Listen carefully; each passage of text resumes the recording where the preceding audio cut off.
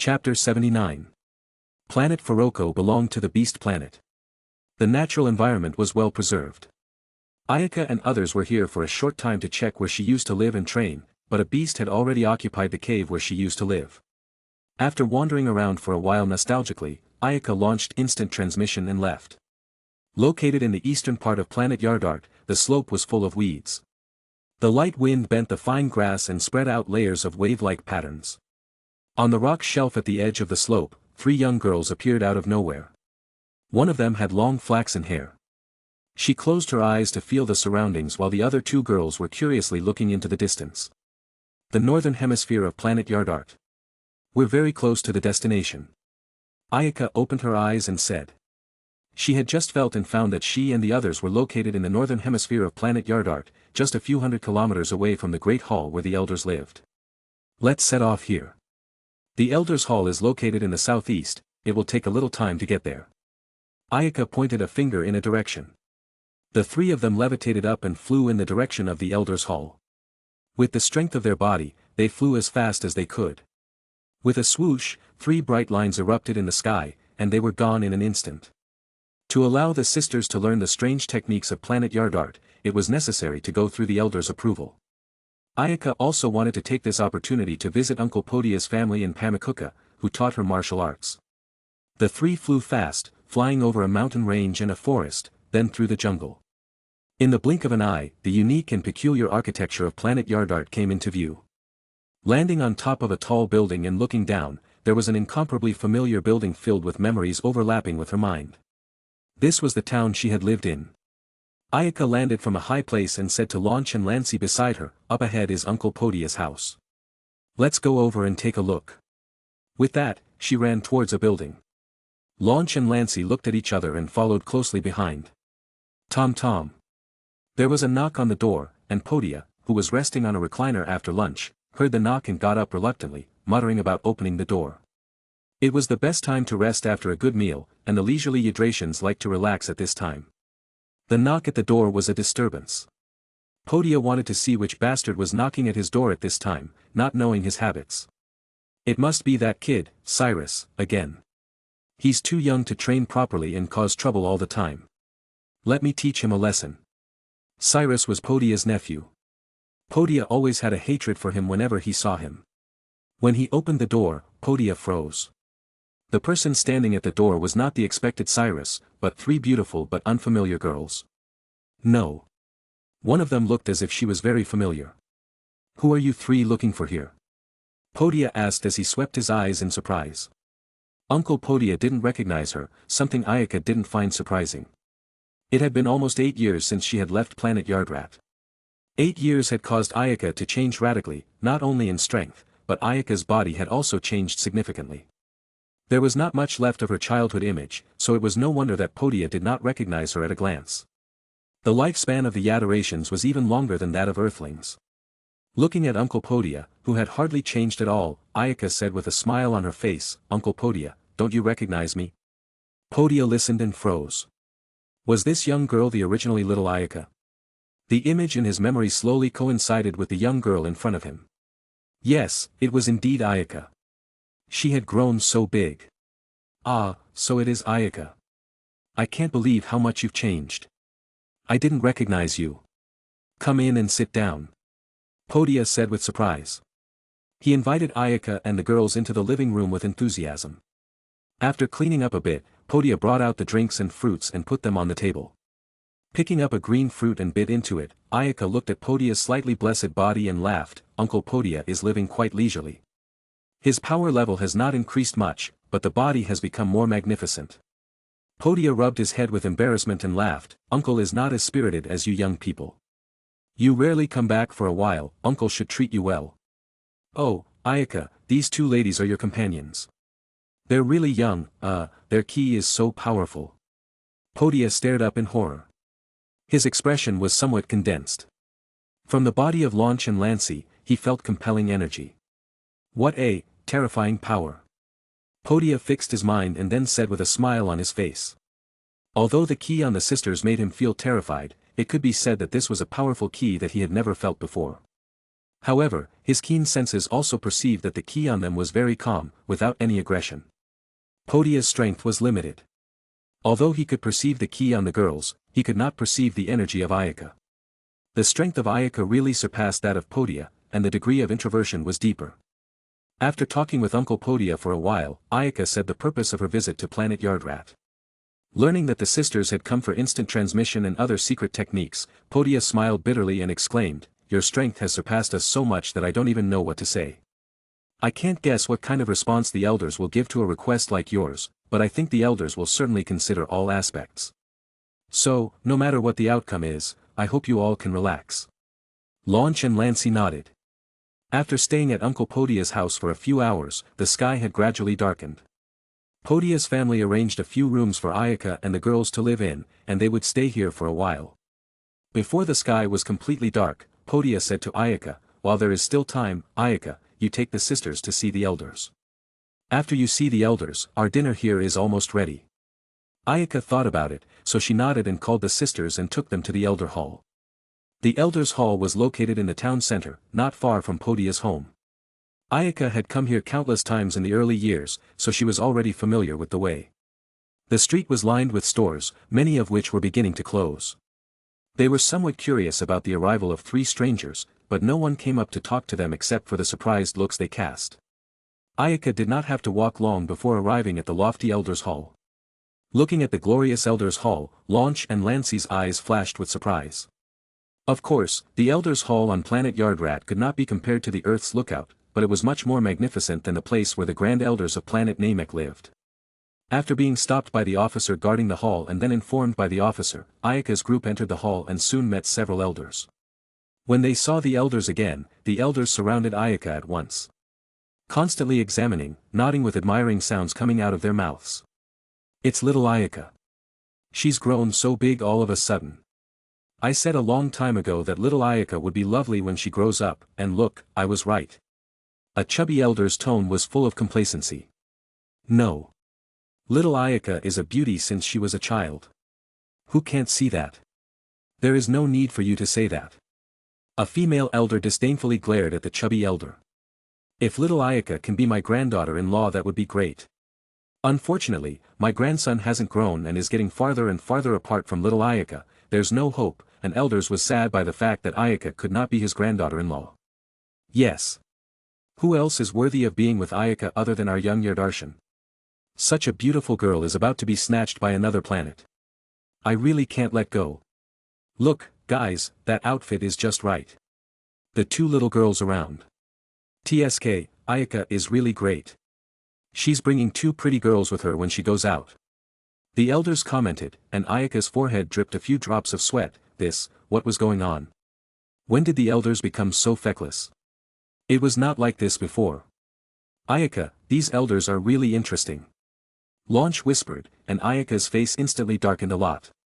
Not long ago, she told the girls how majestic the elders of planet Yardrat were, asking them to be more respectful and polite to give them a good impression. Now, all of a sudden, they were hit in the face. It wasn't their faces that lost but hers. "Elders, where had your majesty gone? Stop!" Ayaka shouted, and a hint of vastness leaked out. The whole hall was filled with a swirling aura. Immediately, the elders were quiet, their eyes focused on Ayaka. Sure enough, our prophecy was not wrong. Little Ayaka really has the strength to save the universe from the crisis. After a long time, the Grand Elder said slyly. His tone revealing a certain sense of accomplishment. Chapter 80. It was hard to get the elders to calm down. Ayaka felt the pressure and then said the purpose of her trip. After hearing this, the Grand Elder looked at the sisters. "Little Ayaka, you want them to learn instant transmission as well?" Ayaka nodded and said, "Well, the girls have to patrol the north area for North Kai, where the risks they may encounter are bound to be huge. So if they don't have a life-saving skill in their bodies, how dare I let them go? I hope the Grand Elder will allow them to learn instant transmission." The Grand Elder pondered for a moment, turned his gaze to the other elders, and said, "Since the two young girls are friends of Ayaka, they are friends of our Yadratians too. Since they are helping North Kai to patrol and ensure the peace of the North area, we have no reason to refuse." Ayaka heard that the Grand Elder did not refuse. Although it was expected, she still could not help but breathe a sigh of relief. The sisters looked at each other with a smile on his face. To learn instant transmission, it can take a long time. It would help if you found a place to stay for the time being. We will arrange for someone to teach them in the morning. Ayaka, do you need us to arrange a place for you to stay? One of the elders spoke up. Ayaka smiled and shook his head, no need to bother you guys. I already have a place to stay. So, let's do that for now. I'll bring them over tomorrow. Ayaka said goodbye to the elders and then left the elders' hall to go back to Podia's residence. A night passed, and early the next morning, Ayaka led the sisters to the elders' hall again. After one night, the elders had already found someone to teach them instant transmission and came to the hall dedicated to teaching the skill. Soon, a woman wearing the unique costume of Yardration walked in. This woman was the instructor arranged by the elders. The woman was about 50 years old. Of course, the actual age must be greater than the appearance of age. Her hair was a little white, with a few crow's feet wrinkled at the edges of her eyes and a cane in her hand. Her body looked weak and feeble, but Ayaka and others did not dare to underestimate the woman. The elders could invite her to be the instructor, how could she be an ordinary character? Ayaka's eyes lit up with a ghostly blue light, and the woman's information then appeared in the eyes, 41000. Ayaka was slightly surprised. She did not expect the woman's power level was so high. It was more than 5,000 higher than the original Master Parmakuka. It was true that people couldn't be judged by appearances, even the old man should not be underestimated. The woman looked at Ayaka with glowing blue eyes and slightly froze. She then smiled and said, "Are you Ayaka? Surely you are a genius person to have mastered several profound secret techniques." She then looked at the foolish Launch and Lancy and said, "These two children must be the ones who want to learn the instant transmission. Their ki is internalized, and they are not generalists. You can call me Grandma Vichy.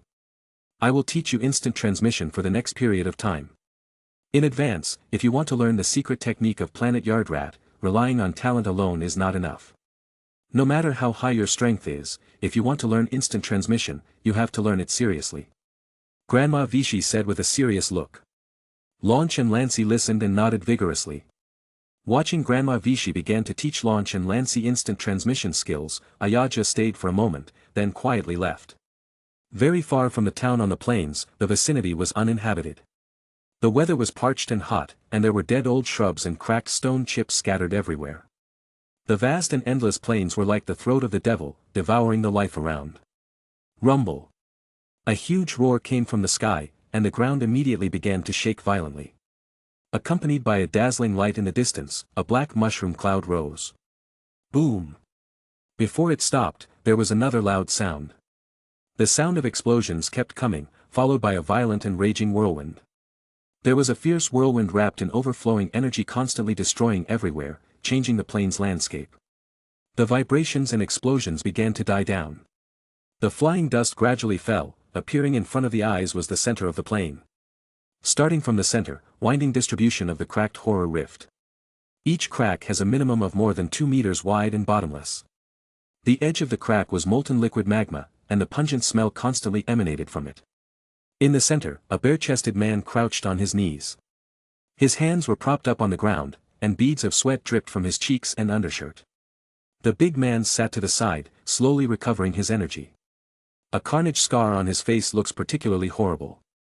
This big man was responsible for teaching Ayaka, he was Parmakuka. Parmakuka was a rare and powerful warrior of Planet Yardrat. 8 years ago, Parmakuka was already unfathomable. After 8 years of accumulation, Parmakuka's strength had become more and more powerful. After a long rest, Parmakuka felt that he had recovered his strength, so he stood up and continued to exercise. Parmakuka's great strength was inseparable from his diligent training. Parmakuka stood with fists clenched. His hands were placed on his waist, and he kept accumulating breath. Suddenly, a trace of consternation flashed across Parmakuka's face. His eyes condensed, and his whole body shook as he leapt into the air, and his body quickly flew into the sky. His eyes were sharply fixed in a direction. Just a moment ago, Parmakuka felt ki vast and majestic appear in a certain direction and was constantly approaching him. It was a powerful ki that he had never felt before. Parmakuka examined his surroundings vigilantly, paying attention to every movement around him. A light blue glow lit up in the distance, followed by a ki wave containing tremendous energy flying to and coming. Pamikuka hurriedly turned sideways and punched the key wave, deflecting it in the other direction. Rumble. A big explosion rang out. Without bothering to dodge the gravel stirred up by the explosion behind him, a cyan figure had appeared in front of Pamikuka. The cyan figure swung her fist towards Pamikuka without saying a word. Pamikuka's face froze as he held his breath and dodged the man's attack. However, immediately after, the cyan figure's attack made him overwhelmed. Pamikuka's face changed. He did not expect the other side's strength to be so strong. The person attacked as fast as lightning, and the fist attack was powerful. Soon, Pamikuka felt powerless to resist. Withdraw. With that thought, Pamikuka wanted to quickly get out of the range of the opponent's attack. The powerful key wave shone with dazzling brilliance and struck the opponent head-on. Boom! A loud explosion sounded. Pamikuka took the opportunity to accelerate, trying to pull the distance between the two sides. However, with a swoosh, Pamikuka stopped himself and was shocked to find the cyan figure had blocked in front of him at some point. What a strong strength! What kind of person is it? At this point, Pamikuka only properly surveyed the other side. He was shocked to find that the other side was actually a thin young girl. It's actually a wonderful young woman. This woman is so strong. I wonder what kind of god she is and what purpose she has in coming to Planet Yardrat. Pamikuka knew that it was more difficult for a woman to train as a strong person than a man. That was why there were few strong women in the universe. He could not help but think about the other side's identity in his heart for a short time. His eyes gradually lit up with blue light. He wanted to know the woman's specific strength. Suddenly, Pamikuka's eyes widened in horror and trembled as the unsighted showed the other side's power level. The value was unbelievable to him. 285,000. Pamikuka sucked in a breath of cold air backwards, followed by the other side's words that made him feel even more skyward. Master Pamikuka, are you satisfied with my strength? The girl in green smiled sweetly. Likewise, her eyes lit up with a light blue glow, seeing that Pamikuka's power level had reached 57,000. Are you Ayaka? Pamikuka asked with a breath of disbelief. Chapter 81. Are you Ayaka? Pamikuka took a breath and asked in disbelief. Yes, it's me. After 8 years of absence, how can't you recognize me, Master Pamikuka? Ayaka's clear cheeks emerged with a light smile. Pamikuka seriously stared at the young girl in front of him, the familiar smile, the same hair color, everything proved her identity. Pamikuka's heart couldn't help but produce a tremendous shock. If he remembered correctly, when Ayaka left, her power level hadn't broken through 5,000. Now, it was a whole 285 million power level. Pamikuka had never seen a strong man, and the 285 million power level was too shocking. Not to mention seen, he never even heard of it. Pamikuka's trembling hand patted Ayaka's shoulder. His expression excited. Good, you did not disappoint Master's expectations. Master is delighted. As a master, he felt relieved and torn to have such an excellent disciple. He was relieved to have a good disciple, but he was torn by the fact that his disciple actually threw him out for several streets. No, it was impossible to compare several streets. Pamikuka proud of this but wanted to find a piece of tofu to smash himself. Ayaka smiled, light as a lily. Pamikuka's praise was very flattering to her. Slowly landing on the ground with Pamikuka, Ayaka recounted her experiences over the past 8 years, and Pamikuka listened attentively, nodding from time to time. After a general understanding of Ayaka's experience, Pamikuka sighed, your experience is really incredible. No wonder your strength has grown rapidly. The universe is really a good place to train people, great opportunities accompany the crisis. Cooler's Armored Squadron, the Grand Elder of Planet Namek, and North Kai, these are the dangers and opportunities that many practitioners are unable to encounter. Ayaka nodded in agreement. The universe experience could make people improve by leaps but bounds and accompanied by a huge crisis. The slightest inadvertence would send the soul to hell. If not for her own powerful physique and special skills, she might have reported to hell when she met Dor. As for the Namekian Grand Elder, who could develop potential and knew North Kai's existence and how to use Kaioken, it was completely the traveler's golden finger of only for them who was familiar with the plot. Master Pamikuka, my 2 companions have also come to Planet Yardrat and are taught instant transmission by Grandma Vichy. We will stay in Planet Yardrat for a while. Pamikuka said, Auntie Vichy is powerful and proficient in instant transmission. It would be perfect for her to teach your companions instant transmission. After the small talk, Ayaka and Pamikuka took a short rest. The scorching hot plains scattered around the palpitating pressure. The pressure was as powerful as a rainbow, powerful and compelling. It was so powerful that people could not breathe, as if they were suffocating. Boom! Boom! Boom! It was like a thunderbolt from the sky. The brilliant and dazzling light and rumbling explosions kept appearing, and the ground kept shaking due to the violent earthquakes. The powerful cyclone then appeared, mixed with the shocking energy spreading in all directions as if the world had gone back to the chaos period all of a sudden. In the dim and muddy vision, two flashes of different colors struck each other. A green and a yellow flash sometimes violently hit and sometimes quickly split, the powerful speed beyond imagination. Boom! Two figures hit each other. The sand and gravel on the ground were suspended from gravity, and a transparent shock wave swept the world in a state visible to the naked eye. The already barren plain was attacked more completely. The strong impact hit the ground, and the ground was like a loose flour pile, shaking violently. The large swaths of mud and sand were knocked into the air, covering the sky. Ayaka stopped herself and below the ever-breathing hot lava.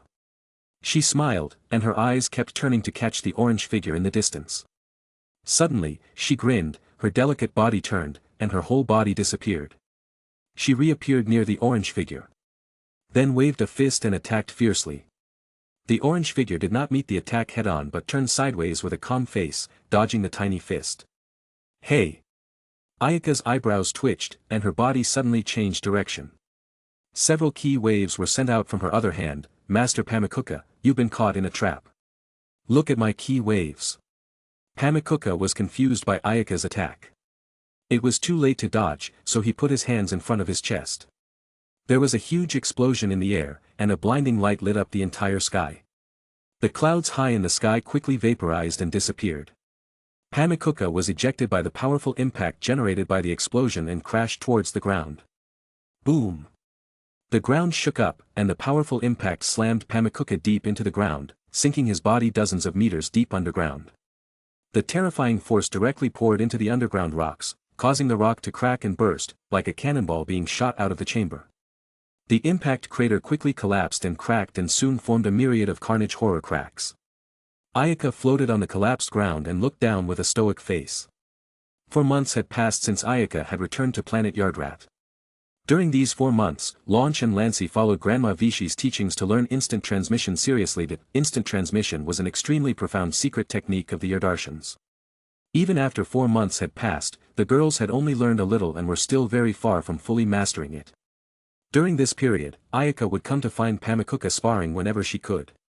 Although there was a limit to the battle, the two people's destructive power was still alarming.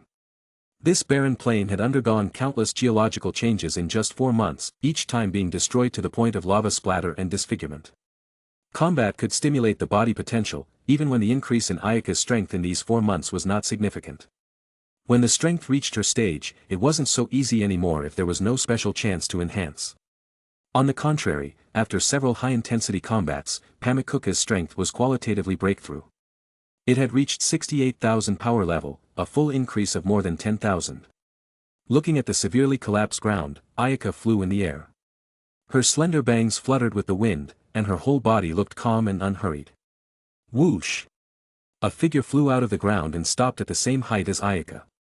Pamikuka clenched his teeth, stroking his still numb arms, crystal sweat dripping down from his forehead. Looking at his disciple, he staggered a sigh. Just now, Ayaka's several key waves had actually hit his hands, and a painful sensation was still coming from his arms. Pamikuka's face flushed red, and helplessly said, "That's it for today. If I keep fighting, I'm going to be crippled." The name of this master and disciple seems to be undefined. She took out a senzu bean from his pocket and threw it at Pamikuka. The moment Pamikuka took the senzu bean, then familiarly stuffed it into his mouth and crushed it. The injuries on Pamikuka's body all disappeared, and the robust muscles kept trembling. Pamikuka clearly felt the intense power coming from inside his body. No matter how many times I use it, I still feel incredible that this little bean has such a magical effect. Pamikuka said. Ayaka patted the dust on her body and said casually, "The senzu bean is my treasure. After the catalyst of divine power, the effect is naturally not bad. Indeed, you are not a kami for nothing." Pamikuka still felt amazing and kept praising. Since the obvious breakthrough in strength, he had been in an excellent mood. When they returned to Pamikuka's residence, Ayaka went straight to her room, undressed her body, and soaked her entire body into the bath. Blowing on the soap bubbles that stuck to her body, Ayaka pondered her future itinerary. The time has passed for some time. In a year or so, the 22nd World Martial Arts Tournament will begin. After which, the Demon King Piccolo will appear, and the Earth's power level will follow a breakthrough. There is not much time left. The appearance of Demon King Piccolo followed by Piccolo Jr. instantly raised the Earth's level, after which was the Dragon Ball Z chapter. Frisia. Ayaka's eyes emerged exciting light. Ayaka had to be careful to deal with a character like Frisia. If she used the Kaioken, Ayaka was confident that she could fight Frisia to a draw, but it was impossible to win. The energy on planet Yardrat. Ayaka stood up violently. The water flowing down from the delicate surface of the skin, and then frowned. The girl's instant transmission has not yet mastered, and they can't leave planet Yardart. Forget it. I will go to patrol the north area sooner or later. It seems that I have to act alone. Chapter 82. The next day, Ayaka proposed the idea of leaving to the girls and Pamikuka. Although they couldn't let go, they finally agreed to let Ayaka go reluctantly. Ayaka waved goodbye to them and then launched teleportation to leave planet Yardrat. Pamikuka sighed a long breath and said with emotion, "It is essential to have the heart of a strong person. The strong and resolute mindset is critical to rising to the challenge without fear of danger." He shook his head, somewhat self-deprecating. This master had become more and more distant from his disciple. Ayaka left planet Yardrat and appeared on a distant meteorite by instant movement. This meteorite was only a few kilometers in diameter. The surface was uneven, and there were countless small holes the size of a glass ball. Due to high-speed flight, a scorching airflow was constantly leaking from the small holes. This meteorite was actually an oversized energy crystal. Through heating, the energy crystal in a solid state was slowly released into cosmic space. Where exactly did this meteorite come from? Ayaka was surprised and delighted. She hurriedly used her ki to form an energy shield to land on the meteorite. She then used the energy bound to absorb the free energy in the starry sky. Gradually, a stream of energy that the naked eye could not see converged from all directions and slowly entered Ayaka's body. The energy streams were tiny, each was less than a 10,000th of the size of a hair. However, as the energy streams continued to converge, the surface of Ayaka's skin shone with a light blue light. The crystal clear light blue energy swam on the surface of the skin and then seeped into her body a little so that she felt a warm taste all over her body. Such a taste made Ayaka's spirit especially comfortable. At this time, her spirit was evident, as if she could feel the destination of every energy flow in her body. Oh! Ayaka let out a soft cry of comfort as her body gently moved, and crackling sounds rang out from within her body. A majestic aura emanated out, wrapping the several kilometers large meteorite firmly, causing the meteorite's flight speed to speed up several times instantly. Crack! The surface of the meteorite flooded with tiny cracks, and then the cracks continued to spread. The rock on the meteorite's surface could not withstand Ayaka's strong ki pressure and cracked. The rock fragments continued to scatter, and some tiny fragments could not withstand the pressure and instantly turned into pieces. Ayaka carried the meteorite flying aimlessly at will, experiencing months of energy pressure. The meteorite had been broken from the outside to the inside and could disintegrate at any time. Finally, with a bang, the meteorite completely collapsed, splashing debris around accelerated bursts due to the excessive heat generated. Only the core of the remaining meteorite melted and deformed and finally turned into the universe's dust. The young girl in a green long shirt elegantly floating in the universe, crystalline streams of light flowing on the surface of the skin. Ayaka opened her eyes, and her dark, bright eyes seemed to look through the starry sky. Her whole person exuded a divine and graceful aura. The beautiful eyes gradually rose to an eerie blue light. 3 million. 3 million power level. Good harvest. Ayaka smiled with relief. It was not in vain that she guarded this boulder for months. Suddenly a voice sounded in her ear, "Ayaka, can you hear me?" Ayaka was stunned. "Is it North Kai? What do you want from me?" In another high-level space, the North Kai's planet. North Kai clenched his hands into fists. "Just now, I inspected the area under the jurisdiction of the North area and found that more than 10 planet civilizations were destroyed. None of the life on them survived. Do you know who did it?" Ayaka was taken aback. "I investigated when those people have already left, so it is not very clear who did it. However, I think the ones who can destroy the planets should be those guys, the Frisia clan." North Kai said in a gruff tone. I just contacted the girls, but they said they were learning the secret techniques of Planet Yard Rat and couldn't leave. Ayaka, I want you to go ahead and investigate. With your strength, as long as you do not touch Frisia, you will have nothing to fear. Ayaka shuddered a little. There was a powerful feeling of wariness. Frisia. Did she finally meet up with Frisia? North Kai, give me the specific coordinates. I'll go there. North Kai took a long breath. He was distraught that Ayaka would refuse. After all, the opponent might be Frisia, who made even the North area scared. Okay, I will give you the coordinates. North Kai walked to an open space on the North Kai's planet, the upper side of which corresponded to the location of the destroyed planet. With a twitch of the tentacle on his head, a wave of the electric signal was sent out. North area, near the Thousand Snow Starfield. Receiving the message transmitted by North Kai, Ayaka tried to find the Thousand Snow Starfield location. Soon, she found the place. North Kai, I'm on my way. Be careful. North Kai instructed. As the honored North Kai, he felt incompetent as a king when he couldn't guarantee the peace of his own jurisdiction. Ayaka smiled in awe, then disappeared into the universe. Thousand Snow Starfield was a small starfield located in the heart of the North area. There were only tens of thousands of solar systems in it, and the planets suitable for the survival of life were even more scarce. It was only 20 to 30, and more than 10 of them had been destroyed for no reason. Ayaka came to the Thousand Snow Starfield and landed on a basically destroyed planet. With the broken walls, deep dead silence, in addition to the smoke of the ruined battlefield, the entire planet had been completely deserted. With a sigh, Ayaka launched an instant transmission to the next planet. According to North Kai's message, she jumped to more than 10 middle-level planets in a row, each of which had suffered a catastrophe. Ayaka appeared on a green planet with a swish. She could smell there was a refreshing and comfortable fragrance from nature. I arrived in time. The guys haven't arrived yet. Ayaka leaped up and flew along the forest to where civilization was developed. The civilization on the green planet was still in the primitive stage. The main race was distributed along the rivers and seas. Such planets were most popular among alien invaders. The primitive race was a backward civilization, narrow-minded, easier to be ruled, without paying too much cost to sell a good price. Ayaka's speed was breakneck. In the blink of an eye, she came to the convergence of several large rivers, scattered around many races. The men of the race were working hard and busy. Ayaka did not disturb them and flew alone up a high mountain to find a landing place to rest down. About a few days later, a long-awaited disc-shaped ship from outer space landed. Whoosh! The disc ship landed on the ground, and 8 sharp claws stretched out from around the ship. It was like the sharp claws of a crab sinking deep into the rock layer. Then, a group of strange-looking aliens jumped down from the ship, hundreds of them. The aliens were wearing special battle armor and had energy cannons strapped to their hands. Here it comes. On the rocky platform of the cliff, Ayaka stood up with a jolt. She moved her arms and legs, her gaze swept sharply towards the disc ship. The aliens were in full view. Heh, this outfit, it's Frisia's men. However, the 3 people who appeared afterward surprised Ayaka. Those 3 figures were 1 purple, 1 red, and 1 green.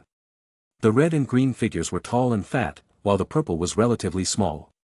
Surprisingly, it was them, not Frisia Force. Ayaka looked at the 3 people who walked out of the spaceship in shock, and an icy cold light flashed in his gaze. They were surprisingly Cooler's minions, the Cooler's armored squadron. Salsa, Nais, and Dor, all the Cooler's armored squadron members are all present.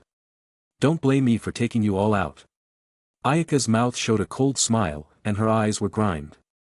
Chapter 83. About 5 minutes later, one of the aliens finished probing the surroundings with a machine.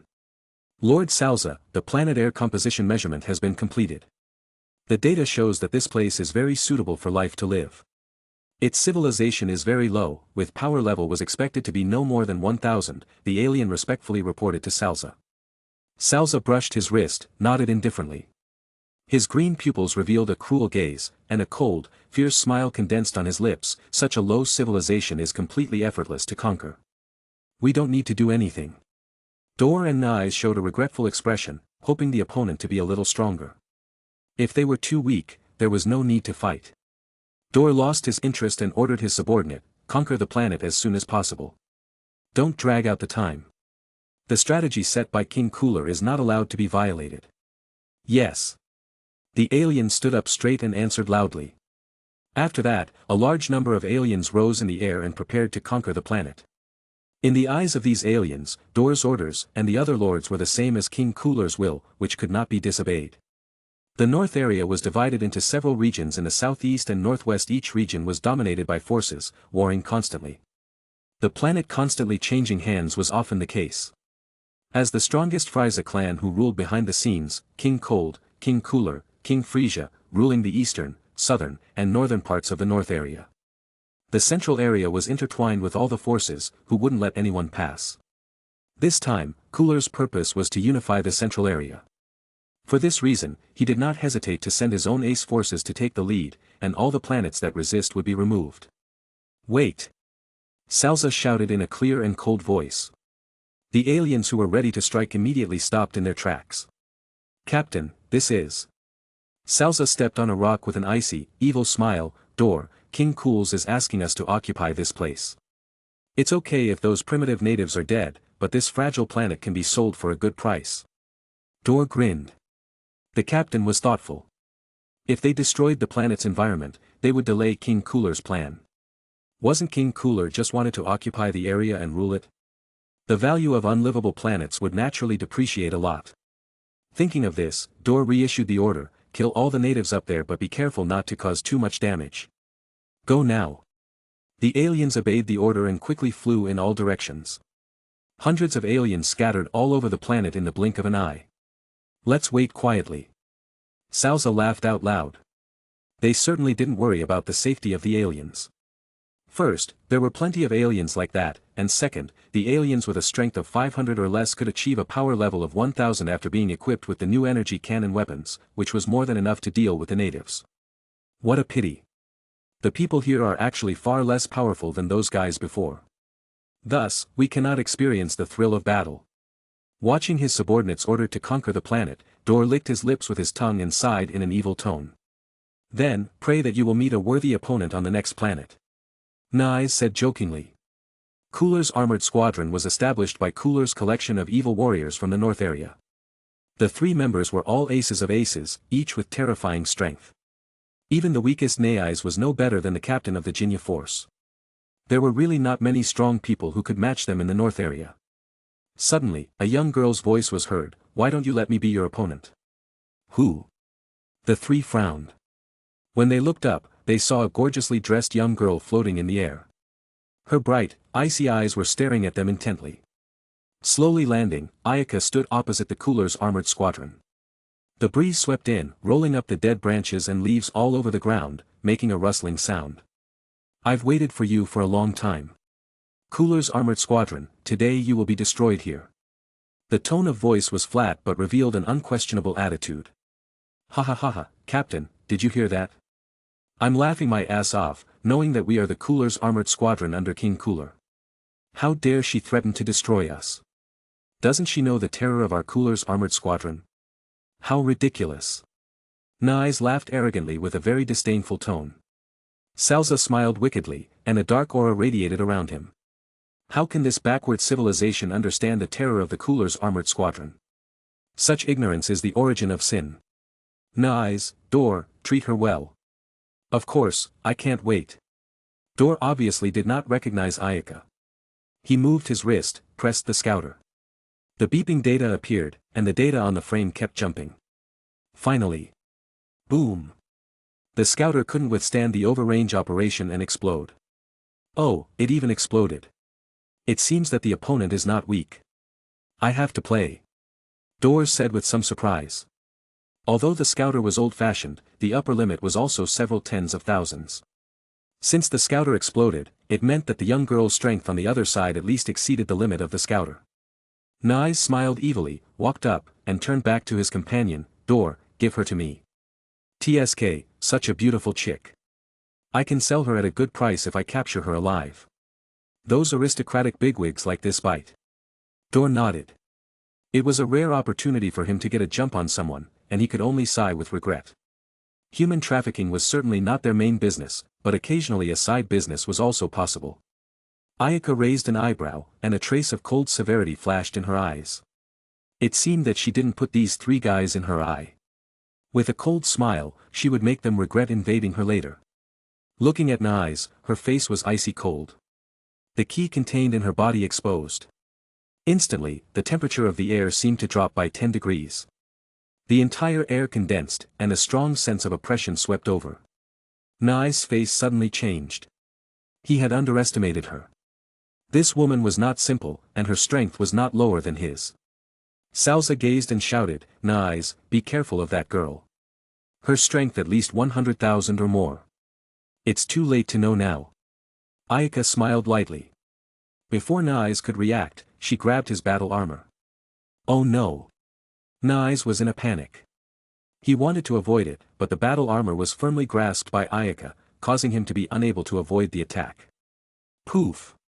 The hands emitted a brilliant and dazzling light, along with high temperature and high heat. The terrifying energy burst and instantly broke through the defense of the battle armor. There was a miserable scream. Seeing the battle aroma suit rupture, Nai's face was hideous. He was in a panic, and all the panic was not helping. He hastily roared his luck to resist. Too late. Ayaka sneered and struck, the key wave in her hand steeply strengthened several times, and the light was even more blinding. Nai's could only feel an incomparable burning sensation and intense pain from the abdomen. He could not help but yell. Boom!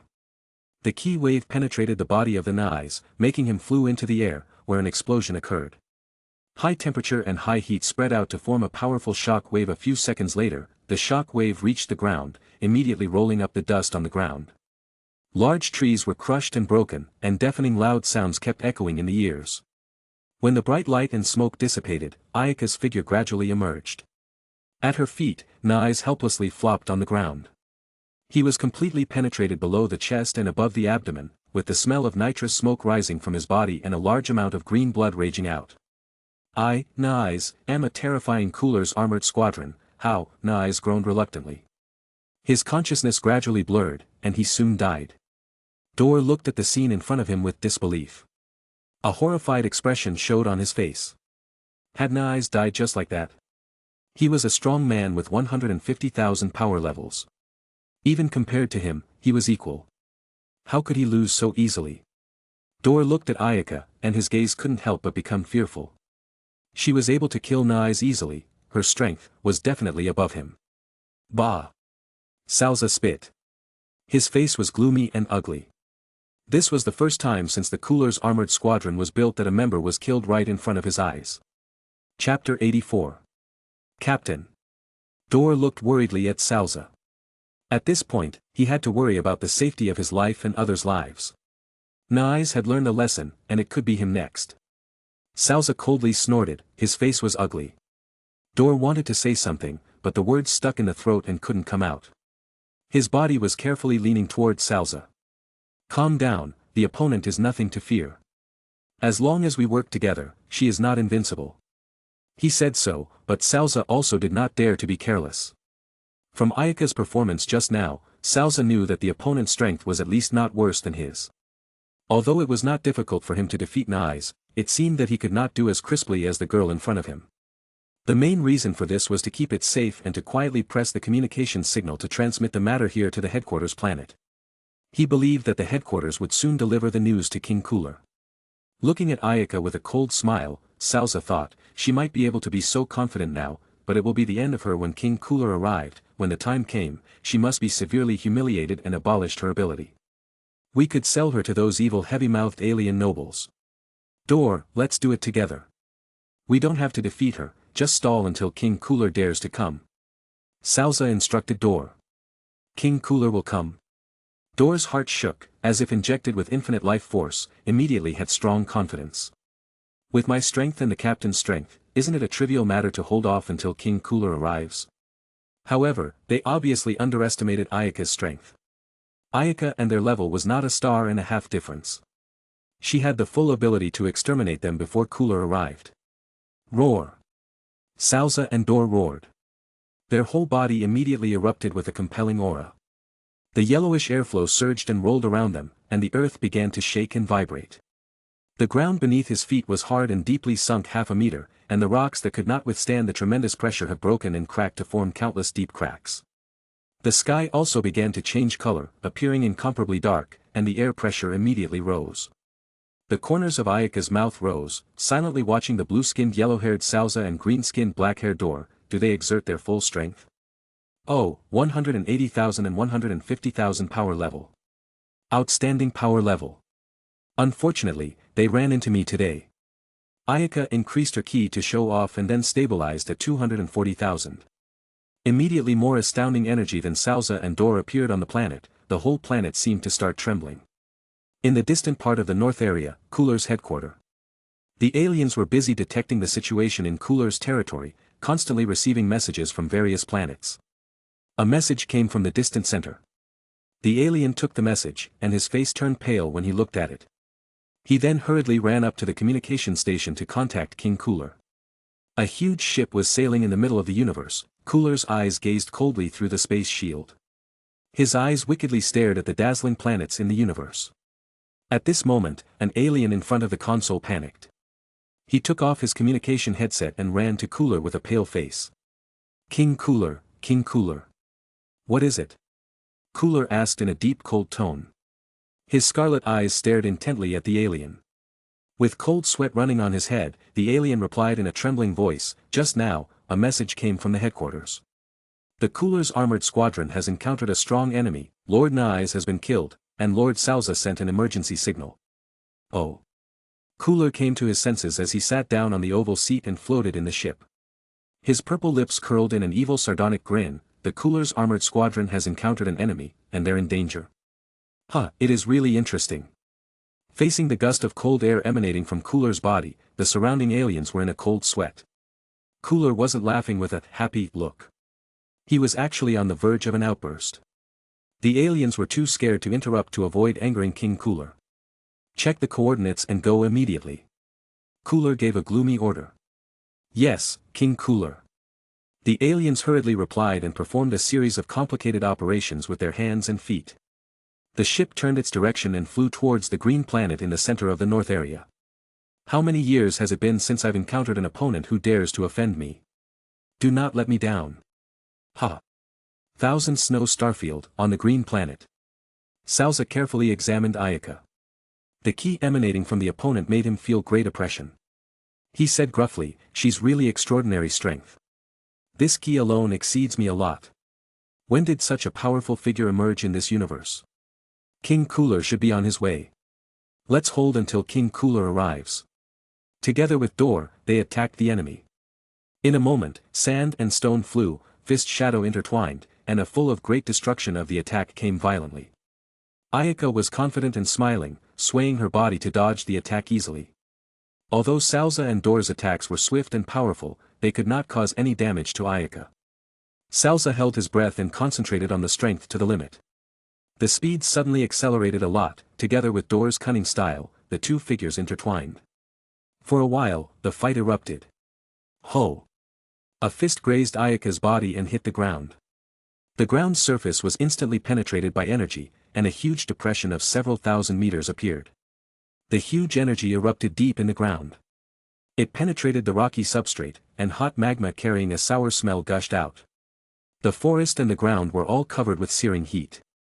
The fire started, the magma engulfed a large land area, the rivers began to steam dry and wither. The originally lush world immediately turned into purgatory on earth. Ayaka shook her head and flashed like lightning in front of Salza. Salza was shocked. His body burst back in an attempt to pull away. However, Salza could not match the speed of Ayaka. No matter how Salza struggled, he could not get rid of Ayaka's attack. The hand shone with dazzling brilliance, and the force was as strong as 1,000 pounds. The tip of the fist carried a materialized ki that broke through Salza's shield at once. The terrifying force hit Salza's body with a wail, and Salza's arm was violently deformed. His whole body rushed towards the ground. Boom! Salza rooted deeply into the rock formation. Door was shocked to see his captain knocked down and rushed towards Ayaka with a loud cry. Ayaka had been paying attention to Door for a long time, and when she saw him rushing towards with a cruel smile on his face, she remembered that he was unbeatable many years ago. At that time, she was too weak to be forced by him and even died once. The wind and water turned, now her strength was far above Door. New hatred and old hatred were counted together, so naturally, she had to take care of him more passionately than Salza. Ayaka's body lit up with light blue ki. The majestic ki outside created countless tiny cyclones. Each cyclone was like a sharp blade, which would tear up everything in front of it. Door's body came crashing down, and in a flash, the protection on his body was broken. The sharp cyclone tore at Door's body, and great pain struck his heart. Door immediately woke up and was horrified to find his failure. Roar! He burst out the power of his body to try to break free. However, hadn't Ayaka said she would take care of him, how could she let him break free so easily? A hand firmly grabbed his arm, and the huge finger force immediately shattered the bones in the arm joints. Door blanched, then a beatable force came from his arm. His whole body was thrown high into the air, and because it was too sudden, he couldn't stabilize his body for a while. Before he could stabilize, Ayaka had already swooped up and formed a wild whirlwind under his feet. Shit! A fierce attack wind swept in and hit Door solidly. His consciousness began to blur. Creak! The sound of bones breaking was heard. Ayaka dragged Door to the ground, then grabbed him with force, and another joint was shattered. She looked at Door with a pitiful smile. One claw after another, she grabbed the joints on Door's body. Creak, creak. With a few clicks, the important joints of Door's body were shattered. Door was lying helplessly on the ground, breathing a little before passing out. Looking at Door like sludge on the ground, Ayaka shook her head. How can he fall so easily? He's not enough to play with. Aha, by the way, I have senzu beans. Senzu beans are good things. Approaching Door, Ayaka was in a happy mood. He pulled out a senzu bean, feeding it to Door. She then took advantage of his lack of reaction and beat him again, back and forth several times. For the first time, she felt how happy she was to feed senzu bean to her enemy. Chapter 85. Being tossed back and forth by Ayaka, Door even begged to die. However, it wasn't easy to die. Ayaka had the medicine, senzu beans in her hand. It was worse than death. Finally, it was the team leader Salza who saved him. Salza scampered out of the ground and saw Door was lying in the place being constantly abused. He could not help but be furious. He rushed over with a hideous face. Without saying anything, he sent out numerous ki waves at Ayaka and took the opportunity to pull away Door. Ayaka unhappily frowned and looked at Salza. At this time, Salza cloaked and wretched. His eyes were burning with great anger, carrying the rotten Door in his hand. Ayaka sneered. Her flaxen hair swayed in the wind, and her clean face instantly became murderous. She had played enough. The foreplay was over, it was time for the endgame. The ki in her body continued to rise, 500,000, 1 million, 2 million, gradually, the entire planet was wrapped in breathtaking ki. The powerful power of 3 million seemed to be like materializing smashed on Salza's heart. In an instant, it made Salza's face incomparably white. No, how could this happen? As desperate thoughts spread inexorably, Salza lost his power all of a sudden. A person, especially a guy like Salza who was used to kill. When he had absolute strength, he would ravage to his heart's content in the face of mole crickets, and their life was not worth mentioning in his eyes. However, when it turned another way, his fragile mind was instantly crushed by the quasi-bar of his own behavior. Salza smelled the death. The enemy's attack hadn't even started, yet he had already smelled the death. This made him very uncomfortable. Could it be that the powerful and terrifying Cooler's armor squadron of the entire universe was going to be wiped out here? No, I wouldn't allow it. Run! The thought rose in Salza's heart. Immediately, he threw Door and his hand to Ayaka and fled the battlefield quickly. Rather than both die, it was better to sacrifice one for the other to escape. Salza did not hesitate to decide to sacrifice Door. However, Ayaka did not care about the half-dead Door. Now Salza was her target. Her body flicked, and at once, Ayaka was in front of Salza. Bang! A loud sound that shocked the eardrums reverberated in the air as Ayaka kicked Salza's body. The new battle armor was immediately shattered, and the pieces were like countless shining meteors floating in the air. Ayaka! After several attacks in a row and being hit at the vital points, Salza painfully spurted blood. His hoarse and mournful voice echoed in the air. Cooler Armor Squadron, doomed to destruction today. A cold and merciless voice reached Salza's eardrums, and ki of despair came over him. Ayaka aimed at the wretched Salza, and with her hands together, a huge ki wave was fired out. Who? The ki wave was like a pale dragon with a terrifying aura. It came unstoppable along the way. Salza's pupils fiercely into stress needle-shaped, no. King Cooler has not. Poof. With regret and reluctance, Salza was struck by a terrifying wave of ki. The powerful ki did not have any feelings, and in the face of the absolute destruction, Salza was unceremoniously crushed into the dust of the universe. After eliminating Salza, Ayaka sighed lightly, but it wasn't over yet because Door of the Cooler Armor Squadron hadn't died yet. The previous battlefield had been completely unrecognizable, the sudden change of terrain and continuous flow of hot lava making this place like a purgatory. Door was still breathing, prostrate on the ground. His body was full of wounds, and blood kept flowing. Salza is dead, and you are the only one left in the Cooler Armor Squadron. Ayaka announced Salza's death in a bland tone while raising the death flag to Door. Door's face twitched and threatened with reluctance, the Cooler Armor Squadron won't fail easily. King Cooler already knows what's going on over here. He won't let you go. Cooler. Ayaka's eyes were shining. Her eyes can't help but narrow, don't worry. Sooner or later, your King Cooler will also meet you in hell. Door, don't you know who I am? Ah, of course, countless people have died on your hands, so how can you remember them all? Door opened his mouth, not knowing what Ayaka was talking about. Ayaka shook her head and put up 2 fingers. The tips of which gathered ki to emit dazzling light. Karma is circular. It's only a matter of time. If you can't remember anything, just die in my hands. Ayaka's fingers aimed at Door, and a beam of eye-catching and terrifying spiral sword gas spurted out. The sword through the wave. Door was powerlessly stunned. Deja vu memories came to his mind, it's you. You're all ready. The same move and the familiar hair color. Door's memory fell into a blank as the terrifying spiral sword gas penetrated his entire body. This time, the Cooler Armor Squadron is completely destroyed. Huh, Ayaka actually defeated the Cooler Armor Squadron. I'm really happy. North Kai's excited voice rang in her ears. Ayaka laughed lightly, the Cooler Armor Squadron looks terrifying, but they are just the Frieza clan's dogs. They're not my opponent. Yes, the Frieza clan is the real enemy. Ayaka, you go and annihilate those aliens to save this planet. North Kai was so excited that he rolled and crawled. The gorilla Bubbles looked at North Kai with his head tilted, and his mouth let out a woola woola cry. Ayaka nodded gently and flew towards the location of the aliens. The native people were experiencing a massacre, and Ayaka's appearance was like the savior's mythical story who appeared in time before the end of the world. She wiped off the entire enemies without much effort. She would be a legend in the future for a long time. Outer space, in a giant spaceship. The alien on the console kept monitoring the information from the headquarters, but among the complicated information, there was one message. One message about the green planet, which caused the alien to tremble with cold sweat. Not daring to stop for a moment, the alien immediately ran to the shield to report to King Cooler.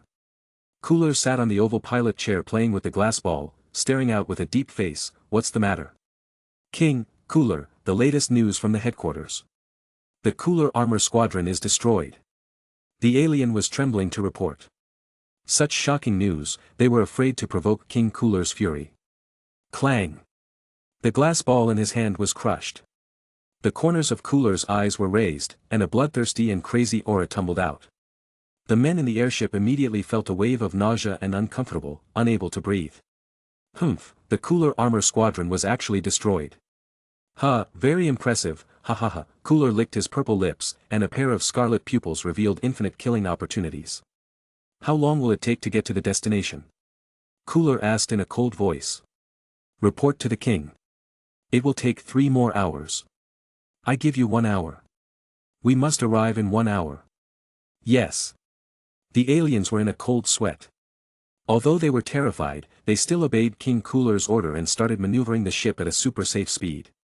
They had to arrive at their destination within 1 hour. Puff! Puff!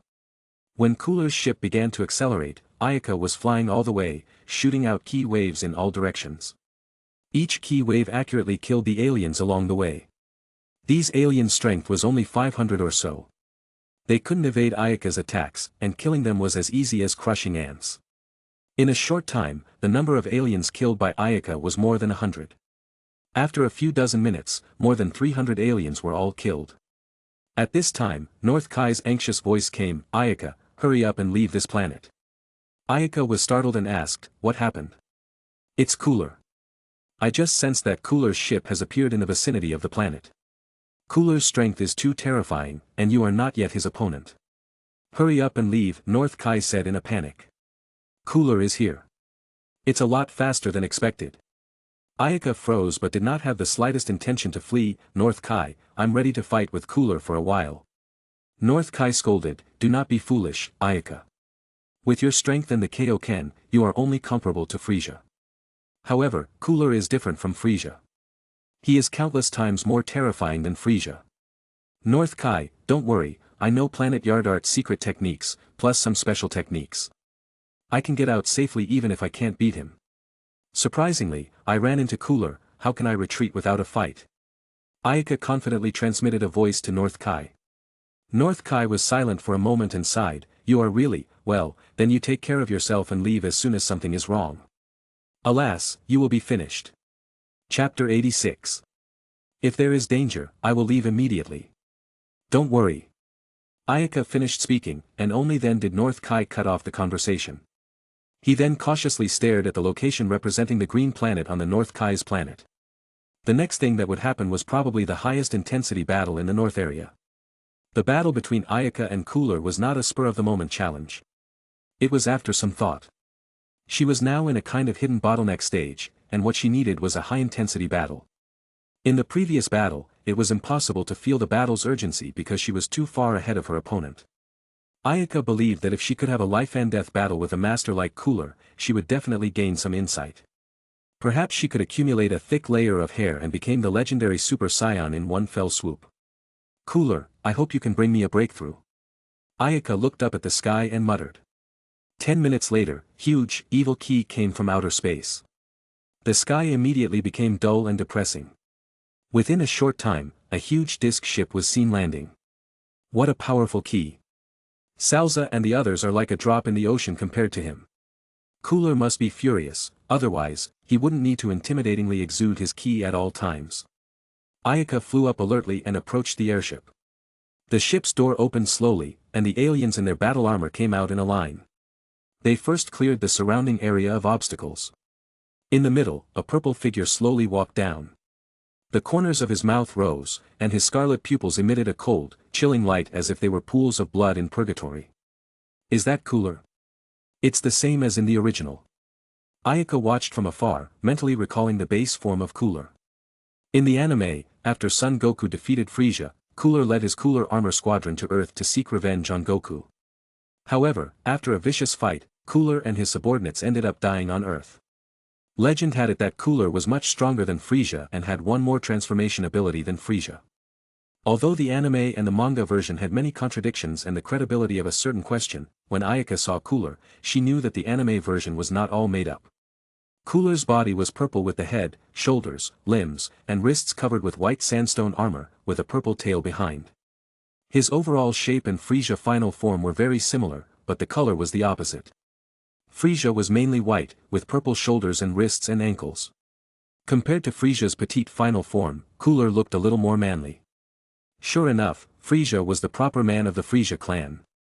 His normal state will maintain the shape of Frisia's final form. Cooler's strength exceeds Frisia by more than a little bit. Perhaps the rumors that even Frisia does not have the fifth state transformation is true. Ayaka's face was severe. Her dark pupils gradually lit up with a ghostly blue light, and the unsighted immediately aimed at Cooler. 17 million. A total of 17 million appalling data surfaced, and Ayaka could not help but take a deep breath of cold air. As expected of the North Area's overlord, the strength is unfathomable. The power level alone showed 17 million, which is the real strength. She was shocked, but she did not flinch. Her eyes actually flashed a strong fighting spirit, and the crazy battle spirit surged to the heart. Her body was all warmed up, and at this moment, the fighting gene of Scion bloodline seemed to be activated. Underneath the disk ship, the alien warily debugged the detection equipment and reported a few minutes later. King Cooler, no major energy reactions have been found nearby. The opponent may have left the planet. The alien was careful. His face could not help but drip cold sweat. Such a waste. Cooler's gaze was cold. His icy gaze swept around and then sneered, "Unknown fellow, since you dare to destroy this king's forces, don't you dare to face this great king directly." Cooler's icy key was forced towards the direction where Ayaka was. It was obvious that Ayaka had been discovered. "I've been discovered." Ayaka walked out with a helpless face. "Humph, it's a little girl. How dare you offend this great king?" Cooler narrowed his eyes. His purple lips condensed with a hideous smile and a wave of pressure preemptively. Ayaka was still okay, but the nearby aliens suffered. As if struck by a heavy hammer in the chest, they immediately became difficult to breathe, and they were confused. "I'm not afraid of you, Cooler." Ayaka stood straight, and equal powerful ki was released, immediately pushing back Cooler's pressure. The two ki collided violently in the air. The substantial pressure was worse for the aliens, who could not even stand up and prostrated themselves on the ground. "How interesting." Cooler's eyes flashed a trace of surprise, and his face became gloomy. His tail constantly slapped the ground, snapping, to break the hard rock surface. "Oh, your strength is very amazing. I can't help but want to recruit you. How about, as compensation for destroying this king's force, you defect to this king and become a subordinate of this king?" Cooler waited for a reply, but Ayaka said nothing. After a few seconds, Cooler licked his lips. "Well, you have angered this king. Even if you are powerful, this king has decided to wipe you out." The bloodthirsty killing machine was gut-wrenching. Ayaka disdainfully shook her head. She no longer had something to say. Everything needed to be solved with the fight. What was the point of talking? "Ayaka, you have to be careful." North Kai's nervous voice sounded. "Do not worry." Ayaka glanced at Cooler. That guy was about to make a move. North Kai carefully stared at Ayaka and Cooler at the North Kai's planet, not even daring to breathe loudly. "Ha!" Ayaka moved first, her body disappeared like a ghost. She did not make an extra cover and attacked Cooler straightforward. Cooler TSK, and his eyes narrowed. He was constantly examining the surrounding area to capture Ayaka's figure. The surrounding grass and trees were in his eyes. Bang! Ayaka aimed a punch at Cooler's chest, and just at the moment of the attack, a hard claw firmly grabbed her wrist. It was so fast, but the first attack failed. She harnessed the power to prepare to get out, but it was a step too late. Cooler coldly grunted, and a huge force spurted out from between the claws, throwing Ayaka out with a violent bang. Ayaka's heart was beating so fast her body tried to stop, but Cooler's strength was so great that she could not stop for a moment. Her body seemed like a rapid cannonball flight, and the air around the violent friction issued a buzzing sound. Rumble. Wherever the shock wave passed, forests and rivers were stopped, and countless trees and vegetation were cut off across the waste and swept into the air. Swish. Ayaka settled down and carefully observed her surroundings, on full alert. Her eyes turning up and down, left and right. Suddenly, she felt Ki approaching her. She turned back around, only to find that Cooler had appeared behind her at some point. Ding! In the nick of time, Ayaka used both arms to block Cooler's steep blow. A huge force came from both arms, accompanied by sharp pain. Ayaka flew down towards the ground again. Poof!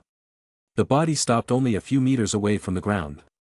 Ayaka's hands emitted a light blue ki cannon, using the recoil to rapidly fold back and fly towards Cooler. Swish swish swish. The two finally started to fight.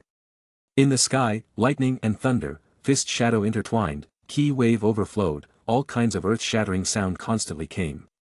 In just a few seconds, Ayaka and Cooler had exchanged countless times. However, Ayaka's experience was not as many as Cooler's, and gradually, she fell behind. Heavenly Fist. If she didn't use the Heavenly Fist that had evolved from the Kaioken, she would definitely not be a match for Cooler. It was a combination of the Power Burst bonus of the Kaioken and the Thunder Shock Surprise. It was a super powerful move among the first class. The ki on her body increased violently by 5 times. The Heavenly Fist was the same as the Kaioken, except for the basic doubling fist, which was 5 times the power level. Everything else was directly multiplied by the times. A blue crystal light surrounded her hands. After using the doubled Kaioken, Ayaka's power immediately doubled, reaching a power level of 5 million. However, it was still far from Cooler's 17 million. If not for Cooler's teasing attitude, Ayaka would absolutely already be ravaged brutally. However, Cooler was the same as Frisia. The great pride of the Frisia clan made them superior. They did not even have the slightest idea of killing the enemy in their minds and always liked to mock slowly, little by little. This was a nasty habit. Twice heavenly fist. The ki rose again, and the furious power rolled up like a hurricane. A faint and invisible yellow ki burns up around the body, making Ayaka's whole body look unreal. 4 times. Once the quadruple heavenly fist came out, Ayaka's power level reached a shocking 12 million, which had reached the upper limit of the power level of the Kaioken. The increase in power level from performing higher fist techniques was already limited. However, facing Cooler, 4 times the heavenly fist was not enough. 7 times. 9 times. Ayaka continued to increase her output. In the end, Ayaka stopped at 11 times heavenly fist. The 11 times heavenly fist brought Ayaka an increase of just over 16 million, but it was barely enough to fight against Cooler's 17 million power level. Chapter 87. What kind of fighting techniques is this? How can your power level soar so much at once? Cooler looked at the girl surrounded by ki with some surprise. In the blink of an eye, the opponent's power level doubled and doubled again, and it was not much different from his. What an interesting girl. There is actually someone like you in the universe. It seems that this king has to kill you. An infinite killing opportunity surged in Cooler's heart. Such a person must be removed as soon as possible. Finally, Ayaka's power level increased to the extent that she could fight with Cooler. Feeling the surging power, Ayaka's confidence grew. The corners of her mouth rose, and strong battle intent flashed in her eyes. Breathing steadily, and her heart rhythm was in order, Ayaka adjusted to the state. Hawking left a lightning bolt in place. She rushed towards Cooler as quickly as she could. There was a booming sonic explosion, and in a moment, she was in front of Cooler, followed by a kick full of fierce power. Cooler turned his upper body sideways to avoid the powerful attack, but the sharp whirlwind of fierce power still cut through Cooler's abdomen like a blade, leaving several scratches. Cooler's face was gloomy, and his scarlet eyes were becoming eviler. No one had dared to fight him for years, let alone left marks on him.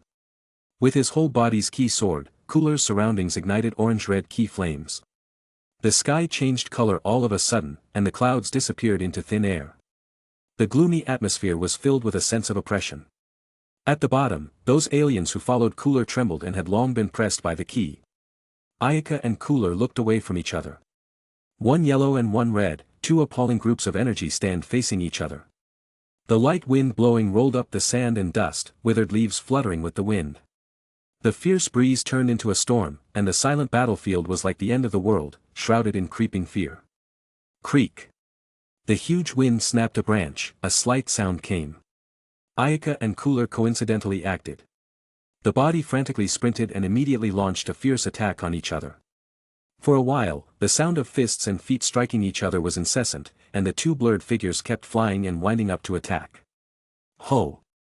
Ayaka kicked Cooler's arm with force, and the surging force was wrapped in crystal shimmering lightning light from the leg. Cooler sneered, his hand forcefully blocked Ayaka's attack. The fluorescent lighting was stopped by a wall of air, emitting a squeaky thunder. His body flickered, and Cooler's cold, gloomy face appeared in front of Ayaka. With a pair of bloodthirsty eyes staring coldly at her, Ayaka's face changed slightly, and her body moved quickly out of Cooler's sight. What a strange trick. This king is getting more and more eager to kill you. Cooler's cold voice came from behind her, and a slight shock flashed through Ayaka's heart, but her body had already reacted almost instinctively. Ayaka put her hands together and constantly waved towards the back.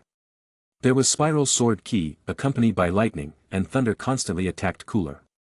With Ayaka as the center, thousands of long and narrow sword ki like countless floating petals, slowly scattered, and under the control of a force, violently accelerated towards Cooler blast. Cooler eyes were sharp. When he saw the spiral sword ki coming, his face trembled, and several red flashes swept out from both eyes. The red flashes contained terrifying energy that cut through the sky like a laser. Soon, 2 very different energy collisions issued a boom sound. Ki wave overflowed everywhere, hitting the ground exploded a huge bright spot. The ground was constantly shaking, mountain peaks, forests, a large piece of destruction. Cooler's body moved extremely fast, instantly altering countless positions. The distance between him and Ayaka was getting shorter as he was about to catch up. At this time, Ayaka's eyes emitted blue light. A few strands of vital energy filled the brain, making her mind unusually sensitive without missing a beat to capture Cooler's figure. The unsighted, in addition to observing the opponent's energy, also enhanced the user's battle awareness. After capturing the opponent's figure, it would calculate the most feasible attack. When the unsighted reaches the extreme or was very familiar with the opponent, it could even anticipate the opponent's possible attack before the opponent's action. This is the time. Finding the right position, Ayaka swung her fist in a horrific blow. Cooler also swung his fist to meet it. Boom! The two fists let out a violent crash, and the wild energy swept a shockwave in all directions. In an instant, the two blasted back countless distances, then continued to launch powerful attacks. Bang bang bang. Fist shadow intertwined. Within a second, the two exchanged countless times. Each time they exchanged blows, they quickly separated after attacking. Because they were so fast that the naked eye could not capture them, their figures could no longer be seen in the sky. What strength! Ayaka descended to a rock shelf, frowning and calculating. The high intensity of the battle had made her arms a little numb. The long-term maintenance of the Heavenly Fist's execution was also a great burden on the body. Although she relied on her abnormal physique and the cells constantly repaired the body, her repair speed was still a bit slow compared to the degree of injury. Cooler's strength is beyond imagination. It's almost impossible to defeat him, but that's what makes it interesting. Ayaka's aim wasn't to defeat him. Right now, she didn't even have the luxury of beating Cooler. The reason why she was fighting with him was to seek a breakthrough for herself. Cooler was the slightly stronger person in the entire universe. The most suitable to be a perfect test stone. Ayaka felt like her entire being was about to boil over. Ayaka suddenly felt very strong ki, and it was rising rapidly. What a strong ki. It's Cooler's ki. Not good. He actually ran high into the air. Looking up haughtily, she saw two dazzling suns hanging in outer space. One was a star, while the other was a huge ball of energy. Ayaka's face tightened, and her jaw dropped. Death wave. Does Cooler want to destroy this planet? Ayaka immediately recognized the huge red ball of energy called the Frieza clan's big move, Death Wave. In the original story, Frieza was using this move to destroy Planet Vegeta and Planet Namek. In the anime, Cooler also used this move against Son Goku. But this move was often made in the case of recklessness. It was important to know that even Frieza clan couldn't freely stay in the vacuum and oxygen-free environment. Did Cooler not care about the consequences? Even if Cooler could survive in space, it would be a question of returning from the universe. For Ayaka, of course, these were not problems. She could survive in space without any pressure due to her uncanny ability, and instant transmission allowed her to go wherever she wanted. So she also understood one thing: to defeat Cooler, the best solution was to drag him into the universe. And then use instant transmission to generate an attack on him. However, in that case, thousands of lives of the entire green planet would have to be buried with him, and this point was not in line with Ayaka's quasibar. Let's fight. Ayaka gritted her teeth. To keep the planet from being destroyed here, she could only desperately carry this death wave. Ayaka stood on the rock shelf. Her eyes tightly closed up, and her whole body emitted even more terrifying energy. 12x Heavenly Fist. There was skyrocketing ki rising from the ground, and the suffocating oppressive feeling spread out in all directions. The ground began to crack, and the entire rock shelf was collapsed in a flash. Ayaka stood in the cracked rocks, wrapped in burning ki. Glittering white and beautiful arcs of lightning from the hands began to spread, gradually wrapping the entire body. Surrounded by thunder and lightning, her long hair was lifted by the powerful energy generated by the whirlwind. Her clothing also followed the flashing arcs of electricity. Ayaka looked so dashing and majestic. She held her breath and slowly separated her hands, and two balls of bright thunder wrapped around her hands. She opened her eyes, a ghostly blue light flashed, and Ayaka looked up into the sky. In the outer space, close to the universe space, Cooler slanting down. He sneered at the emerald green planet and a huge red ball of energy at the top of the finger, emitting terrifying energy. Humph, be good and die along with the planet. Death wave. With a stroke of the fingertip, the huge red energy ball was commanded to smash towards the planet. The energy ball penetrated the atmosphere with a loud snorting sound. The atmosphere along the way became split like a mirror. It was instantly smashed out of a hole. That was a huge sphere of energy coalescing with a diameter of 1,000 meters. Witnessing the death wave descending from the sky, a cold, stern luster flashed through Ayaka's dark blue pupils. She manipulated the bright thunder in her hand and hurled it at the death wave. Heavenly Fist. A blindingly bright light flew out from her hand as if a phoenix with wings spread out and ready to fly. It rose into the sky with a proud aura and bright thunder. Later, Ayaka manipulated another ball of thunder in her hand and shouted, "Heavenly thunder shock surprise."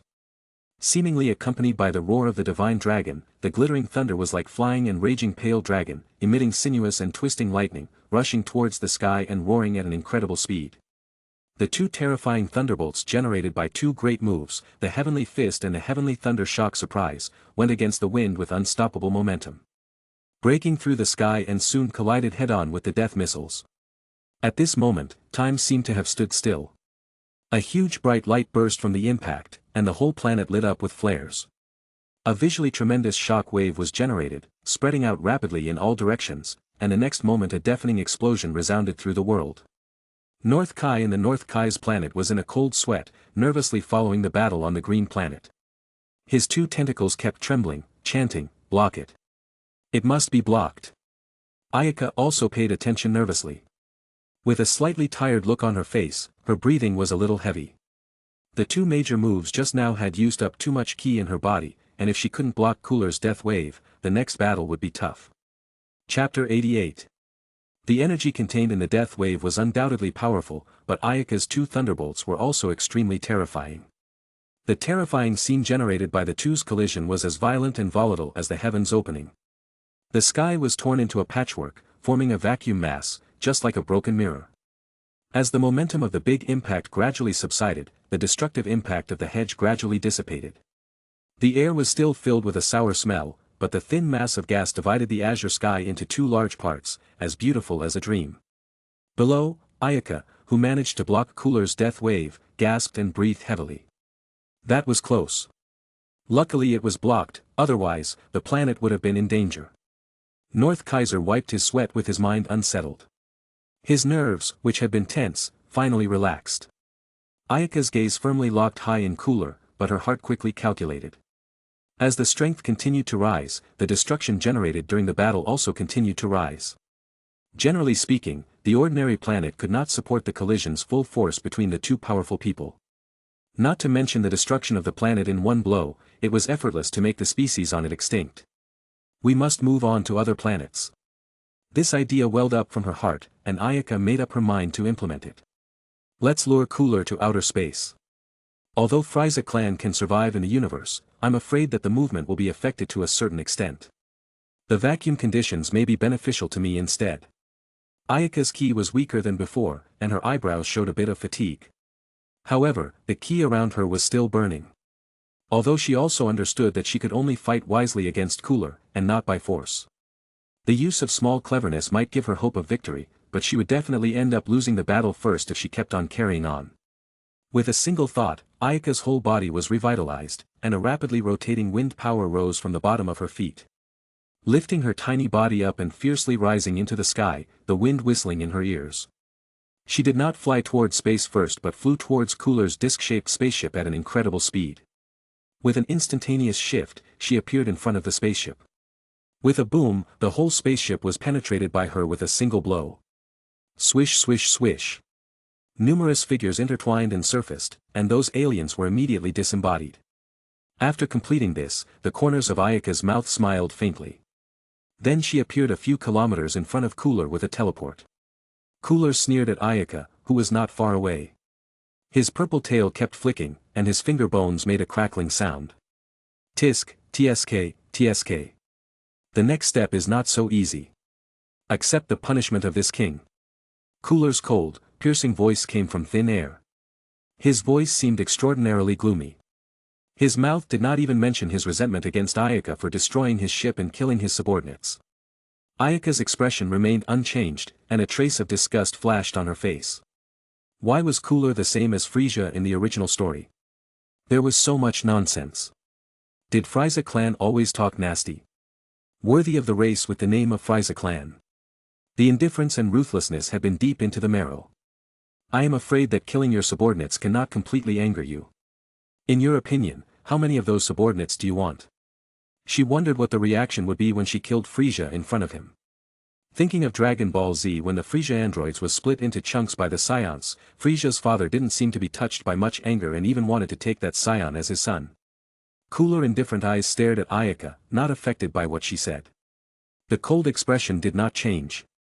The corners of his mouth barred. It looks like you know a lot and even knows about our Frieza clan.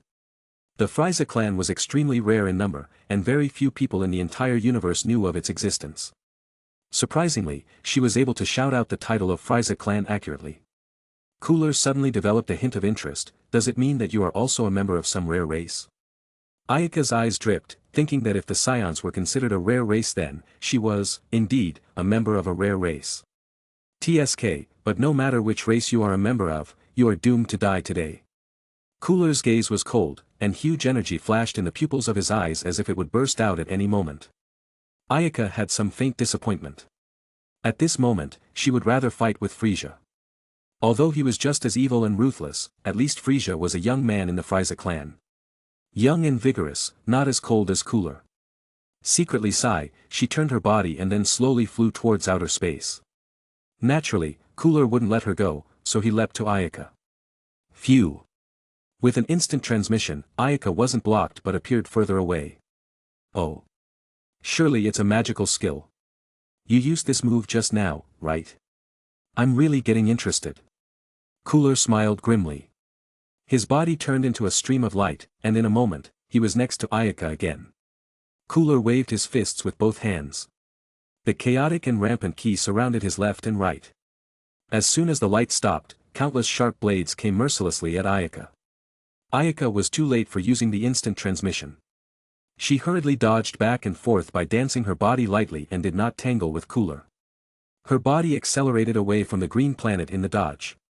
The vacuum environment makes Cooler action a little uneasy. The attack action obviously began to wander. Damn! This little bitch actually hit this aspect of the idea. Cooler, who quickly understood Ayaka's intentions, was extremely angry. What he hated most was someone who dared to tease him. Damn it! Cooler's feet straddled forward, and his large tail swung in the air, leaving several streaks of shadow in the vacuum. By the time he left the spot, he was already in front of Ayaka. Pow! He punched Ayaka hard, and Ayaka only felt her arms tingling. Her body was already like a meteorite moving at high speed, flying rapidly in the direction of the back to the green planet. The danger was sometimes an opportunity, taking advantage of the body moving deeper into the universe. Ayaka took the chance to speed up and escape with all her might towards the deeper. Cooler sneered and pursued closely. Ayaka seized the opportunity to make a wide range of instant transmission. This time it was enough to leave Cooler behind a solar system distance. To ensure that they were far enough away from the green planet, Ayaka lured Cooler in a short distance. Moreover, to ensure that Cooler wouldn't lose her, she specially released powerful energy fluctuations to serve as bait. Sure enough, it didn't take long for Cooler's figure to appear in view. Then there was another long-distance teleportation. After several lures, Cooler was finally lured to a deeper universe. Finally, the two landed on an asteroid belt in an uninhabited star system. This is the most suitable battlefield. With her feet on the hard meteorite, Ayaka looked at Cooler intensely.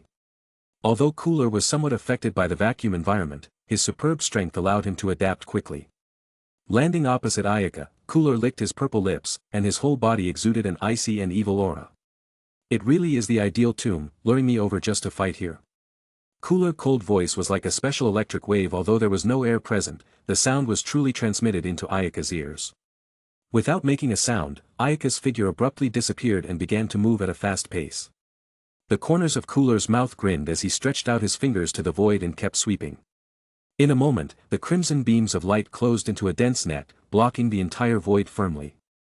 The muffled sound of puff puff puffs tearing the calm space. The blue arc of electricity cut through the void, and the red beam of light was destroyed like a crumbling. Ayaka's beautiful and attractive body suddenly appeared. Her arm formed a knife, and with a sharp chi, the momentum like a broken bamboo to meet Cooler. Cooler's face changed slightly, hastily waved his hand to meet the attack. The sharp chi flooded with terrifying lightning struck his arm, and the sudden chaotic electric current threw the arm into the body. Cooler was in pain, his face was a bit distorted, and his arm was sore and weak. Cooler instantly knew that something was wrong. His whole body burst out, but Ayaka had already seen the right moment. She kicked across the foot, and a huge force came out from her leg. She kicked Cooler hard into the meteorite. Boom!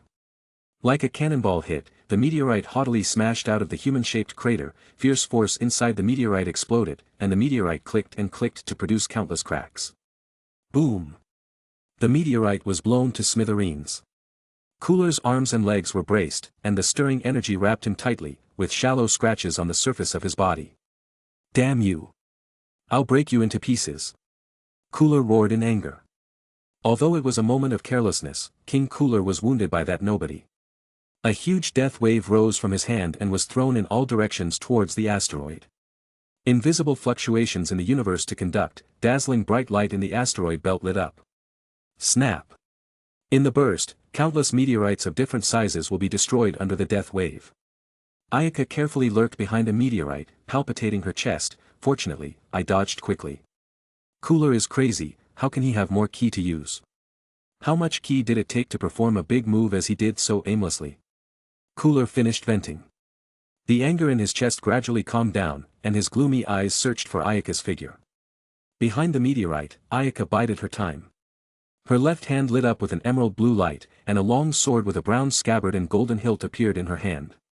The body of the sword shines snow-white cold light. At the end of the hilt, there was a golden star pendant like a bright pearl. This was precisely the divine sword forged by the divine dragon Purunga, which was in tune with Ayaka's soul. Cooler, I can give you a great gift. Ayaka said with a cold smile as she concealed the appearance of the divine sword. The silent starry sky was suspended with colorful stars. The distant stars burned like fireballs, and the blazing energy irradiated the entire star system. In the inner ring of the star system, Cooler's purple figure stood there with two blood-red colors under the eyes, particularly fierce. Cooler examined the surroundings but could not find Ayaka's figure. Suddenly, Cooler's eyes were certain. His face was fierce as he waved a laser-like energy beam in his hand. His entire body flashed rapidly, instantly coming in front of Ayaka. How dare you hide behind a meteor? Let's see where you can run. The corners of Ayaka's mouth wryly a moment. Her whole body haughtily disappeared. Cooler was astonished, how could he not find her figure? Of course, it was because Ayaka used instant transmission. With Cooler's eyesight, he couldn't catch the trajectory of instant transmission. Cooler, over here. Ayaka lightly smiled. Her body appeared in the back of Cooler. The golden longsword in the hands emitted the silver-white cold light, smoothly wrapped in a very high energy swing down. It's not good. Cooler alert back. He saw a longsword attack. It was the sharp cold light that made his whole body tremble. At the critical moment, Cooler pressed his teeth and turned his body with his superior reaction power. Bastard, how will this king be killed by you? The golden longsword swung down. The sharp blade was unstoppable and solidly cut on Cooler's body. Poof! The purple tail was cut off, and Cooler roared of pain. His eyes were bloodshot, looking unusually painful. Ayaka put away the longsword. Once again, she launched a horrific attack. Various techniques and ki waves were used to hit Cooler's body. The earth-shattering explosion erupted, forming a chaotic zone hundreds of thousands of meters in diameter at once. The violent shock pushed the asteroid belt to roll up the violent cyclone, the center of the cyclone's brilliant, dazzling light emitted in all directions. Ayaka panting, resting on a meteorite. Her eyes fixed on the center of the explosion. Such an explosion, even the extraordinary powerful Cooler would be seriously injured. The asteroid belt gradually subsided, and the purple figure of Cooler appeared in the starry sky. His body was pitiful looking. His long purple tail had been cut off. His sandstone white chest armor was covered with cracks, especially his head and upper and lower skin, which were basically intact, with blood gushing continuously. Is he not even dead? Ayaka looked on in astonishment. North Kai on the North Kai's planet had a cold sweat, he's so strong. What a nightmarish existence. Author note about Frisia and Cooler's power level. The power level of Dragon Ball Z and the anime version of the two was more than 100 million. For example, Frisia had 530,000 in the normal state, 5 million after first transformation, 5 million after second transformations, and reached an outrageous 120 million after third transformations. Personally, I think I should make a change here. In the Dragon Ball Ayaka saga, Frisia would be set at around 15 million, and would not reach 120 million. This setting change actually didn't affect the later plot, because the original Son Goku used dozens of times Kaioken to barely equal Frisia. Through the breakthrough for the Super Saiyan, he would finally completely suppress Frisia. In this book, Frisia's power was artificially suppressed. It seemed that the personal 10 million data was more reliable. It was necessary to make changes if Son Goku fought Frisia in planet Namek, but it was not necessary to make dozens of times Kaioken. The number of times could be appropriately reduced, and then the Super Saiyan state would suppress Frisia.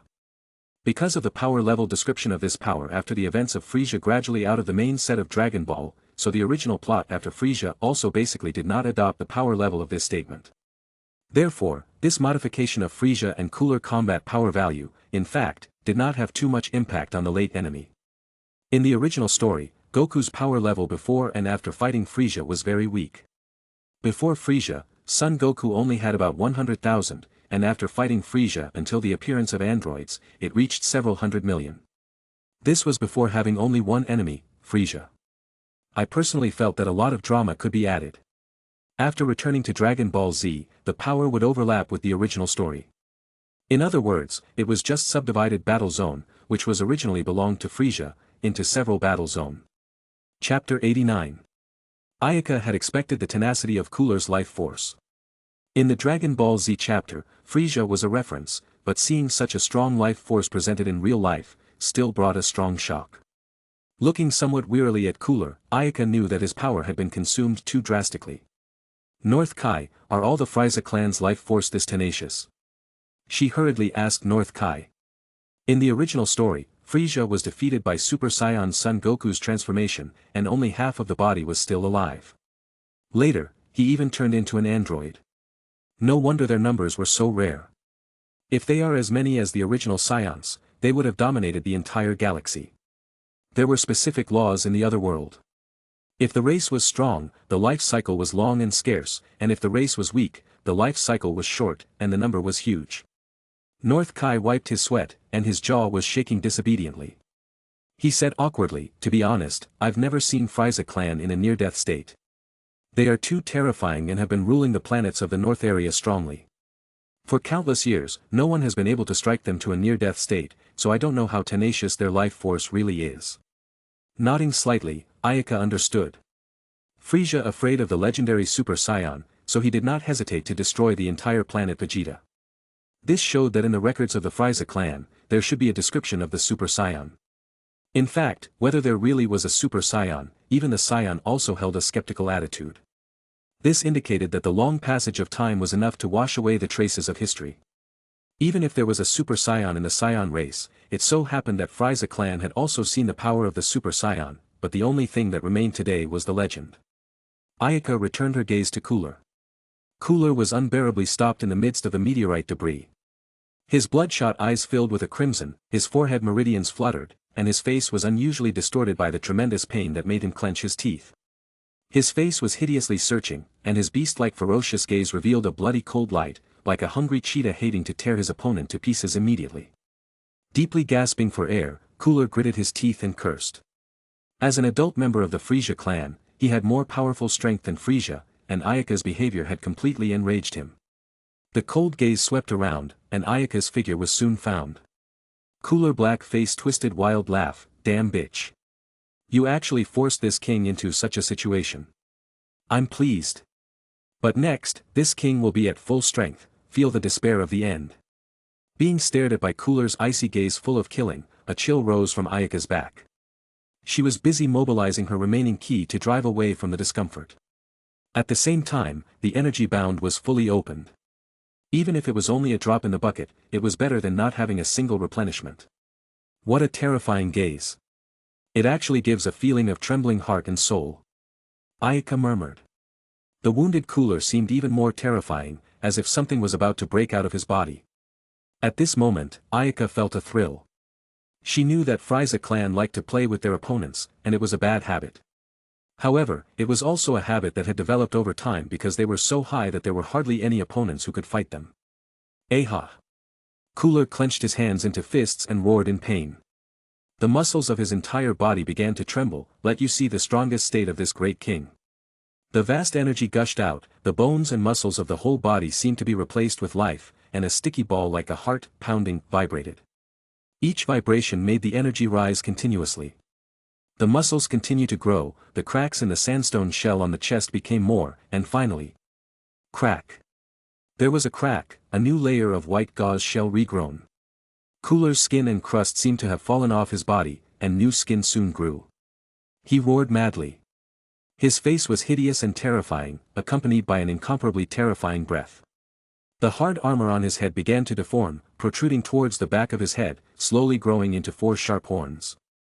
Wow! A brand new purple tail was regenerated, with long white sharp spikes at the end. The madly rising ki formed a thick cyclone that wrapped him firmly like a hurricane. The outer hurricane winds were swift, sweeping the entire starry sky like a storm. Surrounded by an outward impact to tear and push. Ayaka was floating in the void with a hand to block the chaotic energy storm. The rising power from afar made her face a little pale, as if 1,000 pounds of weight firmly pressed on the chest, the pressure multiplied. Boom! With Cooler as the center, the hurricane wind violently spread in all directions. With a powerful shock wave, all at once cracked all the meteorites and debris within the range of tens of thousands of meters, while all the dust within the range of hundreds of kilometers was blown away.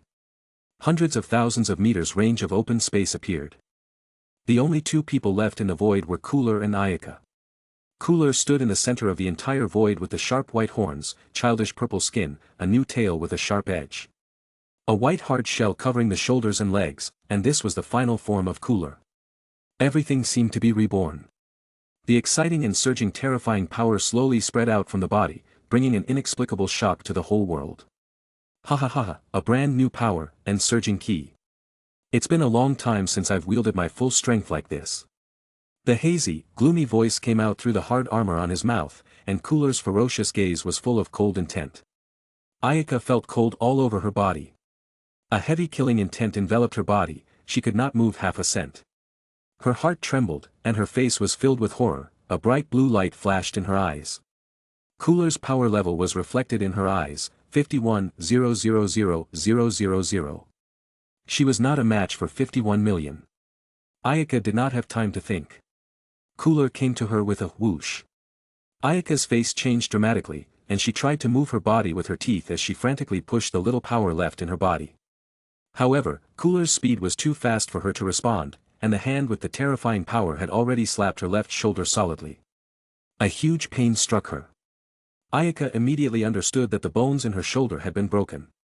The powerful force knocked her entire body out heavily, sliding like a meteor, shattering all the meteorites along the way in the blink of an eye. Struggling to bring her body to a halt, she couldn't have time to think before Cooler came over with another flying diagonal kick.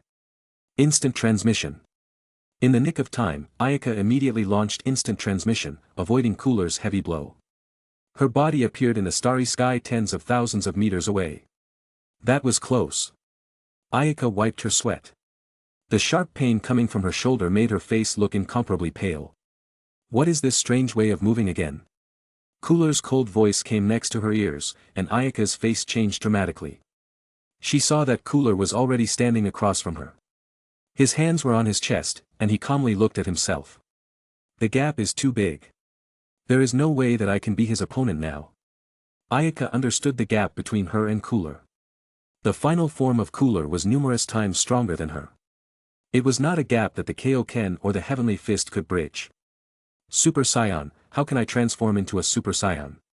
The most powerful form in the Saiyan legend, the form that makes Frieza clan shudder. Ayaka's thoughts quickly dispersed.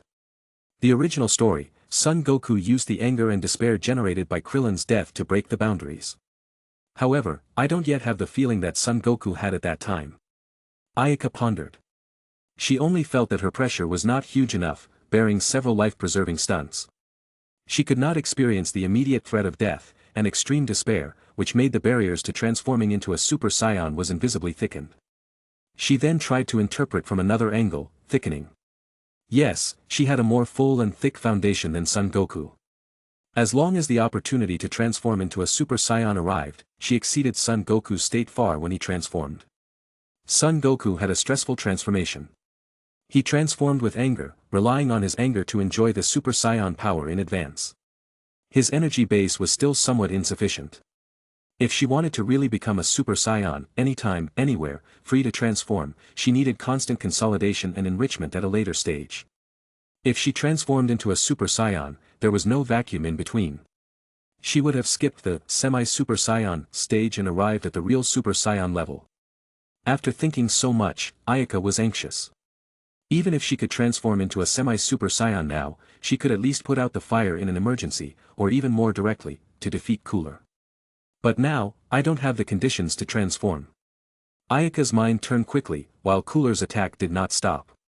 Cooler moved extremely fast in a flash. He came to the side of Ayaka.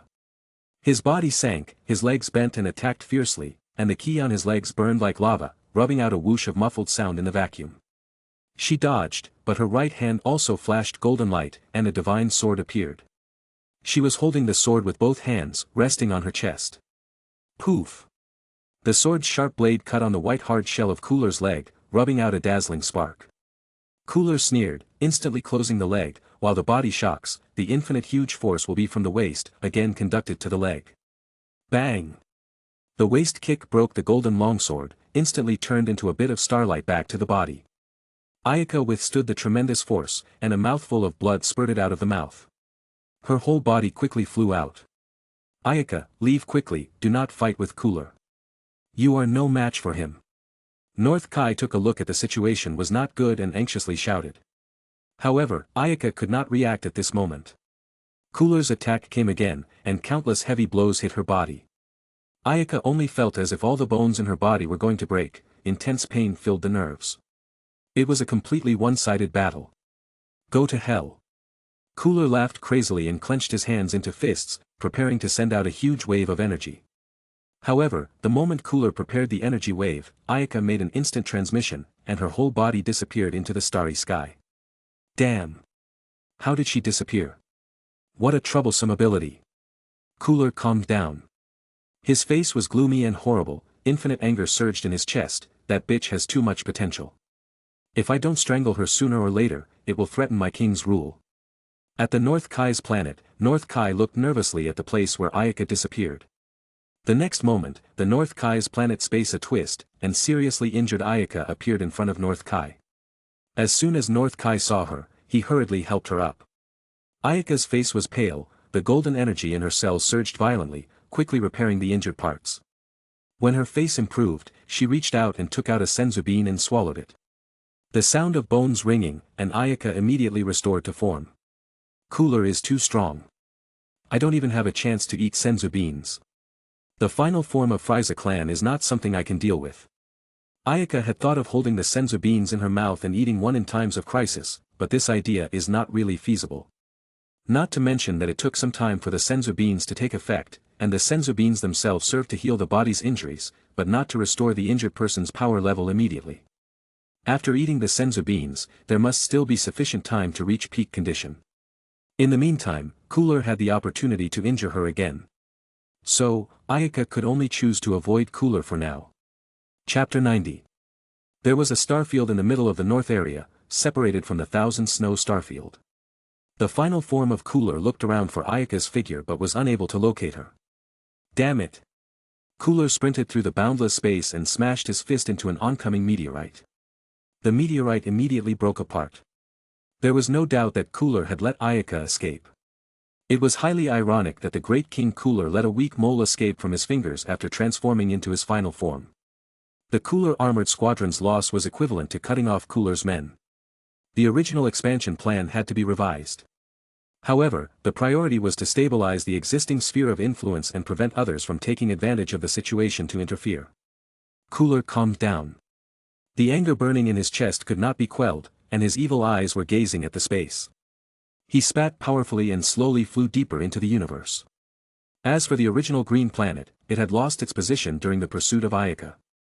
The message in the communication system of Cooler's headquarters was also erased from the system under the deliberate shielding of the North Kai. The role of North Kai was roughly to do some small actions. In the eastern part of the North area, a giant planet transformed by technology. A huge figure with black horns on his head draped in a large cloak sitting on a throne in the luxurious palace. Its feet were crossed, one hand on the chin, and it was leisurely sipping red wine. He was the commander of the entire eastern region, Frieza and Cooler's father, the strongest king of the Frieza clan, King Cold. Thump, the alien with scaly armor on his head quickly ran in and prostrated himself to report, King Cold, there is the latest news coming from the central area. Oh, what's the news? Did my clever son Cooler finish ruling the central area, or did Frisia run off to compete with his brother for territory? King Cold spoke very casually. No, your majesty. King Cooler did not complete his rule and King Frisia did not get involved. The latest news says that, King Cooler's armored squadron have encountered a strong enemy in the central area and have been completely wiped out, and that King Cooler has rushed over. The scale-armored alien reported nervously.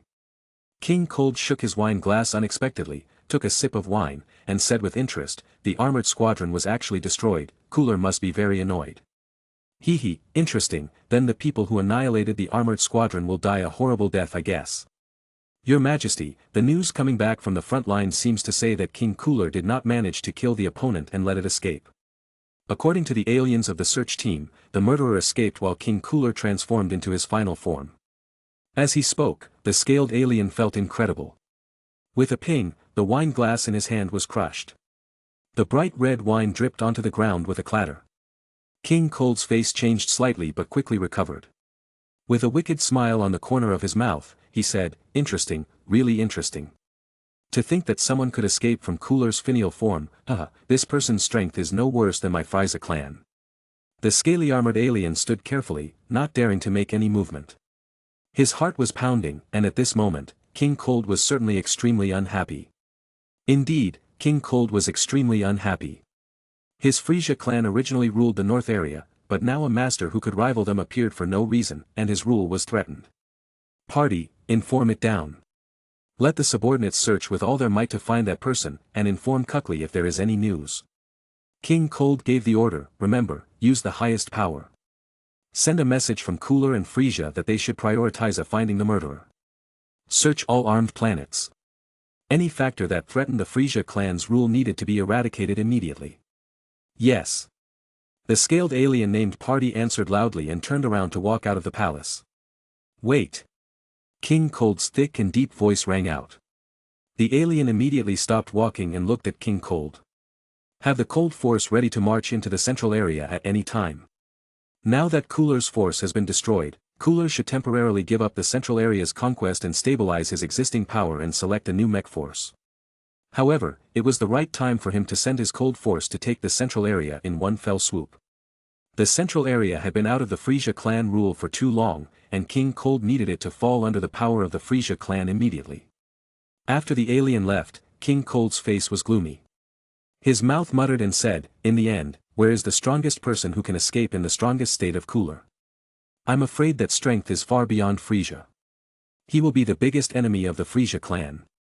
King Cold did not know that Ayaka used the Heavenly Fist to enhance the strength and did not know that Ayaka's escape had a lot to do with instant transmission. In King Cold's opinion, it was impossible to escape from the Cooler final form, the strength must be not inadequate. Such a big problem would be their clan's great enemy. It must be eradicated. As a king, King Cold had more power than Cooler and Frisia, which was why he made the central region a conquest target only after the defeat of Cooler. Both Cooler and Frisia were his sons, and sons were subject to the arrangements of his heirs. There was no difference between handing over the rule to Cooler and others and ruling personally. Not to mention that in addition to blood ties, King Cooler's strength also made him confident that he could master his two sons. In the far south of the north area, Frisia's base camp. Frisia also got the news of Cooler's defeat. He was ridiculed that he was also profoundly shocked at the opponent's strength. That strength had definitely been above himself.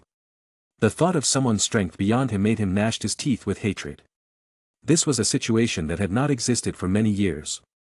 In the universe, there was a more powerful existence than Cooler. After all, he had existed for a longer time than him. Now there was a nameless person who exceeded him. Frisia felt the pressure if he met that person because he was afraid to lose. Frisia clan was a rare race in the universe and had an extremely long lifespan, living hundreds of years from his ultimate state. He was still very young, which could only be counted as a peremptory of the Frisia clan. Although he was evil and ruthless, he was not nearly as brutal as King Cold and Cooler. That nameless person who appeared, could it be the legendary Super Saiyan? When Frisia thought of this, he was trembling. It was reasonable to say that he destroyed the entire Vegeta planet, and the few surviving Saions were also under his control. Could it be that, there are still fallen fish? He snapped. Immediately notify the Jinya force to depart for the headquarters. Frisia wanted to conquer that planet but was worried about running into that person, so he dispatched the Jinya force to go to the head of the line. When this order was given, Frisia could not sit still any longer and called an alien and said, "Go immediately to the archives where the scions are kept and sort through the birth data of all scions in the last few hundred years. Anyone who is not 100% confirmed dead, all included in the list of suspicion. No matter how many people there are, this king shall grant you. Keep it a secret and don't let the scions know. In addition, I ask for the results within 3 days." At North Kai planet, Ayaka had fully recovered. She took a long breath, and her whole body was in pain. There were surging and powerful energies coming from her body. They were like new life force infusion, giving her a feeling of being transformed. She knew that after the battle with Cooler, her strength had made whole progress. It was just a sigh of relief that she hadn't been able to break through to the Super Saiyan stage after all. It's true that it's too difficult to transform into a Super Saiyan, I'm still far from it.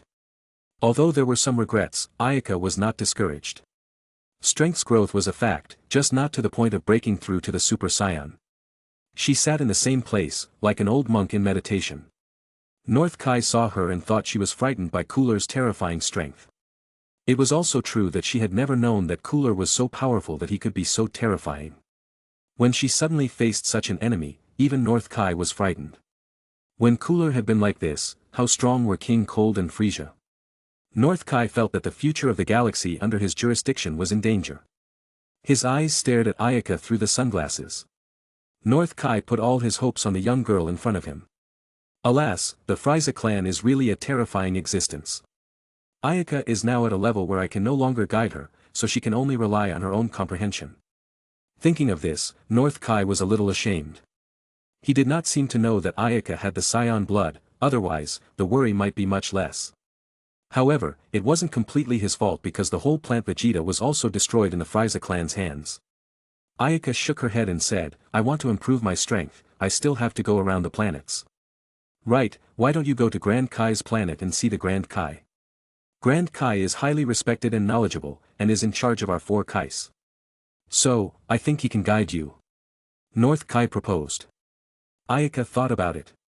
Grand Kai was really knowledgeable and had countless masters under him. He would even hold a heavenly martial arts tournament in the future to select the strongest person in the galaxy. Among them, there were many strong people close to the second stage of Super Saiyan. She wasn't in the state of the strongest person in the future yet, but if she got the guidance of the Grand Kai, she would improve by leaps and bounds. However, thinking of Grand Kai's old boy-like character, Ayaka shook her head. Forget it, she needed to break through the Super Saiyan first, and then she would seek advice from the Grand Kai. No, Grand Kai is highly respected, it is better to wait for the opportunity to visit. I plan to travel to other planets. North Kai nodded his head. Then, under his attention, Ayaka launched an instant transmission and disappeared from North Kai's planet. East Galaxy, a strange small starfield. This was the starfield under the command of East Kai. In the original manga and anime, the planet beyond the East area was not much depicted, so Ayaka had very little knowledge of the East area. Ayaka intended to use the next period to travel well, deepen her power, and preferably succeed in breaking through the Super Saiyan barrier. In a bright and colorful starfield, a binary star system, 2 huge blazing planets swirled around each other to scatter a dazzlingly bright light. In the galaxy, there were more than a dozen planets, countless times more massive than Jupiter. Either regularly rotate around a single planet, or move in a regular or irregular curve around the galaxy. There was no shortage of tiny moons around these planets, each larger than the Earth, with complex and orderly orbits. Ayaka scanned the landscape and flew toward an ice-blue planet. Chapter 91. Ayaka flew across the sky and then flew low, gradually finding traces of civilization after crossing the forest and lake. Phew! She landed in a small town, which was relatively prosperous, bustling with people passing by. The people of this planet were the same as Earthlings except for their hair color and skin. The townspeople did not seem to be surprised by the girl who suddenly fell from the sky, but they were amazed by her beauty.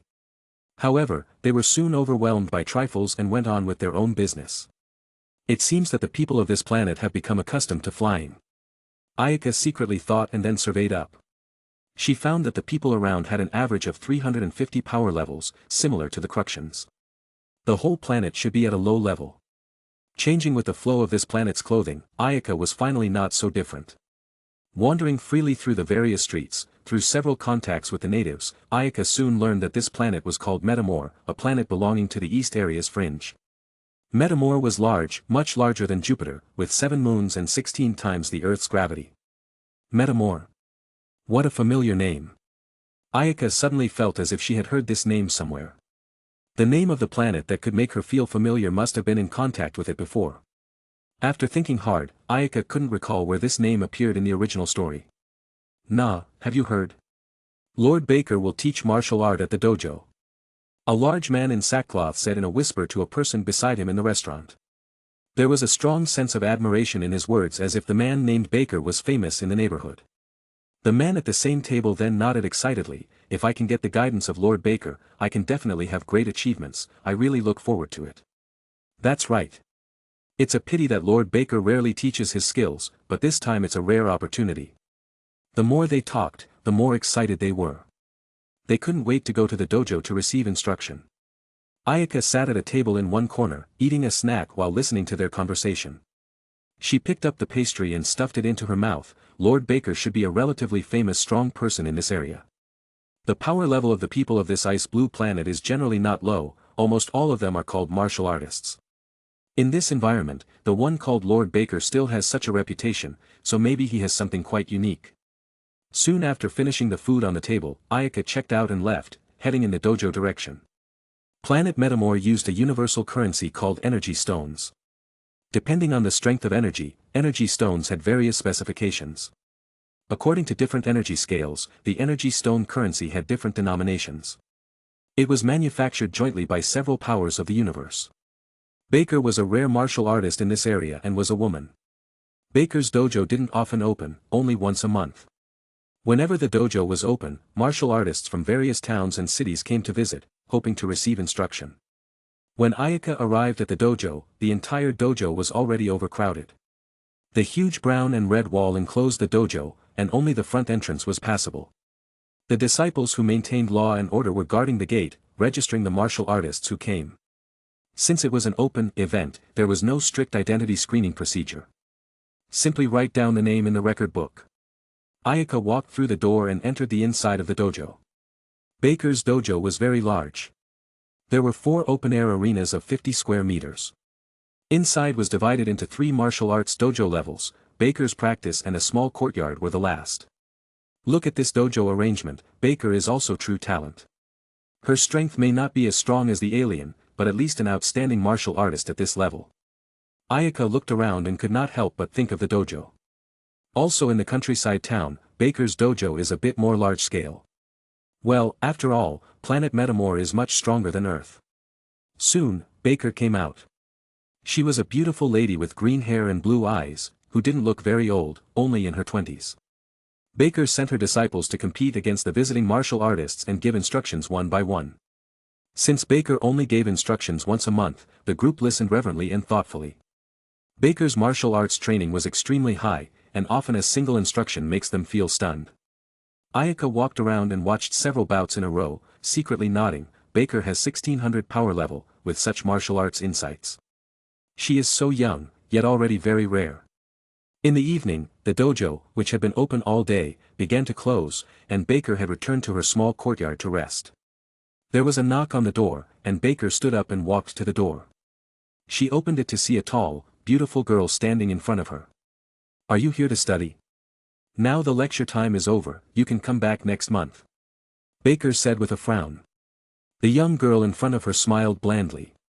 She then had a flash of her body, and her whole body became a blur and then disappeared in front of her. Baker's gaze was cold, instinctively alert, and her nerves were fiercely tense. Come and sit down. How can I be good when the host is standing at the door? Somehow Ayaka appeared in the house at the small table, lifting the teapot to pour a cup of tea. So strong. Baker's pupils shrink. Her heart flooded with waves, silently crossed herself. She didn't notice, this strength was much stronger than her. As for Ayaka's reflexive behavior, Baker could not see the slightest trace of her embarrassment. Baker walked to the small table and sat down in amazement. Who are you and why did you come to my dojo? With her strength, this young girl in front of her had no reason to come to her isolated place. Don't be so nervous, I'm just a traveler in the interstellar world. I landed on Metamore and happened to hear rumors about you, so I came to take a look. Ayaka took a sip and continued, your strength is very good. Although it is still so far behind the aliens of the outside world, your training in that martial art is good. After saying that, Ayaka's body released a little ki. Although it was only a little ki, it made Baker felt like she was in the middle of a wave, and her body was so stiff that she couldn't control herself. As if the sky was dark, Baker felt that the huge energy oppressed the whole body, subconsciously wanted to resist. Cold sweat emerged at once. What a terrifying aura. Even grandfather is completely incomparable. Baker stared at Ayaka in horror. If not for the other side's prior release of goodwill, she would have fainted from fear. In Baker's heart, her grandfather, who had adopted her, had been the most amazing martial artist she had ever seen. She had taken over the martial arts academy after his death and had never met an opponent. However, the young girl in front of her was so strong that just a little ki made her feel suffocated. Do you have any martial arts worth learning on this planet? I can exchange them with you. Ayaka said bluntly.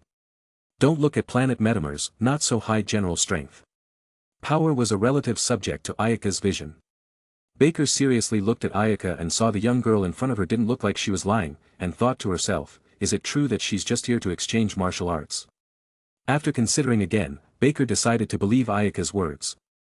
When it came to the exchange, she did not seem to have any too valuable moves. What is that she knows that the opposite girl doesn't know? Ayaka saw Baker was a bit distressed. She smiled and poured another cup of tea. I can't think of anything to give, but my grandfather knew a technique when he was alive. Maybe there is some value. Baker sighed. What technique? Tell me, if there is value you can exchange with me. Grandfather had a move called fusion dance. The move is not difficult, but there are too many restrictions on the use, some flashy. Baker explained softly as she glanced at Ayaka. Ayaka listened. The tea in her mouth spurted out, and her eyes opened. It was too unexpected. Planet Metamore. Is this planet Metamore that teaches the fusion dance? Ayaka was startled. Although it was easy to learn, there were many restrictions. It required both sides to have the same amount of ki and to share the same mind. There was a time limit to use it, so it was not too much to say that it was flashy. However, even though there were many restrictions, it was still a remarkable technique. The same power, the same mind, the requirements are really quite a lot, but no matter what, I need to learn it. Ayaka's mind calculating, Launch and Lancy were very suitable for the use of the fusion dance. As for herself, she did not think there was anyone who could use the fusion dance with her. Is this, okay? Baker asked with difficulty. It's okay. Let me think of what technique I can use to exchange with you. Ayaka said with a smile. Chapter 92. Let me think about it. The Heavenly Fist, it should be perfect for you. Ayaka said thoughtfully. Considering Baker's strength, Ayaka finally came up with Heavenly Fist in exchange. Although the Heavenly Fist was not like Kaioken, it was born from Kaioken. After Ayaka's careful research, it was full of power, and it was also a first-class technique. What a powerful move. Baker received the black booklet that recorded the Heavenly Fist and was soon attracted by the booklet's moves. She was very quick to take out the secret technique of the fusion dance. The Heavenly Fist, releasing the body's ki in the form of thunder and lightning. By waving the fist out, the thunder startled the sky. In Baker's view, this fist technique was incomparably profound and magical. An aura of a martial arts master came out in the booklet, which was 10,000 times more important than the flashy fusion dance. Then the deal is done, see you around. Ayaka said with a smile, and after greeting Baker, she teleported away. Baker watched in shock as the other side suddenly disappeared. Trading a fusion dance for a super move, she seemed to have taken a big advantage. However, soon she turned her mind to the black pamphlet and was instantly captivated. After getting the fusion dance, Ayaka was in a happy mood. This trip was also considered to be rewarding. Leaving the Baker dojo, she visited several famous dojos one after another, during which she met the strongest master of planet Metamore. He was a strong man with a power level of 30,000, but such a strong man was already like a child in Ayaka's eyes, so she left planet Metamore in an instant, thinking that she would not gain much by staying any longer. In the east area's deep cosmic space, a crystal bright light streaked by, carrying a dazzling bright light behind it. When Ayaka left planet Metamore, she jumped several times in succession and then flew at high speed through the cosmic space. Huh, what's that? Not far away shone a colorful glow, which was fascinating. Up ahead was an earthy planetary system with 3 small moons revolving around an interstellar planet, satellite. The one emitting the colored light was one of those 3 moons. Ayaka immediately turned the direction and sped towards the glowing satellite. Upon landing on the satellite's uneven surface, there was no atmosphere. Surrounded by calcareous scattered fragile rock, huge diameter craters covered the surface of the satellite. The appearance looked just like the moon, except that the volume was countless times larger than the moon. Along with the colorful blinding light, Ayaka came to a substantial ring-shaped impact crater near. The impact crater was huge, 10,000 meters in diameter and 1,000 meters deep. The light was emitted from the center of the crater. The closer she got to the crater, the brighter the light became. The blinding light shone through, making Ayaka had to close her eyes tightly. Open the unsighted. The blue color quickly covered her eyes to block the irradiation's blinding light. Ayaka finally saw what was in the center of the ring-shaped pit. Surprisingly, it was a crystal-clear and flawless building. Is that a temple? The temple building was ancient and elegant, with a strange and very different modeling style, looking small and exquisite, unlike the architectural style of this area of the interstellar. The whole temple shone with a colorful haze. What a beautiful temple! How could such a temple appear in the crater of a satellite? Well, did it fly in from beyond the sky? Ayaka's interest increased, and she carefully walked into the crater and came near the crystal temple. Hey, North Kai, do you know what this temple is? Ayaka contacted the North Kai. Since this place was located in the East area and was under the East Kai jurisdiction, it was very far from the North area. It took a long time before North Kai was contacted. North Kai was also very cautious about such communication and greeted East Kai beforehand. As soon as he heard that a kami under the care of the North Kai had come to the East area to travel, East Kai said enthusiastically that the North Kai did not have to avoid it and that he could just communicate with her directly. I've never seen this kind of temple before, it doesn't look like an ordinary thing. Well, let me check it out. North Kai stared at the crystal temple through the image with strange eyes. The tentacles on his head trembled and sent out several waves of electricity, contacting the Grand Kai to check. Soon, North Kai finished his inquiry. Ayaka, this temple is not something from the galaxy, and there is no record of this object in Grand Kai's planet. Moreover, I felt a strong divine power on the temple, which is beyond the jurisdiction of the Kai, perhaps it is something left behind by a great person. Really? That's something to take a good look at. Ayaka said in amazement. The divine relics beyond the jurisdiction of the Kais were not easy to come across, and that great person was at least at the level of Supreme Kai. Never. That temple is very mysterious, don't risk it. North Kai persuaded. It's okay, my physique can be different from ordinary people, there's nothing to be afraid of. Ayaka was confident. Even the dragon god, who represents the will of the universe, couldn't change her physique, and she believed that this world could not change her. Gently walked to the temple's side, she put her hand against the pillar of the crystal temple. A calm and icy feeling immediately hit her body, making her unable to resist a soft chant, and all the cells in her body seemed to be activated and full of vitality. Ayaka walked into the temple. Inside was a large hall held up by 12 huge pillars of coiled crystal dragons. The hall was large, and the walls were carved with beautiful murals. In front of the hall were 2 winding staircases on the left and right. A transparent crystal door was distributed along the staircase, but the scene behind the door could not be seen. Pushing open the largest door on the second floor, Ayaka walked in. The surrounding environment suddenly changed dramatically. Suddenly, it was as if it was in the ice and snow. A rising ice pillar stood there in the ice and snow-covered world, shining with a cold, bright light.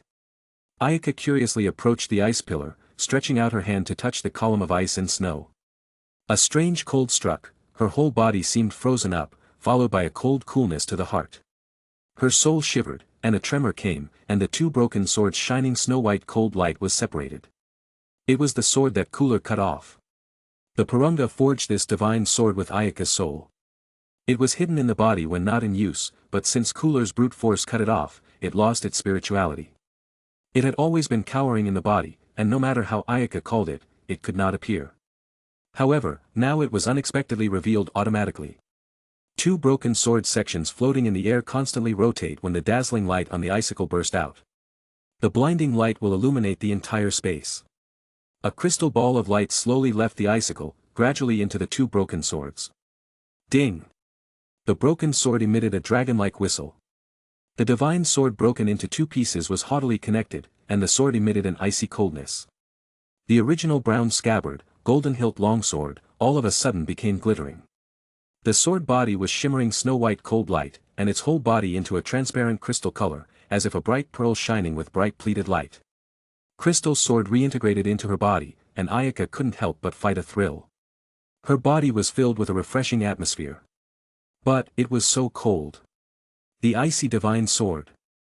A consciousness came through, letting Ayaka know the crystal divine sword's name and the origin of the crystal divine temple. The crystal divine temple was named the Ice King Palace and came from far beyond the governance. The so-called governance outside the universe was the space outside Kais. The Kais governed the star field where Ayaka was located, and each Kai had its own planet. The Ice King Palace came from outside the governance, each king has its own palace, and the Ice King Palace was the palace of one of the king. For unknown reasons, the Ice King Palace floated to a moon in the middle of the East area under East Kai's jurisdiction and fell by gravity and was captured by Ayaka. Governance outside the Kai's territory, the king. It seems that this world is not so simple. The original story had only been describing Kais, so Ayaka simply thought that the Dragon Ball world's highest level was the Supreme Kai. Now, it seemed that the Kais was only the tip of the iceberg of the entire world. Outside of the world, there was the mysterious king's world and even more regions, so their eyes couldn't be limited to one place. If someone get the Ice King divine sword, he or she will obtain the Ice King Palace, and even phase the new Ice King return to the throne. Ayaka smiled and thought, the Ice King Palace, as the King Palace, was comparable in function to the Kai's planet. It was also extremely helpful in training, not to mention that there was such a powerful weapon as the Ice King divine sword, so congratulations. As for selecting a new Ice King, Ayaka was not considering it for the time being. Her strength was not enough to think so far ahead. Moreover, the king was outside the pipeline, and the road was a major obstacle. At least, until my strength is strong enough, and capable of breaking into the realm, I will pick the Ice King. Ayaka left the Ice King Palace. Today's events couldn't be told to anyone, and the North Kai wouldn't have thought about this crystal temple's true origin. Chapter 93. Just as she was about to leave the satellite, she got a call from North Kai. Wait, Ayaka, don't go yet. Someone is coming to see you. Someone is looking for me. Ayaka stopped preparing to leave and asked in surprise, who is looking for me? First, I will not tell you. Later when you meet, you will know. It is an acquaintance. North Kai smiled. Shaking her head, Ayaka sometimes felt helpless for North Kai's bad taste. He said it was an acquaintance, so it should be someone she knew. Without giving it much thought, she casually chipped a rock with her hand and sat down to wait for the other side to arrive. She sat on the end of the satellite as the satellite followed the planets wandering in the universe. Distantly watching the stars twinkle with a little starlight was also something else. Could it be the girls? Ayaka suddenly thought. She had left planet Yardrat for almost half a year, and the girls should have almost learned instant transmission. Ayaka was almost certain. To find her in the vast universe of emptiness, she was sure, it was the girls who had learned the instant transmission. North Kai, it is the girls, right? Leisurely, Ayaka communicated with North Kai again. North Kai laughed, hey, you know so quickly. It is Launch and Lancy. As soon as they learned the instant transmission, they contacted me and said they were coming to find you. Sure enough, it was them. Ayaka smiled lightly, then quietly waited. Several minutes passed, but the girls hadn't arrived yet. Why haven't they arrived yet? Although it is far from the north area, they should be here in a few moments. Hey, North Kai, the girls have not arrived yet, help me see where they have arrived. Ayaka contacted North Kai once again. North Kai nodded.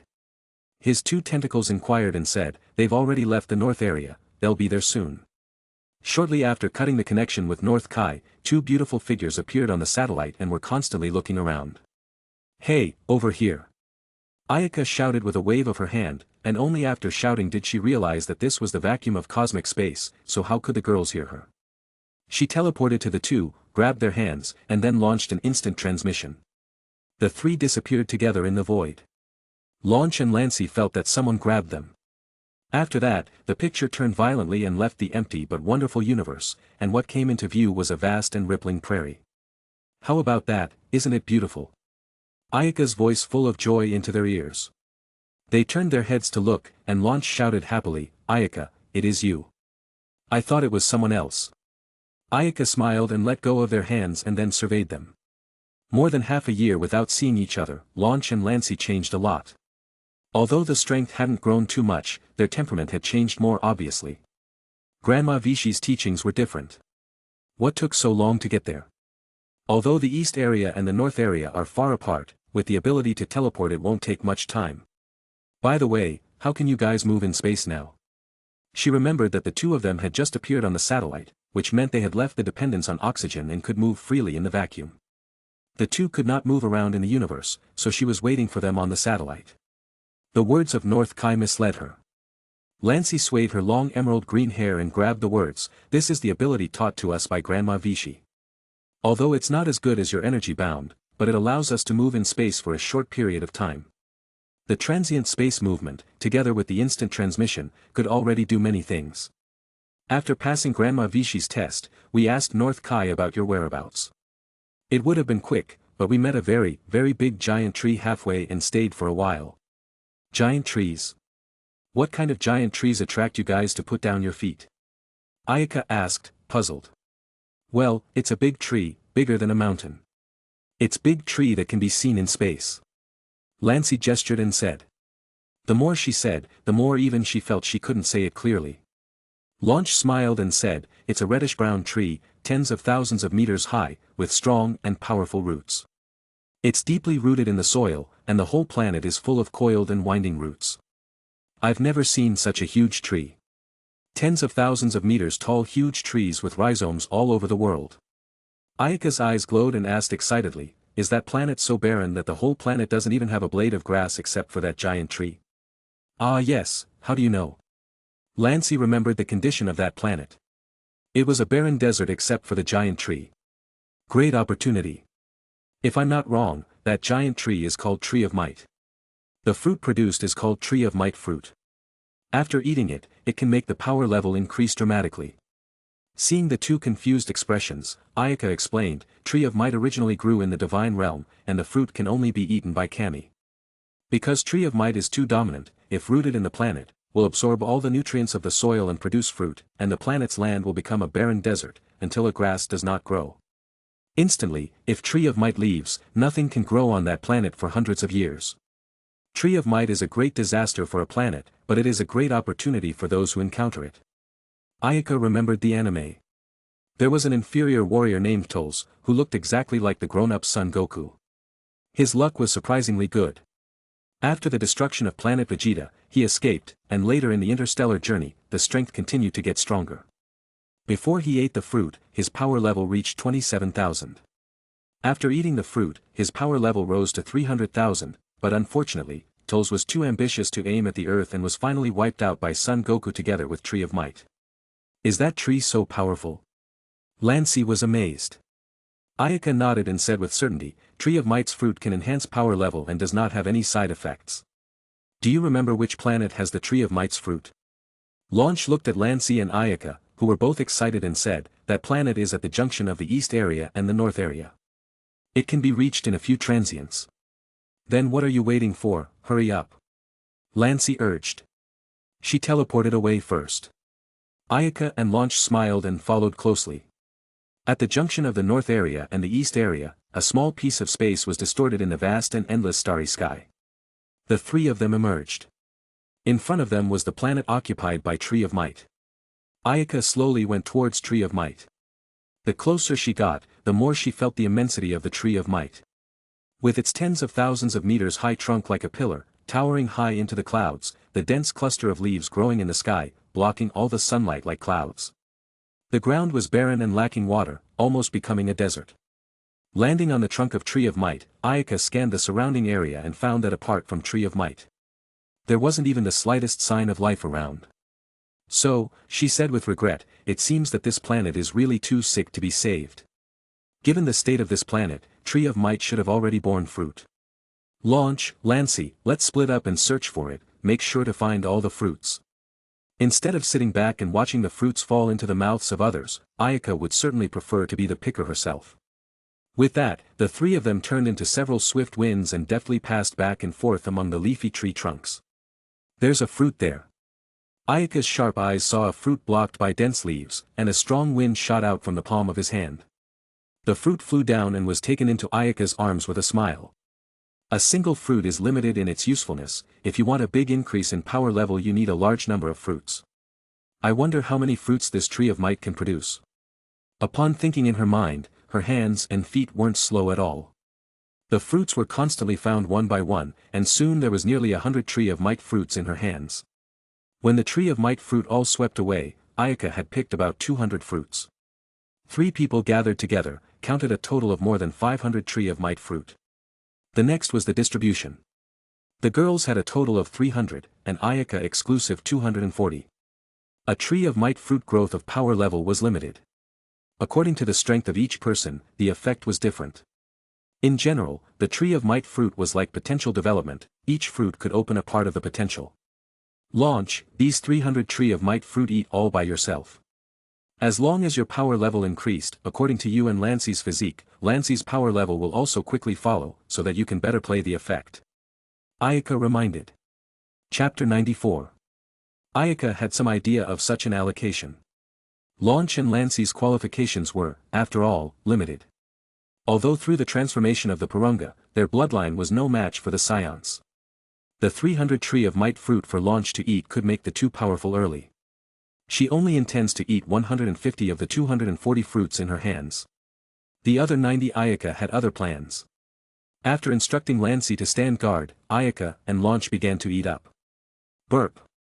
With the first bite, the green and sour taste swirled in the mouth. As they swallowed the fruit, a hot burning sensation came out of their chests as if the whole body was on fire. Steam rose, a trace of invisible ki in the body as a trickle, hot and cool sensations constantly hit the nerves. Feeling that the body would soften, the heat slowly receded, and cool relief spread throughout the body. The brain was unusually high in spirit. Countless air currents echoed throughout the body meridians. Ayaka roared, her sensitive nerves felt the movement of blood flowing from her body. It had been a long time since she had such a clear feeling. Ayaka looked at herself and found that her power level had actually increased by a large margin. It should be known that after that big battle with Cooler, Ayaka raked in the gains. Her power level rose from 3 million to nearly 7 million. With one fruit going down, it actually rose to 15 million at once, a rise of more than 200,000. One fruit has such an effect. If I eat all 150 of them, my power level will not go up. Well, the tree of might is to develop the potential of the individual. Tulse ate so many, and his final power level is only 300,000, I just ate one to raise the 200,000 power level. Ayaka let go and wolfed down the tree of might fruit one by one into her mouth. The hot and cool sensations were constantly alternating in her chest. Tree of might fruit didn't seem to take up space. As soon as it went down, it turned into ki currents and spread throughout the body, and soon, all the 150 fruits in her hand were eaten.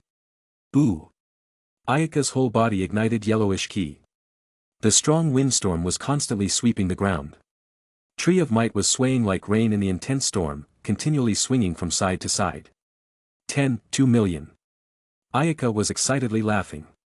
Tree of might fruit had the most obvious effect when she ate the first one. Her power level rose to more than 200,000. After the rising value gradually reduced, even the last few fruit effect had minimal. Although 150 fruits down, it's still hard to raise her power level to 2 million, up more than 3 million. The last few fruits had been a bit of a waste, but Ayaka was not afraid because she had plenty of fruits. There were still more than 90 in hand for another plan. Tree of might fruit increase had an optimal take-effect interval. Generally speaking, the power level higher than 100,000, but less than 5 million, was the most effective one to eat. Low power level people, such as the power level of only a few hundred people, even if they ate up a 200%, it was a waste. While high power level people, although the value of growth was considerable, the increase rate was slightly higher for high power level people. In terms of the people themselves, the rate of increase was somewhat shabby. Those who exceed the effective taking interval, such as Ayaka with more than 7 million power levels, could increase to 200,000. Usually, when more than 5 million power level people eat the tree of might fruit, the effect was not much. If people with a power level of tens of millions of people ate, it did not affect and was like eating an ordinary apple. It could only satiate the mouth, and the taste of the tree of might fruit wasn't really good. Since the sudden advance in her strength, Ayaka could safely and boldly say that the galaxy was allowed to straddle her with a bit of care. Not far away, Lancy looked at the young girl in shock. Her mouth opened wide, and her eyes flashed with surprise. Ayaka calmed down and flew to Lancy's side. Then both eyes gazed at the rising ki of Lancy. Launch had 300,000 power level. What will be her strength after eating 300 Tree of Might fruits? Ayaka and Lancy were both curious as they stood by Launch's side and watched her rising. Launch's power level had reached 300,000, within the best range of the Tree of Might fruit. Her power had risen about 100,000 after the first fruit was eaten, which was much better than the 300,000 of Atolls. The next fruit increased gradually but the drop was minimal and was very stable. Launch's ki finally stopped rising when all 300 fruits were wiped out. From the ki that emerged from Launch's body, her strength reached 3 million. Ayaka looked at her gratefully and thought pleasantly, now Launch's strength reached 3 million. Soon after, Lancy will also reach this value, nearly 8 years ahead of the beginning of Dragon Ball Z. I don't have to worry about being surpassed by others in a short time. Launch, who first woke up, did not notice that her strength had gone up several times. Ayaka was busy reminding her, you still aren't quick enough to converge your ki. Ah! What's going on? Launch realized that her body burst with rich and frightening ki. She was shocked and hurried to converge. Ayaka and Lancy both laughed. After this, they were ready to leave. Ayaka took out the capsule and put away the remaining 90 Tree of Might fruits. This kind of treasure must be carefully cared for. The Tree of Might on the barren planet would be destroyed, so the three of them instantly moved and disappeared into the universe. The North Kai's planet. When Ayaka and the girls returned here, their wonderful experience really scared North Kai. North Kai sighed, I didn't think you guys could actually encounter the legendary Tree of Might in the East area. This is incredible. But this is good. Instead of letting other people pick the Tree of Might fruit, it would be better for you guys to harvest it. Knowing that Launch already had a power level of 3 million, the North Kai was smiling with unspeakable pleasure. If Launch reached 3 million, then Lancy will also soon reach this level. You two have really good physique. Of course, Ayaka's power level that already exceeded 10 million became a great joy for North Kai to relish. Earth, after the end of the 21st World Martial Arts Tournament. The 22nd World Martial Arts Tournament was held as scheduled. All the contestants were as in the original. Because Son Goku's strength was strong, after climbing the Korin Tower 3 years ago, he surpassed today's Tien Shinhan. After 3 years of training, his power was far beyond normal, and he finally won the championship. Tien Shinhan and Kaiatsu also converted under the guidance of Master Roshi, rebelling against the Crane School. At the end of the tournament, Son Goku and others originally intended to celebrate a good time, but they met the Demon King Piccolo's subordinates, Tambourine. At that time, Tambourine was attacking Krillin and was stopped by Son Goku in time. The angry Goku killed Tambourine. According to the magic sign left on the body of Master Roshi, he recognized Demon King Piccolo, who had caused trouble 300 years ago. Finally, Son Goku still embarked on the road to find the Demon King Piccolo for various reasons. He held a life-and-death battle with the Demon King Piccolo. Although Son Goku's strength far beyond the original, he ultimately lost to Demon King Piccolo by a single move. Ayaka returned to Earth when Demon King Piccolo gathered 7 Dragon Balls to summon Shinran. Why is the sky black? Lancy looked at the dark sky in surprise. Landing on the ground, Ayaka looked up at the sky, frowned, and said, someone had gathered all the Dragon Balls and summoned Shinran. Chapter 95. Let's go to the lookout first. We can see anywhere on Earth from the lookout. Without giving it much thought, Ayaka, Launch, and Lancy rushed toward the lookout. Earth, the lookout. Kami and Mr. Popo stood at the edge of the lookout.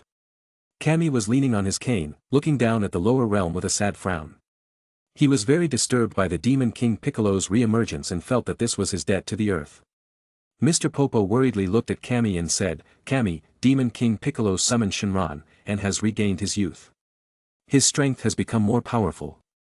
Unfortunately, the previous boy would have been able to defeat Demon King Piccolo if he were stronger. Kami shook his head regretfully, due to Demon King Piccolo's special status, we can't directly take action.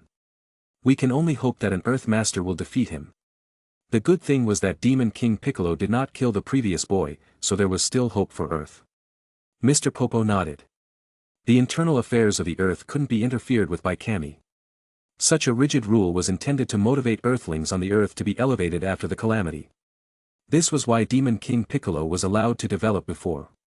Now, the power of Demon King Piccolo almost touches the threshold for Kami to step in. On the other hand, Demon King Piccolo was the split out of Kami. So, Kami couldn't directly kill Piccolo because Kami couldn't commit suicide. Piccolo, who had regained his youth, might not be something Kami could deal with.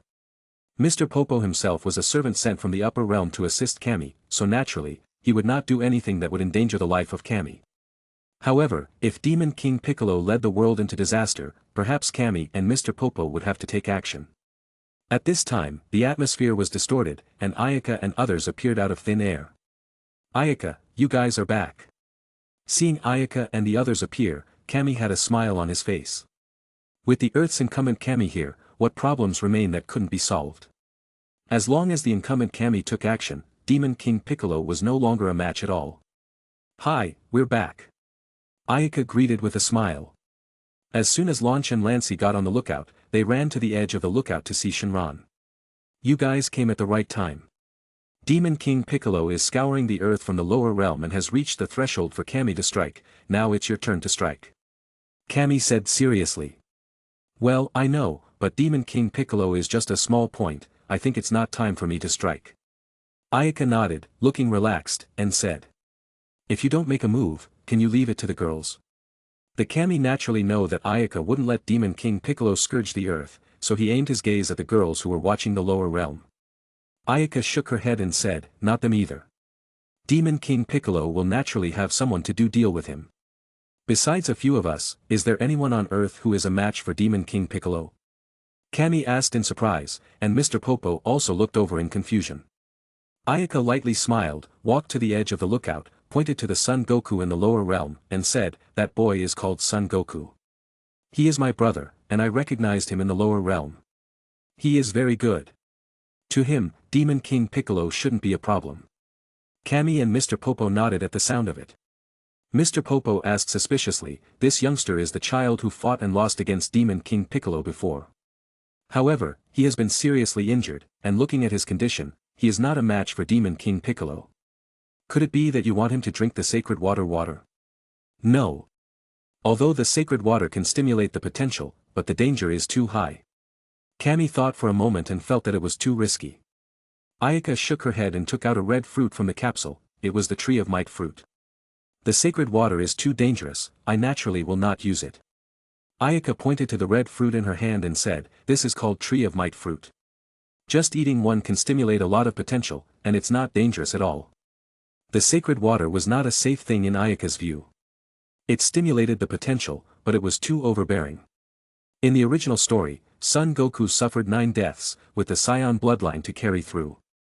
Ayaka even suspected that it was because of the sacred water plus the late use of several heavy loads of Kaioken that Son Goku premature heart muscle strain, resulting in viral heart disease. Scions as a warrior race had a power core, the heart. So, how could they say that there was a problem?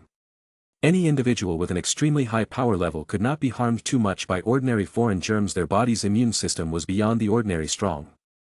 As soon as the germs enter the body, they were swallowed up by the body fluid's immune cells. Son Goku actually suffered from viral heart disease, most likely because of certain reasons and the weak link in the body. Although it was just a guess, since there was a better substitute, Ayaka was not going to let Son Goku drink the sacred water. Kami took the Tree of Might fruit and looked it up and down. How amazing! Of course. This fruit was born from absorbing the life essence of the entire planet. It contains rich life energy. The important thing is that it does not have any side effects. Ayaka took out 9 more fruits and handed them to the old sky god. Kami immediately understood the preciousness of the Tree of Might fruit and carefully put the fruits away. A total of 10 fruits, Kami and Mr. Popo first eat 1 each, the other 8 you decide for yourselves. This fruit will stimulate the potential according to different strength differential. If your strength is too low, the potential triggered is less, and if it is too high, the fruit will not play a good role, so it is best to eat between 100,000 and 5 million power level. Between 100,000 and 5 million to eat was the best. Kami and Mr. Popo looked at each other. They always felt that with their state eating the Tree of Might fruit was a kind of waste. However, since Ayaka let them eat, they did not refuse. In addition to himself, Mr. Popo also ate 1 each. The remaining 8, Kami intended to save it well, just in case. You gave us 10 fruits, so do you have any more? I have already eaten a lot with the girls, and excluding the 10 I still have 80 here, completely enough. Ayaka said with a light smile. Although the tree of might fruit was important, it was not that useful for people with more than 5 million power levels. After all, the essence of a planet's life was divided into hundreds of fruits, each one contains not much. The senzu beans was more critical, the difference was that the spirit tree fruit was significant in the early utility stages. The senzu beans were significant in the later stages. Launch, look at Shinran, let's go down.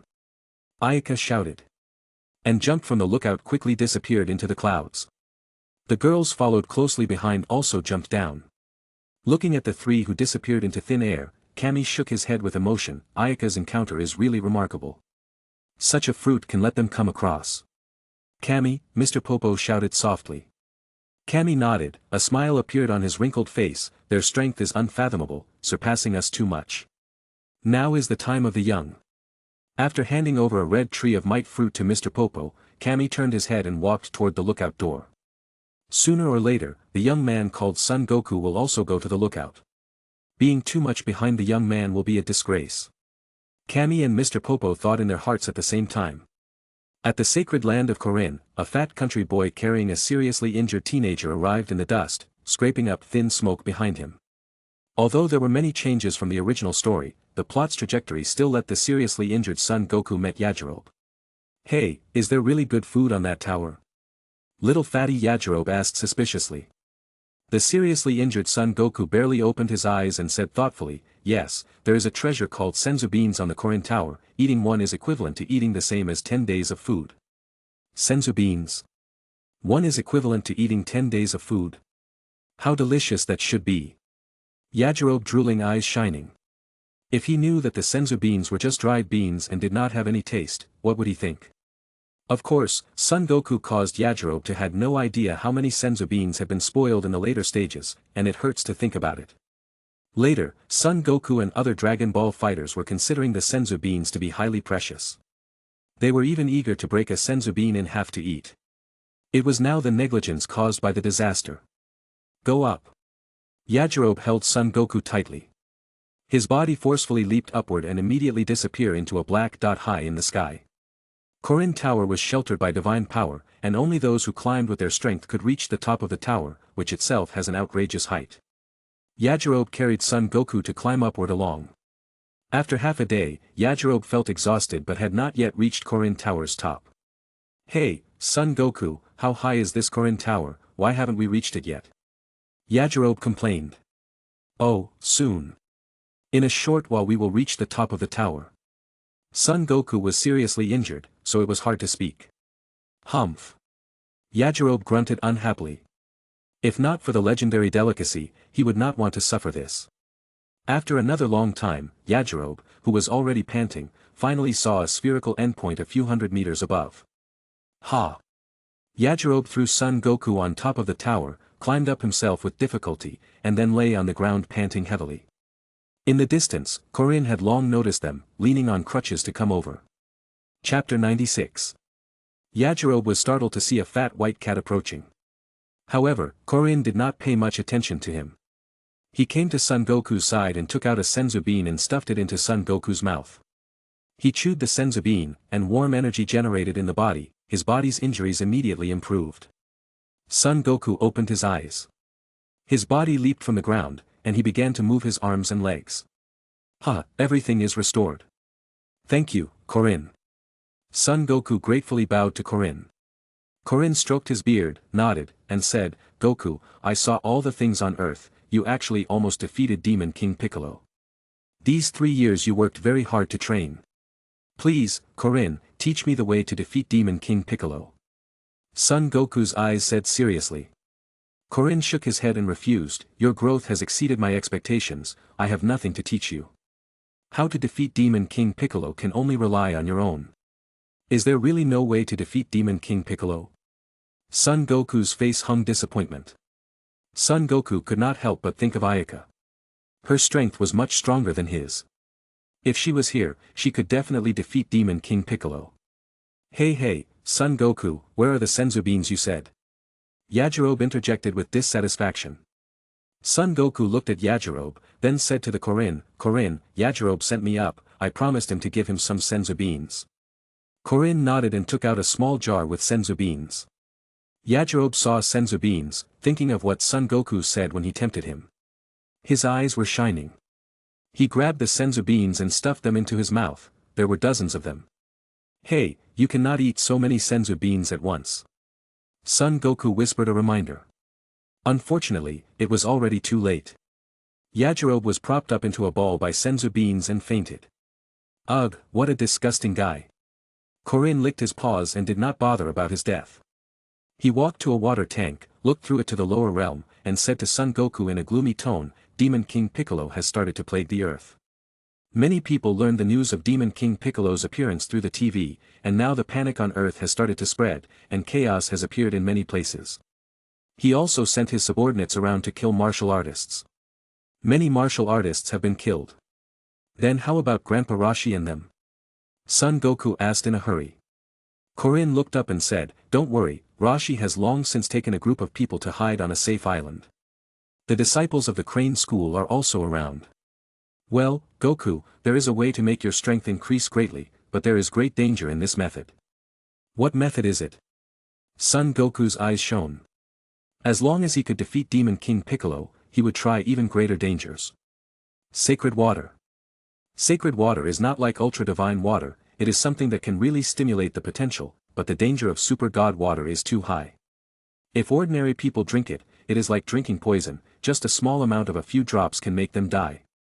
Korin didn't know if he was right or wrong to say about the sacred water. In the original story, it was a compulsion, and now there were several people who could defeat Demon King Piccolo. If your sister knew, she would blame me. Korin, where is the sacred water? This is it. Korin turned out a clay pot from the secret room with a divine word. Goku, you really want to drink it? This is very dangerous. Korin repeatedly mentioned the danger of sacred water. Son Goku did not pay much attention, poured a small cup of sacred water, and, ready to drink it. It's better not to drink the sacred water. The young girl's voice came, and the next moment 3 beautiful figures appeared on Korin Tower. Ayaka stretched out the cup, preventing Son Goku from drinking the sacred water. Sister. Son Goku shouted in surprise when he saw Ayaka. Oh, you can't drink the sacred water, it will kill you. Ayaka said with a smile. She took the sacred water and nodded to Korin, long time no see. Phew, Ayaka, it's been a long time. You're coming and going more and more. Korin narrowed his eyes to look at Ayaka. He keenly felt that Ayaka and the girls were more mysterious than they were 3 years ago. Since you're here, Goku won't have to risk his life to drink the sacred water. Ayaka laughed, I just came down from above. I will leave it to Goku to handle the matter of Demon Piccolo. Well, Goku's strength is still a bit short, but no need for the super god water, I have something better. She said and pulled out Tree of Might fruit from her pocket and threw it to Son Goku. Son Goku reflexively caught the fruit and asked in confusion, what is this fruit? This is the Tree of Might fruit. It can develop human potential depending on the situation. The effect is countless times better than the sacred water, and there are no side effects. Ayaka explained. Hearing what Ayaka said, Korin was startled and said in his heart, as expected of Kami, there are so many good things. Is it that amazing? Once Son Goku heard it, his eyes put out a brilliant light. He stared at the fruit in his hand, examined it for a while, then sent it to his mouth and ate it in 2 or 3 bites. Soon, Son Goku felt his whole body heat up, as if countless air currents were surging in his body. An inexplicable force kept surging out from his muscles, and his body was full of strength. Wow! Son Goku shouted excitedly. The ki in his body kept getting stronger, surging out. Korin looked at the teenager in shock. In just a moment's work, he sensed that Son Goku's ki had actually risen by more than double. The Tree of Might fruit is working. How much will Goku's strength increase? Launch said with a smile. Ayaka shook her head, not sure. Goku is still weak, the fruit should be able to at least double his power level. Well, it can reach more than 500, a few hundred amount is not much. If it was not more than a small amount, it was simply a waste of Tree of Might fruit. Roar! Son Goku roared. His body's ki seemed to condense into a huge ape, excitedly venting. The effect of the fruit slowly presented, and his power level finally stabilized at 527. Ayaka had been delighted with this effect. Son Goku's strength now fully reached the degree of the beginning of Dragon Ball Z, and even some beyond. It was just unable to gather ki to 1000 power level like Z, but it was more than enough to deal with the 260 power level of Demon King Piccolo. Upon feeling the surging power in the body, his body had inexhaustible strength. Son Goku excited, "Sister, that fruit is really too powerful. I feel much stronger. That's for sure. Your current power can kill your old self with a slap," Lancey said with a glare. Hee, Son Goku laughed happily, seemingly not realizing the preciousness of the fruit yet. Well, Goku, with your current strength, can easily defeat Demon King Piccolo. However, Demon King Piccolo killed Shinran, and there was no way to resurrect those humans who were killed because of Demon King Piccolo. Korin walking back and forth with a cane then glanced at Ayaka. He pulled out a string of bells. "You are already qualified to advance to the lookout. This bell is a credential to the Divine Realm. When you defeat the Demon King Piccolo, you can go to the Divine Realm. Kami created Shinran, so can you resurrect Shinran if you see Kami?" Son Goku took the bell in surprise. You could say that." Korin glanced a few times at Ayaka, who looked blandly.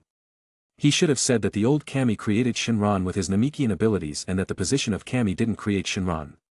Great, so everyone can be resurrected. Sisters, Korin, I go first to find the Demon King Piccolo. Son Goku shouted and jumped off the Korin Tower, riding the flying Nimbus toward Demon King Piccolo's ki. Goku, don't forget to bring the power pole when the time comes. Otherwise, you can't go to the Divine Realm. Korin pounced on the top of the tower fence side, loudly commanded, but Son Goku had lost the trail. What a furtive fellow. Korin muttered, then looked at Ayaka, thinking that when Goku went up to the Divine Realm and met Kami, it would be interesting. Ayaka lightly leaned on a nearby stone pillar, squinted at Yajirobe, then said to the girls, "Well, Goku went to deal with Demon King Piccolo, we need go down to the world for a walk, to see an old friend." Chapter 97. One of the Earth's seas, near fragmented and numerous small islands, was a relatively large island with a humble hut. A rooster-shaped weather vane on the small roof was constantly turning under the sea breeze. Nearly a dozen people were gathered in the hut, sitting around the television set intently watching the live report, which showed that Demon King Piccolo had stormed the Center City's mansion and was preaching fear to the public. This is bad. This evil guy Demon King Piccolo has become the king of the world, and his next goal is to destroy the capital of the West City. Yamcha indignantly banged his fist on the table. Bulma's face was full of panic and anxiety. What to do? My parents are living there. Being anxious also useless, it seems there is really no way. Even a guy as strong as Goku was defeated. Can no one defeat Demon King Piccolo? Violet, formerly Colonel Violet of the Red Ribbon Army, cried. Tien Shinhan, Krillin, and others couldn't help but silence. The look of resignation flashed across their faces. Demon King Piccolo was too powerful. Even if they joined forces, they could not defeat him. I do not know where Ayaka and the girls have gone. If they are there, we can definitely defeat Demon King Piccolo by joining forces. Oolong's body trembled when he remembered Ayaka's terrifying strength a few years ago. Yes, it is a pity that we do not know where they went to train. We completely unable to contact them. Master Roshi sighed. Because Son Goku killed Tambourine, Krillin did not die as in the original, and Master Roshi did not go with Tien Shinhan to collect the Dragon Balls. Instead, together with Bulma and others, Master Roshi hid the Kame house on a deserted island. Well, who is Ayaka and the girls you guys are talking about? It sounds like they are very strong and can defeat Demon King Piccolo. Never come into contact with Ayaka's Tien Shinhan, and Kaiatsu asked suspiciously. We're talking about Goku's sister. How do I put it? Not the real sister, but their strength is also very terrifying. 3 years ago when we met, they were very powerful. I think their strength must be above Demon King Piccolo. Thinking of the strength shown by Ayaka against the Great Ape Transformation Son Goku when he first summoned Shinran, Yamcha and Bulma were both yearning and fearful. Tien Shinhan was amazed listening to the group about Ayaka's exploits. Hearing you guys say so, I want to meet them in person. Unfortunately, it is impossible to contact them. Master Roshi took off his sunglasses. His expression was serious. Master Mateto sacrificed his life to use the evil containment wave to seal Demon King Piccolo. Master Rashi, please let me also go together to deal with the great demon king. It is too dangerous for you alone.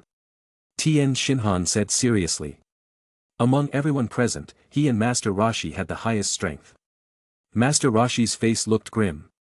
He refused. No, you cannot go. Your martial arts talent is excellent, and you can continue to break through in the future. This is too dangerous. We can't bury all our hopes. Tien Shinhan still wanted to say something but was stopped by the stern eyes of Master Rashi. Ah, everyone, come and see, Goku appeared on the TV. Oolong shouted, pointing at the TV screen. What? Everyone immediately gathered their eyes to the TV screen again. They saw an orange and red figure appear on the TV. Because the camera was far away, the figure appeared blurry. However, Bulma and others could still recognize it. It's really Goku. Why did he run to fight with Demon King Piccolo again? Son Goku was wearing a martial arts uniform on the screen and was fighting fiercely with Demon King Piccolo. The screen flickered, the camera could not quickly capture the two figures. Goku's strength seems to have become much stronger. He can actually fight with Demon King Piccolo to a draw. Krillin was full of surprise. Tien Shinhan and Yamcha nodded at the same time. Master Rashi's eyes unblinkingly glued to the TV. Well, that level of battle is indeed much higher than we thought, and both sides do not seem to use full strength. Horror. Just the footage in the picture makes people feel unsurpassed. I wonder how shocking it would be if it were live. Tien Shinhan stared at the television. The sound of a booming and visually stunning explosion made his head break out in a cold sweat. At this point, Master Rashi pointed to the TV. Look, Goku showed his strength. His attack speed is getting faster and faster. He was so powerful. Even back then, I'm afraid that Master Mateto was not as powerful as Goku now. Near the end of the battle, Son Goku clenched his fist and rushed up to the sky. The fist knocked Demon King Piccolo through. Demon King Piccolo spat out an egg toward the distance before dying. The giant egg's speedy flight soon disappeared traces. He won. Son Goku defeated Demon King Piccolo. Bulma happily knocked Oolong's head. Tears of excitement emerged from her eyes. Krillin was also laughing and jumping up and down. Great, Demon King Piccolo was destroyed. Son Goku saved the world. Yamcha, Tien Shinhan, and other people had smiles on their faces. Once Demon King Piccolo died, the fear that hung over people's hearts immediately disappeared. People around the world ran to the streets to celebrate. Goku's strength has improved again. I have to catch up on my training. I can't be too far behind him, and I must beat him in the next World Martial Arts Tournament. Tien Shinhan secretly said. It was not terrible to fall behind. As long as there was a strong and unconquerable heart, you could definitely catch up. Master Rashi went out of the house, looking at the azure sky. At this time, his heart was extremely unsettled. His disciple eliminated Demon King Piccolo and saved the world. Now, he was thinking about it. How can Goku's strength improve so quickly? It's like a dream. What's that? In the distance, there were 3 black dots flying this way. Master Rashi wiped his eyes to make sure he didn't get misty-eyed. Someone is coming this way. The visitors were flying extremely fast, and the sea was brought up in 3 intense waves. Ayaka shook her hand at Master Rashi. Master Rashi, you actually moved the Kame house here, so we have to look for it. Master Rashi didn't think it was Ayaka and the girls. He calmed down and said, Ayaka, where have you been for the past 3 years? How come we can't get in touch? Then he looked at the 3 with a lustful face, thinking, a few years without seeing Ayaka become more outstanding. These 2 beside her is also a rare big beauty. Ayaka knew Master Rashi's usual problem. She didn't bother to pay attention to him and said indifferently, we went to a very distant place to train, and just returned. The group is here, right? She said and walked into Kame house. Bulma, Violet, Krillin, Yamcha, everyone, long time no see. Ayaka, you are finally here. Look, just now Goku defeated Demon King Piccolo to save the world. Bulma said. Ayaka smiled understandingly. The world had just emerged from the darkness, and everyone had a lot to say in their hearts. I'll go make some tea first. Violet stood up and walked to the kitchen. Now Violet was doing all the housework in the Kame house, replacing Launch's job in the original story. Tien Shinhan constrained to look at the new 3. He looked unnatural, whispered to ask Krillin, hey, they are the people you just said, right? Are they very strong? Krillin nodded hard, I'm not too sure about the specific. It was Bulma and Yamcha who first traveled with Goku and they know better. However, in the last World First Martial Arts Tournament, Ayaka was the champion. Speaking of the last World First Martial Arts Tournament champion, Tien Shinhan had a deep impression, so it was her. What a big change. Indeed, these years Ayaka completely matured. She was 7 meters in height and was considered relatively tall. All aspects of development were outstanding and were considered a product of fine craftsmanship. The body was no longer considered a young girl. She was between a young girl and a young lady. The flowing hair added a few mature temperaments. Yamcha turned around to see Ayaka smiled mysteriously at him. He stood there awkwardly. After a few people have explained, Tien Shinhan's mind had an intuitive understanding of Ayaka. She was labeled as beautiful, scary, and unrecruitable. Hey, Demon King Piccolo was destroyed, just collect the Dragon Balls to let the people who die because of Demon King Piccolo to revive. Everything will be back to the original, Oolong said with a small mouthful of ice cream licking, looking relaxed. Hey, you guys do not know that Shenron has been killed by Demon King Piccolo? Ayaka asked strangely. Everyone was startled. Oolong's ice cream suddenly slipped on the clothes, trembling asked, you say, Shenron has been killed? That, Dragon Ball no longer exists. Yes, Demon King Piccolo summoned Shenron to rejuvenate himself, after which Shenron was killed, and now the Dragon Ball has become an ordinary stone. Then you can't make a wish anymore. Bulma showed a disappointed face. But you guys don't worry. Shenron is created by Kami, just ask Kami to bring back the Shenron. Launch suggested. Launch, how can Kami exist? Bulma asked. She did not believe it. How could Kami exist in this world? No, Kami exists. Goku eliminated Demon King Piccolo, so he qualified to go to the Heavenly Realm for training. He can make Kami recreate the Shenron. Time flew by, looking at the sky has darkened, and thought that Son Goku should be going up to the lookout. Ayaka said goodbye to Master Roshi. Everyone practice well.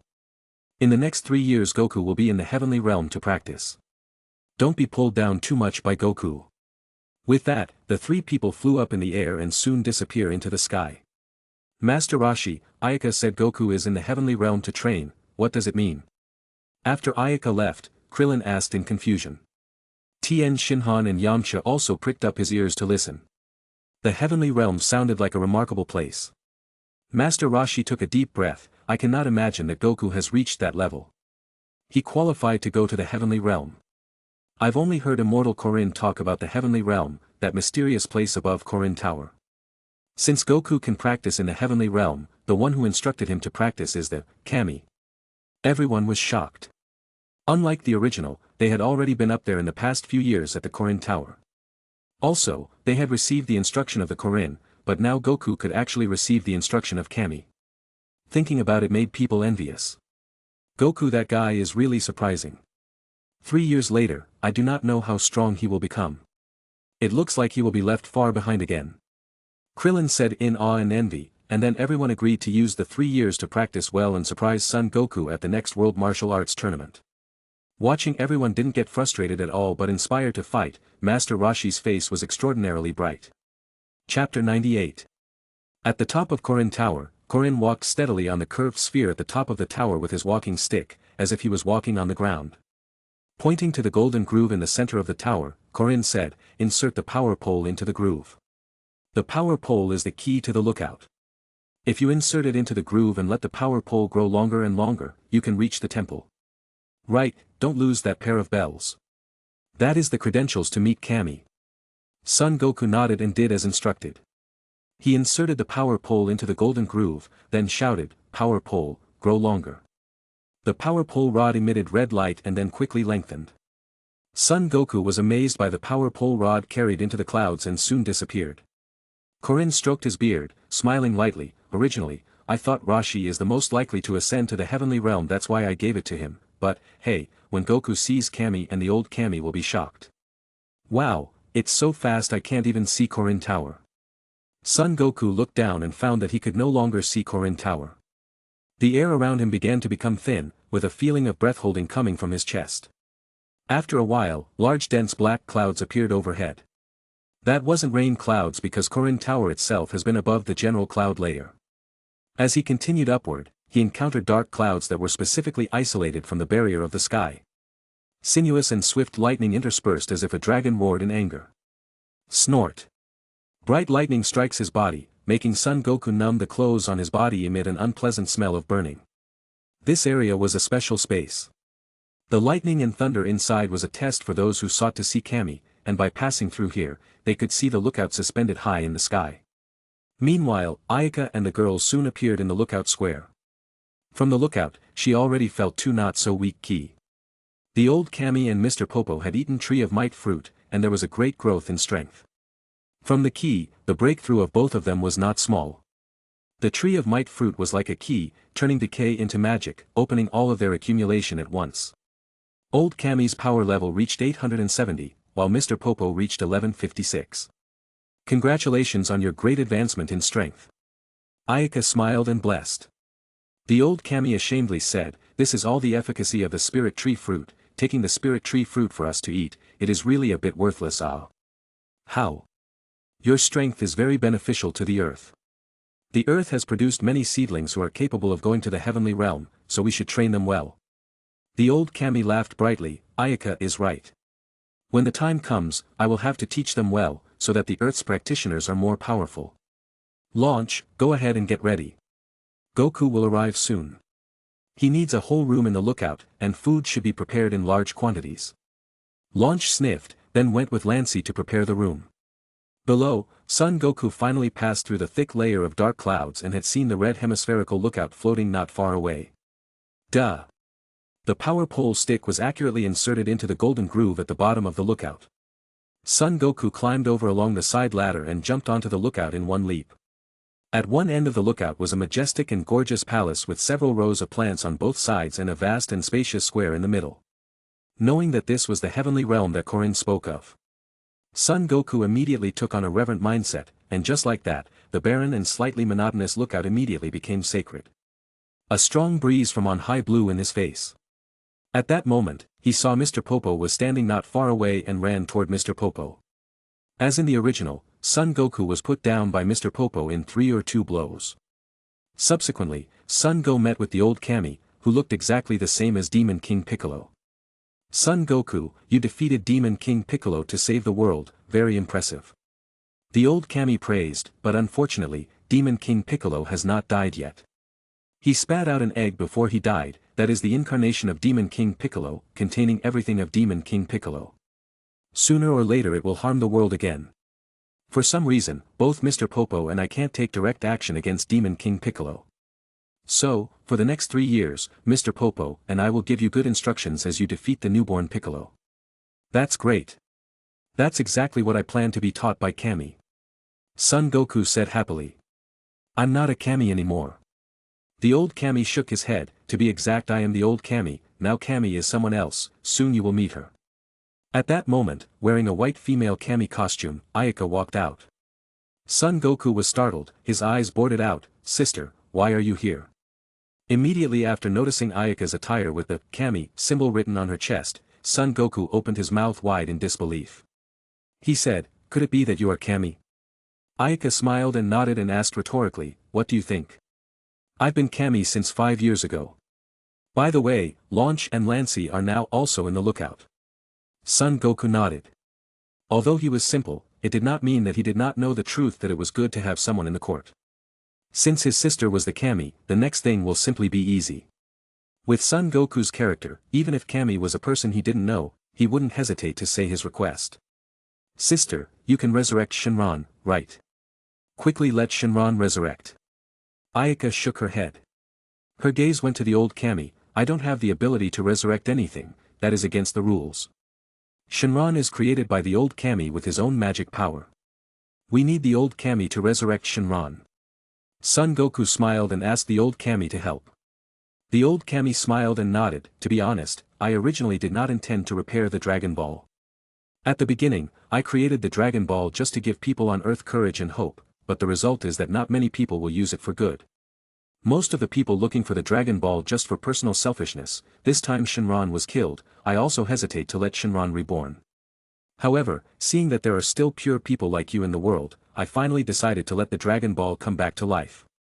Mr. Popo brought the glass cover containing Shinran as instructed. The statue of Shinran inside had broken into several pieces. Mr. Popo took out the glue, quickly assembled the clay puppet of Shinran. It's fixed. Everyone stepped back a few steps. The old kami raised his finger, a crystal bright light flashed from between his fingers and shot at the glass cover containing Shinran. The glass cover flashed a few arcs of electricity, then Shinran turned into a bright light and flew to the lower realm. Originally, Dragon Ball had to have a year to turn into stone, but this time is special. Shinran just resurrected, so it will first fulfill the wish to let the people who were killed by Demon King Piccolo to resurrect, but after that Shinran will fall into a few years of slumber. The old kami said slowly. No problem, as long as the people killed by Demon King Piccolo resurrected, Shinran can sleep for a few years. No problem. Son Goku said.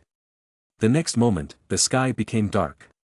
In the wasteland where Shinran was killed, the green coiled huge Shinran shuttled through the clouds. The two eyes shone with a bright crimson light. All the people killed by Demon King Piccolo immediately resurrected, after which the 7 Dragon Balls scattered all over the world. Because this wish belonged to the overdraft, the next few years, the Dragon Balls would only be the rock state. Kame House was located on the island, Master Roshi and other people stunned looking at a dark sky. It looks like Shinran really resurrected, so Goku has met the kami. Krillin said incredulously. So there really is a kami in the world. The atheistic Bulma and Violet's original worldview was torn open. Tian Shinhan, who never knew the deeds of the Dragon Ball, asked in dismay, "This sky is pitch black, is this the scene where Shinran appears?" At the same time, people around the world found that those who had originally died had surprisingly come to life. This time, no matter whether theists or atheists, there was only one thought in their minds. God miracle. Well, Shinran has been fulfilled the wish, Son Goku, you rest first, tomorrow you start practicing. The old kami said, turned, and walked into the lookout. Son Goku, we have prepared a lot of good food. Go eat. Launch, who had prepared the food, came with a smile on her face. Is there a lot of delicious food? As soon as he heard that there was something to eat, Son Goku's eyes immediately glowed. His spirit was high, and his whole body became stupidly excited. Sure enough, he walked into the dining room, where dozens of delicious food had been laid out. Chapter 99. Now, Son Goku has been practicing in the lookout for half a year. Under Mr. Popo and Kami's guidance, he gradually learned to control the burgeoning power and then constantly sharpen the foundation, allowing the mind to maintain an ethereal state. Ayaka also continued to exercise hard, instructing Son Goku was completely assigned to Mr. Popo and Kami. With the Ice King Palace's help, the breakthrough in strength would be easy, but she still trained diligently for the sake of a solid foundation. In these 6 months, Lancy made the most progress. Due to her and Launch's physique connected, Lancy had a big breakthrough every time she practiced. Soon, she reached Launch's strength with a power level of 3 million. When the two strength wasn't much different, Ayaka also gave them the fusion dance from Planet Metamor. The future merging of the two would definitely not be weak. Ha! Ayaka took a towel to wipe and walked out of the training room. Next, she went to the bathroom to rinse off. The water in the bathroom was infused with divine power, improving the body and letting the body bathed in divine power to maintain the best condition. After the bath, she walked to the lookout square. Son Goku was fighting with Mr. Popo. His body was light and agile, and the speed was as fast as the wind. The lookout was located at a high altitude, the air is thin and less oxygen. Strenuous exercise could easily make you dizzy, so there should be a strict method of training. I'm going to attack. Hearing Son Goku lightly shouted, his body was athletic and sensitive. He launched a series of rapid attacks on Mr. Popo, whose eyes were dull, but he always quickly took Son Goku's attacks. Boom! Mr. Popo shifted, suddenly appeared on the right side of Son Goku. He reached out his fist and hit him on the cheek, causing Son Goku to be knocked out and crashed into the shrine's big tree. Son Goku is like a sponge that absorbs water, it improves very quickly. Old Kami leaned on his divine staff and walked over to Ayaka, who smiled and nodded. Her flowing hair danced in the wind. In 3 years' time, Goku will have a great breakthrough, and Demon King Piccolo will not be his match. Speaking of Demon King Piccolo, Ayaka remembered the many masters of the demon realm. In the anime, Son Goku seemed to have entered the demon realm to save a certain country's princess.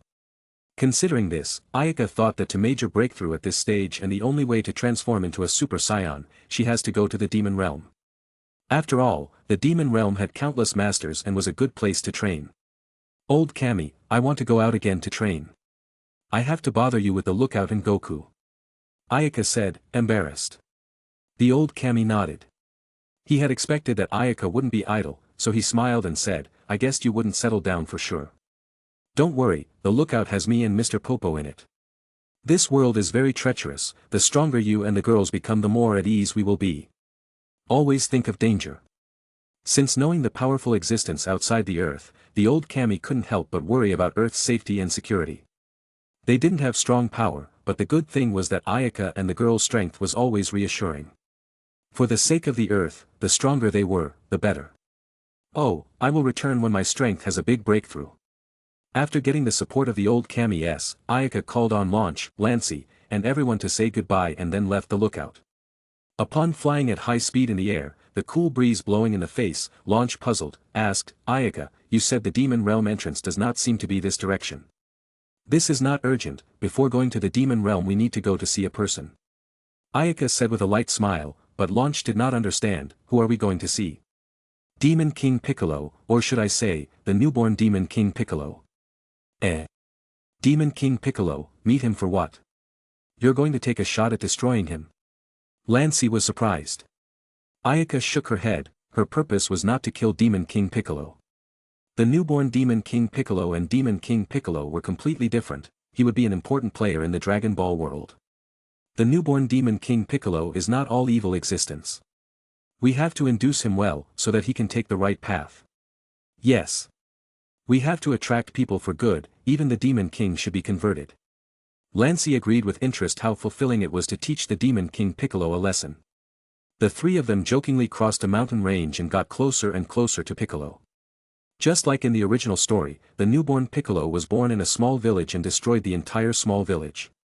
Now, time had passed half a year later, and Piccolo was still in the nearby mountains to practice. He used harsh techniques to train himself, and his goal was to become stronger and defeat Son Goku, to know the shame of the demon race. One day, as usual, Piccolo came to the waterfall to exercise, wearing heavyweight clothing. Suddenly, he perceived three powerful Ki approaching him. The three Ki were incomparably scary and made him tremble. Damn, how can there be such powerful Ki? In addition to Son Goku, there are such masters in this world. My dream of ruling the world is a triple obstacle. Piccolo roared in anger. Here it comes. He saw three young girls descend from the sky. They exuded a chilling aura, and Piccolo broke out in a cold sweat. He made a defensive posture with a wary face. Wow, this is Piccolo. Okay, he's small. Little Piccolo, don't be afraid, sister will not hurt you. Lancy stared at Piccolo like a toy. Piccolo saw a dangerous look in her eyes. His body consciously took a few steps back. However, Piccolo was only born half a year ago, and his strength as Demon King Piccolo hadn't yet reached half a degree. At once, Lancy grabbed his hands. Piccolo struggled angrily, but the young girl's hands were firmly clamped like steel pincers, simply could not break free. Who are you and what is your purpose? Piccolo was forced to calm down and said. Lancy, don't tease him. Let him go. Ayaka said with a faint smile. Lancy let go of Piccolo, and Piccolo stayed standing without thinking about escaping. He was sensible enough to understand that there was no way to escape with his strength. Damn it! Piccolo heart indignant. His two sharp demon teeth rubbed against each other. You do not need to be afraid, we do not want to hurt you. Your current strength is too poor, so let us train you properly. With a peaceful face, Ayaka said words that seemed very scary to Piccolo. She then grabbed Piccolo's collar and lifted him up. It's over. Piccolo shuddered but resigned himself to his fate and did not resist. In the dark and scary canyon, a green-skinned figure was constantly being ravaged by the three girls. Bang! Bang! Bang! The sound of impact echoed in the canyon. The birds in the nearby forest were startled and flew out of the canyon. The green-skinned Piccolo was covered in wounds, bleeding purple blood. Still, his eyes were stubborn and unyielding, constantly meeting the other side's fierce attacks. Such a day he had spent more than 2 months. Every day he was subjected to inhumane torture and often one-sided ravages. The beginning of life was worse than death to the current numbness to accept, the horror of the three girls deeply burned in the heart. Piccolo's strength had improved by leaps and bounds in just 2 months so that his heart felt still a little comfort. One day at noon, Ayaka packed up a little and then said to Piccolo, "Well, little guy, your training will end here. We also have to leave, and the rest you practice it yourself." Piccolo's eyes flashed a glint of light. He didn't know whether to be happy or sad. "Well," Ayaka threw out red fruit, "Son Goku is receiving hard training, and your strength is still a lot worse. In the next 2 years or so, practice well, do not think about ruling the world is far bigger than you think. You should go to the 23rd World Martial Arts Tournament. Goodbye." Piccolo caught the red fruit. The voice just fell in his ears, but he found that the girls' figures had disappeared. Piccolo's eyes flashed a complex look, and he muttered, "Maybe this world is really big. The world is not so good to be ruled." After taking a bite of the fruit in his hand, he suddenly found amazing ki energy appearing in his body. This ki is so strong. Piccolo's eyes snapped wide. He unexpectedly finding his strength in a moment, became much more robust, and then swallowed the fruit in 3 or 2 months. What a strong power. Son Goku, I can definitely defeat you. Chapter 100. Is it really okay to give the Tree of Might fruit to Piccolo? Launch was flying in the air, turned her head, and asked. It's okay, let Piccolo realize how big the world is. He shouldn't presume to rule the world. He and Goku are back on the same starting line, let's see who's stronger in 2 years. Ayaka said with a self-effacing look. For the current Ayaka, Piccolo was no longer a problem. Even if she let him compete with Son Goku, there was no impact on the big picture. On the contrary, there were some benefits. The three speed up the flight and soon reached the Demon Realm entrance said in the anime. She pushed open the Demon Realm door, and evil and dark and with the smell of blood came. Ayaka entered the Demon Realm and then closed the door of the Demon Realm. What a dark feeling. Launch covered her nose. The Demon Realm's unique demonic power resisted the divine power in their bodies, making her somewhat uncomfortable. No matter how powerful the existence was in the Dragon Ball world, the soul would report to the other world after death. Only those who were killed by the demons would suffer eternal torment without transcendence. Ayaka nodded. She had the same feeling as Launch. The key of the Demon Realm made her dislike it. The Demon Realm space is extremely large. Compared to the other world is not very different, and there are many masters inside. A little carelessness is not allowed. This area is the area connected to the earth, so the strength is relatively weak. Ayaka's eyes glanced as she felt the ki were very weak, she roughly judged the strength of this area.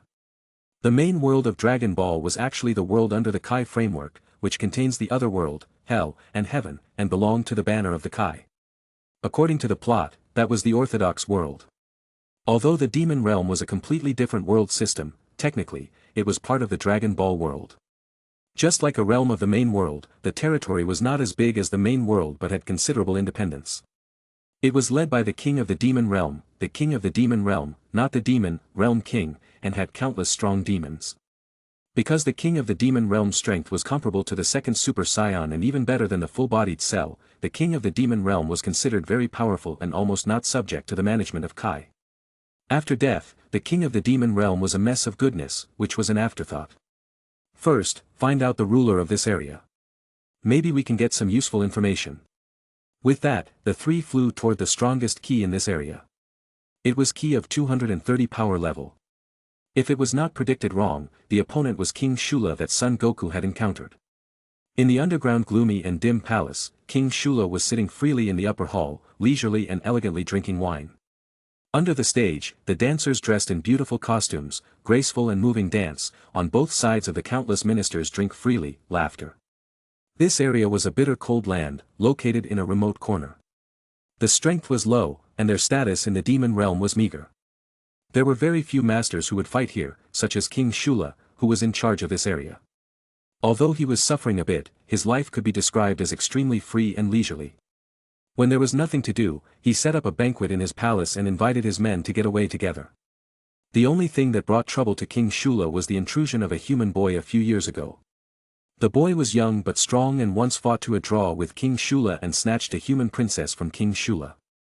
Of course, that teenager quickly left without bringing shock to the reign of King Shula. My king, recently the nearby Garum's army is not very peaceful, does it want to make some moves? After drinking the wine, a tiger-headed demon opened his mouth and said, "Humph, but Garum's army has no masters, not enough to worry about. However, Garum's army should be careful to watch out. I heard that their King Garum's has a breakthrough in strength. King Shula's purple eyes flashed a trace of contempt, confidently said, King Garum's breakthrough is no match for this king, do not pay attention to them. Unfortunately, we have a harsh environment here. If very few powerful warriors appear, the masters are not even looking at this place. The strength is far less than the great powers in the distant world. King Shula had walked in the distant regions when he was not dominant. There were many masters there, and he knew that those places were not places he could mix away, which was why he came to this bitter cold land. Sighing helplessly, King Shula drank his cup of wine in one gulp. Steeply, King Shula inexplicably felt a chill, then 3 young and beautiful young girls appeared on top of the hall. Their pairs of beautiful eyes sweeping around. Maters. King Shula's heart trembled violently. Upon seeing 2 beams of deep and dark gaze cast, his body temperature seemed to drop by 10 degrees all of a sudden. Absolute masters, countless times more powerful than the human teenager last time. Humans. Numerous demons shouted out of breath, then murmurs rang out in the hall. Humans and demons still look very different, so the demons present instantly recognized Ayaka and the others as humans. A tall and mighty demon angrily scolded, how dare the human race enter the demon realm? Take them down. Hold it. King Shula hurried to stop, ordered his subordinates to retreat. Instead, he got up and came to the 3. The opponents certainly masters, not some people they could offend. King Shula lowered his posture and cautiously said to the young girl, I wonder what the 3 of you need help with. For King Shula's low-profile question, the subordinate demons couldn't help but be amazed. Could it be that these 3 young girls have a great deal to offer, especially the demon who just voiced out a rebuke was sweating like rain? Are you King Shula? This area's strength is not bad. Ayaka glanced at the purple-haired demon in front of her. Since King Shula put his posture so low, she did not intend to make things difficult and said, we just entered the demon realm and need you to provide some information about the demon realm. With great pleasure. King Shula's stiff face squeezed out a smile and told what he knew. The demon realm is vast, and only few people know exactly how big it is. I am in charge of the kingdom located in a remote area of the demon realm, and there are the Garum's army and King Garum's nearby. King Shula talked slowly and very carefully about the demon realm state. Ayaka listened and generally understood the demon realm. Here was located in a remote, harsh environment, and was a relatively inferior territory of the demon realm, belonged to the periphery of the demon realm. According to the strength, the ruling demons were divided into Dark Demon Realm, Greater Demon Realm, and Lesser Demon Realm. The Lesser Demon Realm were generally the same as the remote corner of the territory ruled by King Shula. The strength was very weak, while the Dark Demon Realm was strong and rich. The Dark Demon Realm was completely under the rule of the King of the Demon Realm, Dabura. The strength was the most terrifying. Generally understand the Demon Realm situation. Ayaka and the girls glanced at each other and instantly moved away from King Shula's palace. The moment Ayaka left, King Shula gasped. He felt drained, as if he was going to collapse. Ayaka gave him too much pressure. Just standing there without moving made him sweat and palpitate, and unknowingly his back was already wet. My king. King Shula shook his head. His purple eyes swept mercilessly and ordered, the strength of the opponent is too terrifying. Forget all the things that happened today and do not allow half of it to leak. Yes. The crowd of demons answered in unison. King Shula nodded blandly, then continued the banquet. The way to get away was the same, but his mind was not on the wine, song, and dance. A few powerful human girls come to the demon realm for what? I'm afraid that such strength can have a place in the lesser demon realm. Leaving King Shula's territory, Ayaka and the girls left the lesser demon realm. They entered the dark demon realm after several consecutive transients. Once inside the dark demon realm, Ayaka felt different. The surrounding soil or air was incomparable to the periphery, not far from the dense and thick canyons. Powerful ki came from everywhere in the mountains, and there were hundreds of ki of tens of thousands of combat power alone. Breathe the air with the rich aromatic grass smell, Ayaka sighed, it really is not comparable to the lesser demon realm. Not to mention the strength and resources, the air is too different. No wonder King Shula dominate that corner of the land for so long. Fortunately, with a little strength, the demons simply do not care about the lesser demon realm. The rich resources and fierce competition, this strong competition atmosphere has created a large number of demon realm masters. The demon masters in just one mountain range far exceed the high-level planet. Launch said with gloomy eyes. The human advanced planet assessment required having a power level of more than 10,000. However, a mountain range in the Dark Demon realm had hundreds of power levels over 10,000. This is natural. The North area and even the entire galaxy is just a drop in the ocean of the many galaxies on Earth. While the Demon realm is not worse than the entire Earth, the Dark Demon realm's masters is not surprising. Ayaka understood now about the Dragon Ball world. The Kai governed the entire universe, including the other world, Hell, and Heaven. Under countless similar galaxies, the number must be huge, and a large galaxy was managed by the respective Grand Kai and the 4 Kai. Kai was called King of Worlds, so did the number of Kai and Grand Kai be small. The Demon realm was certainly the world under the management of Kai, but the special thing was the King of the Demon realm. Dabura's strength was no less than that of the Kai. He created the statue of the King of the Demon realm and the independence of the Demon realm, and the strength of the Demon realm under Dabura's rule was, of course, extremely terrifying. Launch, Lancy, in the next 2 years or so, we separate for training, and strive to use 2 years to make great progress in training. After that, you have to patrol the North area for Kai. Your strength must be enhanced. Ayaka said solemnly. The two nodded seriously. Their and Ayaka's strength already had a big gap and somewhat unable to keep up with her progress. Ayaka was going to the field that was not suitable for them to go. Only by separating could they become stronger. The 3 agreed to leave the Demon realm together in 2 years. Then each separated and flew in different directions. The purple moon was in the sky. Under the light moonlight, Ayaka flew fast, covered with a light yellow glow. Op! A beam of light swept by, leaving a faint as jade-like crystal clear haze. Ayaka was flying in the air, her body constantly sensed the powerful ki around. As she stepped more and more into the inner circle, the surrounding demon's strength became stronger and stronger. Hundreds of thousands, millions of power-level demons were directly skipped by her, picking those on the strength of 10 million demons. Just a few months, the strength of more than 10 million masters lost under Ayaka had been no less than 100 people. She had gradually approached towards the junction of the Lesser and Dark Demon realm. There are masters, and not just one. Sensing powerful ki coming from the left, Ayaka made a slight adjustment and flew straight towards that ki. Chapter 101. The Lesser and Dark Demon realm's junction was a treacherous terrain crisscrossed by mountains and forests. The strength of the demons inside was extremely strong due to the Lesser and Dark Demon realm's proximity. Ayaka sensed 5 powerful ki ahead, each one above Frisia. 21 million, 23, 1 million, 23, 21 million. Ayaka's eyes flashed with fine light and a bland smile hanging at the corners of her mouth. There are actually 5 powerful ki gathered together. It looks like they are still on good terms with each other. Soon, she came to understand. After all, the proximity to the Dark Demon realm inevitably appears powerful and united together, the survival rate would be high. Suddenly accelerated, a pale golden jet of ki came out, leaving a blurred residue in the air. The Bartle brothers were the ones who emitted the 5 ki. As demons, they grew from weak to strong, understood the demon realm's treacherous nature better, and never separated to act alone after they grew up.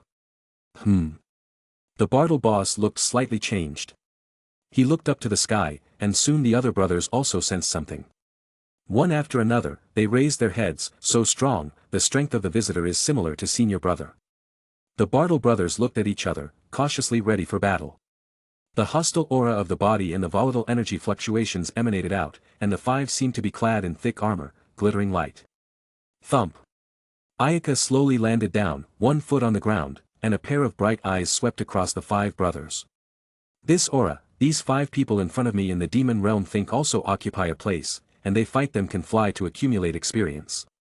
A trace of joy flashed between his eyebrows. Ayaka thought excitedly. Who are you? This is the territory of our battle brothers, please leave immediately. The boss shouted sternly, and the other brothers stared intently. They would strike if Ayaka made the slightest move. Well, I don't mean any harm, I just came here to find someone to compete with. You guys are very strong, if you don't mind, please fight me. Ayaka said with a light smile. The Bartle brothers froze. Did the opponent really just want to compete? The brothers looked at each other. They needed to be careful in everything they did. Ayaka did not bother them, quietly waiting. That girl seemed to mean that she really only came for the competition. Well, her strength is about the same as Big Brother. The real fight will not be our opponent, we can have 5 people. Even if we fight, we are not that easy to defeat. After some deliberation, the Bartle boss stepped forward. His purple eyes looked at Ayaka and said in a medium voice, "Lady, we agree to fight with you. To not destroy the surrounding environment, we need to change to a remote place." As the leader of the land, the Bartle brothers valued their territory very much. Of course. Ayaka smiled and nodded. She was surprised to find that although these 5 so-called Bartle brothers were demons, they were not bad-tempered and seemed to be very simple. Seeing Ayaka agreed, the Bartle brothers flew up in the air, speeding towards the remote and open areas. Ayaka followed immediately. In a few minutes flew out hundreds of kilometers. The Bartle brothers looked down and pointed to a withered yellow land and said, "Let's land here." Ayaka landed in style, her soulful eyes twirling. "Which one of you will go first?" "I'll go first." The sturdy man who was the third in the line of the Bartle brothers stepped forward. His huge body of 2.5 meters tall stood in front of Ayaka with a sense of oppression. The height difference created a feeling of a big man bullying a small girl. Ayaka a narrowing of the eyes, and her dark blue eyes flashing.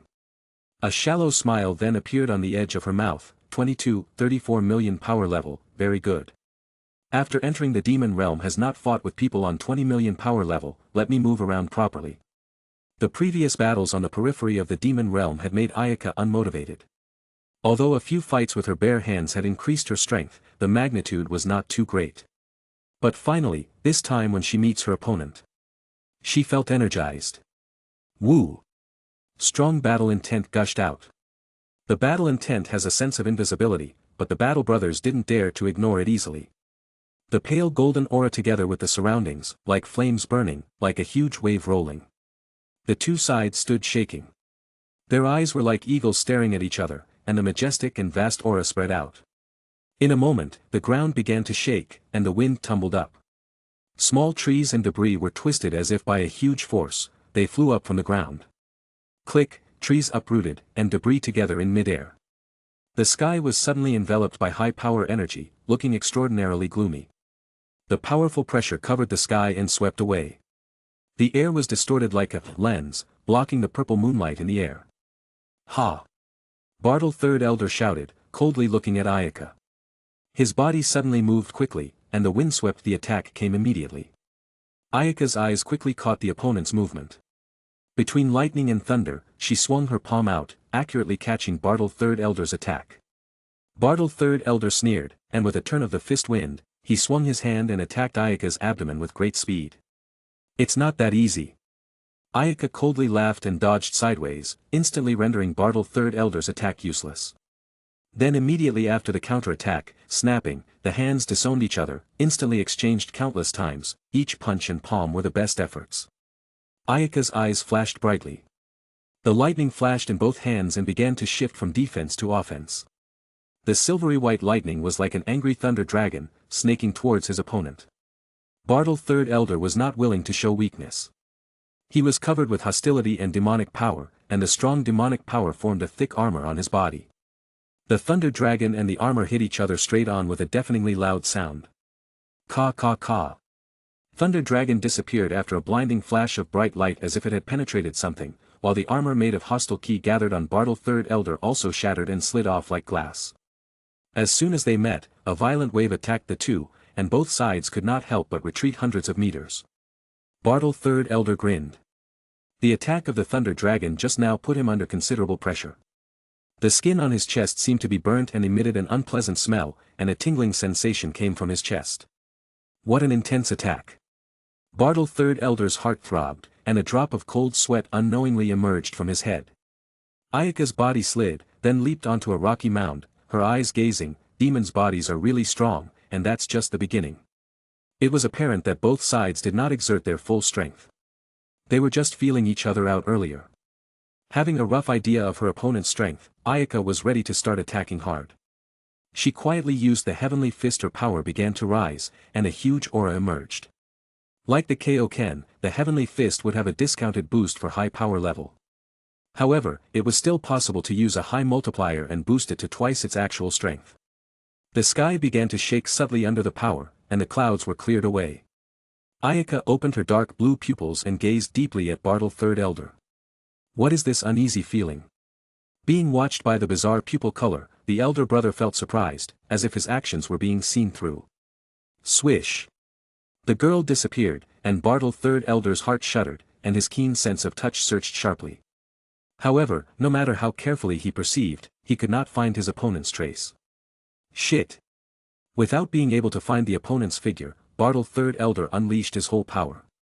He armed himself with his power and wrapped himself up tightly, but the throbbing in his heart became stronger and stronger. Old Three's demonic armor.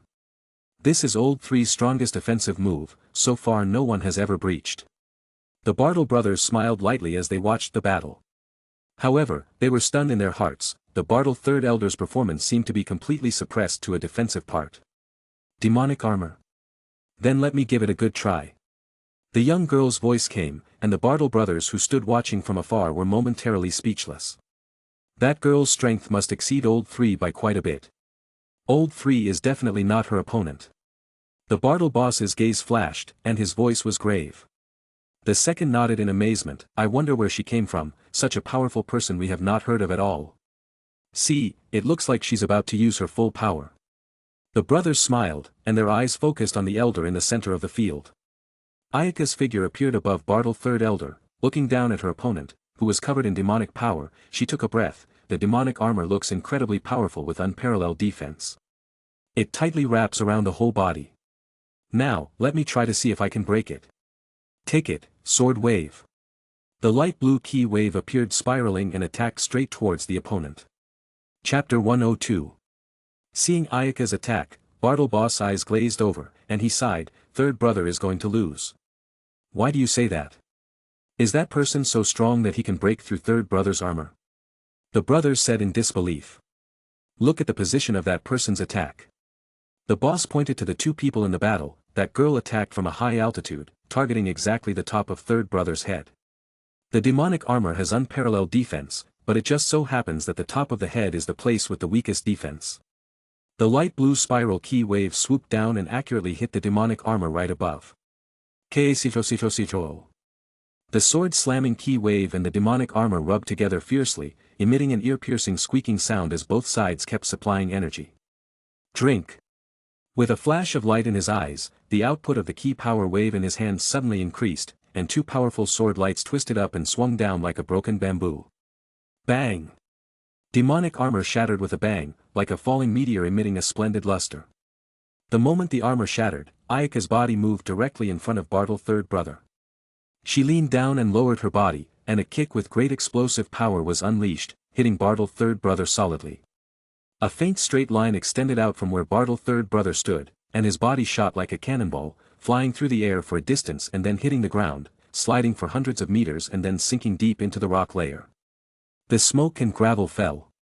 The long impact crater was still smoking as Ayaka fell to the side, knowing that her attack just now had not been able to rout her opponent. The ground and rocks crumbled apart, and a large, stocky man yelled as he came straight up from the ground. His body was flying high in the air with a somewhat lopsided look. Humph, the battle continues. Upon seeing his lively appearance, Ayaka's body immediately flashed between the sky and the ground, followed by coming into the air and launching another attack. Rumbling. A huge ringing and thundering sound were incessant, and bright lights of various colors rose up from the earth and shone throughout the sky. After nearly half an hour of fighting, Ayaka's ki had been consumed more than half. Thanks to the timely replenishment of the Kaioken and the tricky use of the move, she acted with almost no excess waste, all the power used in the ki attacks, while Bartle Third Brother was much worse. Although the overall reserves were higher than Ayaka's a large part, it was fearful that others did not know that he had more energy during the battle, the same as the thug. He was recklessly squandering, and now he was on the verge of depletion. Bang! Bang! Bang! Lightning-fast attacks continued to stagger. Ayaka had become more and more courageous, the blood excitement stimulated the nerves. The body of Scion blood boiling up. Ha ha ha, again. Dancing her body in the middle of the giant whistling wind, she moved quickly and agilely. Phew, I can't, where is this crazy person from? I can't take it anymore. Bartle Third Brother was already panting. His body was so sore that he could hardly move anymore, and every movement gave him an excruciating sensation. Stop! I admit defeat. The third brother shouted as he raised his hands. He then fell to the ground exhausted, panting violently. Concede defeat? Ayaka appeared to walk to the side of battle third brother, looking at the exhausted big man. She sighed and shook her head, you look quite sturdy though. Bartle Boss' expression was ashamed like a dried-up chrysanthemum, ashamed to face the world upon hearing this. Ayaka walked towards the battle brothers, pointing at the panting man lying on the ground. He has already admitted defeat, which one of you will go next? The Bartle brothers looked at each other, and the second laughed loudly. I didn't expect the third to lose so quickly, let me learn your skills next. Ayaka nodded her head. She could see that the strong man in front of her was quite a bit stronger than the one just now, but it wasn't too far off, so Ayaka had the confidence to defeat her opponent. Every battle gave her valuable experience. Especially high-intensity, evenly matched battles that consumed the ki in her body, sharpened her body's will, and every time she recovered, she was able to make considerable progress. The battle she had just fought made her feel a lot deeper inside. Then it begins. Watching her opponent cautiously, Ayaka carefully used her ki to sense. Whoosh! Both of them moved at high speed simultaneously, but neither of them moved sideways as if they understood each other. Instead, they did their best to launch a straight-line attack towards their opponent. Crackling. The sky echoed with the sound of violent impact and explosion. The two people had used their ability, and the battle was inseparable for a while. What a formidable opponent. Bartle Boss muttered, just one battle, but I feel that her moves have been enhanced so much. I'm afraid that even I'm not an opponent at this rate. Big brother, the girl. The brothers leaned over with slightly hesitant voices. It seemed that they could see the difference in Ayaka. Such frightening qualifications. I can't believe she can break through her limits in battle. What race is she? Bartle Boss' face was pensive, then imperceptibly shook his head. It's impossible to see through, what a strange fellow. Seeing that the second was about to be defeated as well, the Bartle Boss shouted, stop, you are no match, I will do it next. At this moment, he couldn't let the second fight for her anymore. The Bartle Boss decided to go on the field immediately and defeat her directly. The second's figure flickered and landed on the ground with a pale face. Big brother, you go next. After 2 consecutive high-intensity battles, Ayaka's ki had been consumed a lot. Her face was covered with crystal sweat, but these 2 battles made her very excited. Her whole body's senses seemed to be opened, especially the intense throbbing that originated from her bloodline. The feeling of relief and drenching pervaded her heart as if she was able to break through the ground with some more stimulation. Ayaka laughed happily, come on, let's have a fight. The Bartle Boss nodded gravely, the body surging solid breath emitted. The Bartle Boss was really different. Once the ki unfolded, the battlefield that had experienced 2 battles immediately issued a trembling mournful cry under the huge breath. Sure enough, your strength is much stronger than theirs, so that's interesting. Ayaka grinned and said with unusual excitement. Your strength is remarkable, but you have already consumed a lot of ki. It's not easy to defeat me. The Bartle Boss said calmly and coolly. Oh, whether I can defeat or not, I won't know until I try. Ayaka said coldly. Just as the words left her mouth, she launched a preemptive attack. Her body moved as agilely as a swimming snake, and the distance between them shortened dramatically. The Bartle Boss smiled nervously, and his dark eyes flashed with a brilliant light. He steeply braced himself on the ground with both feet and yanked Ayaka's arm, and then he lashed out. Boom! The ground sank at once, and Ayaka's body flew through the air as fast as a kite with a broken string. Ha! Ayaka shouted, opened his arms to fix himself in the air. Just then, Bartle's attack had already arrived, wrapped in a huge force of a quick kick over. In a panic, Ayaka ducked down, the force of the powerful kick grazed the waist and swept through, hitting the ground from high to low. Rumble. The ground rose a huge mushroom cloud and a huge explosion accompanied by shock waves to the face. The two did not care about these external factors, continued to attack. Bang! Bang! Bang! The ground shook violently again.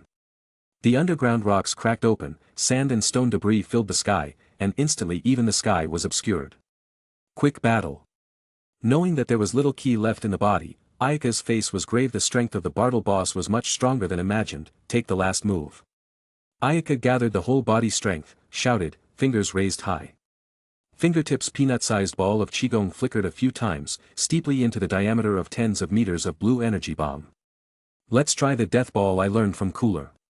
Ayaka simulated the death ball attack method and struck down a blue energy bullet tens of meters in size vertically from her fingertips. Death ball. The blue death ball fell from high in the air, an air friction squeaking sound. The death ball cut through the clouds, and the water vapor in the clouds was instantly vaporized. This was a move that Ayaka tried his best to make, and it was a matter of victory or defeat. What a terrifying move. The Bartle boss opened his eyes wide. His face was shocked as he looked at the huge energy bomb. He didn't dare to slow down. He held his palms with both hands, and a blood-red energy wave was sent towards the sky. Block it for me. The blue death ball and blood-red ki wave collided. In an instant, a blinding light illuminated the entire sky. Time seemed to stand still for a moment, and there was nothing but the high-frequency squeezing sound of energy impact in the ears. Boom! Two huge energy collided, the vast shock wave instantly scattered away. The blue death ball momentarily prevailed, pressed the red ki wave slowly crashed into the ground. Rumble. The ground shook, countless gravel debris hit scattered into the air. Dusky smoke obscured the sky and blocked the view. Until several minutes later, the smoke gradually dissipated, vision restored. What came into view was a horrifying and shocking scene. The earth was in tatters, with cracks streaking across it. Not far from there was a huge crater thousands of meters in diameter and bottomless with hot, red magma gushing out around it and the pungent smell of sulfur permeating it. Hurry up and find Big Brother. The Bartle brothers' faces changed dramatically, and they searched around nervously, finally finding their boss not far from the massive crater where the lava was flowing. The Bartle boss was knocked away by the impact generated by the moment of collision, deeply embedded in the rocks, looking very wretched. Carefully rescued the boss, they found Ayaka's slender body was constantly falling from a high altitude. The death ball had exhausted the ki in her body, and now it was difficult even to use the dancing sky technique. Chapter 103. Pick her up. The oldest brother commanded towards several brothers. One of the brothers quickly rushed to the bottom of Ayaka's fall and reached out to catch her. After sweeping a look at the devastated earth, the Battle brothers picked up the oldest and Ayaka and flew towards their territory. A few battles down on them consumed a great deal, and their strength had dropped significantly. They must hurry back as soon as possible to be safe. There were many strong people in the demon realm. Although there was a demon realm king for unified management, the territories were completely dependent on their own leaders' strength to control each other. If the nearby demons knew that the Battle brothers were in a weakened state, it would cause the neighboring territories to look at each other. Put me down. Ayaka's state was weak, but after a bit of rest, not to the point of walking or suffering. The Bartle brothers hesitated a bit at the words but finally put her down. Once her feet touched the ground, her body half crouched on the ground, Ayaka took out 4 senzu beans from the bag. Through the fight just now, she also found that the Bartle brothers were not bad-hearted, so she also took out 3 senzu beans for the 3 Battle brothers who had fought with her. This is the senzu beans, eat these senzu beans, and you will soon be able to recover your strength. Ayaka said, putting the senzu beans in her mouth and chewing them up and swallowing them. The effectiveness of the senzu beans was swift. Although it did not immediately restore her to her full strength, the strange energy soon spread throughout her body along her nerves. As if she was bathing in ki, her body was energized. It feels so good to be strong all over. Ayaka smiled and waved her arms at the moment, her body was rapidly replenishing its strength from the outside world, and she would be able to regain her full strength in no time. The Bartle brothers looked at the vibrant Ayaka with dumbfounded eyes. Then they stared at the dried senzu beans in their hands with astonishment and disbelief. This little bean really has such a magical effect. With fiery eyes gazing at the senzu beans, those few Battle brothers who had fought with Ayaka had lost tremendous energy and could not wait to swallow the senzu beans. It was dry without a bit of taste, but after consuming, the feeling soon came up. The 3 Battle brothers had a stunned look on their faces as they felt incredible energy hovering in the various meridian tissues of their bodies. Instantly, all of their body injuries were restored, and the power consumed was slowly recovering. This is, recovered. Unbelieving eyes widened, the Bartle brothers stammered a little. Oh, senzu beans is a healing sacred medicine, very precious. Ayaka smiled. She carried no less than 100,000 senzu beans on her. After moving his arm, feeling full of strength, the boss laughed nervously. Powerful. This kind of healing speed, I never heard about it, not to mention seeing it, is simply a divine object. The several brothers' blazing eyes looked at Ayaka, the eyes looked like a cute pet begging for food from its owner. Ayaka reached out to feel a small cloth bag, spread out a look. There were dozens of senzu beans inside. Her face hesitated, and finally painfully determined to pick out 20 or so from inside and put them into her jacket pocket, handing the rest of the senzu beans along with the cloth bag to the battle brothers and said, "This time thanks to you guys to accompany me to train. These few battles have made me progress a lot. Here are some senzu beans, I'll give them to you." "This is not good," Bartle brothers said with a coy face. They could see that the senzu beans were very precious, otherwise, Ayaka would not be so heartbroken, but yes, something with such magical healing effects, simply a divine thing that could not be found. However, precious things were precious.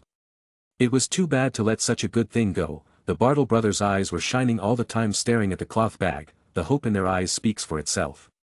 "It's just some senzu beans. Just take it, I have to bother you guys for the next while." Ayaka smiled and threw the senzu beans over. Such an excellent trial with each other was not easy to find. Ayaka was ready to rely upon in here for a while. As the saying went, you couldn't have the heart of harm, defending against others. The Bartle brothers were, after all, people in the demon realm. The secret of the senzu beans could be revealed only a little bit. It would give some sweetness but could not give indiscriminately. She gave more so that the Bartle brothers felt worthless, and at the same time, let them have the idea that possession was not good. Ayaka's heartache was mainly feigned. She wanted to let the Battle brothers know that she only had these senzu beans on her, and there would be none left after eating them. The Bartle boss hurriedly caught the small cloth bag, carefully collected it, and said cheerfully, "Don't worry, you can choose the next time. We are always ready to fight against you." "Oh, that couldn't be better." Ayaka smiled with satisfaction. Just a few battles have given her a great sense of touch, vaguely touched the legendary realm. As long as she continued to work hard, she believed that it would not take long for the water to come to fruition. The sun and the moon turned upside down, the passage of time, and soon a year has passed. Ayaka has been in the Battle brothers' territory in a year, every other day to challenge them. Countless times the peak of the battle down, and Ayaka felt that she had entered the state. The ki had accumulated in the body to complete, that super scion barrier seemed to be stabbed open at any time. Recently, Ayaka had felt that she had met the upper limit as if there was a lid on his rising head. Ayaka gave 30 or so senzu beans to the Bartle brothers, whom they had not been willing to use. Anyway, the senzu beans did not have a shelf life, so they would share equally among the 5 brothers. One of them carried 5 or 6 ready to save until the time of crisis. Looking at the so precious senzu beans, Ayaka scraped her face. She seemed to feel that she had given a little less. Phew.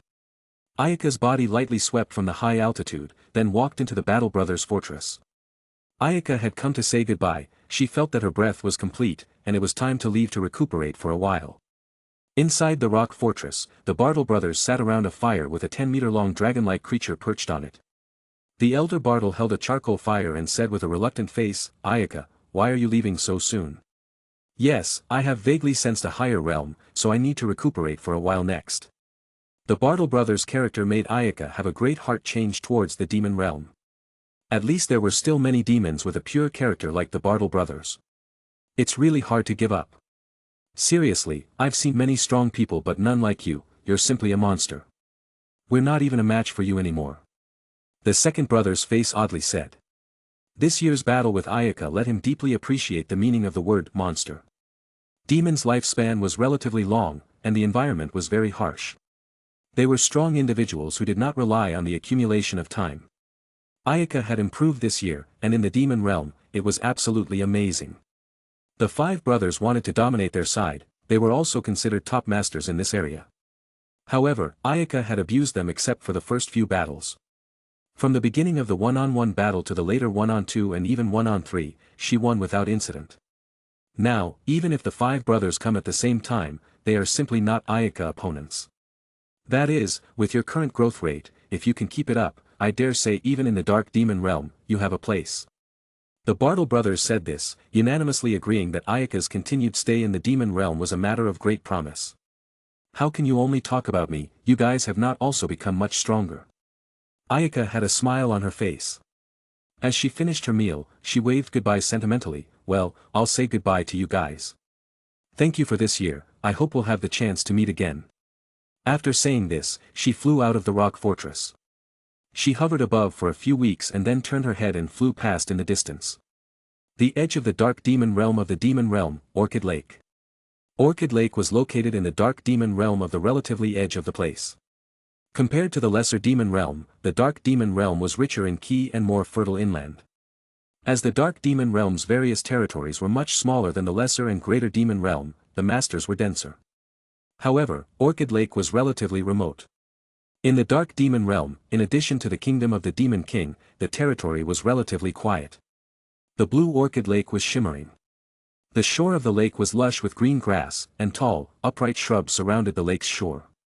The leaves rustle in the breeze, and the lake ripples. The lavender daylight shines through the low leaves of the bushes on the surface of the lake, revealing a spot of light in the place of the lakeshore. It was beautiful. As if a smooth, flat mirror, the center of the lake occasionally spotted a show, but most of the time is calm. No one knew that just below the glittering calm lake surface, a cold crystal palace was lurking. The bottom of the lake, emitting a deep chill ice king palace, Ayaka calmly sitting on her knees.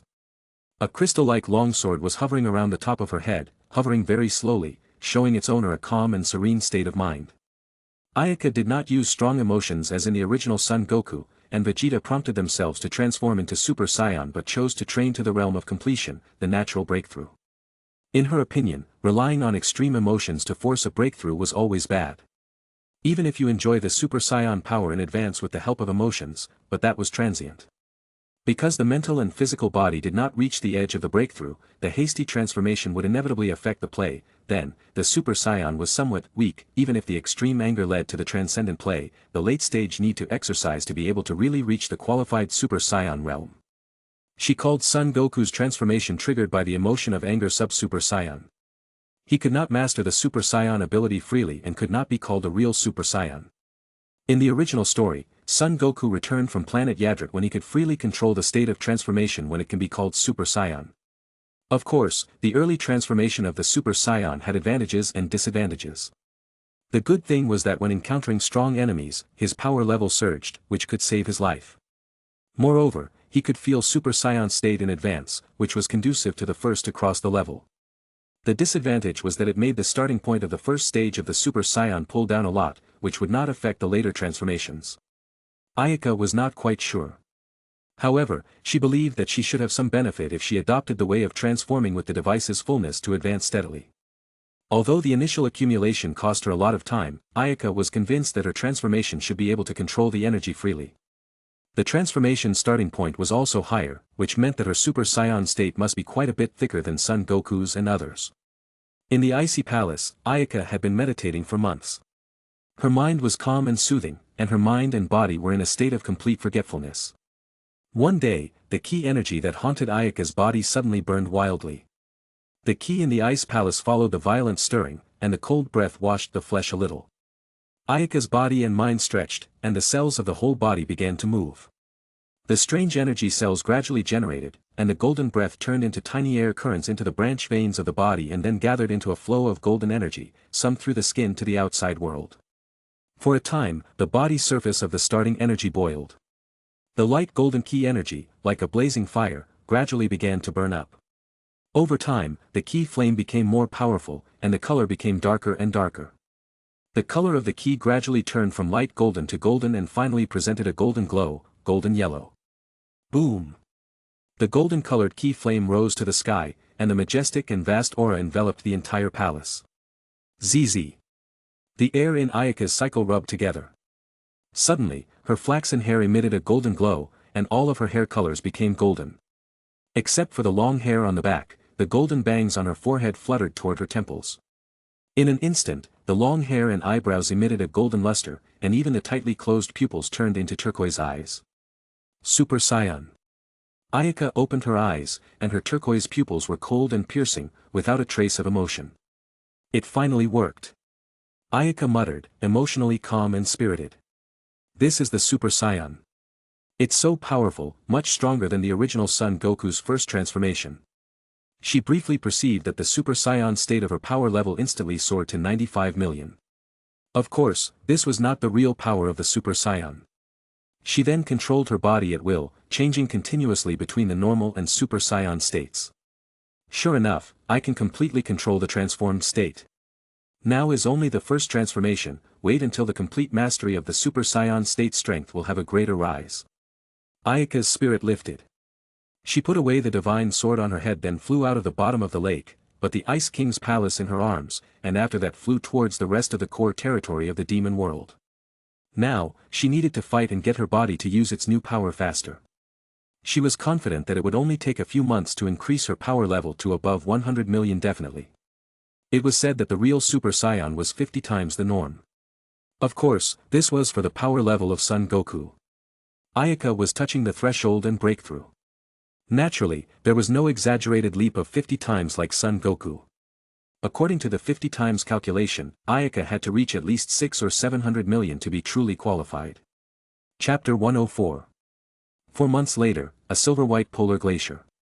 Poof! Poof! Poof! Several glowing blue key waves shot over, hitting the glacier rocks.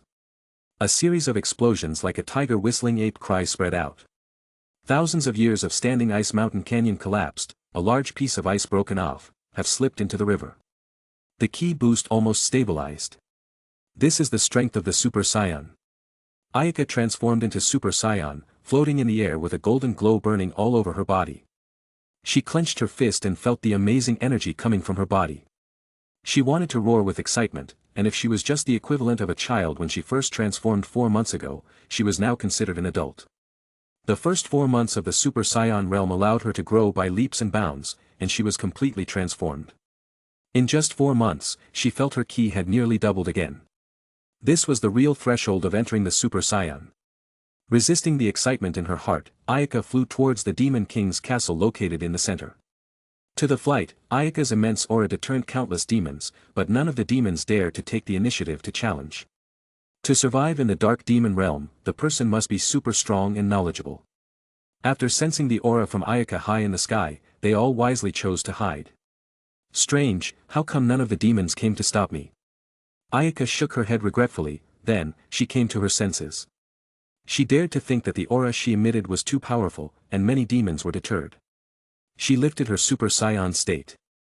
Her hair and pupil color returned to their original color, and her body's ki immediately converged into her body. It didn't take long for some demons to come out and intercept her. There's prey on the doorstep. Ayaka's eyebrows were twitched to measure up to come out to intercept the demon race. The demon's body was covered with scales and hard armor, with 2 red tails at the back. The strength was not bad with several tens of millions. However, the demon apparently did not know the terrifying strength of Ayaka. It spoke in a very arrogant tone, making Ayaka was immediately upset, and several ki waves popped him into ashes. Do I look that easy to bully? Strangely looking at a few wisps of smoke draped around the remnants, Ayaka turned in place a few times. Along the way dealt with several high-level demons, she got closer and closer to the Demon King's castle. The closer the Demon King's castle appeared, the stronger the demon's strength, sensing the strength of hundreds of millions of strong people more and more. While flying, Ayaka sensed the surrounding atmosphere. Suddenly, the surrounding environment became pitch black, not penetrating a bit of bright light, as if wrapped up by a huge dark sphere. What is the situation? Ayaka, amazed and stopped herself, carefully surveyed the surrounding, 100 kilometers in diameter all become dark.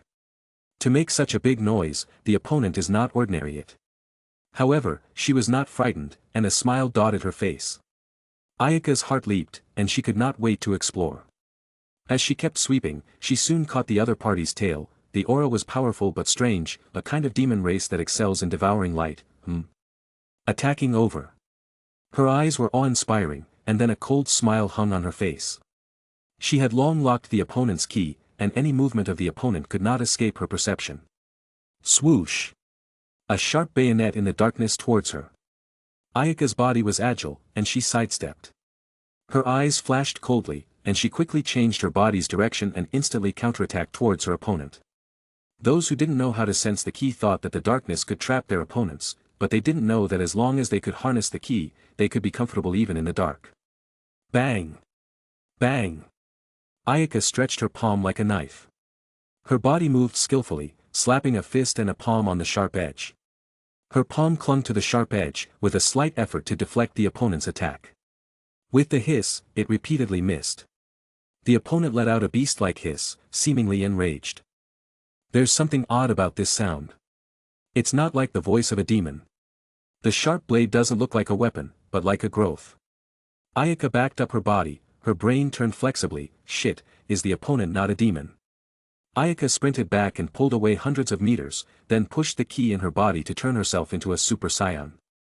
Boom! Boom! Boom! The body emitted a golden glow, dazzling bright light like a searchlight immediately illuminated the surrounding area. The opponent's appearance was quickly revealed. Ayaka's turquoise eyes looked up, and shocked eyes flashed in his icy pupils. The sharp claws, the bloody mouth, the lizard-like rough skin, and the ability to devour light. The image was instantly recognizable, and Ayaka blurted out, "It's a monster." "No, this is the demon realm. How did the demon beast Yakon appear in the demon realm?"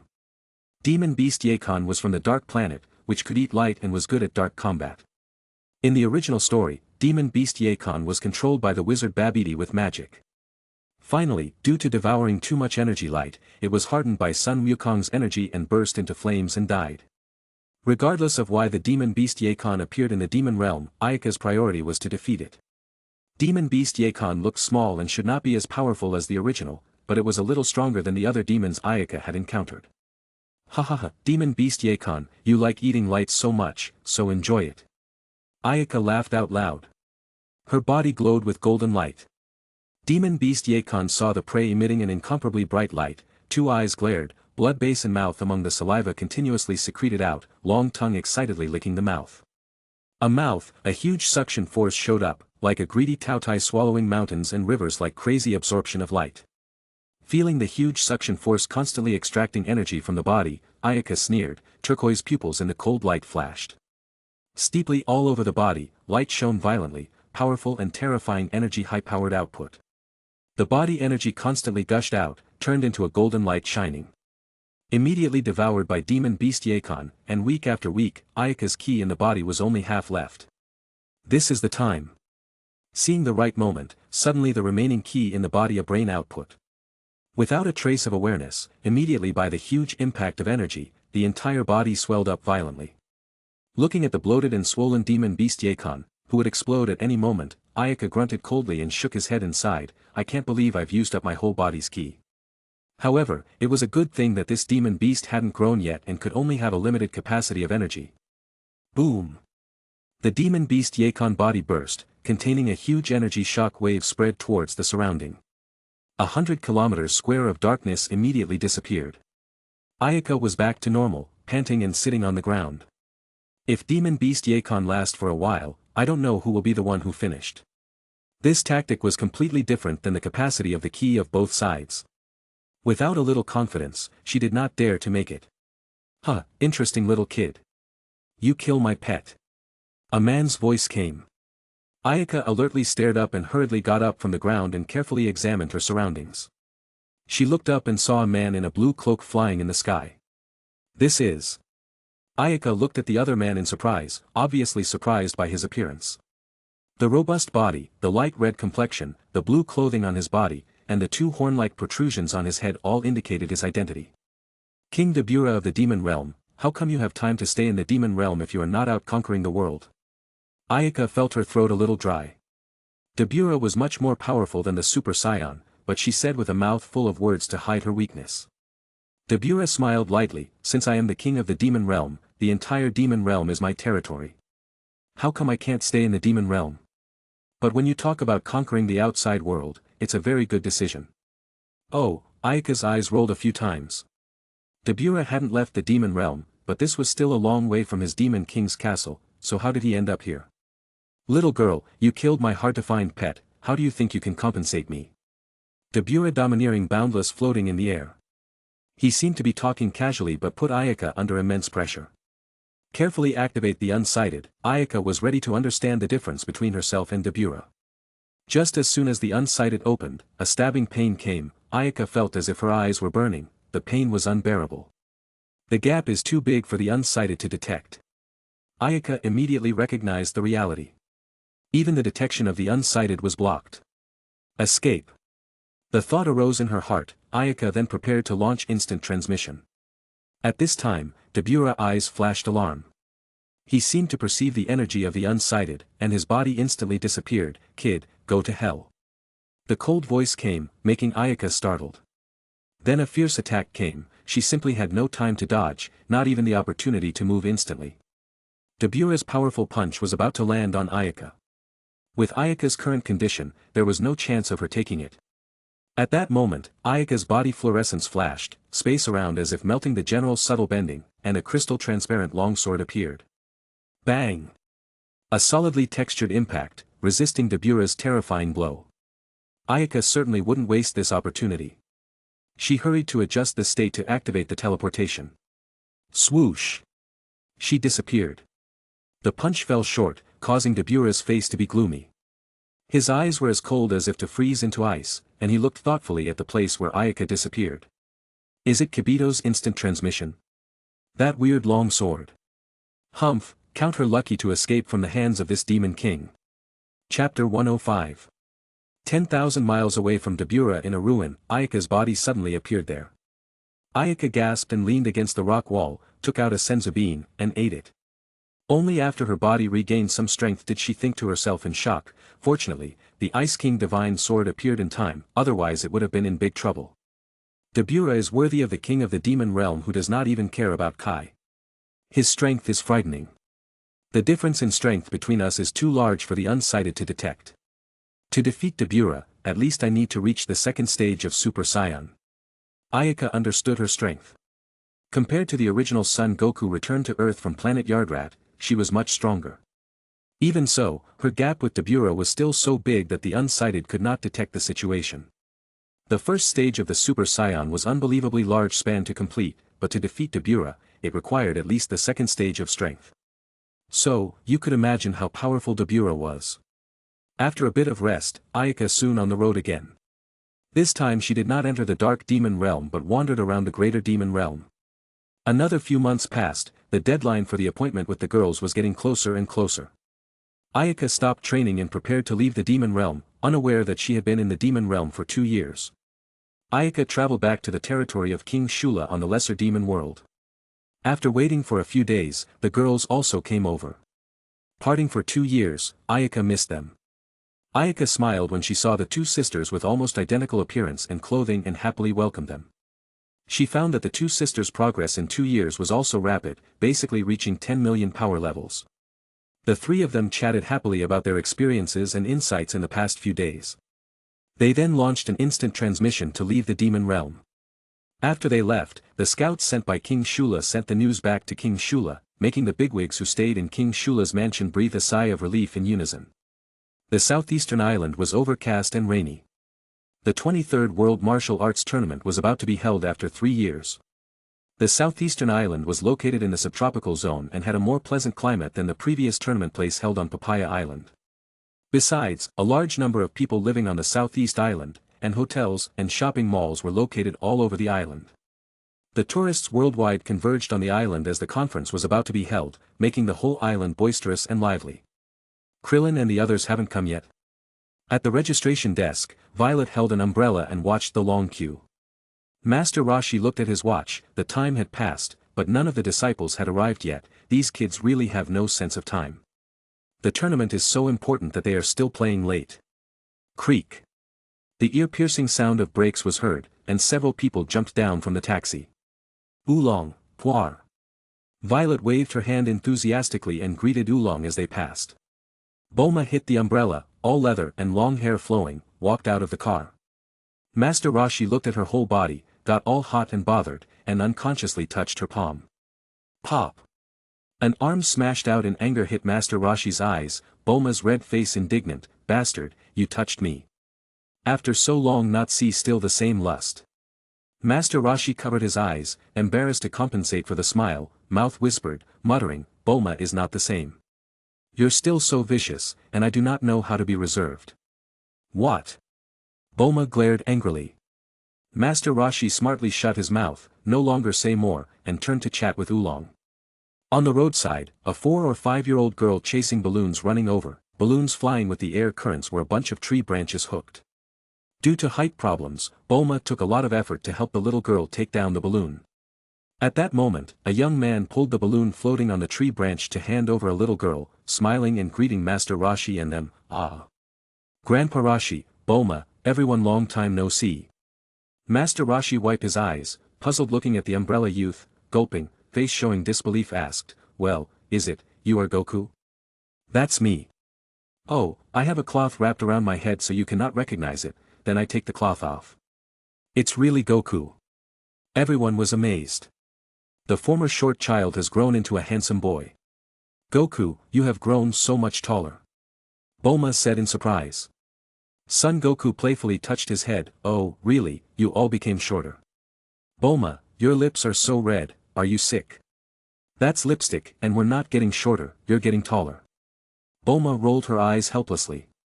Son Goku had one thing that has not changed, which was not versed in the world. It was simply a little too much. "Krillin, Tien Shinhan have not come." Son Goku scanned and did not find Krillin and the other four. Master Roshi nodded, his face a little anxious. Registration time is about to pass, but they have not even seen the shadow of a person. The rain gradually became less, and the sun shone down through the clouds. Son Goku spirited, and Master Roshi was chatting about his life in the lookout. When he learned that Ayaka was a kami of Earth, Master Roshi opened his mouth wide and froze. It took him a long time to react, and then he sighed with emotion. Awesome, no wonder the strength is so outstanding. She is actually a kami. Associated with Ayaka's appalling strength, Master Roshi couldn't help but nod his head repeatedly. Ayaka is the kami of Earth. Bulma and Oolong's acceptance level was not as good as Master Roshi's. After getting the confirmation, they shouted in shock. "Goku, 3 years of training in the divine realm, your strength should improve a lot, right?" Master Roshi poked his arm. He couldn't help but ask. That tone of voice had comfort and envy. After all, to go to the divine realm to train was the limit of all martial artists. Son Goku scratching his head and said in a serious tone, "Well, under the guidance of Mr. Popo and the old kami, I learned a lot, and my strength has grown a lot." Master Roshi nodded in understanding, then looked at his watch. Not much time left before the registration deadline, but Krillin and the others hadn't come yet. 5 minutes until the end of registration, hurry up and come to register if you haven't done so yet. The staff repeatedly shouted with the loudspeaker. Ah, how come Yamcha is still not coming? Registration will soon be over. The sun was setting, and Bulma's face was anxious. With less than 5 minutes until the deadline, Bulma said to Oolong, "It's not too late for you to become Krillin and the other, and sign up." "No, I have to rest for a minute after each transformation, it's too late." Oolong glared at the eyes, not happy. "Then what should we do? Krillin and the others are going to miss the convention." Suddenly, Son Goku whispered with a smile on his face, "Don't bother so much, they're here." He sensed that 4 Ki were approaching. "Are they coming?" Oolong asked suspiciously.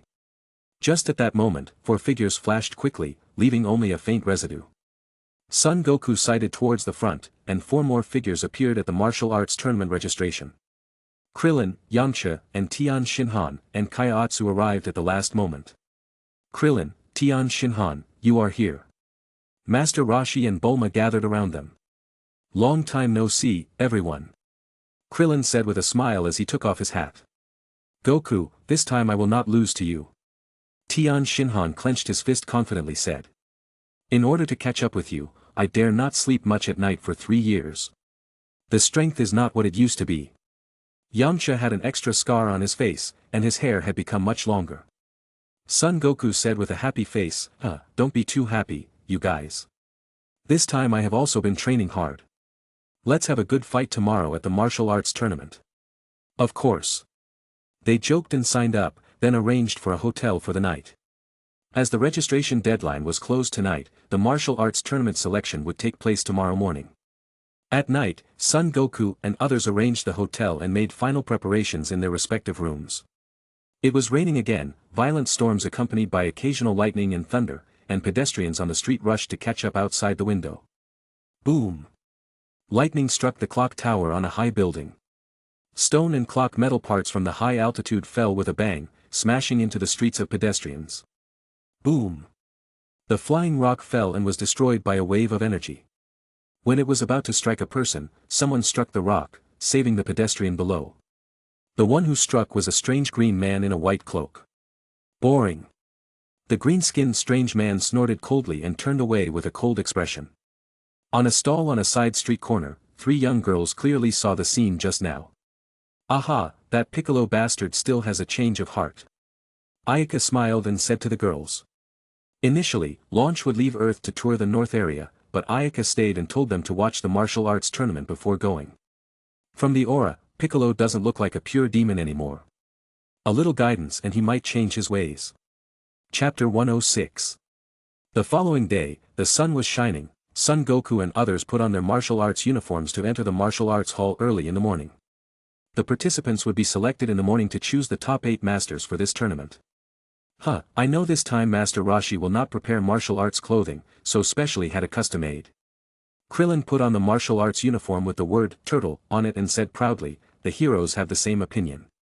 Yamcha also took out his martial arts clothes and put them on, moving his wrists, his eyes full of confidence.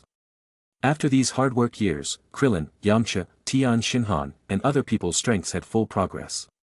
Son Goku changed into a martial arts uniform and came over. Yamcha noticed no trail behind Son Goku, surprised, and called out, Goku, where is your tail? Oh, the old Kami cut it off. I can't figure it out, he said he thought my tail was in the way. Speaking of this matter, Son Goku was also full of amazement. So. Yamcha remembered the full moon when Son Goku turned into a giant ape. Without a tail, it eliminated a hidden problem, so he did not ask. Like sensing something, Son Goku's face condensed. He became alert up. Seeing Son Goku suddenly looked grave alert, Krillin and Yamcha asked curiously, what's wrong Goku, what's happening? Son Goku turned around and gazed through the dense crowd at a strange man in a cloak in the martial arts hall corner. The other man also stared at him with icy eyes, then turned away with a cold snort. What an icy stare. He seems to be very powerful. Goku, do you know each other? Tian Shinhan's face was gloomy. He sensed that the other side was emitting a terrifying sense of oppression, and his whole body actually produced a feeling of being bound.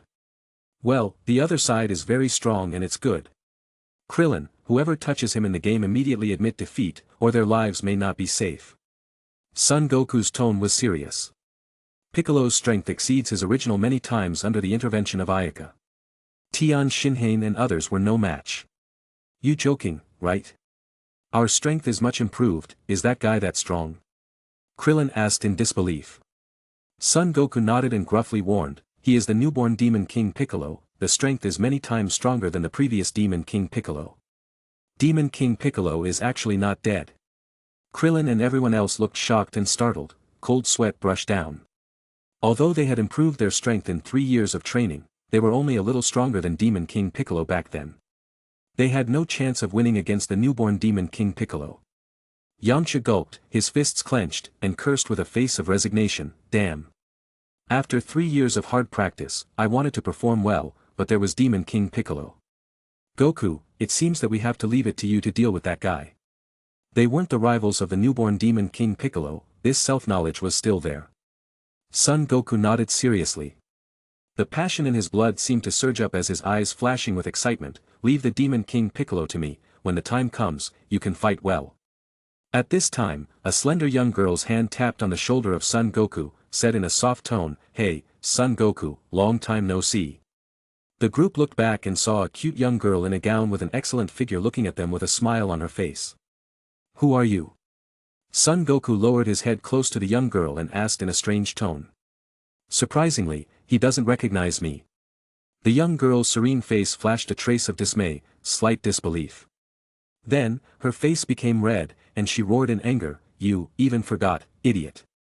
After yelling, the young girl pressed no urge to explain, angrily turned away. A girl actually took the initiative to talk to. And seems to know Goku. Look. Krillin enviously grabbed Son Goku's collar. His tone resignedly shouted, such a cute girl, are you really practicing in the divine realm these years? How can there be such a lovely girl looking for you? Also, you actually forgot who she is. It's really enviable that. You, make her angry. The people around nodded in unison. Son Goku innocently said, I really do not know her. Why does anybody look for me? Krillin didn't want to hear it, the whole thing pined away. Why would a guy like Goku have a cute girl approaching him while he had no one to pay attention to? The irritating thing was that this guy, Son Goku, actually looked like he was indifferent. The difference. Players, I have kept you all waiting. The preliminaries will start soon, Please concentrate towards the middle for a moment. The voice of the staff sounded over the radio, and all the contestants have concentrated over it. The host began to draw lots after introducing the rules of the competition. Son Goku and others were lucky not to be drawn into the same section. Ah, Son Goku, after 3 years of hard training, this time I'm going to wipe out the shame. Once on the field, Son Goku met his old rival, King Chappa, whose strength was no longer at the same level as Son Goku at this time. Son Goku looked at his opponent with a bland face, standing straight on the stage without any defensive action. Bastard, look down on me. King Chappa shouted angrily, and his hands danced quickly to use his best technique. However, King Chappa was no match for his son Goku at all and was finally knocked out by Son Goku with a hand slash before he even found out where his opponent was. The referee was frozen and took a long time to react and announced, Son Goku wins. That's interesting. But the final victory will definitely be mine. Son Goku, I will defeat you in front of everyone's eyes. Piccolo revealed an icy smile, and a cold light flashed in his eyes. Boom! Boom! Boom! The flag-robed girl focused on fighting her opponent with agile hands and quick and accurate strikes. That maiden's strength is good. Tian Shinhan hands around the ring, looking at the young girl in a dress.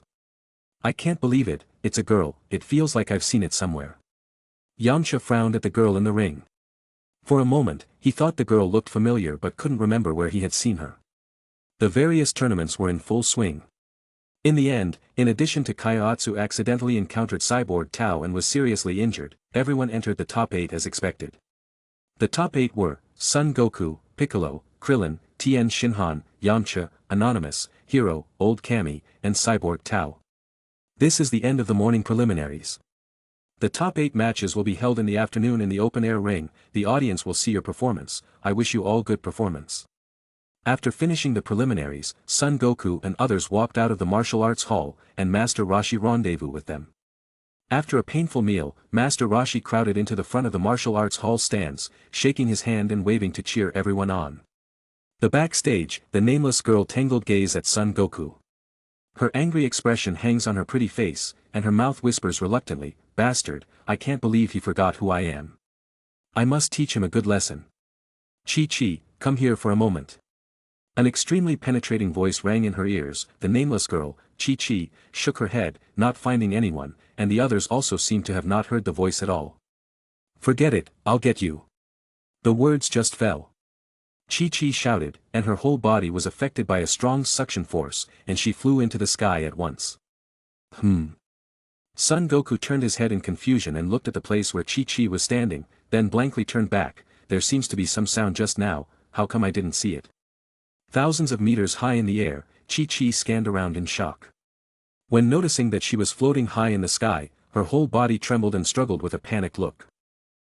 Don't worry about falling. Ayaka appeared beside Chi-Chi, pointing to the void beneath her feet as if it was as solid as flat ground, and said, This area is all enchanted by me with divine power, just like the ground, you won't fall.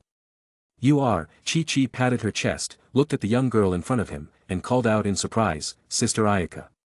Surprisingly able to see Ayaka at a glance, it seemed that Chi-Chi's memory was indeed much better than Son Goku and had enough backbone to be angry at Son Goku for not remembering her. Ayaka smiled and patted the girl's shoulder and then introduced the girls around. Chi-Chi was surprised and finally calmed down, and then looked indignant complained, Sister, you have to give me a reason.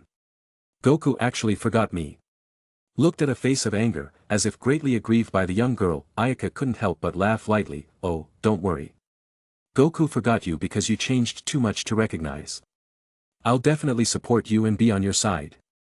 Son Goku and Chi-Chi's marriage was set under self-planning, they would be on no matter what.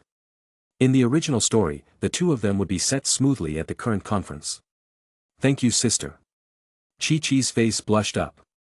With Ayaka's strong backing, she was instantly filled with confidence. The first of the 8 matches of the World First Martial Arts Tournament was nearing its end, with Tian Shinhan vs Cyborg Tao. Tian Shinhan overwhelmingly dominated the upper hand. After Cyborg Tao showed his mechanical weapon, Tian Shinhan became angry. Cyborg Tao's shameless behavior completely lost the martial artist's dignity and disgraced Crane School. Finally, the angry Tian Shinhan let out a roar to extinguish Cyborg Tao's Dodon Ray and knocked Cyborg Tao unconscious with a heavy punch. Cyborg Tao's use of weapons has violated the rules of the tournament. This match is won by Tian Xinhan. The host announced the result loudly, then said in the audience's enthusiastic expectation, the second match was the previous martial arts tournament champion, Son Goku, versus the preliminaries rival, the unknown girl. Please invite both players to the stage. Ha, it's my turn. Son Goku tightened his belt and walked onto the martial arts stage, and a loud cheer erupted from the audience of the conference. Goku is the previous champion, very popular. Krillin rubbed his nose with a sour look. That's for sure. I wonder who that nameless person really is. She seems to have seen somewhere. Yamcha knocked his head to recall. Chi-Chi, it's your turn to come on, and set your affairs in motion later. Ayaka smiled as he released his divine power to send Kiki to the ground. Feeling the surroundings change, Chi-Chi was already in the ring, looking at the opposite face of a bewildered Son Goku. Chi-Chi was not happy. Ah! Fantastic way for the nameless contestant to come to the ring, let's give a big applause. The host made a big deal out of it. Chapter 107. Why are you always huffing and puffing? The girl's attitude had always made Son Goku feel puzzled, but without asking a good question, Chi-Chi got even angrier. She said angrily, then you have to ask yourself. Chi-Chi said and launched a fierce attack on Son Goku. Her hands and feet were in order with a great sense of rhythm, as flexible as a snake in the water. The punches and kicks were full of force. Son Goku simply couldn't remember who Chi-Chi was. His body dodged from side to side to avoid the attack, and a series of attacks came down. The arena was already dazzled by the interweaving of fist shadows, and the audience could not help but shout out loud. After a series of attacks, Chi-Chi's head oozed with sweat, and her breath began to disorder, while Son Goku was still the same as usual, even his breathing did not change. Hey, who the hell are you? I can't remember. Dodging Chi-Chi's attack, Son Goku's body flashed to come in front of Chi-Chi. Chi-Chi was startled, her body quickly backed up, and immediately after standing firm, she roared in anger, have you forgotten everything, our agreement? I've been looking forward to this day. What's the agreement? Son Goku stood in the ring bewildered. Oh, Goku's ability to read people is not enough, I guess it's understandable why Chi-Chi is angry. What do you think Goku's reaction will be when he knows Chi-Chi's identity? Ayaka repeatedly shook her head. Hatred could not be ironed out. Launch and Lancey rolled their eyes. They did not pay attention to it. Only Ayaka was there to watch with great interest. Goku and that girl really know each other. Krillin was lying on a stone pillar, gazing enviously at the ring. In the stands, Master Roshi was looking at the young girl's hands against the sunlight and said strangely, how strange. That girl's martial arts are actually so high, quite pure. And it has the technique of my turtle school. Our agreement is you said you would marry me. Chi-Chi shouted. A swift attack was launched, and the whole audience was shocked. They dared to think that this was a couple feud. Krillin, Yamcha, and others stared in amazement, collectively frozen. Wife. When did this guy Goku make a deal with such a cute girl? Krillin exclaimed jealously. Ah, how did Goku have a fiancé? Bulma covered her mouth in surprise and looked at the young girl on the stage with a shocked expression. Humph, you guys are really retarded.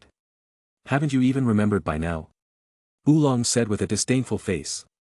Bulma couldn't help but ask in wonder, do you know who that girl is?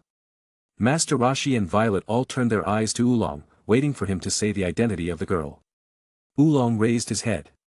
He said smugly, idiot, you can associate it from her key. Bulma, Puar and Master Roshi have seen her, have you forgotten something so important? The crowd was still puzzled, still could not remember who the girl really was. It seems that you are all idiots, Oolong is the smartest head among the group. Oolong laughed out loud. After a series of painful blows on the martial arts stage, Chi-Chi rubbed her somewhat painful palms and jumped to the side. She then took a deep breath to calm herself down and seriously set up her posture to make an appearance that she would attack again at any time. Humph, what kind of expert is it if you only know how to defend? If you can beat me, then I will tell you my identity. Son Goku smiled brightly and then said happily, okay. As long as you are defeated, you have to tell me who you are. Hey, although I know you are very strong, but you are so sure to defeat me. It's not okay to be too gullible. Then I'm going to attack. Son Goku said. His whole body emitted a strong sense of oppression. His breathing was as light as silk and became incomparably calm. At first glance, it was as if he was about to stop breathing, and a tranquil and far-reaching mood swept away. Ho! Son Goku suddenly swung a fist with strength. At once, the majestic force generated, stirring up an intense whirlwind. The whirlwind squeaked like a wolf and a tiger, along with a huge air-breaking sound boom, hit over. Bang! Chi-Chi made a short cry of surprise, and her whole body was hit by the huge powerful wind, with the wind flying out of the field. Ha! Such a result left everyone frozen with a bewildered look on their faces. They couldn't imagine that what they thought would be a couple fight would end so easily. How did Son Goku knock his opponent out of the ring in one fell swoop? At this moment, the host reacted and announced loudly, "Nameless player fell out of the field, Son Goku won." As expected of the champion of the Supreme World Tournament, contestant Son Goku's strength is unfathomable. The audience on the stage reacted and burst into violent applause. Master Roshi's eyes were shining, and his face was grave as he thought, the average person may not be able to see, Goku just swung a fierce punch. The airflow generated by this punch made the girl not even have time to dodge. It looks like Goku's strength has become much stronger. No, has been unfathomable. On the roof of the martial arts venue, Piccolo looked at the field. When Son Goku swung a punch, Piccolo's face flashed a look of surprise. How strange, this move is very much like our demon race. Piccolo did not know that the one who taught Son Goku to practice was Mr. Popo and the old Kami. The great demon King Piccolo and the old Kami were originally one, and there were similarities in many moves. Oh, it hurts. Not bad for a master. I didn't expect you to be that good. Such a man is worthy of being my husband. Chi-Chi struggled to get up from the ground, rubbing her head in annoyance, and said, "Still haven't thought of it. I'm the Ox King's daughter Chi-Chi." Chi-Chi. Yamcha, Master Roshi, and other people were violently shocked. Their mind recalled the appearance of Chi-Chi when she was young. How they could not link the petite girl with the young girl now. Was it a woman who had changed? The Ox King actually produced such a beautiful daughter. Humph, that's it. I knew it a long time ago. Oolong rubbed his nose in triumph. Bulma also remembered and suddenly said, "That's right. I also remembered, the Ox King's daughter did have a marriage contract with Goku. I did not expect her to actually be Chi-Chi." How come I didn't know? Master Roshi asked in surprise. It's all set by Ayaka. At that time Goku also agreed. Really? I see. When I was small, I did agree with you. Well, at that time I thought it was something delicious. Son Goku dawned on him, then chirped, "Since we've talked about it, let's get married." Puff. The crowd pounced on the ground. Chi-Chi was so happy when she heard that. She jumped on Son Goku, grabbed his arm, and did not let go. She did not care if Son Goku took her seriously before. As long as the word marriage came out of Son Goku's mouth, and the two were going to be together in the future, that was enough. Dang! Dang! Dang! The host cheered loudly and said enthusiastically, "Everyone, Son Goku and Nameless have decided to get married." With the sound of loud gongs and colorful cannons, enthusiastic blessings came from the audience. Oh, don't get too close. Son Goku did not adapt to the way Chi-Chi held his hand. He leaned over as a whole and had a difficult face, but Chi-Chi did not listen to the advice at all and continued to hold him in a deadly hug. Ah! Krillin was envious. As he spun into tears, his teeth clenched tightly. Yamcha has Bulma, and now even Goku is getting married. I don't even like the girl yet, why would I be so unfortunate? Krillin, do not be so sad. Goku is lucky to have a sister to help him matchmaking. Yamcha came close to Krillin and whispered, "Besides, you have a good girl next to you. I think Violet is very good. Let Bulma and Ayaka help to talk about it." The next match is between Krillin and Ma Jr., Piccolo. As the host announced loudly, Krillin looked as if he was dying, and his whole body was listless.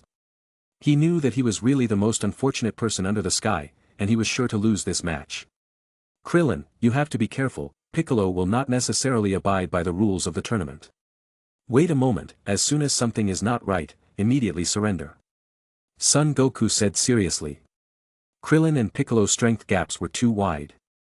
If Piccolo didn't abide by the competition rules, then Krillin's life would be in danger, so Son Goku was also ready to strike at any time.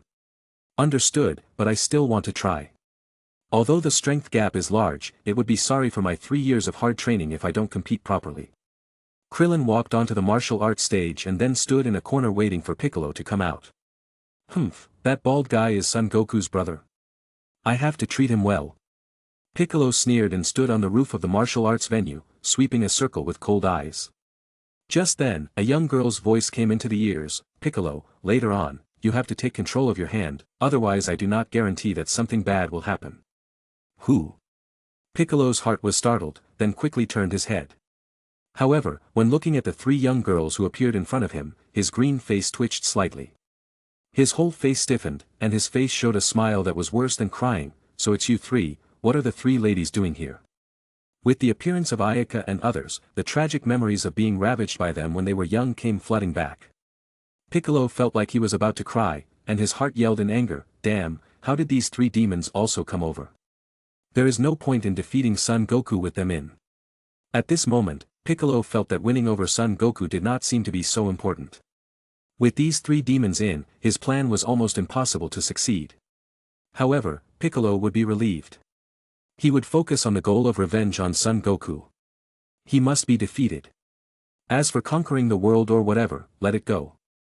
Well, Piccolo, you do not like to see us? Ayaka raised an eyebrow, smiling. Damn. Piccolo's heart thumped. He hurriedly adjusted his mood to make his tone as calm as possible and hastily denied, why? It's an honor for the three ladies to come and watch my match. Ayaka knew what Piccolo had in mind and did not break it down. She said with a smile, I know that guy named Krillin, so don't be too hard on him later. Piccolo nodded gently. His eyes caught the smile, only to feel a wave of oppression followed. He was covered in a cold sweat, smiled, and said, of course, I will grasp the proportion. Turning his back, Piccolo gasped several times, gritting his teeth. His face was fierce as he yelled in his heart, damn, these guys are so scary. I am Piccolo, how can I be afraid? Sooner or later I will surpass them. The game continues, as in the original. Although after 3 years of hard training, the difference between the strength of Krillin and Piccolo was huge. The good thing was that Piccolo was afraid of Ayaka and others and did not make too many tough moves. However, in the end, Krillin still lost after making a variety of tricks. Then it was Yamcha versus Hero. Hero won by a landslide. In the second round, Son Goku vs Tien Shinhan, and didn't take long for Tien Shinhan to be defeated by Son Goku and for Son Goku to point out the weakness of the multiform. Next was Piccolo vs Hero, Old Kami. The original Piccolo and the Old Kami weren't that far apart. However, because the Old Kami was old, he was mentally no match for the young Piccolo. Plus, he couldn't fully play his strength with the help of the human body and eventually lost. At this point, because both sides had eaten the fruit of Tree of Might, the Old Kami's strength was slightly better than Piccolo's due to the huge accumulation. He lost by only one move after using the human body and was not sealed into the bottle and swallowed by Piccolo. Finally, the final was about to take place, Son Goku vs Piccolo. Ayaka sat on top of the martial arts venue with snacks. Her legs swayed, and she watched the match with great interest. Chapter 108. The following is the final round of this tournament. Please welcome contestants Son Goku and Ma Jr. to the stage. The host announced with an excited expression, and fierce cheers burst out from the audience. Goku, you must win. Krillin shouted. Go for it, don't die. I don't want to be a little widow without getting married. Chi-Chi put her hand to her mouth in the shape of a trumpet. Son Goku smiled brightly at everyone and walked up to the martial arts stage, and locked eyes with Piccolo. Humph. Coldly grunted, Piccolo showed a wicked smile and said in an icy tone, Son Goku, to tell you the truth, I, Demon King Piccolo, am different from 3 years ago. This time I will definitely take your life. Ha, Piccolo, we will know who wins and who loses after the fight. It's too early to say big words. Son Goku looked serious. Shit. Piccolo bristled and said no more. The two looked at each other from afar, and no one dared to make a rash move. The atmosphere on the martial arts stage was cold to the extreme. Suddenly, two powerful keys such as a million horses rushing to come. The whole venue was suddenly silent, and a tense and moving feeling of oppression was generated. Goo. Krillin's face nervously swallowed a mouthful of saliva, throat a little dry. He said to Yamcha with apprehension, Goku and Piccolo are really too scary. Even the key makes me start trembling. Yamcha nodded approvingly and watched the duo on the martial arts stage with rapt attention. Whoosh! Son Goku and Piccolo disappeared at the same time, followed by fierce fighting sounds. The ground rocks began to break. This was already a high-level battle. Krillin and other people's eyes constantly turn, but only to capture their shadow. So powerful. Tien Shinhan took a deep breath. His heart was incomparably lost. This was the true strength of Son Goku. Just a few years, he had been left so much behind, and there were two people who felt the same way, Krillin and Yamcha. However, the loss also stirred up their will to fight. The old Kami, who has been detached from the human body, noticed the three unyielding intentions of the three and was very satisfied.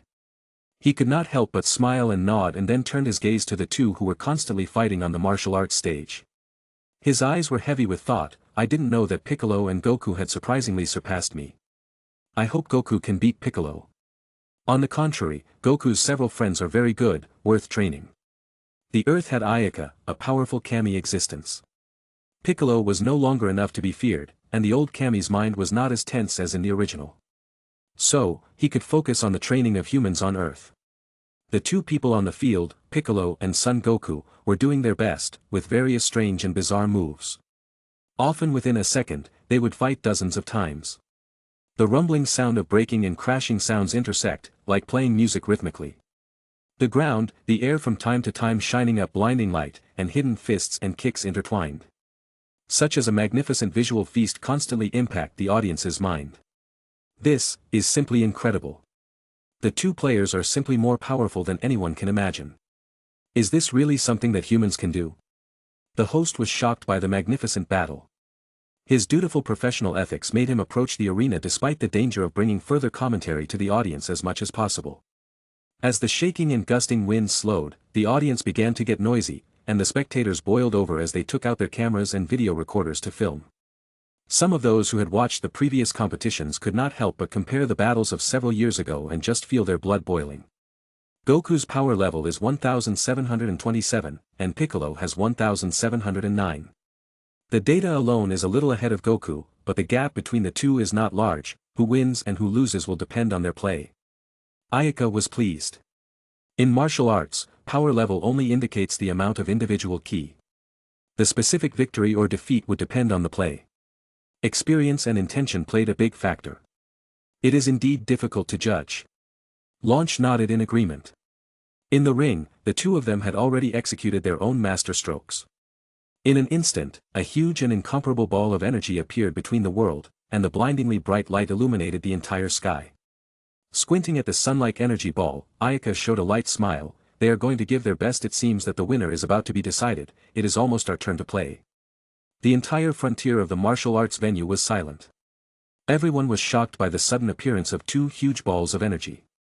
What a terrifying energy, they can actually release such a large energy ball.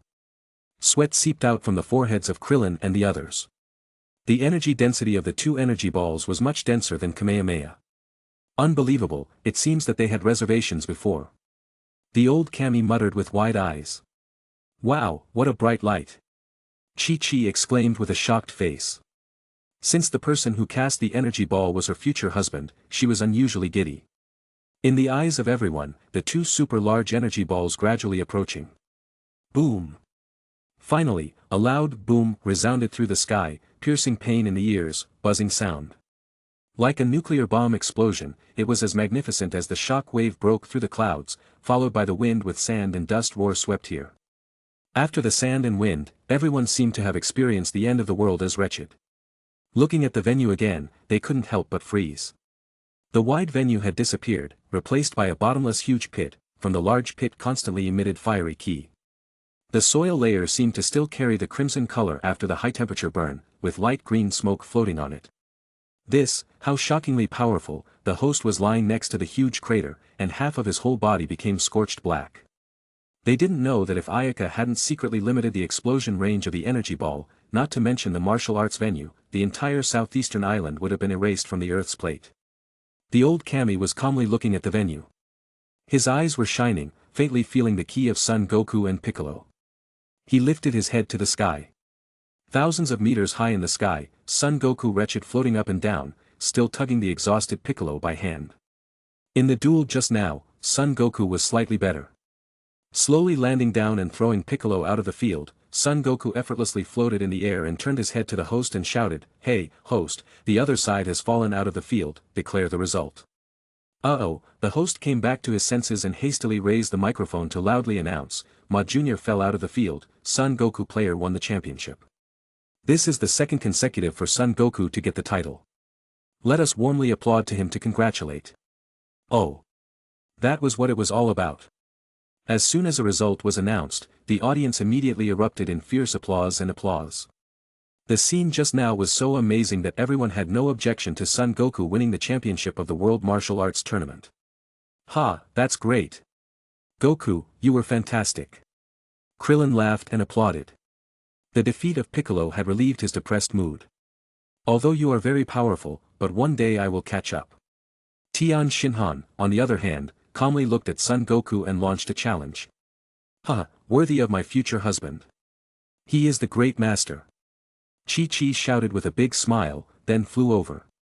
At the end of the conference, Son Goku, Master Roshi, Old Kami, and others gathered together while still dragging the exhausted Piccolo.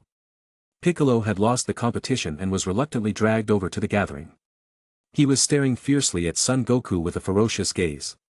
"Piccolo, don't stare at me like that." Son Goku embarrassed to touch his head, showing an innocent smile. Of course, Piccolo ushered in a cold hum without any change in his gaze. Son Goku barely swallowed a senzu bean, immediately feel powerful.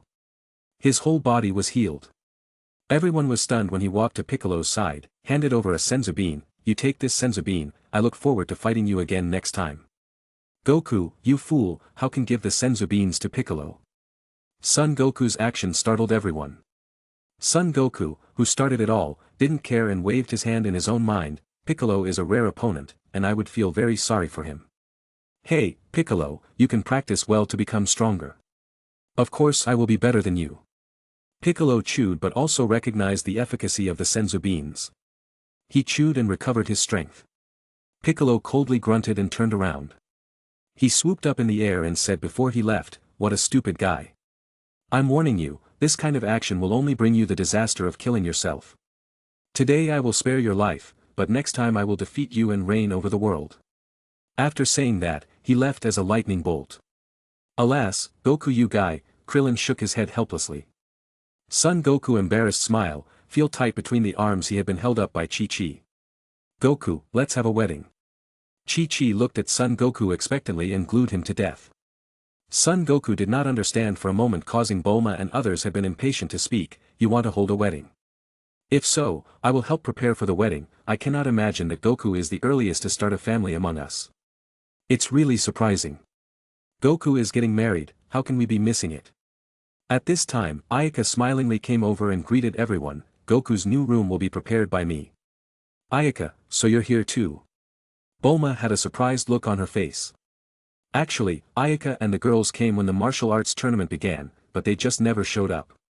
Chi-Chi explained in a whisper. Chapter 109. After a week of preparation, Son Goku was married in the castle of the Ox King in Fire Mountain. As Ayaka had prepared in advance and eventually avoided the lava eruption, the Ox King's castle was preserved intact. On the day of the wedding, Bulma, Master Roshi, Tian Shinhan, and other people came. They had a good time until the early hours of the morning and did not stop. The whole wedding was held with great enthusiasm. The next day, the couple relocated to Mount Paozu. Ayaka had already prepared a luxurious new house there.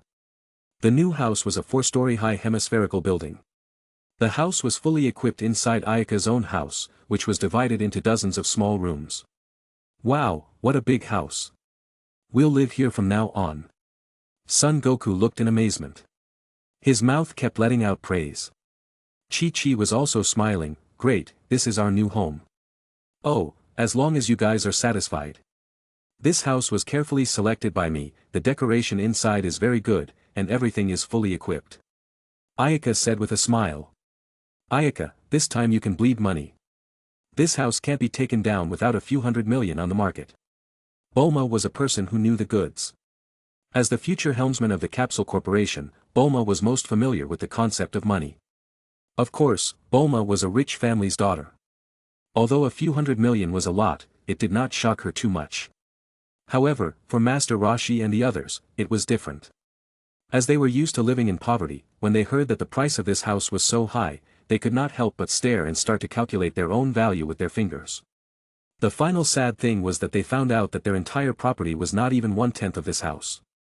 Only Violet looked calm. She was originally a colonel in the Red Ribbon Army. She made a fortune when the Red Ribbon Army was destroyed. She still had a lot of money in her hands after a few years of spending. This is just a small amount of money. Ayaka waved her hand without care. With her current status and pursuit, she would not break her back for a small amount of money. Ayaka's attitude deeply stung Krillin and others, especially Yamcha. When he was a desert bandit, even if he had an outburst of character, how much income he earned a year? He couldn't compare it.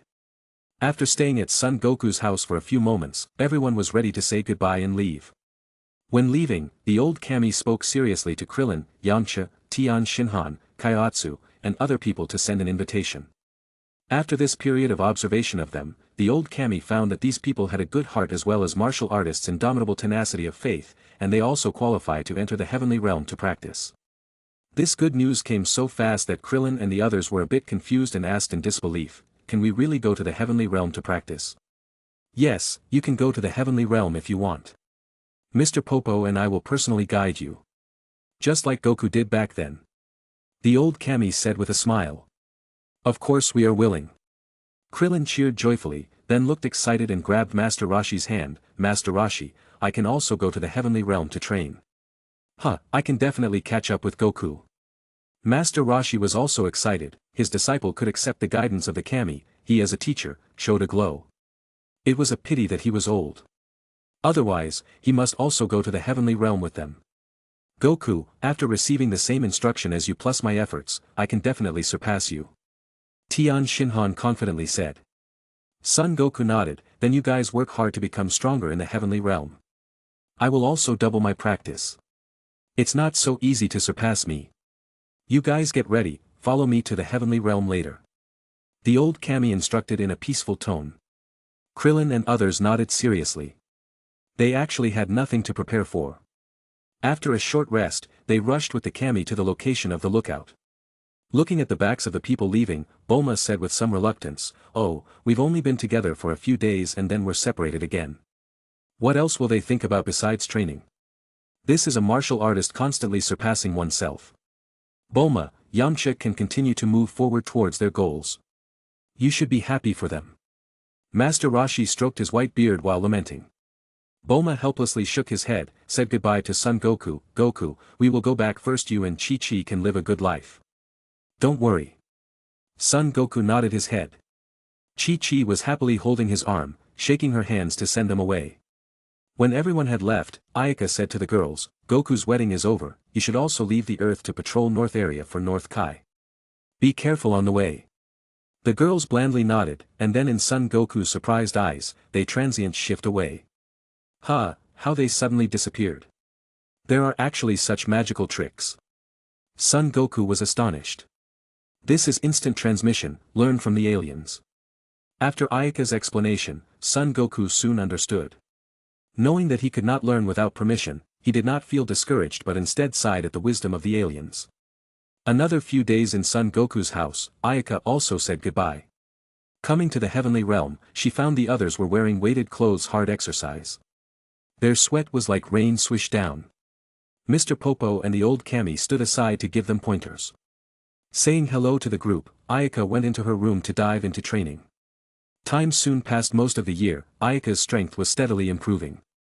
When she came to the square, she found Krillin, Kaiotsu, and Yamcha practicing punches and gesticulating, while Tian Shinhan sat in meditation under a large tree, emitting ki.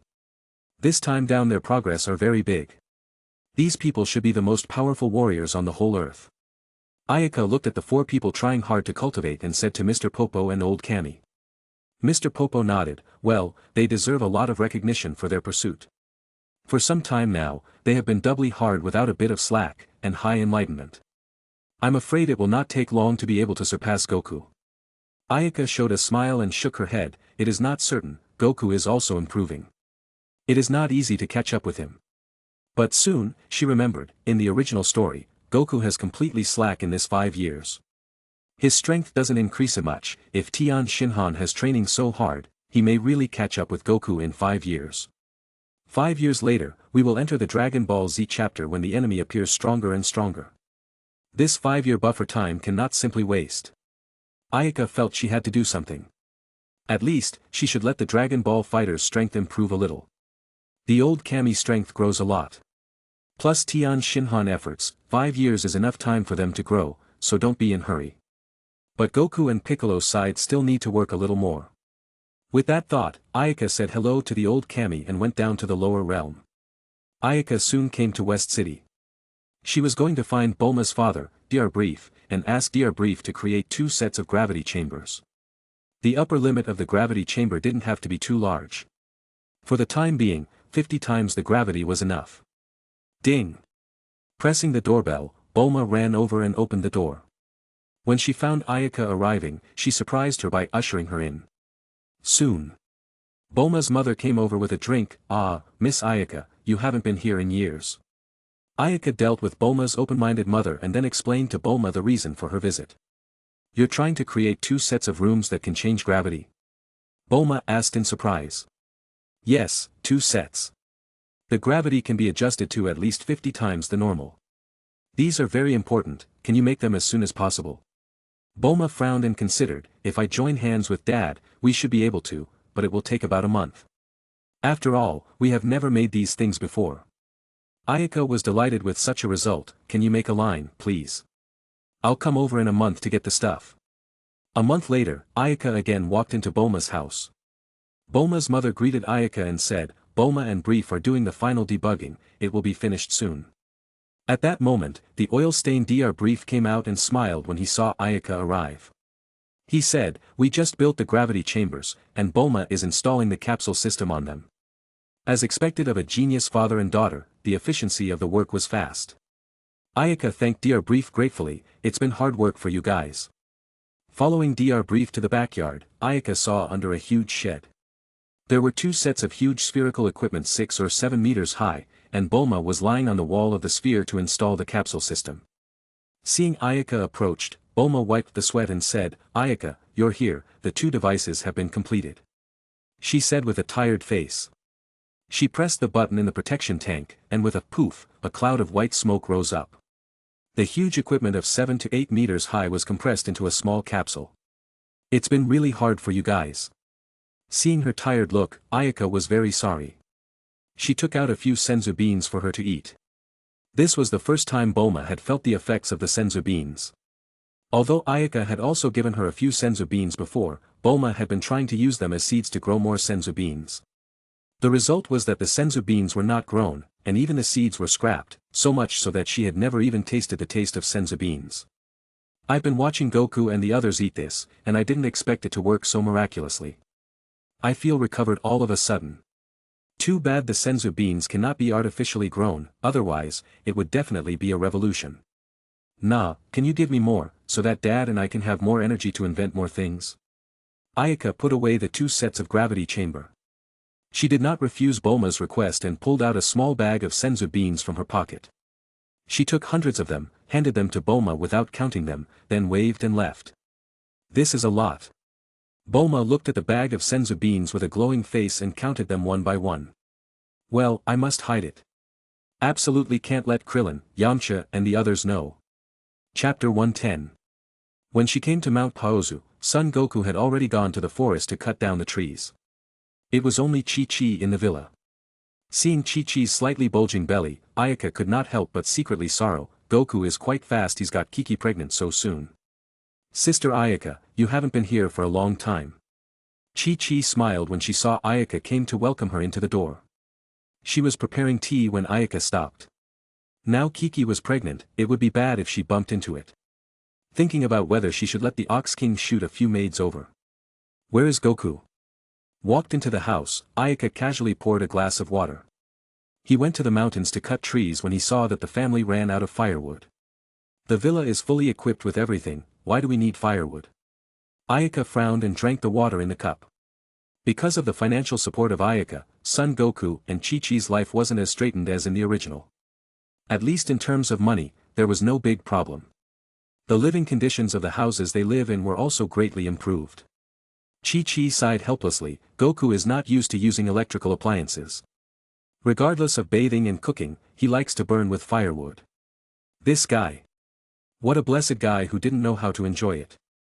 Ayaka shook her head and didn't ask further, then took out the capsule with the gravity chamber from her pocket and put it on the table. Krillin and the others are in the heavenly realm to practice. Goku can't be left behind here. This capsule contains a gravity chamber that can change gravity, which is very helpful to practice. Since starting a family Chi-Chi, he wanted to live a peaceful life. Although it was not enough to raise a family, his life was also uneventful. However, martial arts had become less important. Chi-Chi wanted to say something, but Ayaka waved his hand and spoke first. Chi-Chi, you should understand Goku's personality. It is impossible for him to stop training and settle down, so you have to support him. But the world has been peaceful. Goku is also the world's number one. I think there is no need to train anymore. Chi-Chi said doubtfully. This was not a good idea to change as soon as possible. Ayaka thought secretly. So she thought about it and said in a serious tone, peace? Not so, the world will never be completely peaceful. I have a feeling that a very terrible enemy will definitely appear in the near future, and the level of terror far exceeds our imagination. This enemy may be 1,000 times more powerful than Piccolo.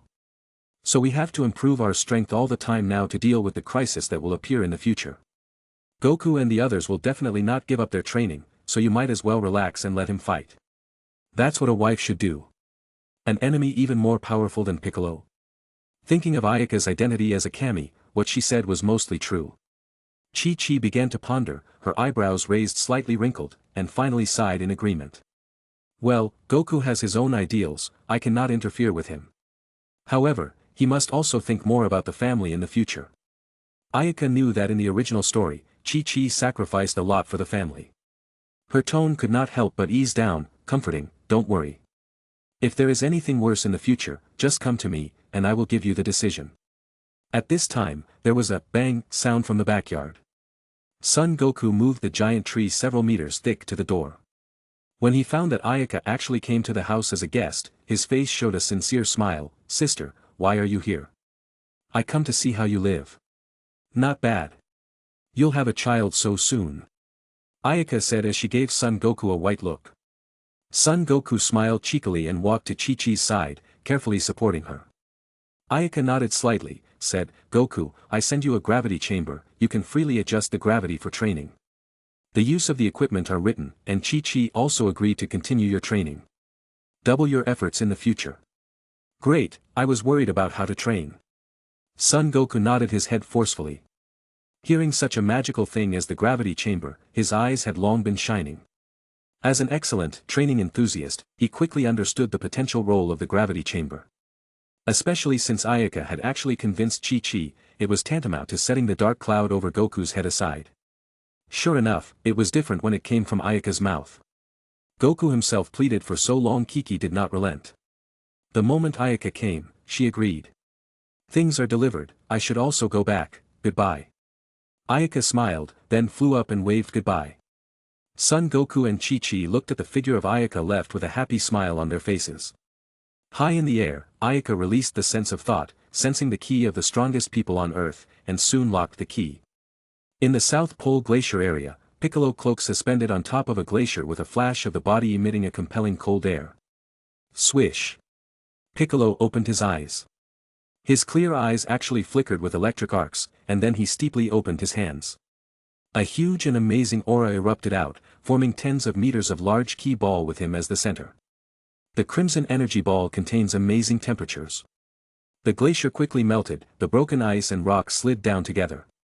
Within a short time, a huge spherical fracture zone abruptly appeared between the glaciers. Dissipate the energy, Piccolo gasped and landed on the ice. Looking at the glacier that kept cracking and sinking to the bottom of the sea, Piccolo clenched his teeth. The exposed veins on his head moved one by one. This is not enough. This level cannot exceed them. I have to train more severely. Boom. Boom. Boom. Piccolo persistently trained. The light in the palm of his hand flashed, a piece of chilling energy continuously gushed out. Swish swish swish. His body moved quickly, and again he used his body to block all the key waves. With a boom, the wind swept up huge waves, and large chunks of ice and seawater were blasted high into the air, then turned into rain falling in droves. Such a hard work, this attitude deserves recognition. Ayaka's voice echoed in the sky. Piccolo raised his head to see the flying Ayaka. His pupils shrunk, and he asked with a cold expression, "What are you doing here?" Ayaka was Earth's new kami, which Piccolo already knew. With such a powerful kami in place, his ambition to conquer the world was no longer achievable, at least on Earth. Ayaka smiled lightly, stroked her hair, and said serenely, "If I say I happened to pass by, do you believe it?" Piccolo skimmed his mouth, very conscious not to say more. Was there such nonsense? Don't look at the girl's harmless look. A crazy 10,000 power level wasn't enough for her to play. Ayaka blinked indifferently and threw out a capsule in her hand. Piccolo took it in his hand, found it was a capsule, and asked, "What is this? You came here just to give this away." "This is a good thing. You should know how to use the capsule, and what it contains can help you train quickly." "Stop, no need to thank me. Just express gratitude in your heart, no need to say it, who makes me like to help people gladly." Ayaka's self-consciousness said. Piccolo was speechless. He was holding the capsule in his hand and said in a flat tone, "The thing has been delivered, you can leave, do not disturb my training." Ayaka momentarily felt bored, so she shook his head and left. "I want to see what is the thing that can help me train." Although he pretended to disdain, Piccolo did not dare to underestimate the thing sent by Ayaka. The last time was a random fruit thrown to make his power level greatly increased, and what could it be this time specially sent here? Piccolo found a dry place and threw out the capsule. Boom! After a burst of white smoke, a huge building 7 or 8 meters high appeared on the ground. Gravity chamber. Piccolo looked at the 2 words printed in steel on the door plate and shook his head disdainfully. He walked into the gravity chamber and pressed the 10 button directly without even reading the manual inside. Snap! What's going on, this weight? All of a sudden, it seemed to be tons of heavy things pressed his body. Piccolo was unprepared to be crushed on the ground. His face showed a painful expression. His feet moved as hard as an octopus, and for a moment, he actually did not adapt to it. Ha, good thing. With this, I will be able to soar, wait for it, Sun and Goku. In the north area starry sky, Ayaka traveled at a fast pace. After sending out the gravity chamber and instructed the lookout matters, Ayaka felt that all the things to do have been completed. She said goodbye to the people in the lookout, left the Earth, and wandered aimlessly in the universe. Chapter 111. Planet Cruiser was a clarified blue planet like the sea, which belonged to the high-level planet. The race on it was not a warrior race like the Scions, but the individual strength was extremely powerful. The overall strength was no worse than that of planet Vegeta. 300 years ago, an alien ship crashed on the planet Cruiser. The ship was blown to pieces, but the aliens riding on it did not die and stubbornly survived. Many powerful people up there knew about the news of a ship crashing on the planet at first. However, they did not care about it, as they thought it was just an alien in distress, especially when they learned that the other side was just a child. They did not care about it. No one expected that it was the child they let go in his overconfident and arrogant state of mind that would bring them to ruin in the future. The alien child was a Namekian who escaped from the climate change of his home planet and lived on planet Cruiser after surviving a fluke. With the very different changes in his upbringing, the child gradually lost his pure and kind heart and eventually became an evil Namekian. Due to the extremely high martial arts talent, the evil Namekian quickly became powerful and began to cause trouble. By the time the masters of planet Cruiser became aware of it, the evil Namekian had already grown up.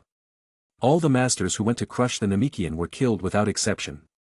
After continuous killing, the planet's top masters finally paid attention to it.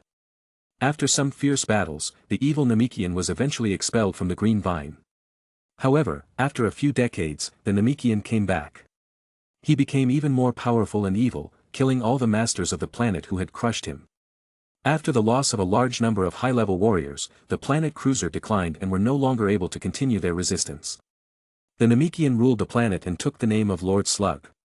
Such a powerful planet with powerful people, but ultimately it couldn't escape the end of slavery. Hundreds of years had passed, and no more masters of tens of thousands of strength had appeared on planet Cruiser. Even if they did, they were immediately summoned by Slug, and if they did not submit, they were immediately executed. Several hundred years had passed, Slug began to become old, but his strength was more and more powerful, during which he had enslaved more than 100 planets. Slug's greatest wish now was to regain his youth. He recruited a large group of scientists to work for him, developing various drugs that could ease aging and even extend life. The headquarters on top of the high mountain of Planet Cruiser. Slug forcefully put down his wine glass. His eyes mercilessly stared at the research and development staff who kept kneeling below. In such a long time, this is all you have given me? Did I invest so much money just for these useless things? Slug's voice was cold as his dried skin trembled. The research and development staff were trembling to wipe the sweat on his face. His two eyes were terrified and uneasy, and he cautiously spoke, "Lord Slug, it's not that we can't invent drugs to relieve aging. After using a large amount of money, we have been researching day and night and have even worked out a solution to extend life." Oh. Slug's eyes lit up. The corners of his wrinkled eyes widened a lot, and then his expression went cold. His voice was icy. "If you have a plan, why haven't you developed it by now? The program we have fully verified, absolutely feasible. At least 200 years of life extension, just, the research and development staff looked at Slug in fear. Just what?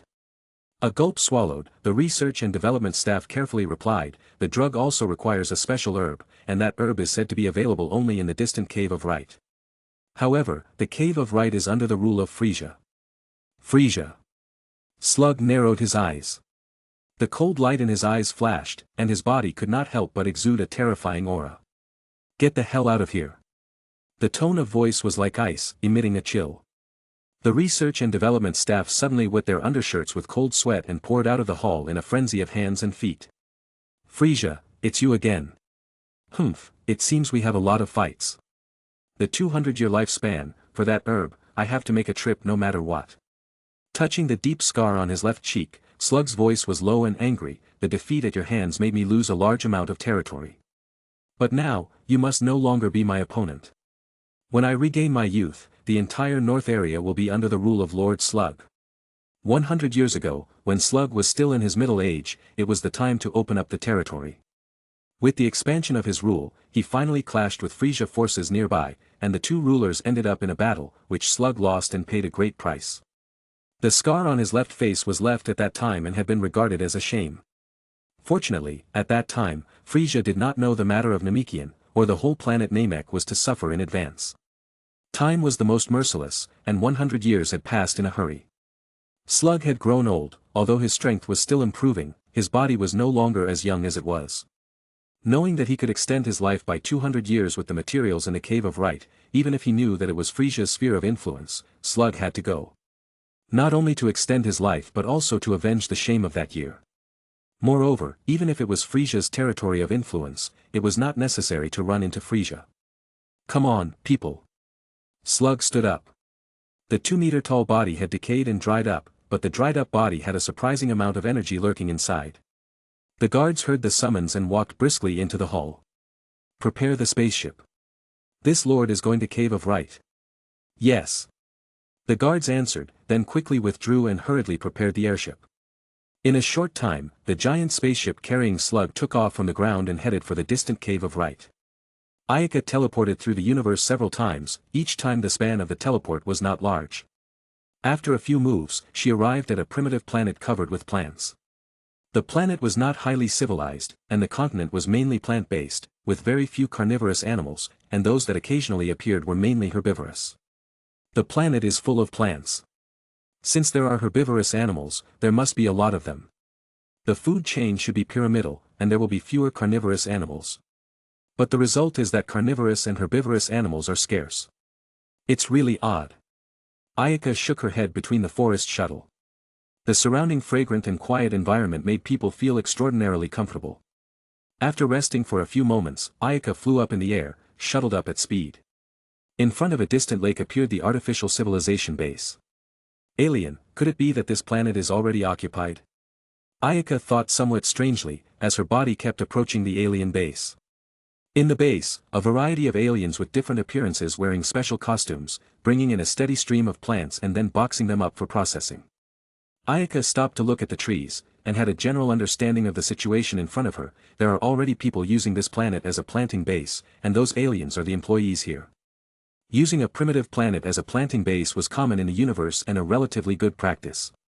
It was much more harmonious and natural than trafficking, immigration or even planet transformation. Seeing that these aliens were quite disciplined, Ayaka was ready to leave at that moment. The base, beep beep beep, a series of alarms sounded. Warning! Unidentified flying object is approaching and will soon arrive on land. Warning!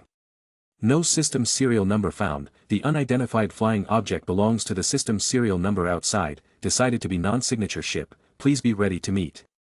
The aliens heard the alarm and immediately put down the work in their hands, picked up their weapons and took their positions to prepare for the enemy. Ayaka stopped, looked up out of the sky, and saw a huge spaceship was slowly approaching the ground. Boom! The giant spaceship landed on the ground. At once sinking the land, a few support pillars swish out, like inserting tofu deep into the rock layer. The aliens on the planet, wearing protective suits, leaned towards the ship with their weapons. The hatch of the spaceship opened, and rows of heavily armed soldiers came down, then stood up in line and gazed at the spaceship's doors with respectful expressions. At the gate, a 2-meter-tall pale figure walked down the spaceship with incomparable dominance. Ayaka stared at the green figure with dry and wrinkled skin and the 2 familiar tentacles on his head. Namekian. Chapter 112. How did the Namekian appear here? Ayaka wondered about the Namekian who stepped off the ship, and the Keen One quickly found something unusual about the other party. This Namekian form looked already winded, but the energy contained in his body was extremely huge. The energy is submerged very deep but still can't hide it from me. Ayaka blinked her eyes. The other side's strength was exposed to her at a glance. 1 million. When did the Namekian have this kind of strength? Ayaka did not expect that such an amazing strength existed in the Namekian. She was afraid that his strength was comparable to that of Frisia. Looking at the other side looked like the old Kami that aged and decrepit appearance, her brain flash. She suddenly remembered the anime version of the appearance of the Super Namekian, Slug. In the anime version, he escaped from the climate change of the home planet and accidentally found the Earth and learned that the existence of the Dragon Balls on the Earth information.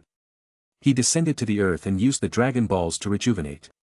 He tried to transform the Earth into a planet suitable for the demons but was eventually defeated by Son Goku and others. According to North Kai estimated, the heyday of the Slug was more powerful than Frisia. The answer to why Slug, as a lord who could rival Frisia, would descend to this planet, naturally aroused Ayaka's interest. Stop, who are you people? Don't you know that this is the territory of King Frisia? Disobeying King Frisia's orders is a capital offense. The alien held a weapon and warned the soldiers, who kept moving forward. If the opponent was some sporadic armed, they should be scared to death after hearing the mighty name of Lord Frisia. However, the actual situation was not as the aliens thought in their minds. They saw that the soldiers of Slug had a mocking look on their faces and did not take their words to heart at all. It should be known that the leader of the team was the Lord Slug himself. The prestige and terror were not below Frisia, and even in their eyes, Slug was the real overlord of the universe. Not to mention that wherever Frisia was or when he appeared in front of them, there was Lord Slug in front. There was nothing to fear. If it were not for the low profile of Lord Slug, how could it be that Frisia was so famous? Seeing that the other side did not put King Frisia in the eyes in the slightest, the leading alien could not help but become angry, and of course, had a vague hint of bad premonition in his heart. Bastards, you are provocative to King Frisia. Aren't you afraid that King Frisia will blame you? The wrath of King Frisia is not enough to fill a few lives. The alien raised his neck and roared with agitation. However, the response was the heckling sound of the other side. The alien immediately bulged with veins and a gloomy face. One of the combatants even stepped out from among the ranks and prepared to launch an attack on the strange armed. How dare you be so insensitive? You will have a good time. The leading alien was furious and waved his hand to order all the combatants to swoop forward and purge the strange armed. Seeing the aliens flashing their weapons, Slug soldiers who were already in line drew their weapons and prepared to fight. Even the miscellaneous soldiers dare to make enemies with the elite guards of our Lord Slug. They don't know how to live. The two sides soon engaged in battle, with both the aliens and the Slug soldiers had a power level of 1,000 or more, with the highest reaching 5,000. One side had to fight for the sake of King Frisia's prestige and even more fearful of the punishment that might be incurred if the battle was lost. The other side was desperate to perform well in front of Lord Slug and perhaps be sent out to manage a planet. Both sides used the reason to fight to the best of their ability, so they both wanted to end their opponents as soon as possible. When the battle broke out for a moment, countless scorching lasers and dangerous Qigong waves began to run around, wailing and screaming in pain. Whoosh, whoosh, whoosh. Large waves of energy swept away. The raging shock waves stirred up relentlessly. As the battle continued, large forest areas were destroyed, bright lights rose, and the forest was instantly plunged into a sea of fire. Ah, Frisia's men and Slug soldiers are at war, but with Slug around, those aliens are dead. Ayaka stood on a tall tree trunk in the distance, looking out at the battle in the distance. Although I do not know why Slug appeared on this planet but encountered, should not we remove it in advance? Slug's evil was without a doubt, and since it was a character that appeared in the anime version, its existence was bound to be in the main story. However, it might not attack the Earth. Although it was a virtue to get rid of violence, Ayaka felt that his virtue index was slightly low, and he needed to make up for it. Slug, who had been watching his subordinates fight, had a chill for no reason.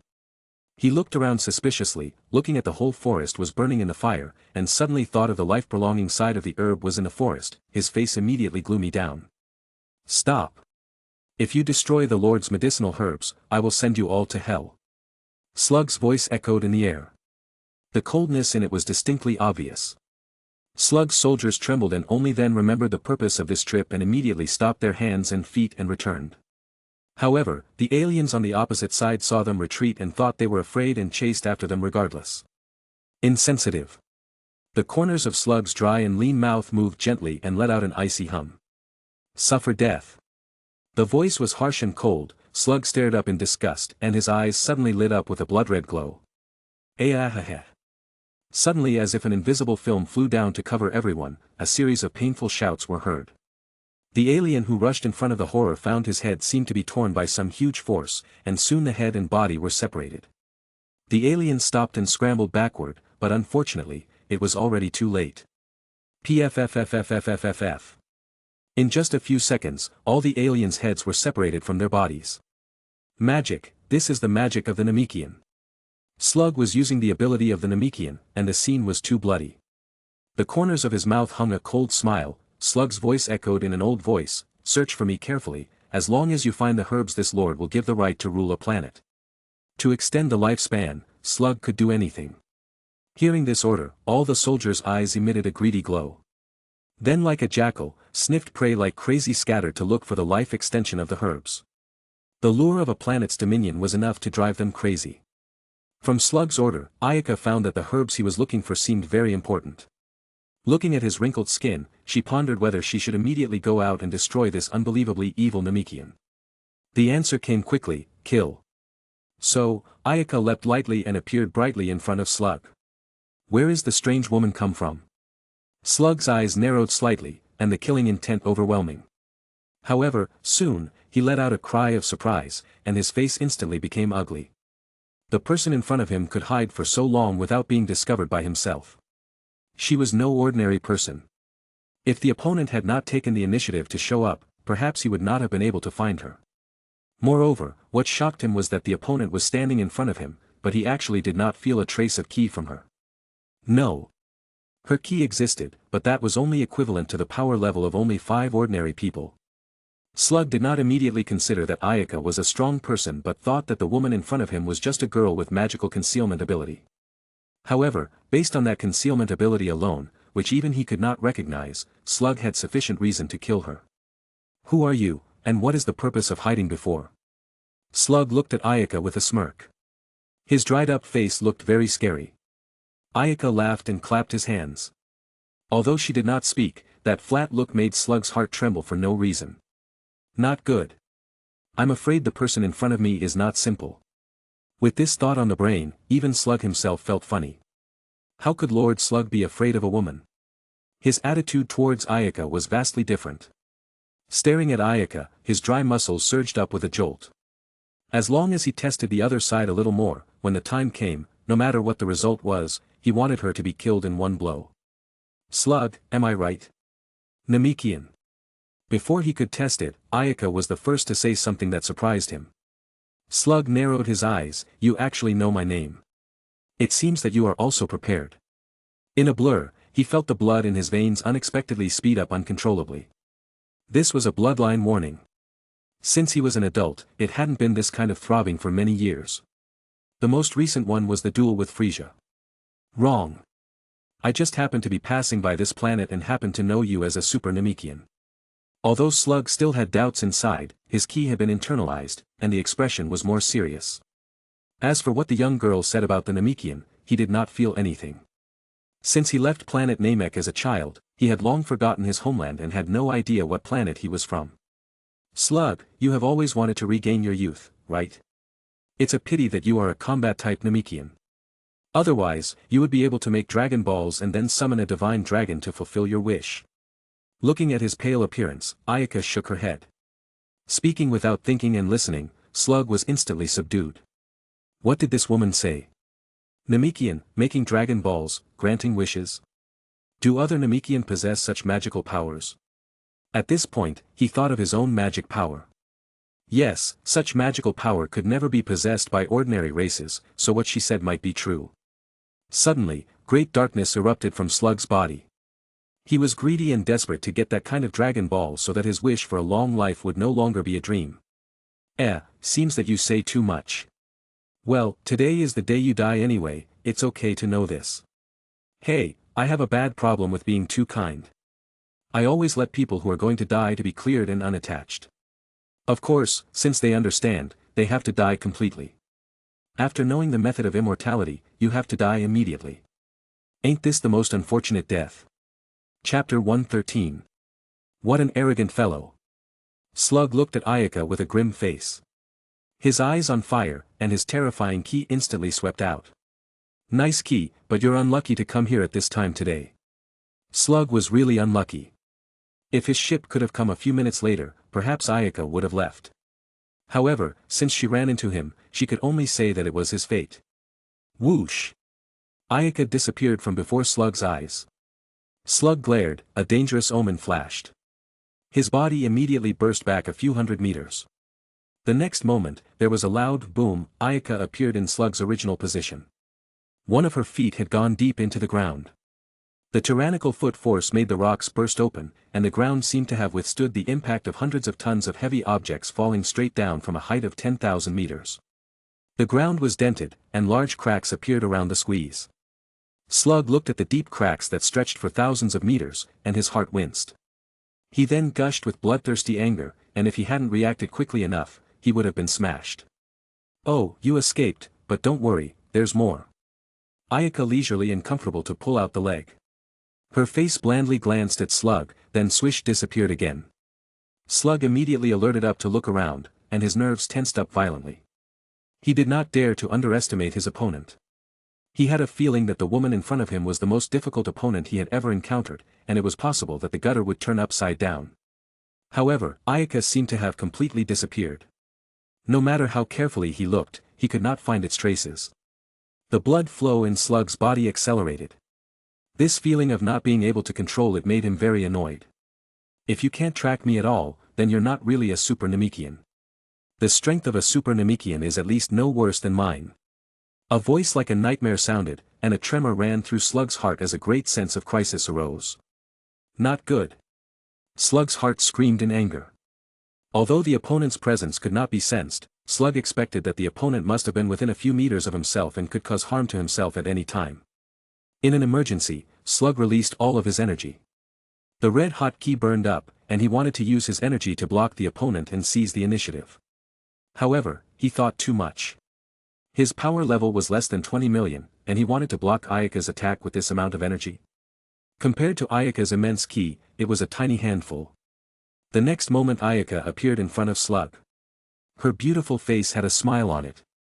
She then both palms easily penetrated the burning layer of ki and launched a desperate strike in Slug's incredible eyes. She pierced, flexed her fingers, and made a punch. The two fists hit the chest with a bang. Poof! A mouthful of blood spurted out from Slug's mouth, and his body flew straight backward. With a succession of impacts, he went all the way to the center of the rock formation before being buried by the huge scattered rocks. The messy pile of rocks exploded with a bang, and the smaller ones were directly blown into flying ashes, forming a huge explosion crater in place. Slug stood in the middle of the explosion crater roaring in anger. His eyes were full of blood, his creased and aged face was also covered with bloodstains, and his expression was very horrible. Squeak! The corners of his mouth, devilishly sharp teeth were rubbing against each other, emitting a squeaky, unpleasant sound. His palms were tightly clenched, and his whole fist was trembling due to anger.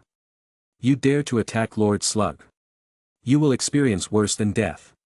Slug hissed angrily, and his endless killing intent exposed. Do you still think you can defeat me? Ayaka wrinkled her nose in displeasure. The bloody murderous aura like hell disgusted her. To form such a rich and dark fury, how many living beings need to be slaughtered? He was really this kind of demonic guy who'd be better to die as soon as possible. Humph, little one, enjoy yourself while you can, and later you will know the horror of Lord Slug. My strongest technique, it's your honor to see it. Your strength has long been exposed in my eyes. How sad. Ayaka shook her head and bristled with disdain. Slug's gaze was fierce, and after wiping away the blood from the corner of his mouth, his arms were wrapped around him, and he began to condense his ki. Ah. Ah. With Slug's roar, his head was bruised, and his whole body muscles began to move up. Thump. Thump. Thump. Thump. Thump. Thump. Thump. Slug continued to condense his ki, his teeth clenched tightly, and even blood flowed from the corners of his mouth. Incredibly, as Slug vociferously regulated his breath, his body actually expanded little by little. 3 meters. 5 meters. Slug's body continued to become huge until it stopped at about 80 meters. His ki also showed up along with his body, truly reaching 1 million. Ha ha ha. Slug arrogantly laughed. Although he was beaten by Ayaka before, that was only less than half of his own strength. After revealing his full strength, he thought he was already invincible to the world. You are very strong, but now you are definitely not my opponent. Be a good boy and suffer death. Wow. Ayaka widened her eyes at the giant in front of him. The giantization was like a scion. The muscle surge transformation, the weaknesses were also very obvious. The attack speed aside, the eyes and head that were magnified countless times alone would be a good target. In the north area, you actually set up such a big target. On this kind of strength, you will be abused in the evil world. Slug had been basically invincible since he became an adult, rarely encountering opponents. However, he did not know that most of the stunts he thought were invincible had not been tested in actual combat and were like rash in Ayaka's eyes. Slug moved up. Every step he took was accompanied by a shaking of the world. He looked around, intoxicated, with an unobstructed view of the landscape in front of him. Little one, suffer death. The loud voice made the air reel. Slug waved his huge fist with a fierce look on his face. The wind was mixed with a terrifying force whistling, and the huge fist seemed like a large celestial body falling from the sky, domineering and shocking. But... pop! The oversized fist came to a screeching halt, firmly fixed in mid-stride by something. Slug beaded of sweat on his forehead, looking at his fist in disbelief, then horrified to find a pink palm against the fist. It was this small palm that stopped the fist's attack. When he tried to withdraw his fist, he found that he couldn't move his hand halfway no matter what. Slug gritted his teeth and still could not retract his fist with all his might.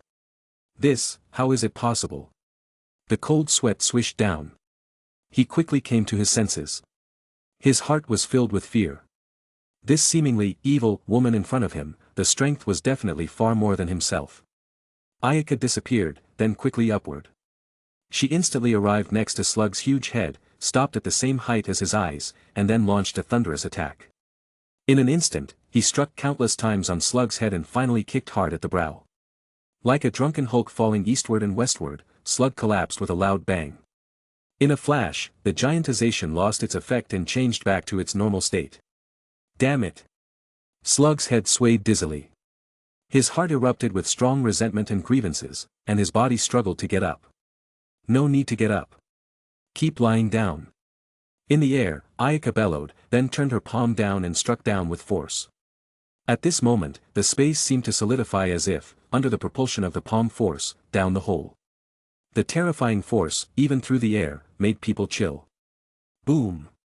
Several kilometers in diameter was stamped with a huge handprint. The ground under the handprint loosened and sank hundreds of meters, and the suffocating air dissipated as if space shattered with glittering light. Slug was struck into the ground in that instant. The bones of his whole body seemed to be broken, and the hissing pain reached his brain, which was worse than death. Ayaka landed and felt the faint gasping sound coming from Slug's body, knowing that he was already seriously injured and unable to move. Please, don't, kill me, the weak voice came. She frowned slightly, thinking of Slug's previous appearance of authority. Ayaka knew to cut the grass to get rid of the root and did not want to let go of this evil Namekian. She threw Slug to the high altitude and then casually sent a ki wave. Under the majestic energy of the ki wave, Slug's body was violently damaged and eroded until it disappeared. On the other side of the cave of Right, Slug's soldiers were searching deep into the hinterland for the medicinal herbs needed by their lord, unaware that their lord had already lost to Ayaka. Deep in the forest, a black-haired boy with a topless body and a chest protector hung in a tree with his eyes blank. With the end of the battle, the black-haired boy suddenly opened his eyes wide. Hissing like a beast slowly came from his throat, emitting tyrannical and ominous ki. His whole body lost its mind and was gradually dominated by the desire to destroy. Chapter 114. This dark-haired boy was Broly. Broly's angry, low voice caught the soldiers' attention, making them all come closer towards him. Be careful. This guy seems to be not simple. A soldier suddenly shouted, and the soldiers behind him quickly finished arming. Roar. Broly clutched his head with a harrowing expression on his face, Kakarot, Kakarot. The voice was hoarse like a beast hissing. The muscles of the body twitched, and the cruel and tyrannical ki swept away. The terrifying ki and cold chill. Not good. This guy is not something we can deal with. Back off quickly. Sensing the ki emanating from him, a soldier's face changed dramatically and hurriedly shouted. Swish, swish, swish. The soldiers quickly fled from this forest as if they had grown wings. However, they did not know that they had already become Broly's food on a plate. Boom. The figure suddenly flashed, and Broly blocked in front of the soldiers. His arms fiercely trembled and crackled in a series of movements as Slug's soldiers fell down. Poof poof poof. Countless lightning penetrated the air and hit the target. In just a moment, all the soldiers were killed by Broly. Ha ha ha, Kakarot, destroy, destroy. Broly's long hair was floating, and his spirit fell into a state of madness. His purple-black pupils were flowing with a bloodthirsty light. After that, he felt huge ki coming from the far side. With several sharp flashes in the air, the body flew towards Ayaka's side. After Ayaka killed Slug, she smoothly shot a piece of ki wave at the giant ship, the ship destroyed. Without the ship, those aliens couldn't leave the place. Suddenly, Ayaka felt that huge ki was approaching. The ki was so powerful that it made people palpitate. How can there be such a powerful ki on this planet? With such confusion in her heart, Ayaka was ready to deal with the ki that was approaching. It gave a feeling of a chaotic riot in its power. Here it comes. She raised her head, saw the light from a distance with breakneck speed.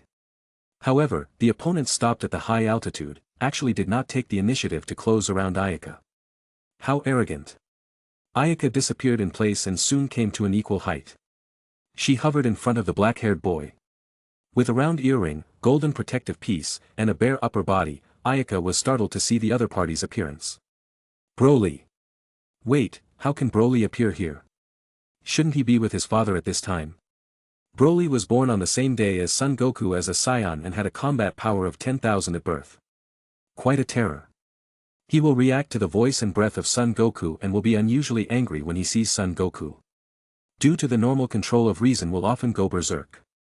Soon after birth, together with his father, Bogas was expelled by King Vegeta. In Planet Vegeta, the record about them was also erased. Perhaps the inability to control reason was merely one aspect of the 10,000 power level at birth, which did not appear in the history of the Scions, so how can King Vegeta be assured? Although he was highly likely to become the strongest Scion, this might overturn the existence of the royal family's rule over the Scions. How could it be advertised with great fanfare? The good thing was that Broly congenital anomaly, but it gives the Vegeta King an excellent excuse. King Vegeta's concern was not all unfounded. Broly's father Paragus was a guy with unprecedented ambition, and King Vegeta had been aware of. While his son actually had a 10,000 power level at birth, this ambition should also be swollen out. In order to control Broly, Paragus used a special device to restrict him from achieving his own dark ambition. Where is Kakarot? As if he sensed the scent of his kind, Broly gazed at Ayaka. His emotions fluctuated greatly, and seeing that Ayaka did not answer his question, the fluctuations in his body could not help but be mixed up. Why should I tell you? Ayaka asked a rhetorical question. Kakarot, if you do not tell, I will kill you. Broly's cold eyes flashed scarlet electric aura. When he did not get an answer, he gradually lost his mind. His mouth was constantly chanting, "Kakarot." Violent and rampant energy burst out, with Broly as the center of the swirling air currents. The legendary Super Saiyan. His strength is extraordinary. No wonder King Vegeta wants to get rid of him. Unfortunately, the surge of energy led to the loss of sanity. If such a terrifying strength is not controlled in time, it will cause great harm. Ayaka was very appreciative of measuring Broly and felt sorry for him. As a legendary Super Saiyan who appeared only one in every 1,000 years, compared to those Super Saiyans who were trained later in life, Broly's qualifications were definitely the most excellent among many Saiyans. It's a pity, Super Saiyan. Even if the legendary Super Saiyan didn't cultivate, his strength would increase year by year. If he cultivated, his growth would exceed that of ordinary Saiyans by a lot. At the same level, the legendary Super Saiyan was much stronger than the acquired Super Saiyan. Seemingly angered by Ayaka, Broly roared. His lean body gradually became larger, and his aura also rose. Soon, his body size grew to about 2 meters, 3 meters, and was covered by a burning flame within a few feet. Ho ho ho ho. Broly muscles tensed with the majestic ki like a wave of anger gushing out. His long black hair turned golden yellow and shot straight up to the clouds. His eyes also turned turquoise and actually became a Super Saiyan state. What a powerful energy. The intense windstorm blowing over, and Ayaka used both arms to block in front of the forehead. Her body swayed in the giant wind like floating weeds in the center and west. Swish.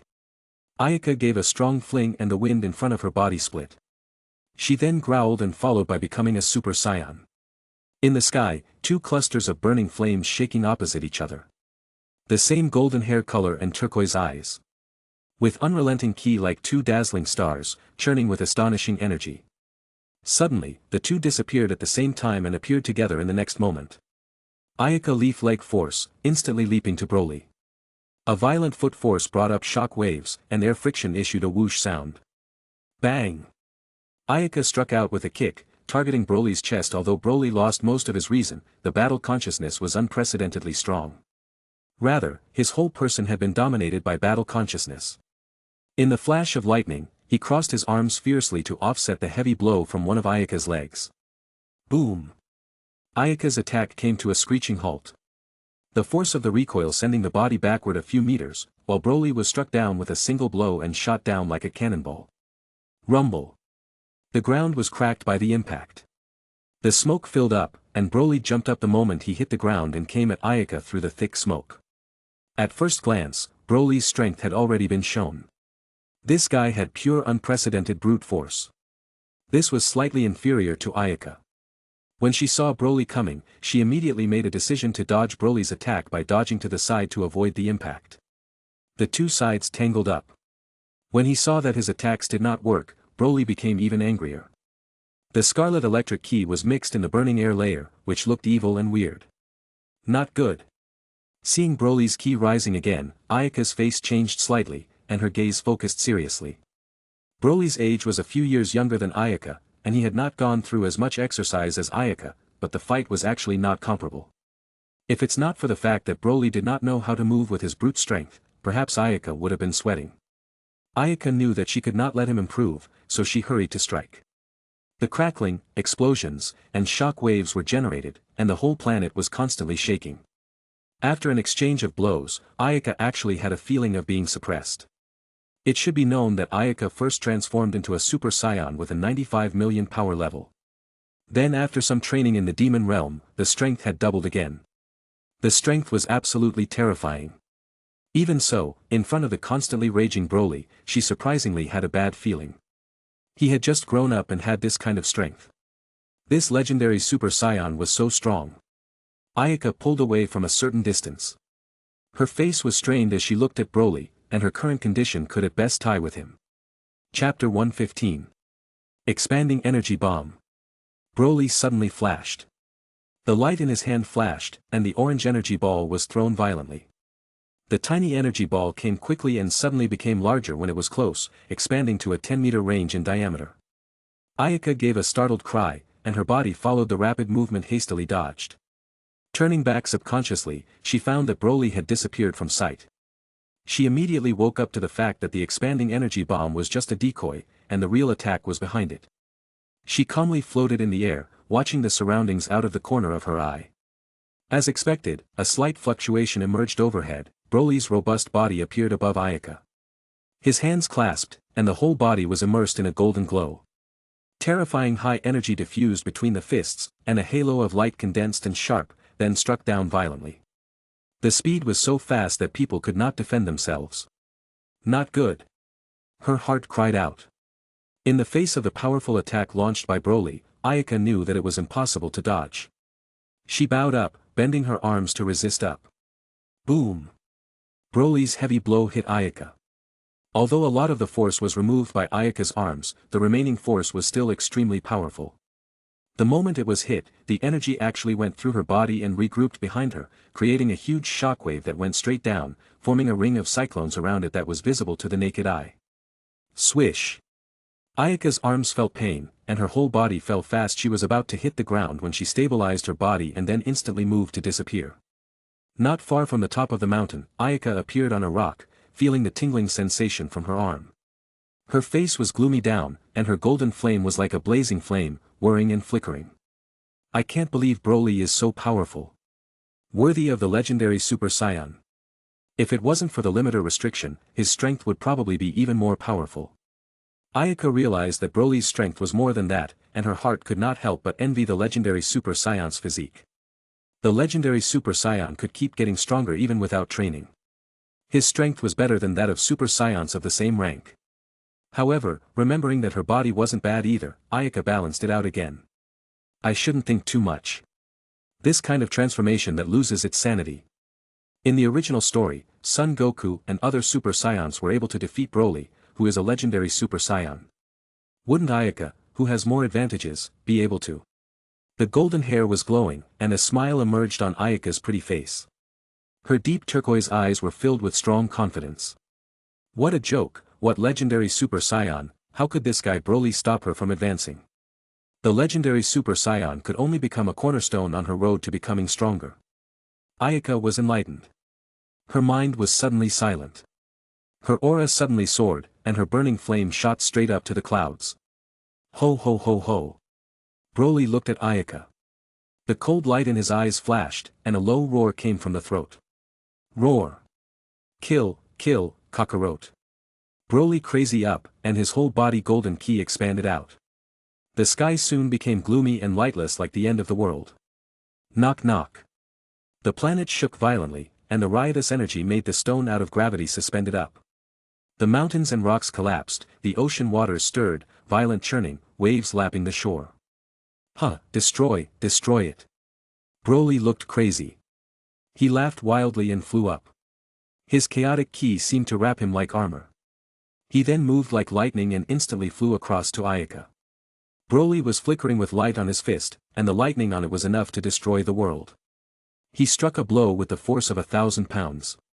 Broly, you alone want to destroy me. Seeing Broly attacking her, Ayaka roared. A cold light flashed in her eyes, and she coldly grunted as she stretched out her two palms. Boom! Broly's fist and Ayaka's palm collided, and a blindingly strong wave of energy erupted in an instant. Rumble! The mountains and rocks collapsed, the earth sank steeply, and was turned over in large chunks of soil. Time seemed to stand still, then a huge dazzling light broke through the clouds. The whole planet was instantly illuminated, and the blinding light covered the whole planet with the shock wave. The powerful vibration stopped the rotation of the planet for a time. The riot stopped, and the dust and smoke dispersed. At this time, the ground seemed to have undergone a dramatic change. The continental plates that had become one fell apart, covering the entire continent of green forests also disappeared. The scene reflected in the eyes became a dusky desert. Ayaka stood firm on the ground, her beautiful face covered with sweat and sand. Cough, cough, blocked. With a light cough, the pain plus tingling sensation came from the palm of her hand. Broly's attack was incomparably violent. Although she blocked it, Ayaka felt that her ki was being consumed rapidly, depleting half of it in just a moment.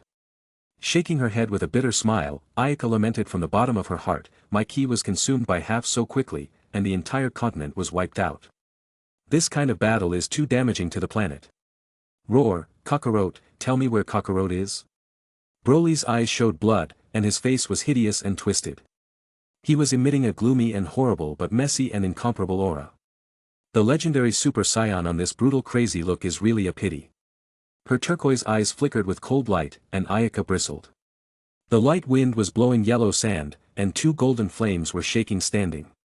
Broly and Ayaka carefully observed, and the powerful ki impacts each other. Ah!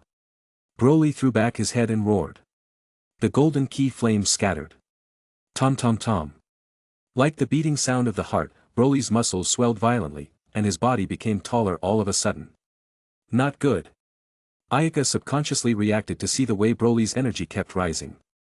He was about to break through the restriction limit of the restrictor. I absolutely can't let him release it uncontrollably anymore. Ayaka was fast, her legs lashed out and instantly flashed in front of Broly. Swish. A piece of green light flashed, and Ayaka's ability was fully opened, releasing a large ki wave. The burning ki wave hissed like a pale dragon coming out of the abyss and roared wildly towards Broly. Rumble. The ki wave struck Broly's body. Did you block it? Damn, the ki wave has no effect. Seeing the state of Broly, Ayaka's face suddenly changed. She didn't expect Broly's flesh to be so strong, and the ki wave actually didn't have the slightest effect. Snap. With a crunching sound, the limiter lost its effect, and Broly's ki began to soar. Ow! Broly floated in the air and began to roar miserably. The muscles of his body swelled open, the turquoise pupils had disappeared, the golden hair color on his head turned into a greenish grass green, and faint electric arcs were flashing on his body. Broly laughed wildly at Ayaka. At this point, he had completely lost his mind, turned into a puppet that only fights. The grass green hair color without pupils. This is the legendary Super Saiyan form. Ayaka gulped. Her heart was a little panicked. Broly finally broke through the restrictions of the limiter to show the legendary Super Saiyan battle form. Chapter 116. The sky was overcast, and a huge pressure enveloped the entire planet. It rumbled as if the thunderstorm came when countless electric thunder fell from the sky and struck the ground. Broly had completely turned into a crazy Super Saiyan state. Although it could not match the second stage of Super Saiyan like in the original, the power was increased at once. The consciousness of destruction dominated Broly. When Broly saw Ayaka, he was immediately attracted by her ki and rushed forward regardless of everything. Damn! Ayaka cursed. She had to be seriously cautious in the face of Broly. Her arms waved as large crescent-shaped ki waves shot out. These ki waves alone could not hurt Broly. She just hoped to stall a little to allow herself to prepare a more powerful move. However, the result was disappointing. The crescent-shaped ki wave failed to attract Broly's attention. He directly ignored the ki wave, allowing it to hit his body, and his body fled violently. The ki wave that hit Broly's body did not have any substantial effect, except for causing a huge sound. It didn't even manage to delay Broly in slightly. Boom! Ayaka's move was interrupted by Broly halfway through the execution. The time-consuming move was no longer possible. Ayaka's cold face instantly moved to the far side and distanced herself from Broly. Broly's eyes white without pupils, and she wondered if this shadow did not affect his vision. He was covered with swollen muscles, which at first glance, was very frightening. There was a roar of anger, and his feet were powered up. Broly shot up only by brute force and looked close to Ayaka. Looking at Broly, Ayaka began to move at high speed. Her turquoise eyes did not have any fluctuations, and her fingers pointed out a series of energy attacks. Finally, when the ball of energy blocked Broly's line of sight, she saw the right moment to launch the instant transmission again. She immediately gathered her energy and released a big move after teleporting to the back of Broly. Sword Wave. With a low roar, she gathered the remaining 50% of her body's ki in her hand and released it in a spiral form. The Sword Wave was the most penetrating and destructive of all her moves, presenting its power. It also consumed a lot of ki when it was released. Just now, it drained Ayaka's remaining ki. Broly was losing his target Thunderstorm, and he felt a strong energy wave from the rear. The next moment, the Sword Wave appeared. The Sword Wave shone with blue light, containing half of Ayaka's ki. It was bizarre and terrifying, and it was like a long drill. Even the unconscious Broly subconsciously sensed the danger. The Sword Wave was too fast, and Broly realized that it was no longer possible to avoid it. So he subconsciously put his hands like claws and released energy to resist. Rumble. A huge roar resounded through the sky, accompanied by a blindingly bright light. Then, everything reverted to chaos, and the sky was emptied of gas all at once. Did it work? Suddenly, Ayaka's heart flashed a danger signal, followed by a sharp pain. Then, she was hit by a huge force, and her whole body flew out. Boom boom boom. A series of crashed several mountain peaks, and straight dust rose, leaving a ghostly deep, terrifying impact zone on the ground. Cough cough cough. Ayaka collapsed in the gravel, a few drops of blood flowed out of the corner of her mouth. A stinging pain came from various parts of her body. It's not good, I've broken several bones, I can't continue fighting. She laughed bitterly and got up, and with a bit of sensing, she knew the extent of her injuries. The blonde hair on the head flickered a few times and turned flaxen again, surprisingly exiting the Super Saiyan state. She did not expect that even the shock wave containing all her ki was still unable to defeat Broly. Was the legendary Super Saiyan really that strong? Looking up, Broly appeared in the air. At this time, Broly was also extremely miserable. His hands had been burned and deformed, his whole body was covered with wounds, and he looked awful in blood. The only difference was that Broly still had some ki in his body. So although he could not compare with his heyday, it still maintains the Super Saiyan form. What a fierce man! Ayaka couldn't help but shout in her mind. Ahem, the defeat was not too bad. At least the legendary Super Saiyan was injured like this. Ayaka forced a smile, reassuring herself. Of course, the current Broly was only a dozen years old, less than 20. He certainly hadn't grown up to be so powerful like he was in the later stages. Damn it, I will destroy you. Broly threw back his head and roared, then raised his altitude to fly to a height of 10,000 meters above. Boing boing boing. He frantically gathered his ki and held his hands together. Surprisingly, a black ball of energy converged, and a terrifying and ominous aura was brewing in a concentrated manner. Ayaka was lying on the ground. Her eyes were open when she saw the black ball of energy high in the sky, and she couldn't help but suck in a breath of cold air. Broly, this madman. Did he want to destroy me and the planet together, would he? To destroy the opponent and destroy the whole planet was something that only a madman would do. Such as Frieza, who was pushed to the end and so on.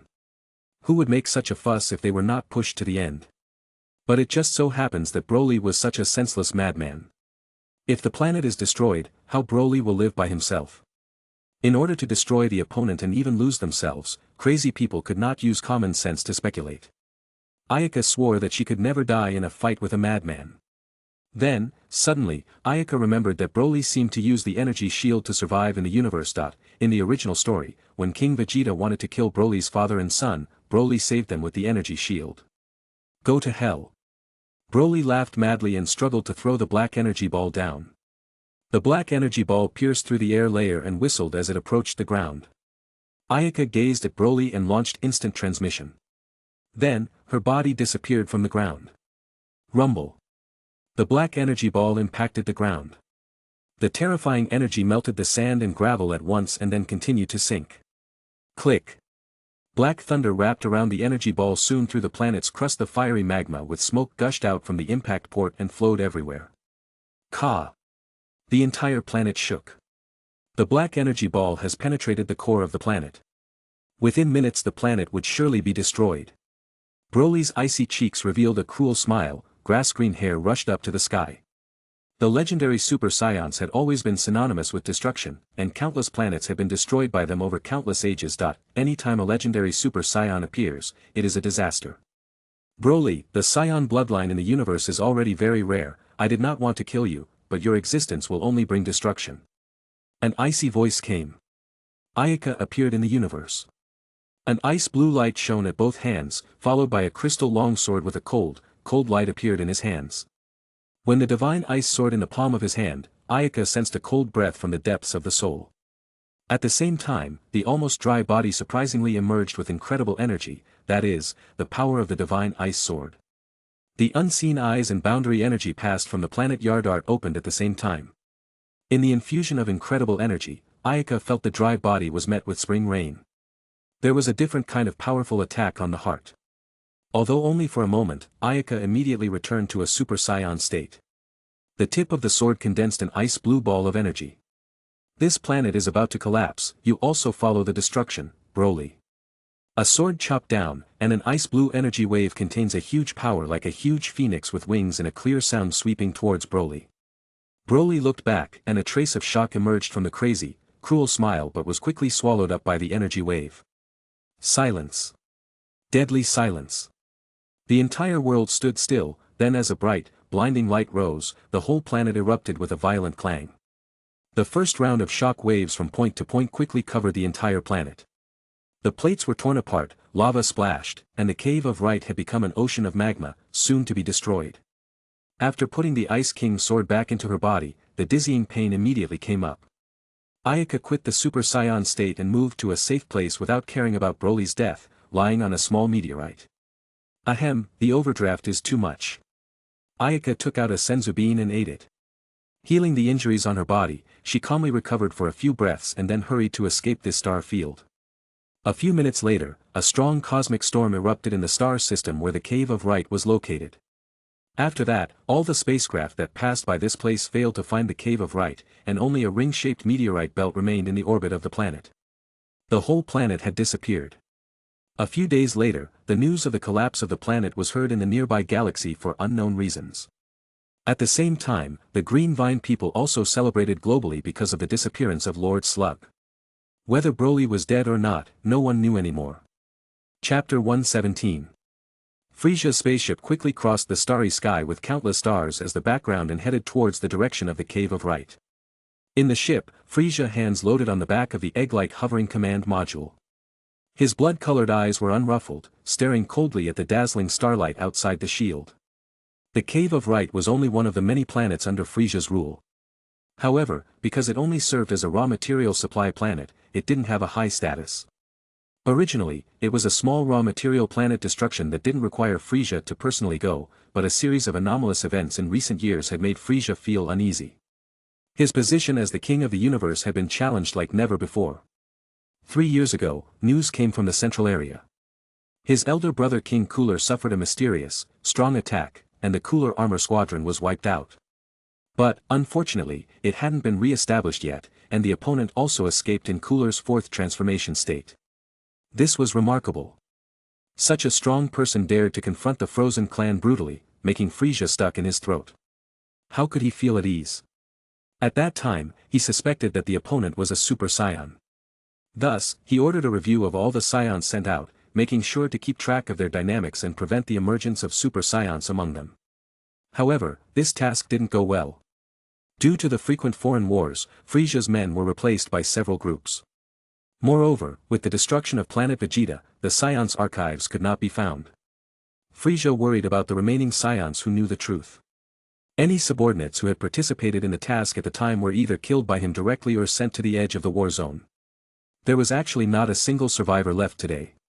As for those cosmopolitans responsible for managing Scion babies, to ensure the smooth implementation of the plan, they were not given advance notice, and most died with the destruction of planet Vegeta. It really hurts. Although the backup database was pieced together, the information of recent decades is still vacant. Frisia rubbed his temples, regretted for the recklessness of the time. However, the information of recent decades hadn't been built up, so Frisia wasn't particularly worried. Although the number of Scions born during this period was large, they basically returned to planet Vegeta after a few years. The few people sent out before the destruction of planet Vegeta did not return. According to the calculation of time, they were almost adults now. First, the number was small. Second, the time was short. Frisia did not believe that they would reach a level that would threaten the Frisia clan. However, it should be known that those who did not return were low-level warriors. Therefore, they wouldn't have accomplished a lot even when they were given much time. However, there was a scion that impressed Frisia, which was Broly. Originally, he wanted to deal with him directly, but Broly's dad was too keen. He actually took him to hide in advance, and even Frisia could not find him for a while. Now, when he thought about it, King Vegeta had spoiled his big event. A few days ago, Frisia's subordinates detected an alarming energy reaction in the Cave of Right. Soon, after the destruction of the Cave of Right, there was news of the disappearance of the nearby ruler, Slug. Slug was able to confront Frisia for many years. So naturally, there was nothing more to say about his strength. Frisia thought he was a match for himself. How could such a strong man say missing? I'm 80% sure Slug has died. Licking his lips, his scarlet eyes narrowed down. Frisia's heart wasn't as calm as it appeared, there was always a chill swirling around his heart, and his face was then clouded with darkness. First, it was Slug disobedience, and then the mysterious strong man who could kill Slug. In his rule of the North area, situations had emerged one after another, which was a challenge to his ruling position. Frisia was still young, he wasn't too old in the Frisia clan, and his strength couldn't compare with his big brother and father. The problem with Cooler and in his ruling area was the sudden emergence of a guy whose strength was suspected to be above him. Whether the information was true or not, Frisia could not rest easy. This time, he heads to investigate the incident of the Cave of Right. King Frisia, in another hour, we will reach our destination. Zarbon came over and reported. Zarbon had long dark green hair tied into a braid with the appearance of a gentleman, but in fact, the heart was very cruel and ruthless. He helped Frisia do a lot of bad things. He and Dodoria were two of Frisia's entourage and second only to the Jinya forces in the battle under Frisia and had been deeply trusted by Frisia. Frisia raised his hand and waved it a few times, signaling Zarbon to stand down. Then steered the special oval-shaped spaceship back to the observation deck behind the main pilot. "Mr. Zarbon, who do you think killed that old man Slug?" Frisia asked with a faint smile and an evil air. Zarbon thought for a moment and replied, "King Frisia, although the territory of the North area is infinitely vast, I am afraid that the only people who can kill Slug are King Cooler and King Cold. Other than that I cannot think of anyone else.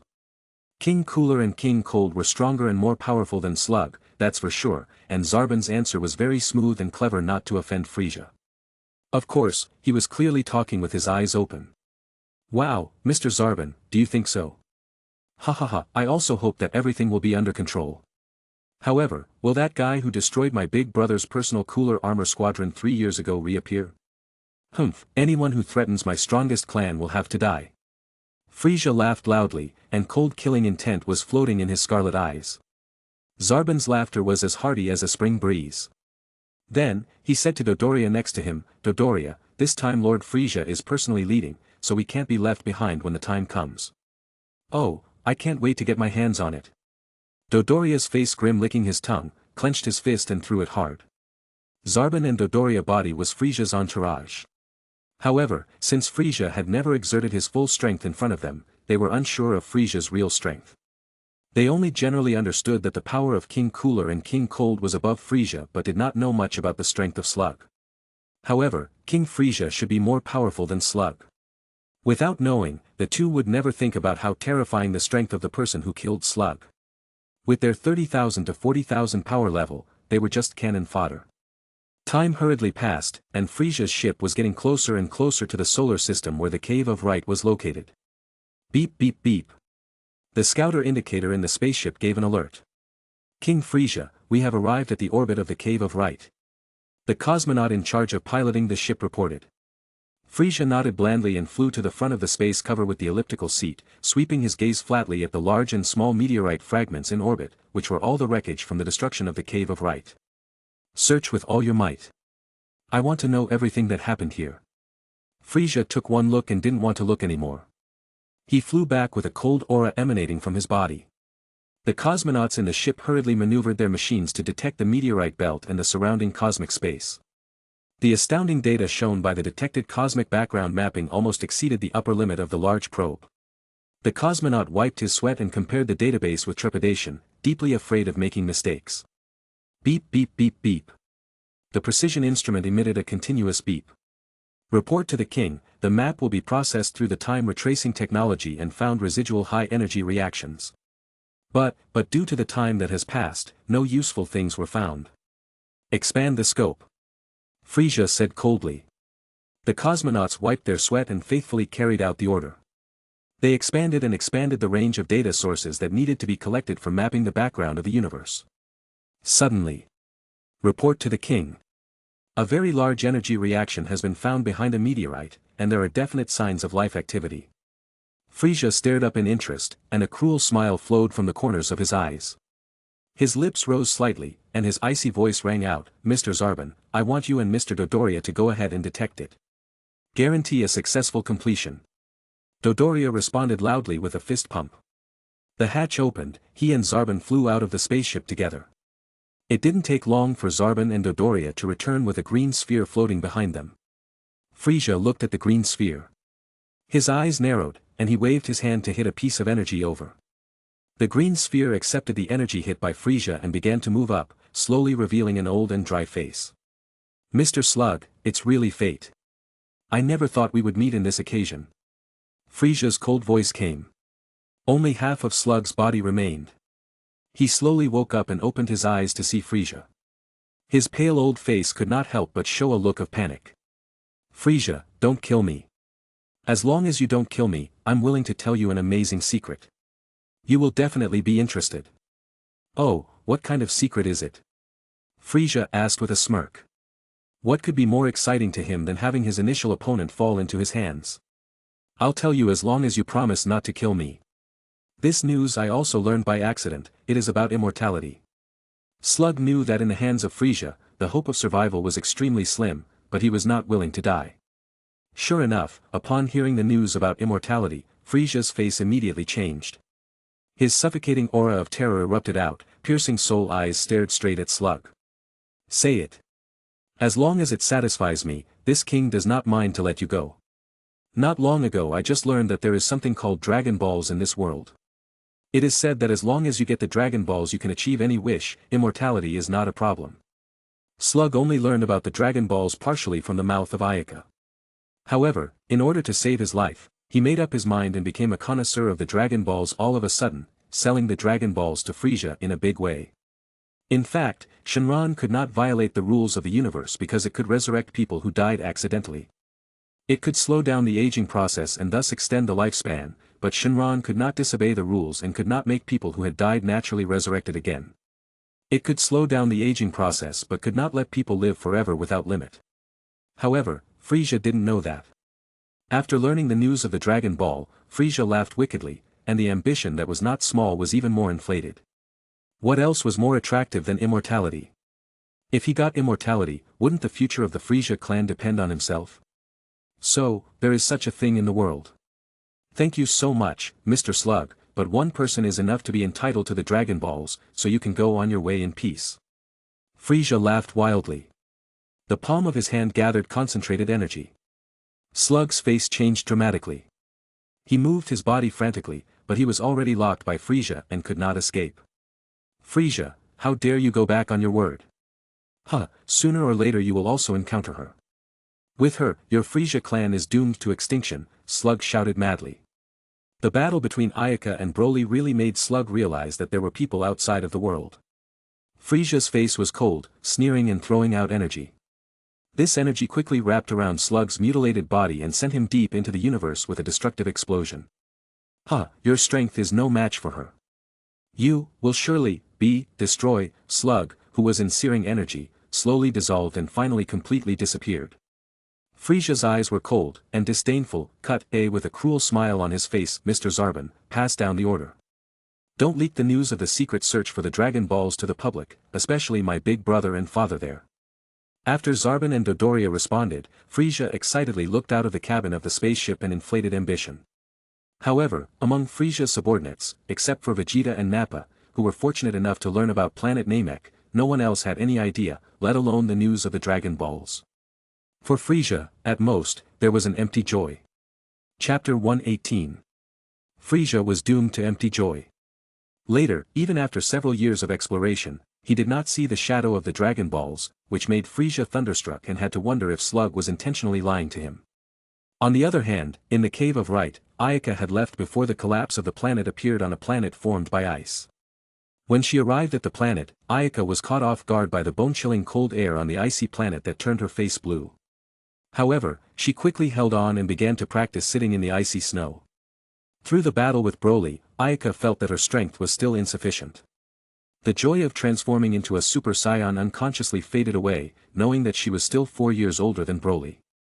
Broly was just under 19 years old and left her in such a mess, so what was there to be proud of? After she calmed down and analyzed her own shortcomings, her recovery and explosive power in the Super Saiyan were among the best, but the energy accumulation was far less than Broly. In the same transformed state, the legendary Super Saiyan's lasting combat ability far exceeds hers, which was the problem of energy accumulation in the body. Although the Senzu beans could make the crippled body instantly recovered, which was an extraordinary efficacy and had been called an elixir, the only energy had to rely on their accumulation. The senzu beans could only repair the body and restore physical strength, but the recovery of ki did not play a big role. It should be known that the energy contained in the body of the late Super Saiyan alone was definitely more than the total sum of a planet. The amount of ki supplemented by the senzu beans was simply a drop in the bucket. This time, I can only polish the body, so that the body stores more ki. Ayaka secretly thought it would be better to raise the storage content of ki to the legendary Super Saiyan level. In fact, this was to enhance her Super Saiyan realm. It was the same one-fold transformation. The Super Saiyan state had a very wide margin before arriving at Super Saiyan 2, and individual differences determined that the same Super Saiyan 1, but different people or the same person at different times, there was a cloud of difference. Ayaka was ready to develop his Super Saiyan 1 state properly. Sitting on top of the cold ice and turning the boundary energy on, her body was like a huge vortex slowly absorbing the energy in the universe and even on the cold ice planet. At first it was slow, but then the vortex became bigger, and countless energies poured in. She first replenished the missing ki in her body with the absorbed energy and then used it to polish her body and expand her muscles and cells. The energy was not visible to the naked eye, but then it came from the free state and then clung to the skin on the surface of the body. Because the flesh had absorbed sufficient energy, most of the energy that came over dissipated after condensing on the surface, and only a small amount of subtle energy continued to enter the cells. Combined with the mysterious power within Ayaka's peculiar physique, she began to expand her base little by little. However, the whole process was exceptionally slow. If she hadn't tried it so much today, she would hardly have been able to discover that there was actually such an effect after the combination of the two powers. Half a year passed quickly. Ayaka stopped on the cold planet to expand the body base. When she was hungry, she ate a senzu bean. Because the energy bound had been turned on every moment to absorb free energy, she did not feel hungry, and the consumption of senzu bean was not much. Whenever Ayaka absorbs energy, a large amount of energy flows out, dripping through the stone that, day after day, the surroundings under Ayaka gradually washed out by the free energy more than 10 meters in diameter. Swish! With a huge spurt of energy, Ayaka opened her eyes and stood up. She was shocked to find that the area she was sitting in had formed a huge ring-shaped circle. Feeling the ki contained within her body, her power level seemed to have risen only a little. However, it seemed that the same move could use slightly less ki, and the power would actually remain the same. Although she wasn't as terrifying as the legendary Super Saiyan, she could definitely rank among the top Super Saiyans of all time in terms of sustained combat. There were not many Super Saiyans in total. Swish! With a slight thought of movement, Ayaka was instantly wrapped in golden light around her body. Her long golden hair fluttering in the wind and unexpectedly turned into a Super Saiyan state. The terrifyingly powerful aura swept the entire cold ice planet. Click click click. The ice layer between the plates cracked and soon formed countless deep and terrifying fractures.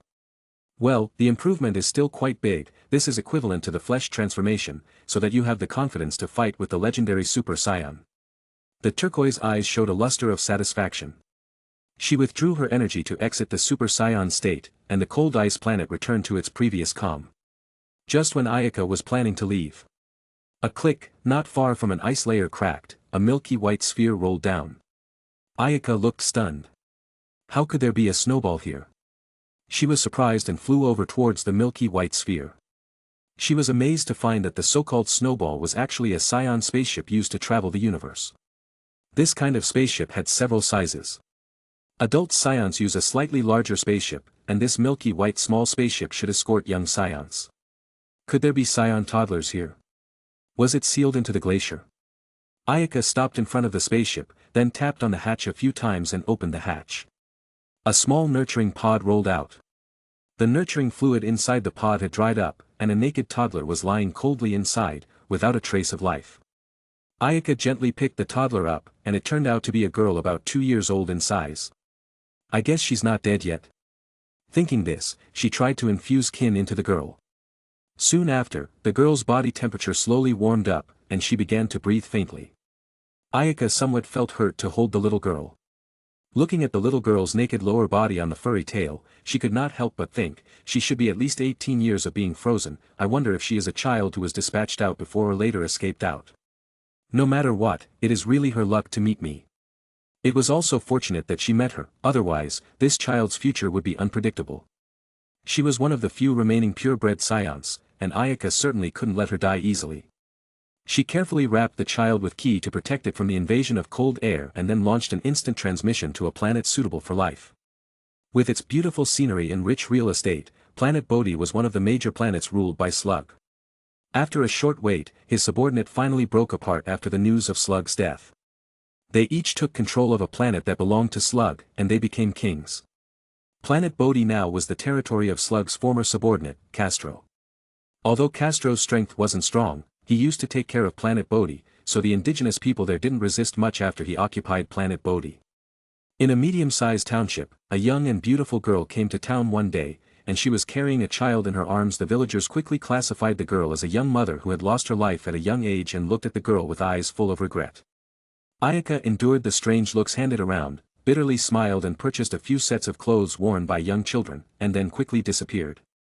She came to the town's remote halfway up the hill, cast their luxury villa in the open space near the creek, and then walked in with the child. At this point, the scion toddler woke up.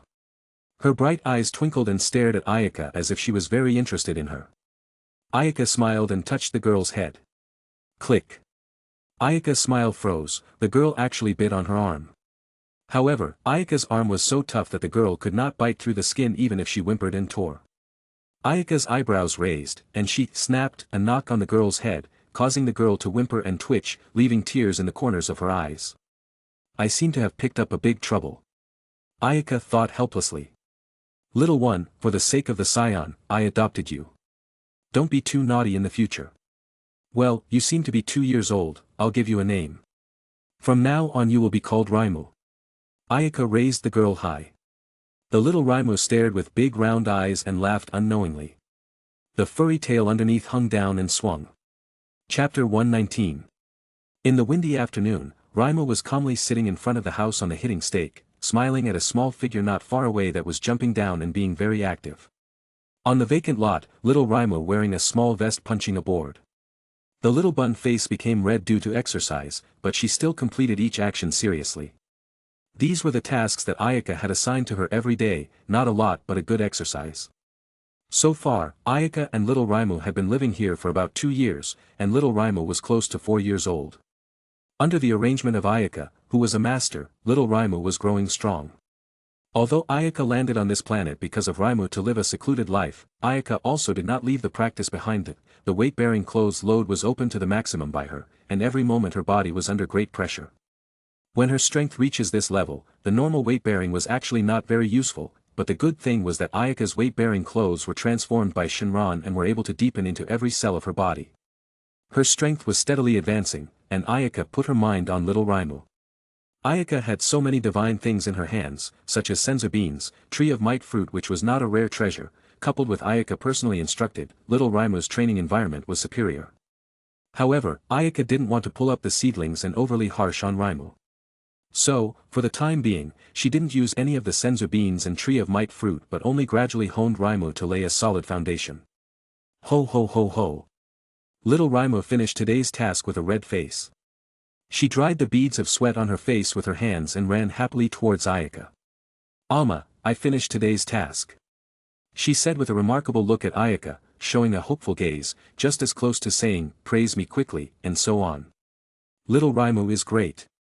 Your martial arts are getting better and better. You'll be a great martial artist in the future. As expected, Raimu beamed with smiles. Ayaka smiled and stroked her little head. Raimu squinted her eyes with a comfortable look on her face and let out a soft mmm sound from her mouth. The first time little Raimu called her mother, Ayaka was quite resistant. She was only 23 or 24. How could she have such a daughter? But over time, she got used to it, so she acquiesced to the name. Later, at some point, Raimu would no longer call her mother but called her Mama. Mama was a title that Ayaka felt less comfortable listening to. In a previous life, Ayaka had read a story called Toho Project, in which the mother could move her to the point of being in a trance. Coupled with the harmonization of Raimu's name, Ayaka felt some trance. Nah, Mama, I want a reward. Little Raimu took a step back and raised her head. Her dark eyes were gurgling. Oh, then what Raimu want? I will not give you a reward if you go too far. Not too much. I just want the statue that Mama got a while ago. Little Raimu said with a smile on her face. Statue. What do you need a statue for? Sculpture is not something children understand. Raimo looked at Ayaka with a light smile. The statue was a recent mountain scavenger hunt. She saw it as beautiful and wanted back. I want the statue. Little Raimo said unyieldingly, pouting. Okay. I'll get it for you. It's not precious, but don't break it. Ayaka went into the house and took out a statue. Raimo got the statue after 3 times a toss, directly keyed off the sculpture of a green bean-sized gem and then carefully put it away. The statue was actually thrown away directly after. Ayaka looked dumbfounded. She grabbed Raimo's ears and said, I told you to cherish it, why did you just get it and tear it down? People just want small gems, those stone lumps are not worth anything. It's ugly. Little Raimo's eyes were glowing at the green bean-sized gems in her hand, and she said with a disdainful face. This.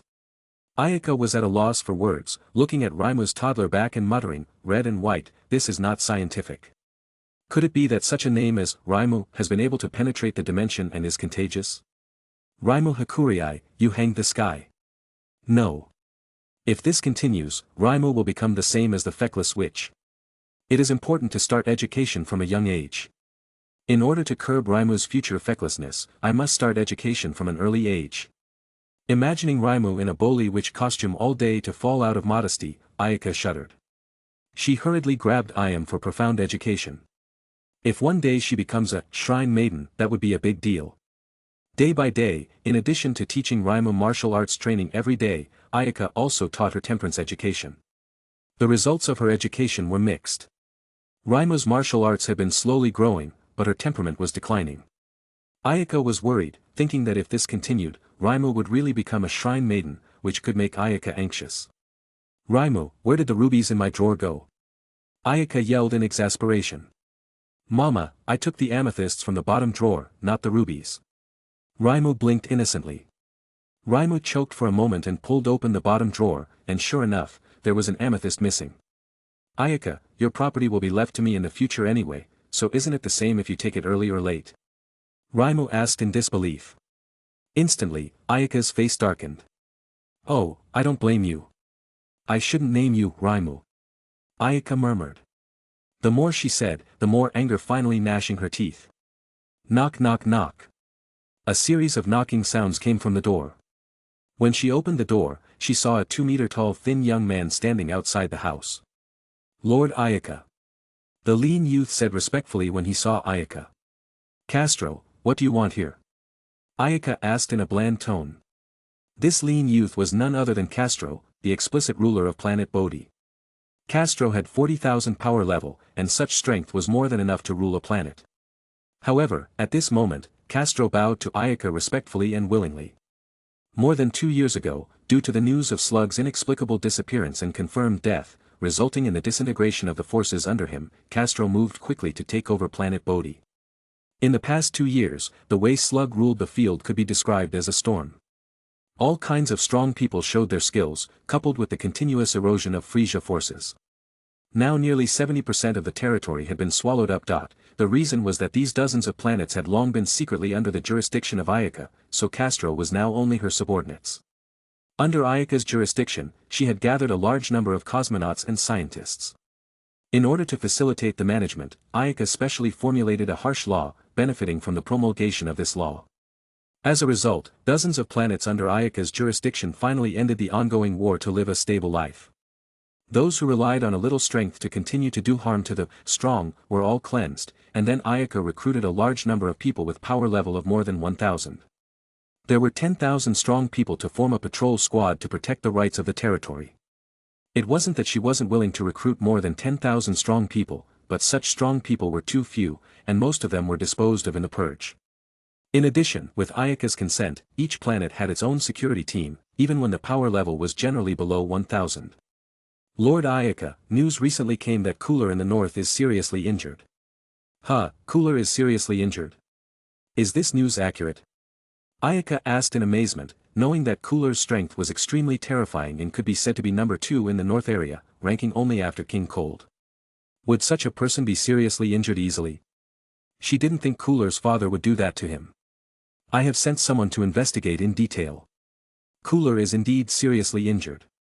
Both King Cold in the east and the nearby Frisia have sent their men to support them. Ayaka raised an eyebrow, secretly thinking up. There should be no strong person who could seriously injure Cooler in the north area. Could it be that it wasn't someone from the north area? Castro watched Ayaka carefully, not daring to be careless. Although Ayaka was a woman and seemingly nothing, he knew that she was, after all, a terrifying strong person who could easily kill Slug. Even Cooler and King Cold were not her opponents. Castro did not dare to anger her. There is information that the opponent is two women. The strength of both very terrifying. However, the strange thing is that the last one who fought with Cooler is only one, and no one knows where the other one went. Ayaka listened, and the corners of her eyes could not help but float a smile, a brilliant smile as if lilies bloom. Oh, I see, you don't have to worry about this. I'll take care of it. When Castro heard this, he sighed in relief, and the pressure pressing on his chest disappeared. Chapter 120. The ones who seriously injured Cooler should be the girls. After learning that there were two people who seriously injured Cooler, Ayaka had a guess, especially when she knew that only one person fought in the end. She was more certain. When they first left the demon realm 3 years ago, the girls had a strength of nearly 10 million. A few years later, they should have made great progress, and combined with Castro's report, Ayaka was sure that when they fought with Cooler, they should have used a fusion technique. With their extraordinary individual strength to cast a fusion technique, it was very likely that they seriously injured Cooler. Ayaka felt relieved from the bottom of her heart that the unbeatable Cooler would be seriously injured. What happened to Cooler must have made Frisia clan panicked. Their dominance for many years was truly threatened, and King Cold is now afraid that he cannot sleep at night. Ayaka had a faint smile on her face. Castro considered, hesitated for a moment and said his suggestion, Lord Ayaka, since Cooler is seriously injured, then why don't you go out and destroy the forces controlled by Cooler in one fell swoop with a strike of thunder? So that those unsettled guys can have a good look and deter some. This suggestion seemed good. Castro's proposal made Ayaka a little bit moved and quietly thought about it slowly. The destruction of Cooler was naturally very simple for her now, but the management of the territory after taking over was a bit of a problem. Currently, it was very troublesome to rule only the dozens of planets left by Slug. The ambitious people from various kinds who tried to take her territory had already made her uncomfortable. If she took over the huge territory of Cooler, she would be exhausted. Castro could see that Ayaka was hesitant. After a moment's thought, he understood that she was definitely not concerned about Cooler but was unwilling to take over a super territory that was in unbelievable chaos. My lord, if you are willing to take over the territory of Cooler, there is no need to worry about the management. You can copy the current model of management, and I think those who resist will go down immediately as long as you deter them a little and directly scare them with your absolute strength. When you're strong enough, there will be no explicit rebels. Ayaka nodded. As long as there were no open rebels, she didn't want to care about those in the dark. As long as they did not face opposition, she wouldn't bother to take care of them. What was the purpose of having so many people like Castro on hand? These little things should be left to them. Ayaka's idea of leaving everything alone was very wise. It wasn't a king's way of life to do everything herself. She also thought that if she took over the entire northern area, the Frisia clan would certainly be a deterrent, and North Kai would be happy about it. There was something about constructing a peaceful, righteous territory that would be enjoyed by all the universe. Perhaps in the future, people would have to call her Your Majesty or Queen. At that time, little Raimu would be a princess. The more Ayaka thought about it, the more she felt that there was a lot of potentials. Castro watched Ayaka's expression, and when he saw a smile appear on her face, Castro's heart suddenly heated up. He could not restrain the excitement in his heart. If the big boss in front of him was willing to take over that huge territory, wouldn't his status rise along with it? He never thought his big boss would be afraid of the Frisia clan. In his heart, he was worried that the Frisia clan would not be enough for Ayaka to play with. And so it was. Castro was lucky to have never seen the horror of the Frisia clan. Although he had heard its name for a long time, he did not have a substantial impression. However, he saw with his eyes how powerful Ayaka was, so in his heart, he thought that Ayaka was stronger than the Frisia clan. The reason why he said he was lucky was because Ayaka was indeed more powerful than the Frisia clan, and he followed a good master with great strength. Castro. Ayaka called out lightly. Now that she was sure to take over Cooler's territory, she got serious as a whole and spoke with majesty. Yes. You go and arrange the personnel to prepare to take over the territory ruled by Cooler. Yes. Castro loudly answered excitedly. He didn't dare to hesitate and hurriedly ran back to arrange the personnel. Nah, Mama, are you going somewhere again? Little Raimo pulled the corner of Ayaka's coat. In the past 2 years, to quell the rebellion of the nearby planets, Ayaka always leaves every now and then for a while, to which little Raimo had already gotten used. Slowly, in her consciousness formed a concept: there were many valuable treasures on the planet. Because the planet was theirs, all the wealth on it was also theirs. Every time Ayaka went out, she always got a big territory, and their family's assets were always rising. So, the more times Ayaka went out, the richer the family became. It looks like Mama is going to go out again. Does that mean she could get a lot of money again? Little Raimo thought with some intoxication. Seeing Raimo's eyes gradually sparkling little stars, Ayaka knew without thinking what the child was thinking in her head again. So, she helplessly looked up at the sky. Mama is going to be away for a while, so take care of yourself. Yes. Little Raimo nodded vigorously and continued, Ma is also going to bring back many valuable things. When Ayaka heard this, her face darkened, and she almost fell on her heels, wobbling and disappearing from her spot. Northern region of the North area. A few weeks ago, the sudden intrusion of 2 mysterious women that seemed like a meteorite hit the ground at once stirred up shocking waves here. Their most powerful and terrifying King Cooler was seriously injured. Such an impossible thing to think about had happened. Now the northern region could be described as grass. The wind was cranky, and wherever a large number of people were arranged to carry out uninterrupted inspections. Because Cooler seriously injured, the northern region was like a muddy lake becomes ripples. Those who couldn't resist ambition had surfaced and wanted to take advantage of the opportunity to divide a hand. These guys usually hide in the depths. When there is movement, they open their bloody mouths like sharks that smell blood.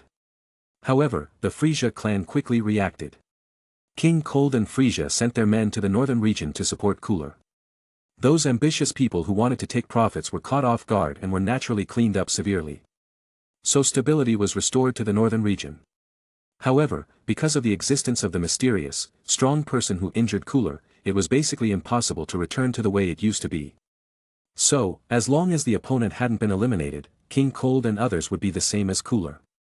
The existence of the mysterious, strong person was like the sword of Damocles hanging over their heads, making them stuck in their throats. From a few days ago, the planet had been in the highest state of alert. Even the air was tinged with the smell of slaughter, and a team of men and horses kept patrolling. There was no single expression on their tense faces, and there was an image of a grassroots army. Swish! A human figure appeared in the open space. Ayaka appeared on the ruling planet of the territory of Cooler. The northern region was ruled by Cooler, and there were tens of thousands of planets under its jurisdiction. So, in order to facilitate the ruling of so many planets, there were administrative planets, ruling planets, and other institutions for a hierarchical rule. The headquarters of Cooler was the highest status planet, and Cooler was stationed here all year round. Ayaka appeared on the ruling planet with a swagger, quickly attracting the attention of patrolling cosmonauts. Then a team of cosmonauts swarmed over and shouted at her, "Stop, who are you?"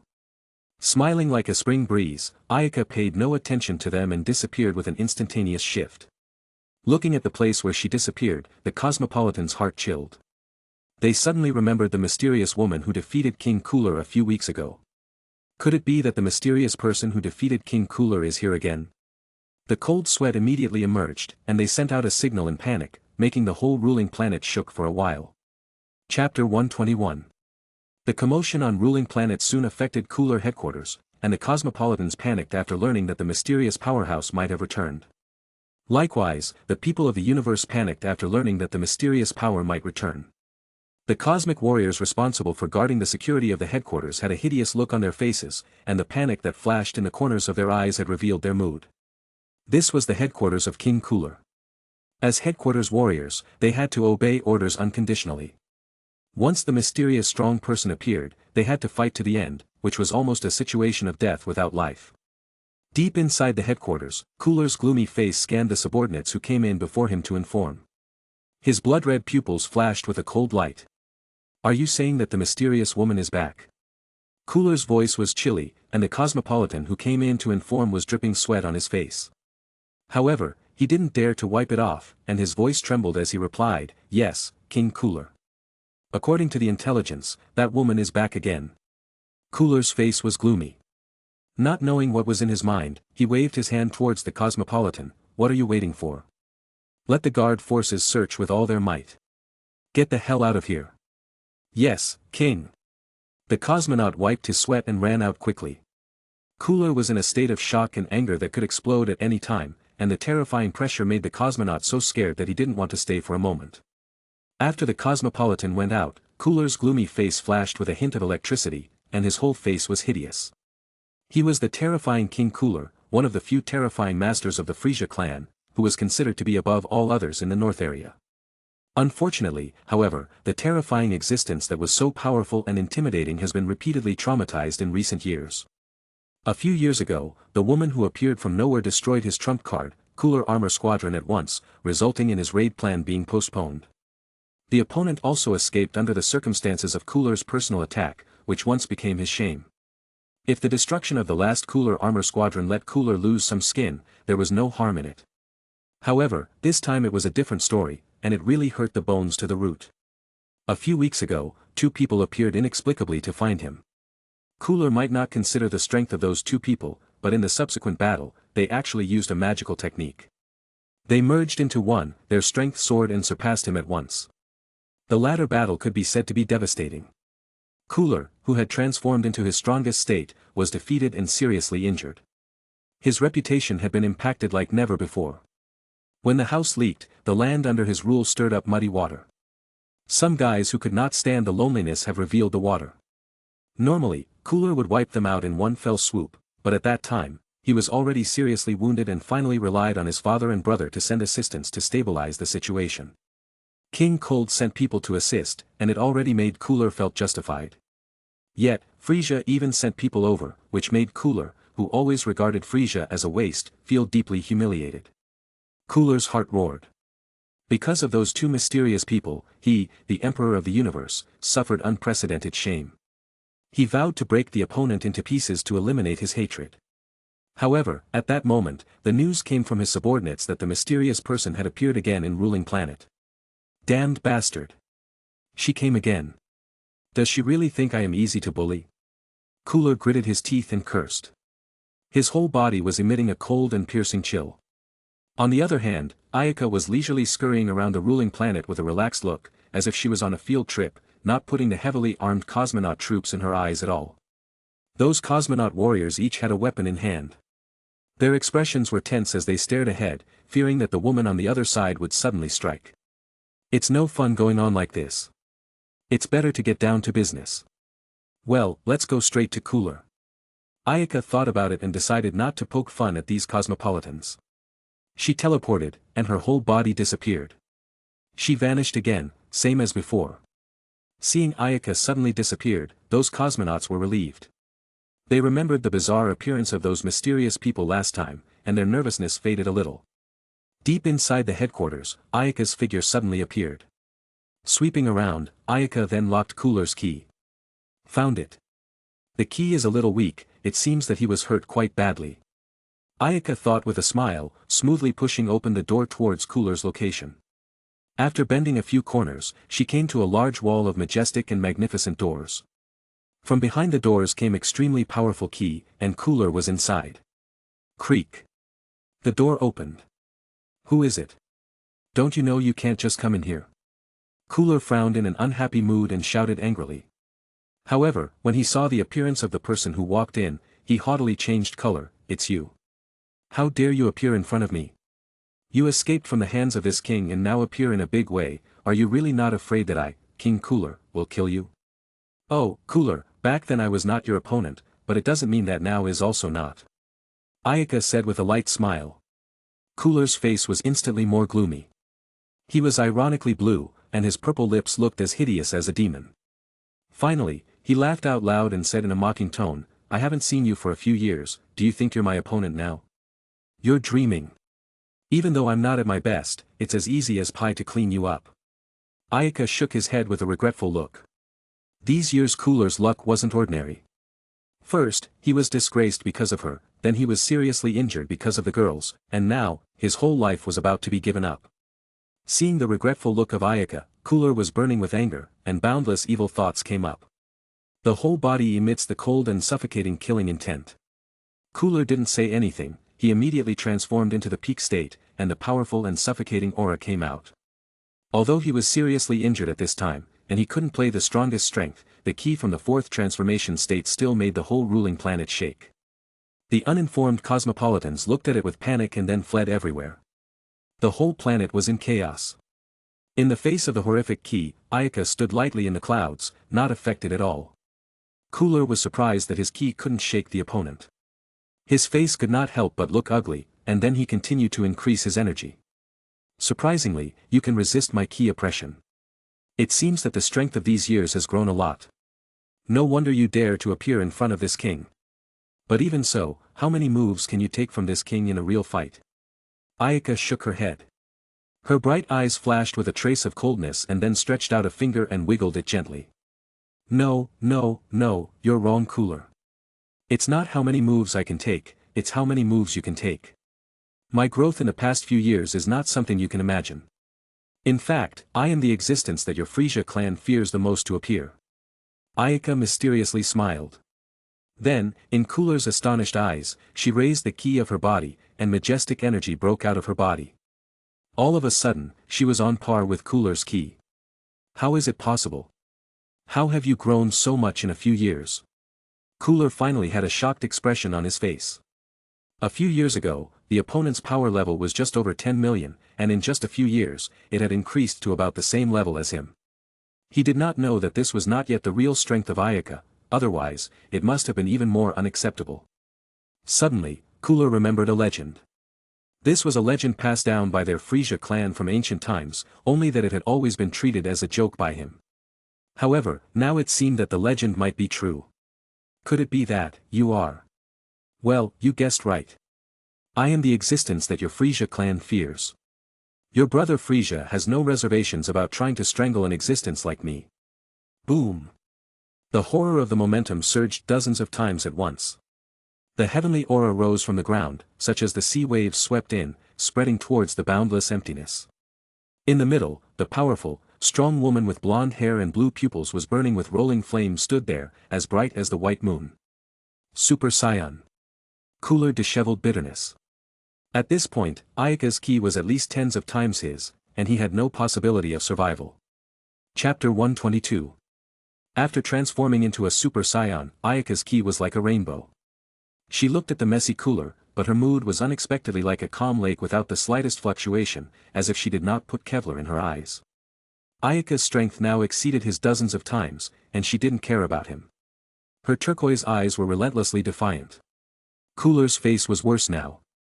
Due to the unrest in his heart, his most intuitive reflection in the two clenched fists, and the two fists constantly trembling, his heart trembling more than relentlessly yelled, Super Saiyan actually exists. How can she be a Super Saiyan? Cooler fear and resentment towards Frisia. Damn, Frisia, since you want to destroy planet Vegeta, why do not strike sharply? There is still a leak. Frisia did not do it thoroughly. He missed such a potential person, and now the opponent has grown into a Super Saiyan. His face showed a smile of misery.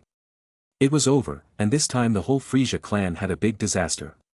Although Cooler heard the rumors and did not witness the ancient ancestors encounter the terrifying scene of the Super Saiyan, with the legends left by the ancestors and the opponent emitting the terrifying ki, it was known that this time the Frisia clan would be in great trouble. Pop, pop, pop. The purple tail strikes the ground in a disorderly and irregular manner, and the ground that was as solid as an alloy immediately cracks open. Go to hell. Cooler yelled in annoyance. His whole body disappeared in the same place, leaving a blurred figure. He reappeared and already came to Ayaka's side. It was so fast that he arrived in an instant. Bang! With a heavy knock on Ayaka's body, Cooler soon found something wrong. The opponent's body did not move after taking a solid blow, as if his attack had no effect at all. Your strength is not strong enough. The cold voice like a nightmare came into the ears, and Cooler's heart tightened violently, and his pupils could not help but narrow. Immediately, there was a small, strong palm grip on his wrist. It seemed to be as hard as steel pincers, tightly clamped his wrist. No matter how hard Cooler used his strength, he could not escape. Cooler could not help but flash a trace of panic. The corners of the mouth involuntarily twitched slightly, and his face full of incredible panic expression. His whole body was emitting a chill of imminent defeat. With a splintering sound, Ayaka's fingers crushed Cooler's wrist with a hard push. An intense pain rushed to the heart, and Cooler narrowed his eyes in annoyance.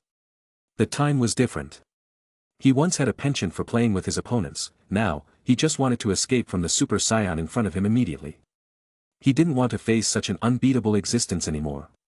However, he also knew how impractical his wish was. Ayaka raised her leg. With cold and powerful air, she cut through the air and kicked Cooler hard in the abdomen. Bang! Cooler's body was similar to armor in that the skin couldn't withstand the huge force and cracked lines. Ayaka won the situation. She threw another lightning-like punch, overwhelmingly ravaging Cooler and making him experience the pain of life and death. Ta-da-da! Cooler's balance was unstable, and he was half-crouched on the ground with his face twitching. Bastard! Go to hell!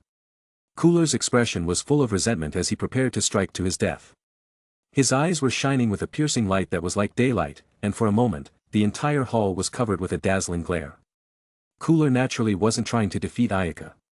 He knew that his power was completely unable to pose a threat to her. He just wanted to preserve his strength and escape from here as soon as possible. Seeing his timing, Cooler lashed out, and his wild power exploded in the hall at once, raging like a storm, targeting not Ayaka but the roof of the room. Boom! The searing energy hit the roof and began to melt the material of the overhanging beams. Cooler's heart was very anxious and regretful. He regretted not having chosen the most outstandingly strong material in the universe to build the palace. Well, in just less than a second, the roof was melted out by the scorching energy wave, and a big hole was made. Ha! With surprise, Cooler flew out, then immediately increased speed and flew out of the ruling planet with all his might across the atmosphere towards the endless starry sky. Seeing that the ruling planet was getting smaller and smaller and had been left hundreds of thousands of kilometers away, Cooler could not help but sigh with a fluke. However, he did not relax and still flew with all his might. After this battle, Cooler had deeply experienced the terror of the Super Saiyan. He could only put his mind at ease if he escaped as soon as possible, knowing that his strongest state had a 51 million power level. However, in the face of the Super Saiyan, he was still like a child. The Super Saiyan was far above him in terms of power level alone. Inside the main hall of the Cooler headquarters, Ayaka tilted her head up and looked at the night sky through the big hole. The corners of her mouth hung a faint smile. She levitated lightly, and with a little effort, she shot out like lightning, leaving a golden ribbon of light behind her. The people on the ruling planet, who had been in a state of high mental tension, suddenly felt the intense and frightening aura disappear, and their hearts were relieved. Raising their heads, they actually found a bright golden light rising up to the sky and breaking through the clouds. On an adjacent planet beyond the ruling planet, Cooler warily docked, panting heavily. He needed to take a breather due to some signs of overdraft from his earlier outburst. This escape was Cooler's most wretched one. In order to save his life, he had to give up his own territory, and at the same time, Cooler felt very aggrieved. He was full of anger and nowhere to vent it. Cooler, you can't escape. The clear voice penetrated the vacuum straight to Cooler's eardrums. Cooler paled miserably and looked up only to find a nightmarish golden figure suspended in space with turquoise, merciless eyes staring straight at him. The cold sweat dripped from Cooler's face, and his expression twisted. The corners of Ayaka's mouth curved up in an arc, and his voice was clear and cold. The Frisia clan is cold and ruthless, scouring the galaxy. They even go so far as to destroy the heavens and slaughter living beings for their own dominance. You die here today, and soon King Cold and Frisia will reunite with you in hell. The palm of her hand spread out flat and then pressed downward. A strong sense of oppression accompanied by mysterious ki burst out. The hard surface of the planet cracked under this force and then sank with a bang.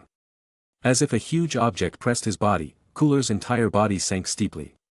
His eyes showed a panicked look, and he bent his waist with unusual difficulty, half bowing his body. Damn it, I am the King Cooler, how can I submit like this?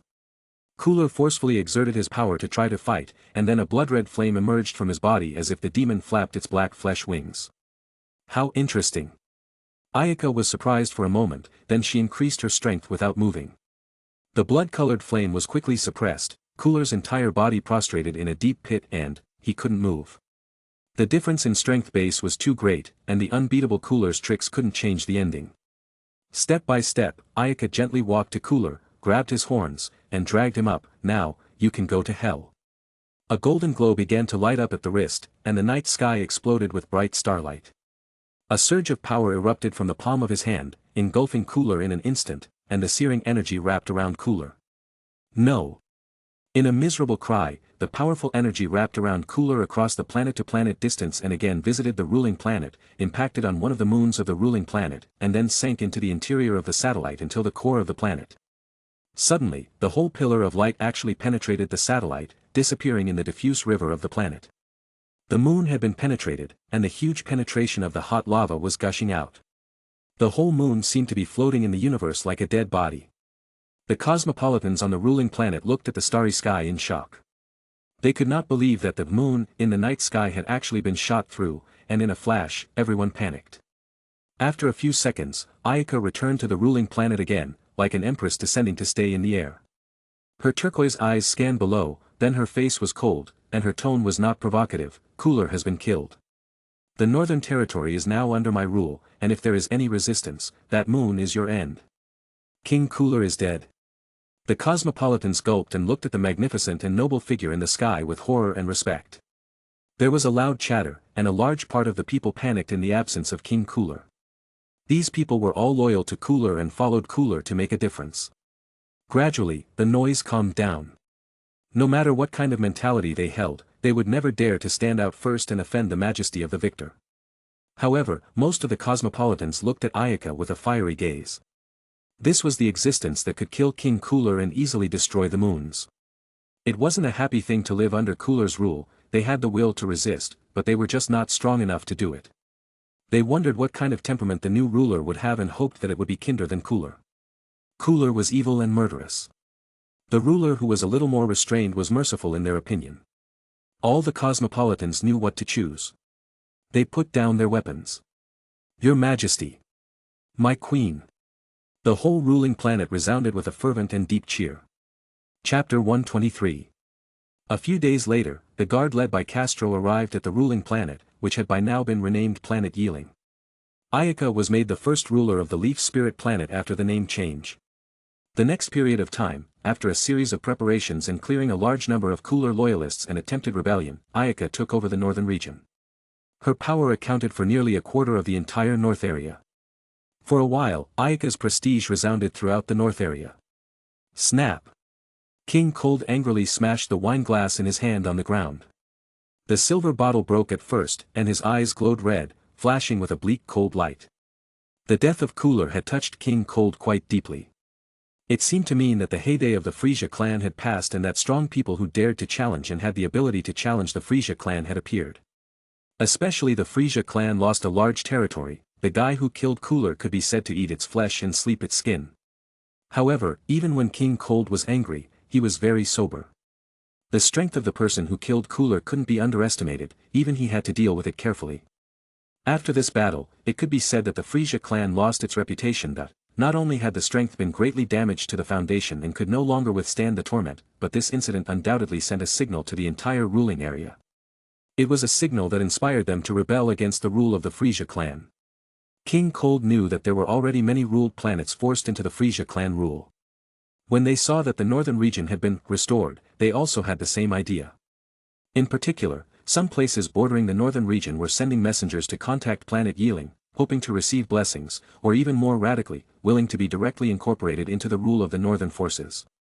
They already knew that Planet Yiling's rule was not like the Frisia clan's high-handed, forceful way of ruling, purging at every turn. Planet Yiling had a very strict management model, and with the promulgation of various systems, chaos was strongly restrained. This was the governance strategy of civilized people. The matter of revenge for Cooler could only be put aside, and the primary thing now was to stabilize the current situation. Someone! King Cold shouted coldly. A subordinate soon rushed in. Send people to stabilize the situation. If there are any betrayers, kill them all. Also, have someone keep an eye on the Northern Territory, and report to us as soon as there is any movement. Yes. The subordinates answered and quickly withdrew. King Cold sat gloomily in his seat. His face was cloudy and uncertain, with a murderous look between his eyebrows. Frisia headquarters. After learning the news that Cooler was killed, Frisia immediately fell silent.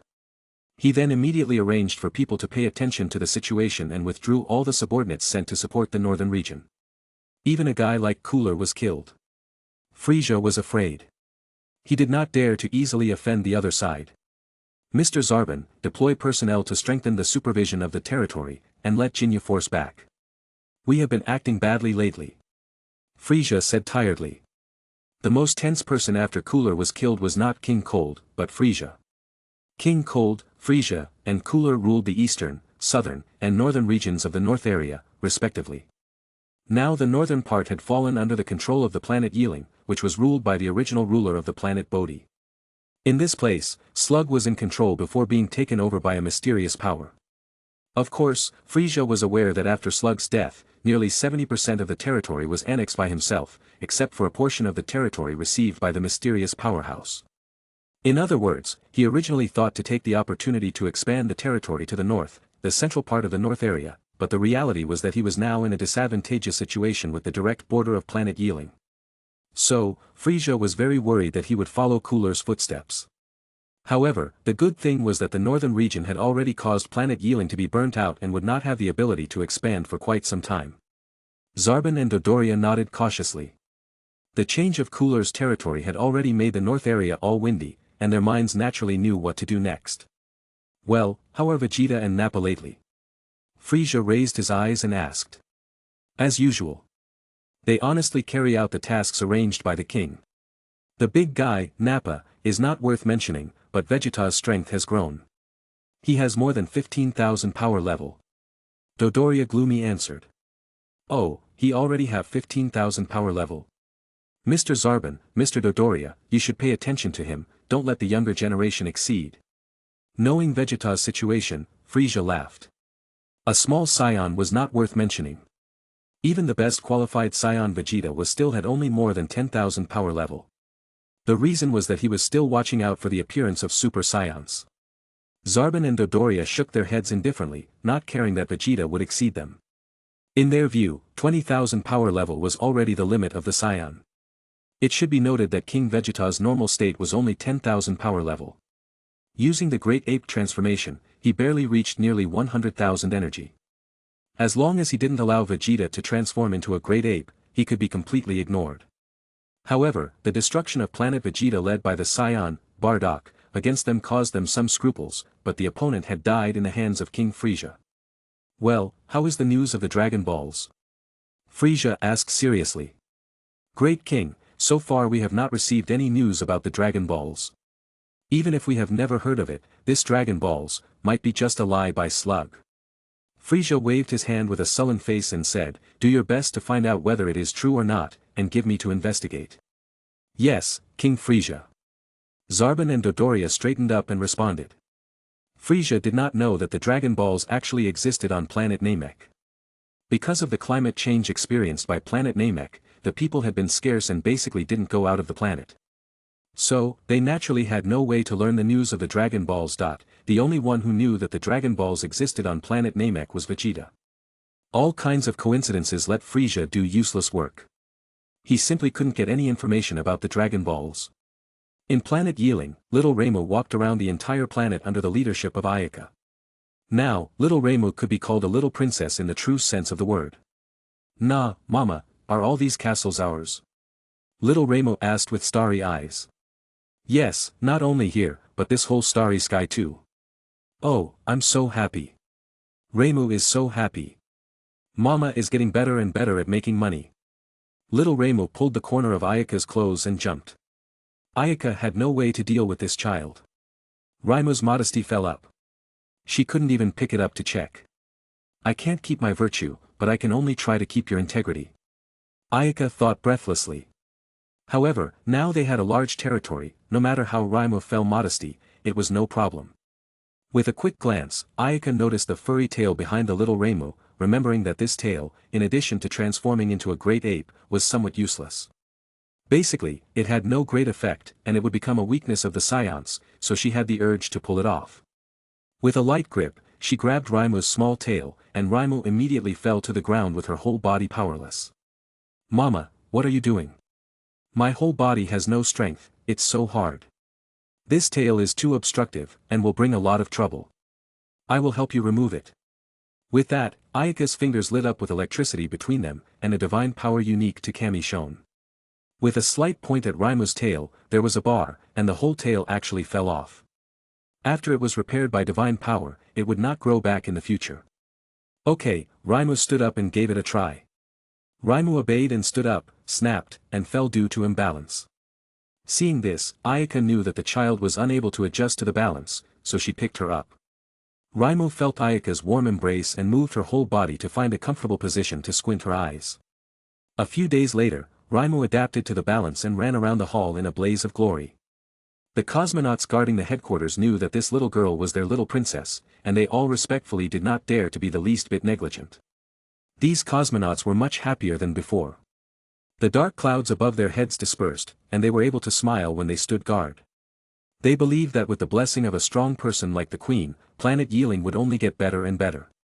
One day, the voice of the North Kai rang in Ayaka's ears. Huh, Ayaka, you actually killed Cooler. If I hadn't investigated a bit during this time, I wouldn't have known that Cooler was dead. North Kai laughed brightly. The destruction of Cooler's forces could be described as a great pleasure. The boulder pressed in the heart of North Kai was immediately released. Although he didn't know how Ayaka killed Cooler, it didn't matter. Cooler died and took over all his forces, which immediately made the northern region completely calm. Wouldn't North Kai be happy? Moreover, Ayaka's scientific management has made North Kai very applauded. Even in the heart of the fantasy, if Ayaka could continue to make efforts to destroy King Cold and Frisia in one fell swoop, that would be better so that North Kai could completely relax. Among the many Kais, North Kai's rule by doing nothing was notorious. His management of the universe was chaotic. Many strong people weren't in control. It could be said that the title Kai was only a name because, except for King Yema, the gods had some role. They basically couldn't intervene in the affairs of the universe. In fact, Cooler has been seriously injured by the girls. I killed Cooler, but it was a simple matter. Ayaka truthfully explained the situation. Oh, the girls are now so strong? North Kai asked in amazement. Although the girls were helping to patrol the North area, North Kai's perception about their strength had remained in the past. North Kai nodded, so they had become that strong somehow. Yes, Lunch and Lancy now are very strong. Although they're Earthling, their physique is extraordinary, and ordinary Earthling are completely different. I'm afraid now that their individual strength is no less than Frisia. North Kai was shocked. Their strength has been no less than Frisia, so strong. This is incredible. North Kai was shocked when he knew Earthlings could be strong because he always considered the Earthlings a weak race. I found a technique from other planets called a fusion technique. They can both merge into one, and their strength greatly increased. Although there is a time limit, the girls can seriously injure Cooler with this move. Well, so that is the case. North Kai was a little query.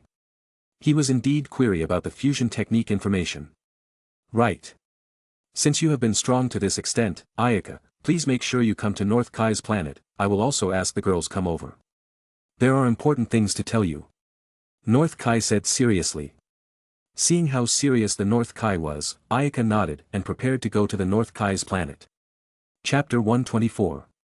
The snake road of the other world connected to another space, surrounded by auspicious golden clouds. It was like an ocean as far as the eye could see, with a tiny spherical planet at the end of the snake road. With a swoosh, Ayaka's tall figure appeared, carrying a young child in her arms. Little Raimu looked in amazement with wide eyes at North Kai's planet below, which was no more than 100 meters in diameter. Nah, Mama, is that the planet you said was the North Kai's planet? It looks so small. Little Raimu's clear voice rang out. Don't look at the size of North Kai's planet, the gravity up there is very big. You will not be able to even stand up. Ayaka lightly smiled and stroked Raimu's little head. Little Raimu's eyes twinkled. She patted her chest and said proudly, I'm not afraid of any gravity. I'm very strong. Ayaka smiled at this. Whether she could resist gravity, they would know later. Don't look at Raimu's small body over 4 years old. Under Ayaka's brilliant guidance, her strength couldn't be underestimated. Her power level was already 388. This was the reason why Raimu deliberately suppressed, otherwise, the strength would be even higher. Ayaka wasn't sure whether she was a low-level warrior, middle-level warrior, or elite warrior. With a light leap, Ayaka appeared in the North Kai's planet. The gravity above then began to affect them, but the 10 times the gravity was dispensable to Ayaka and would not be affected at all. However, Raimu was miserable. She shouted, "Ah," and then prostrated on the ground, unable to stand up. Looking at Raimu gritting her teeth and trying to get up but couldn't, Ayaka laughed happily. Seeing Ayaka was snickering at the side instead of helping herself, Raimu puffed up her little face and looked at Ayaka with tears in her eyes. It was very pitiful. How about it? The gravity of North Kai's planet is good, right? Ayaka blinked, pointing at Raimu, making a cloud of divine power to wrap her up, instantly isolating the gravity on the North Kai's planet. The divine power was different from combat power. Although it was not powerful, the function was quite practical.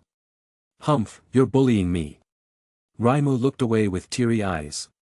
Ayaka burst in amusement. She put the palm of his hand on Raimu's head, constantly shaking, making Raimu a little dizzy. "Ha, Ayaka, you came so soon. Who is this little girl?" North Kai, dressed in a black Kai costume and somewhat short and fat, came out of the house, followed by the gorilla Bubbles. North Kai. Ayaka greeted with a smile and then introduced, "This child is called Raimu, my adopted child. Raimu, this is North Kai who manages the North area, and behind him is Bubbles. Come and say hello." "Hello, North Kai and Bubbles, I'm Raimu, Ayaka's daughter." Raimu greeted good-naturedly, her small hand tightly pulling Ayaka's wrist. "Oh haha, very nice child. It's amazing that Ayaka has a daughter," North Kai laughed up in a soothing mood. Letting Raimu play with Bubble alone, Ayaka discussed the purpose of the trip with North Kai and asked, "North Kai, what is the matter with having us over so urgently?" "It's a quite good thing, I'll announce it together when the girls arrive. I definitely won't let you guys make a trip for nothing." North Kai put away his cynical smile and looked at Ayaka with a serious face. His sharp gaze shot straight out through his sunglasses. "Good thing." Although Ayaka was puzzled, seeing North Kai pretending to be mysterious, she couldn't help but made her had some expectations. Since North Kai said so that there must be no immediate intention to announce. She took small steps to the front of the Realm King's house and found a chair to sit down. He. Raimu was happily chasing Babulus around. From time to time, she let out a cheeky, playful sound. Ayaka sat on the side, one hand on the table with her chin resting to watch with interest. About 10 minutes later, two blurred figures appeared. Launch and Lancy came to the North Kai's planet. "Ha, Ayaka, long time no see." In a flash, the two girls had come to Ayaka as fast as lightning and shouted enthusiastically. "You guys too, long time no see. TSK, your strength has grown a lot. It is said that even Cooler was wounded by you guys." Ayaka smiled beautifully like a spring breeze. The two girls listened, waved their hands, embarrassed. "How come?" "That is only by coincidence. If you did not teach us the fusion technique, how can we beat Cooler?" The three of them had not seen each other for many years, so they naturally had a lot to talk about when they reunited. Lancy was excited to talk about their experiences. Although they were only touring around North area, they had seen all kinds of cosmic races and visited all kinds of strange and weird places. North area was actually a large star field, where the galaxy was not the galaxy in Ayaka's previous life memory, but a huge cluster of galaxies countless times larger, which covers many large galaxies like her previous galaxy. The three of them chatted with each other with great interest, and before they knew it, most of the day had passed. "Mama, I'm hungry." Raimu touched her flat little belly, pouted, and ran over to pull Ayaka's wrist, her pair of bright eyes curiously looking at the two beautiful big sisters in front of them. "Ha, Ayaka, this is the little girl you adopted? So cute. Little one, your name is Raimu, isn't it? I'm a good friend of your mama, you have to call us auntie from now on." Lancy smiled and squatted down. Her pretty eyes were looking at Raimu flatly. "Hello auntie." Raimu called out politely, then looked at Ayaka with immense eagerness and said again, "Mama, I'm hungry." Everyone was amused by Raimu's adorable appearance and led her into the hut of North Kai so that she could eat up inside with painful pleasure. "Little Raimu is also a scion?" Launch asked in a whisper. Ayaka nodded her head, said with emotion, "After the destruction of planet Vegeta, there are only a few scions left." Raimu was lucky that her whole ship was sealed into the ice layer and coincidentally found by me. When she was frozen, I looked at the poor and adopted her. Launch softly nodded and no longer spoke. The adoption of Raimu by the scion couldn't be more appropriate. Generally speaking, scions were born with a strong social nature, which was reflected in other scions. They were warlike, indoctrinated by machines to combat tasks, etc., but Raimu, on the other hand, behaved just like ordinary children. They wondered whether it was because she had been frozen or for some other reason. After eating dinner, Raimo fell into bed and fell asleep contentedly. The three people were summoned by North Kai. North Kai exhaled, said seriously and gratefully, Ayaka, through the development of these years, you have not let me down. Not only the strength of the strong up actually can defeat that demon Cooler, really good. Especially Ayaka actually managed to kill Cooler. After this, the Frisia clan should be restrained. The north area will also be peaceful for a period of time, and I am relieved that Ayaka is ruling the northern region. The two girls used the fusion technique and then managed to seriously wound Cooler but didn't seem to be completely sure of killing him. Luckily, Ayaka filled in at the right time and managed to end the life of that cosmic emperor. North area had been delighted with the current situation. Compared to the previous barbaric rule of the Frisia clan, almost no humanity to speak of, relying entirely on the force, treating human life as grass, and killing the strong when they felt unhappy, Ayaka's rule was really a lot higher. With planet Yilin as its central star, the new northern force had divided the entire north area ruling region into 7 regions, each with a general administrative planet, managing the numerous administrative planets below. The administration was based on an appointment system and a parliamentary system. All officials of the general administration planet were appointed by the central planet, and the administrative planet being elected by the native inhabitants of the planet through a parliamentary system. This dictatorship system from above and democracy from below was very much in line with the needs of interstellar rule. According to the model of Planet Bodhi, each administrative planet could set up a fixed number of planetary guards with a strength of less than 1,000 to consolidate the daily rule and suppress mutineers. The same applied to the general administrative planet, which had a fixed number of guards with a strength of less than 3,000. As for the entire new Northern Forces army and the appointment of the central planet, it was nominally under the control of the Queen of Planet Yilin. However, of course, Ayaka was not so empty, so she formed a cabinet responsible for handling various tedious matters. In addition, Ayaka was also ready to set up a queen's personal guards with power level of more than 50,000 to guard the central planet. However, due to the small number of eligible people, only 3 had been recruited so far. These 3 were also the hidden masters of the cooler era. This fusion of constitutional monarchy, dictatorship, parliamentary system of 4 was running efficiently and methodically. Moreover, the system was extremely stable because the leaders are all strong people with amazing power.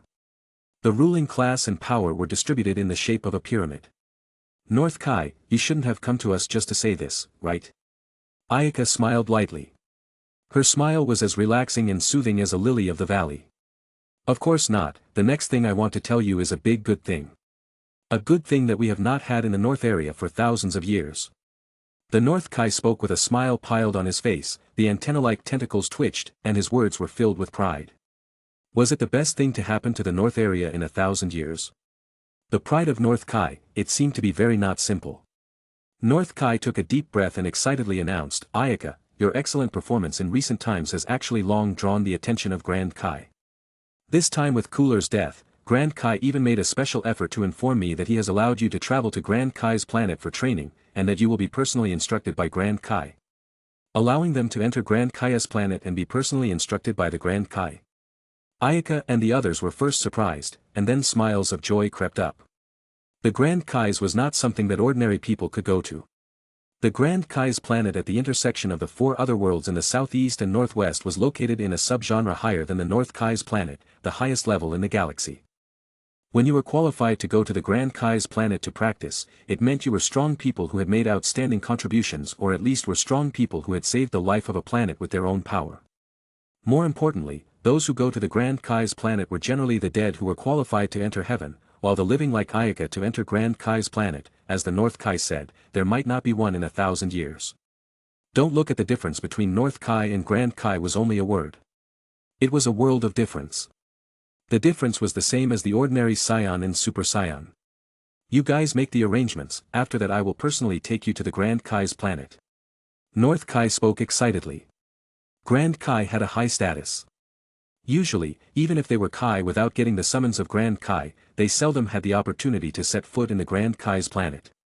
Therefore, the fact that they could go to the Grand Kai's planet was a blessing to Ayaka and the girls, and it was a great honor for them to say so.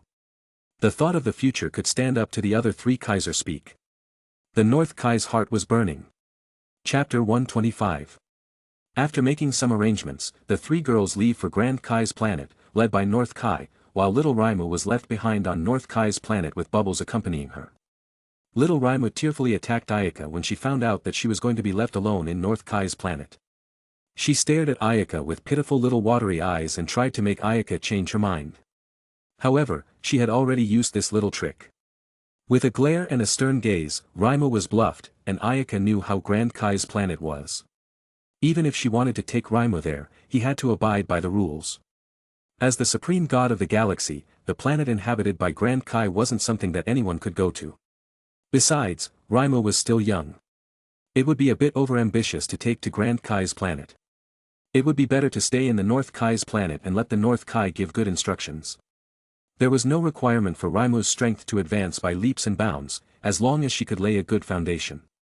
Little Reimu pouted and looked at the ground with a dissatisfied face. Finally, in her stubborn eyes, Ayaka and others went to the Grand Kai's planet under the leadership of North Kai. "Oh, Mama and the girls left without me. Reimu is not happy." Little Reimu sat on her butt and plucked the grass on the ground without relief. Oh. Bubbles cocked his head and made an oh sound from his mouth. "Bubbles, do you understand me?" However, what she got was a puzzled look from Bubbles. Little Reimu deflated and flopped to the ground, casually tossing the small grass in her hand. The bright green young grass flew in the air and scattered lightly to the open surroundings. Beep beep. There was a beeping sound as if the bursting sound of burning firewood came. Little Reimu climbed up, and her eyes were dripping around, looking for the source of the sound. However, she soon found that the energy circle around her body was trembling. With each tremor, the energy circle would become a little thinner. Little Reimu stared in amazement at the gradually thinning circle of energy with her mouth open wide. How can this be? It's almost like the protective circle left by Mama is disappearing. Little Reimu squatted to the ground again. She opened her mouth. Her whole body was anxious and terrified. Tears began to accumulate at the corners of her eyes, and they were about to gush out of her eyes. The taste of 10 times the gravity of North Kai's planet was not pleasant. "Oh, Mama, come back. The protective circle is almost gone." The Grand Kai's planet was located in the higher dimension of the galaxy. It was a planet with a diameter of tens of thousands of meters.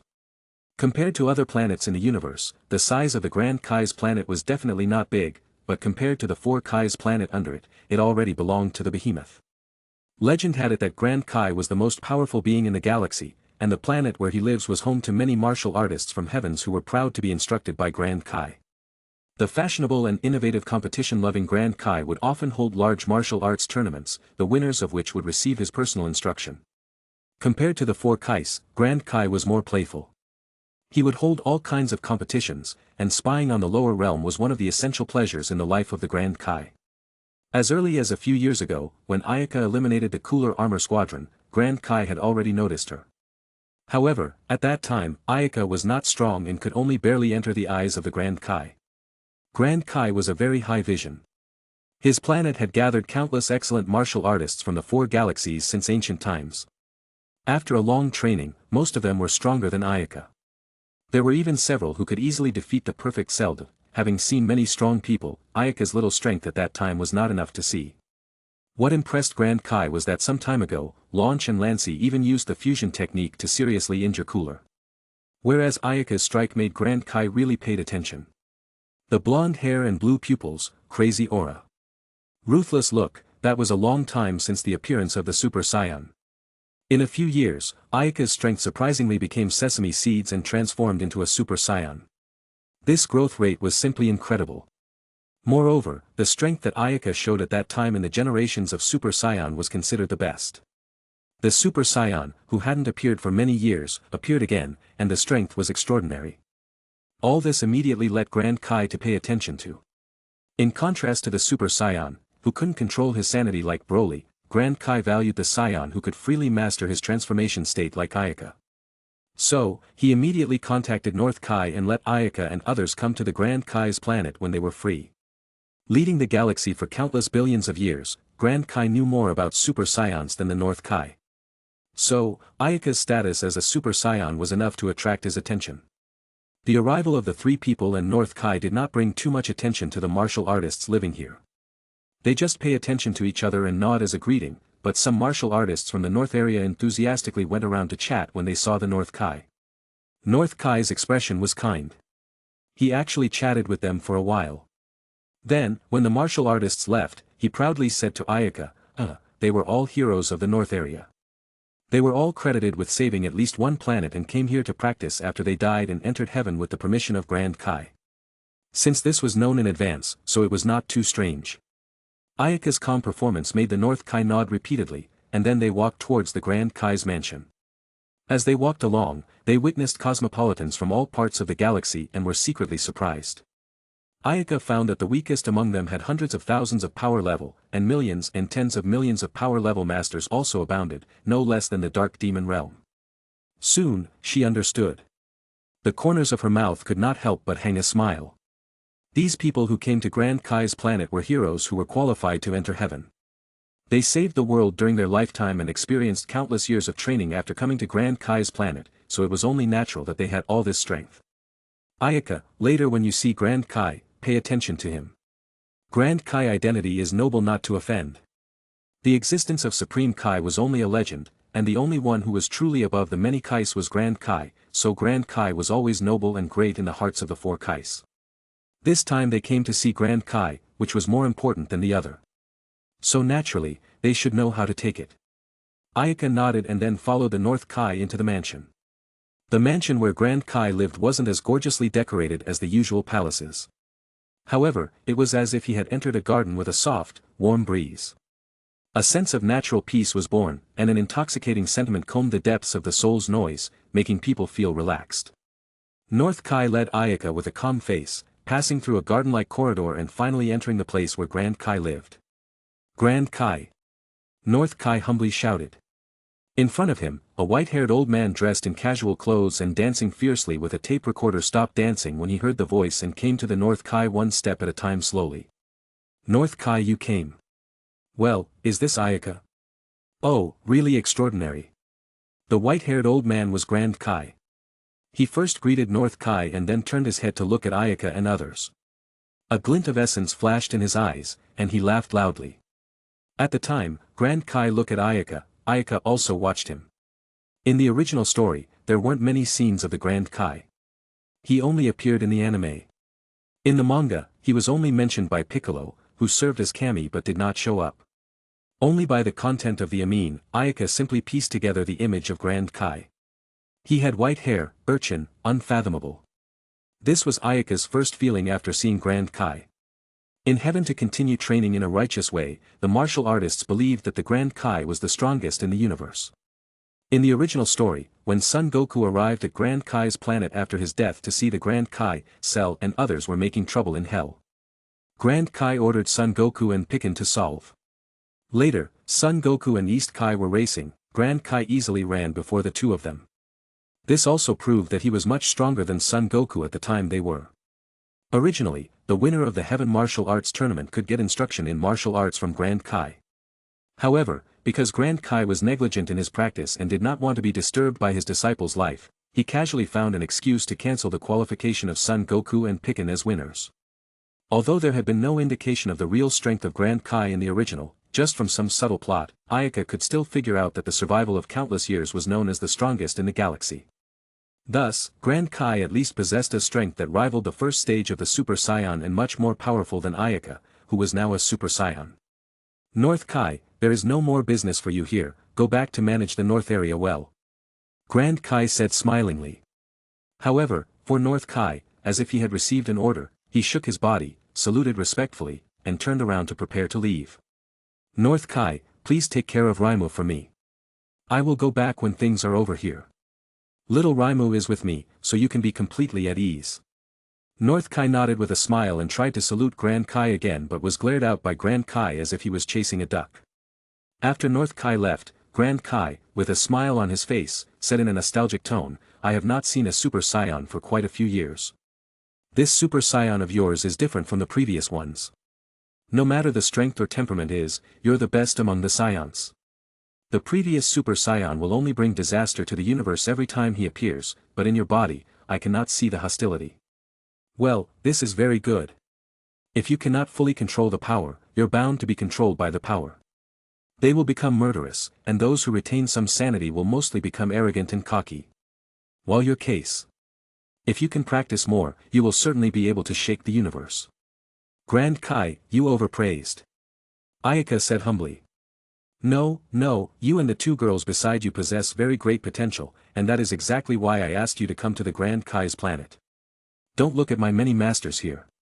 Those are the ones who have gone through countless years of training after entering heaven.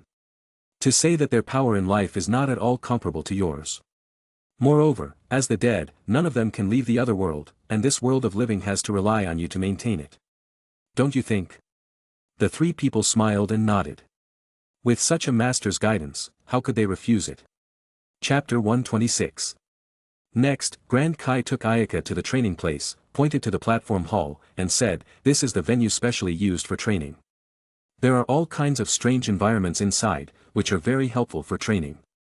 The platform hall was in the color of gold and white, with countless golden gates arranged in order on the tall and stately fence. The gates were arranged neatly and compactly. Each gate was marked with the name of the internal environment, stating gravity chamber, cold chamber, flame chamber, pressure chamber, and so on. Moreover, this platform hall seemed to be very popular among practitioners. From time to time, one could see martial artists with a circle of light over their heads entering and leaving the gates. This kind of environment with various forms is able to promote the practice. However, I wonder just how effective it is. Gravity chamber and cold chamber, such common environments, Ayaka did not give much thought to. Of course, she had already experienced these environments many times, but it was the pressure chamber and other training rooms that aroused her interest. The environment around the martial artist practitioner's training was very important. These were the most basic common sense. Seeing Ayaka and the others looking intently at the platform hall, Grand Kai laughed loudly, reaching out and stroking his white beard. I spent countless years building up these. Each environment inside has reached the ultimate state from easy to difficult all the way, and can play a unique training effect. Moreover, the space inside is so huge that it can accommodate many people for training at the same time. I dare say that no better place for training can be found in the entire galaxy. Grand Kai's laughter was tinged with pride, and Ayaka did not think that Grand Kai's move was idle boredom. She nodded approvingly, and compared to the training chamber here, the hyperbolic time chamber on the lookout was a bit small and incomparable. The number of people entering the hyperbolic time chamber was limited, not to mention the mandatory rules for each person's practice time. It is only allowed to enter for 3 days in a lifetime, and the 3 days were converted into 3 years inside. Neither the environment nor the length of time could be compared to Grand Kai's platform hall, and the only thing worthy of praise was the different time flow. At the same time, the time flow was different. Oh, Ayaka, launch, Lancy, next time, you will be in the chamber of this platform hall to practice. When you encounter difficulties, you can ask, I will give you the answer. There are also many powerful and highly skilled martial artists inside, you can also go and ask them for advice. Grand Kai's gaze was profound, and his face showed a smile. The Scions are a warrior race. Although they have repeatedly destroyed the balance of the universe, there are few Scions left now, and I hope that this race will change from you onwards. Well, that's it, practice on your own next. With that, Grand Kai shouldered the big recorder, humming music, and walked away. When he walked away, Lancy quietly came up to Ayaka's ear and said, "This Grand Kai is really interesting, and unfathomable strength." The light breeze blowing on the ears felt itchy, and Ayaka nodded her head. She slapped a palm on Lancy's shoulder and said, "Grand Kai has ruled the galaxy for countless years. The training room that creates hundreds of strange environments alone is not something that ordinary people can do. Then Ayaka, we will go in now to train, which environment should be chosen?" Launch gathered up her dark blue hair and found it a little difficult to choose. Ayaka was unable to get attention even after a little consideration, so she said, "Whatever, it's best to go in according to your needs, and ask Grand Kai or other martial artists if you don't understand." Launch and Lancy looked at each other. Then, they took the lead and flew to the platform hall, thought for a while, and entered the pressure chamber and spirit chamber, respectively. After they both went in, Ayaka flew around the hundreds of doors on the wall of the hall in turn. She finally stopped by a door with the word Thunder written on it. Thunder House, as the name suggests, was filled with lightning and thunder extreme environments. Every second inside, there were countless lightning blasts down. It was an extreme place that could not tolerate the existence of life at all. These thunderbolts were different from the lightning in the natural environment. They were more terrifying and harmful than lightning. They were the most primitive thunderbolts generated by the decay of giant stars, black hole collisions, and cosmic thunderbolts. They were 10,000 times more terrifying than the lightning in the natural environment. Extreme thunder environment in many environments was also at the forefront. It was only a little weaker than the big thunderbolt, black holes, ray storms, and other extreme environments. However, it was not generally able to withstand, so it could be said that people without a certain amount of courage and tolerance into the land of thunder wouldn't even be left by the thunder in minutes and seconds. The thunder chamber was filled with purple lightning. When Ayaka entered inside, the door behind her immediately closed. Then the bright light shining with purple lightning descended from the sky, instantly engulfing the peaceful place near the door, chasing Ayaka straight down. Rumble. A thunderbolt went straight at Ayaka. The purple lightning flashed with a demonic brightness. It was so bizarre that it seemed like a long snake with a spiritual nature, stuttering with a chilling letter. It coiled and came. The sky and the earth were infinitely close, and a purple folding line went back and forth through the air in the middle. Poof! The space near the purple lightning appeared a strange arc cracks, and the air surged through the cracks toward the unknown space. Surprisingly, it made the nearby space shatter. The enormous destructive force made Ayaka discolored. She snapped a few times. The lightning had actually penetrated the protective layer and hit Ayaka's delicate body directly. The body clothing issued a sizzling sound, instantly blown to pieces. However, because the clothes had the ability to recover, so in the blink of an eye, back intact. However, Ayaka's body was not so lucky. Although she had a strong recovery ability, the lightning was still cracked and black. A burning smell wafted into the nose. Grinning, a surge of energy emerged from his body to repair the injured cells, but the speed of repair in such an extreme and treacherous environment was obviously not as fast as the speed of destruction, and before Ayaka could recover, another demonic purple thunderbolt swept down. How fast? Ayaka sighed darkly. She leaped to avoid this sweeping, suddenly felt an abnormal energy reaction to her side, and looked back, not good. She wondered when a purple to black arc lightning actually drifted to her. It was about to engulf her. This lightning was silent and not too powerful, but its color made people uneasy. This arc lightning was like a mollusk-like, with countless long, thin, and curved tentacles. It was like a big net that covered Ayaka. At this point, she had no way to retreat but to continue to accept the baptism of thunder. She gritted her teeth. I'll fight. With the skin splitting open, Ayaka stayed in place with a bitter face and could only let the lightning strike down. Ah! The miserable shout came out from her mouth. The voice was harsh and loud, but apparently, Ayaka was the only one practicing in the thunder chamber, so no outsiders heard her screams. As the lightning strikes down, again and again, Ayaka gradually found a pattern. Although the lightning in the thunder chamber was terrifying with enough power to destroy a large planet, its attacks were strictly time-based, and this was the rule. Generally, it was 9 thunderbolts for a round. These 9 thunderbolts would be struck as a single time, after which it would fall into a pause period of tens of minutes. She thought she couldn't carry it anymore. She had to choose to escape from the thunder chamber, but what was waiting for Ayaka was not another thunderbolt. However, it was a pause that lasted for a short period of time. Ayaka seized this gap and frantically used the energy bound and the Ice King Divine Sword in her body to repair her body. After receiving nearly 100 rounds of thunderbolts, her body had a certain resistance to thunder, so she boldly sat on the ground and used her energy bound to absorb the lightning energy permeating the space. After a year, Ayaka adapted to the environment of the thunder chamber, during which she did not stay in the thunder chamber all the time. The purpose of her visit to Grand Kai's planet was to receive instruction from Grand Kai, and it was impossible to spend her time inside. So Ayaka would step out of the thunder chamber once every month to allow Grand Kai to instruct herself in training. Grand Kai was unexpectedly generous to her, and with the guidance of the Grand Kai and her hard work, her strength rose rapidly. A few years ago, when she was transformed into a Super Saiyan, she was still at the beginning of the Super Saiyan stage. Then when she came to the Grand Kai's planet, she was already approaching the middle Super Saiyan stage, and now she has reached the upper Super Saiyan stage. For Ayaka's growth, Grand Kai did not say too many words.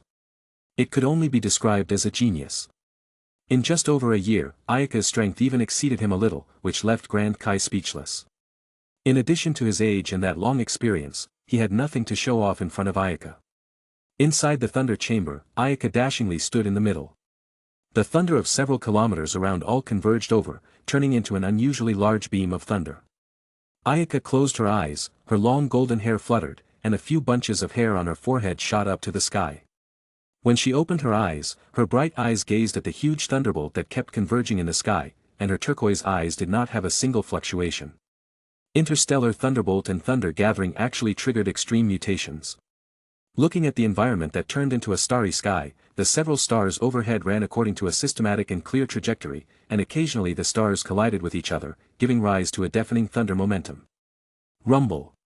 Huge thunderous sound as if stabbing through space rang out in the ears, and in a flash, the stars staggered away to continuously collide. Each collision was producing chilling purple-black huge energy as well as endless spatial vibrations. It's coming. The colliding stars in the starry sky had disappeared, and a long dragon-like galaxy shining with dazzling brightness suddenly replaced them. Roar! The angry five-clawed dragon tore up space and suddenly impacted down. Chapter 127. The giant dragon swooped down, surrounding it like a huge basin. The water in the basin gushes violently, and the shining stars shake around and break apart with a crash. Using ki to form a huge shield around, Ayaka shouted, "Come on, let me see the ultimate thunder power of the thunder chamber." She magnificently shouted at the five-clawed dragon formed by the thunder with strong confidence in her words.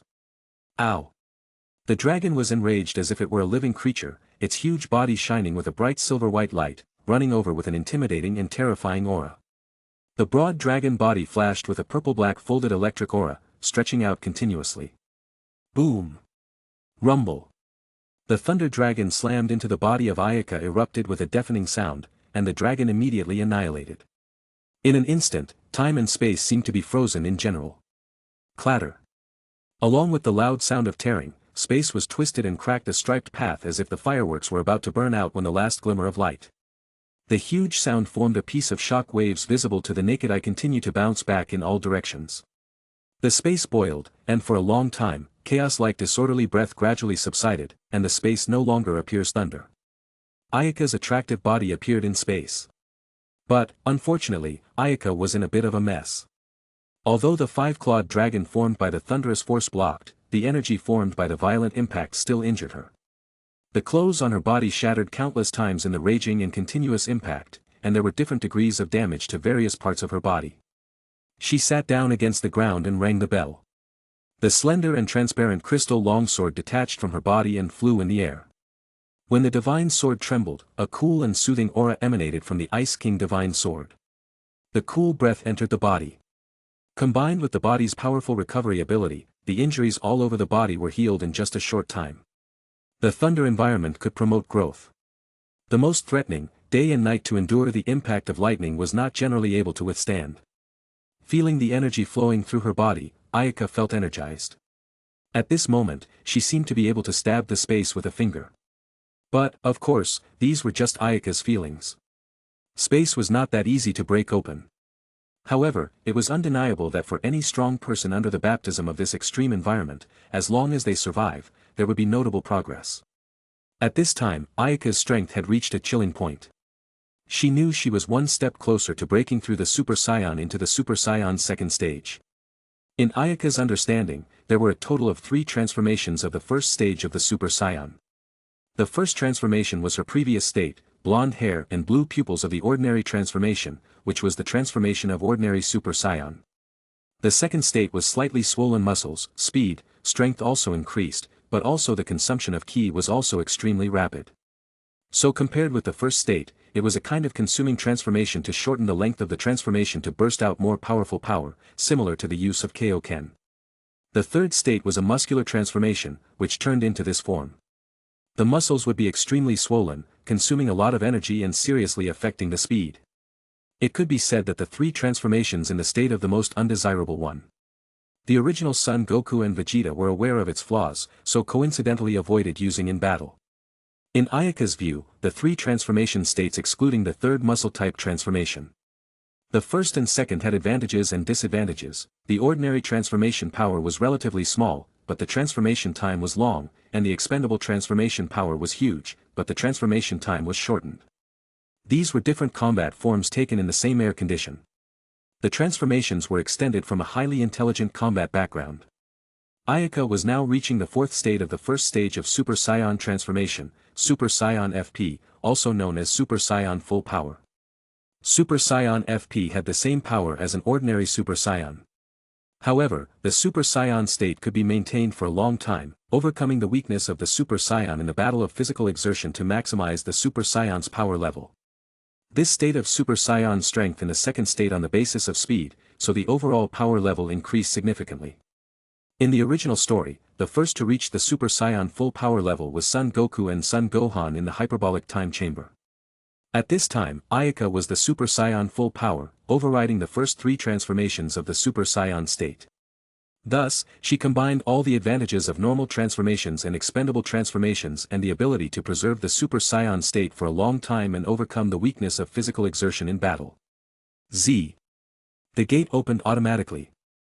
Ayaka looked back at the nearly empty thunder chamber behind her and walked out with a single stride. Outside the golden-white platform hall, Ayaka's turquoise eyes scanned the beautiful garden-like scenery outside. She then took a deep breath of air, exhaled the turbid air, and breathed in the breath that contained drifting fragrance. Her spirit was lifted, and her whole body was refreshed. The scenery on Grand Key's plant was simply different from the training chamber. At this time, a few martial artists flew past Ayaka, nodding to her in a friendly greeting. Ayaka nodded back at them. Over this time, she had gotten to know most of the martial artists here. The martial artists all knew that the three of them were specially invited by Grand Kai to come and train, so they were extra warm to Ayaka and the girls. In addition, they often helped to solve some problems. Ayaka flew around the platform hall but did not find a suitable place to train. After experiencing the Thunder Chamber training, Ayaka already had strong adaptability. She was no longer concerned about the other harsh environments, which were slightly less than the Thunder Chamber. After a few glances, there were only big thunderbolts, black holes, ray storms, and other extreme environments that caught her eye, but she didn't plan to go in these extreme environments. It was too dangerous. As the name implies, the big thunderbolt referred to the Big Bang, which was the terrible chaos of the opening of the universe. The big thunderbolt here wasn't the kind that opened up the universe but the chaos of the formation of the galaxy. Its degree of terror was not trivial, knowing that the galaxy here was not the galaxy of the former Earth but a huge cluster of galaxies containing billions of former galaxies. When this galaxy cluster opened up the power, Ayaka worried about going in and couldn't get out. Although she possessed the body of immortality, it could be sealed inside forever, between life and death in a continuous cycle. The black hole and ray burst power were a little less than the big thunderbolt, but Ayaka was also unable to go in now because there was no escape from the fate of permanent death. Due to the horror of these extreme environments, almost no one had dared to set foot in them throughout history. Even Grand Kai, who created these training chambers, did not dare to step into them. The construction of these training chambers was a coincidence, commonly known as the power of the Force. It was not Grand Kai who was above the training chambers. These inquisitive environment is too terrifying. If I go in now, I'm afraid I'll be swallowed to the bone, so I'd better practice with Grand Kai. Ayaka remembered the horror inside and sighed helplessly. Even if the individual strength was strong, it seemed insignificant in the face of the vastness of the universe. At the Grand Kai's residence, Grand Kai sensed the condition of the platform hall through the crystal ball. Seeing Ayaka came out of the training chamber and still maintain the Super Saiyan state, Grand Kai could not help but nod his head. From Ayaka's Super Saiyan form, Grand Kai knew that Ayaka had progressed again. However, it was surprising that she still maintained such a perfect Super Saiyan transformation for so long. The next few days, Grand Kai was shocked that Ayaka's Super Saiyan transformation had never been lifted, and the Super Saiyan transformation had just become Ayaka's daily state. What a terrible little kid. It is surprising that she can keep her Super Saiyan transformation and surpass me by that much in 1 year. This kid is definitely different from the previous Super Saiyan, simply unfathomable. Grand Kai was shocked to observe. Ayaka's golden light flames scattered away. Surprisingly, there was a kind of rhythm of returning to the basics. Without the outgoing flames that rose to the sky, the Super Saiyan state didn't seem so sharp. The blonde hair, blue eyes, as if Ayaka originally looked like that, there was no sense of sculpting the transformation. Chapter 128. To maintain the Super Saiyan state in daily life and to restrain the body of the leaking ki, Ayaka was living so uneventful in Grand Kai's planet, living a simple and leisurely life every day. The girls were fishing, enjoy the scenery, occasionally did some simple exercise, and time passed slowly. At first, Grand Kai was worried that Ayaka would continue to challenge the limits, and he was ready to stop it. However, it should be known that extreme challenges had advantages and disadvantages. Each challenge was actually a reorganization of the destruction of the body. The long-term impact on the limit was not only the pros and cons of cultivation but also injury to the body's origin and even threaten life. The moderate relaxation allowed the body's origin to repair itself in order to progress better. Ayaka was almost an adult, so how could she ignore this truth? The way of arts and martial arts was a relaxation. The combination of work and rest was the way to go. She was now at the peak of the first stage of the Super Saiyan, a full power state. However, to break through to the second stage of the Super Saiyan, she still needed a long time to accumulate. Ayaka had been a Super Saiyan for nearly 5 years, but she wanted to break through to the second stage. How could it be that easy? 2 months later, Ayaka was flying in the suburbs, exuding a rich and terrifying pressure. However, the strange thing was that although the pressure was terrifying, there was no disorderly overflow of excess energy. The pressure came entirely from the spiritual level of oppression. Ayaka raised her hand. Her 5 fingers were joined together, and a few blue arcs of lightning flashed in her palm, crackling and snapping, gradually forming a lightning ball 7 or 8 centimeters in size. 10,000 fist. The blue ball of thunder and lightning swooped out with vast power. The vast energy streaked and swept out, and with a loud bang, an enormous blue mushroom cloud rose violently in the distance. Landing on the ground, looking at the destruction of the earth by the 10,000 fist, she frowned in confusion. Strange, the 10,000 fist surprisingly only caused this damage, the power did not increase at all. Ayaka had already noticed in her heart. As her strength continued to improve, the increase of the 10,000 fist became smaller and smaller.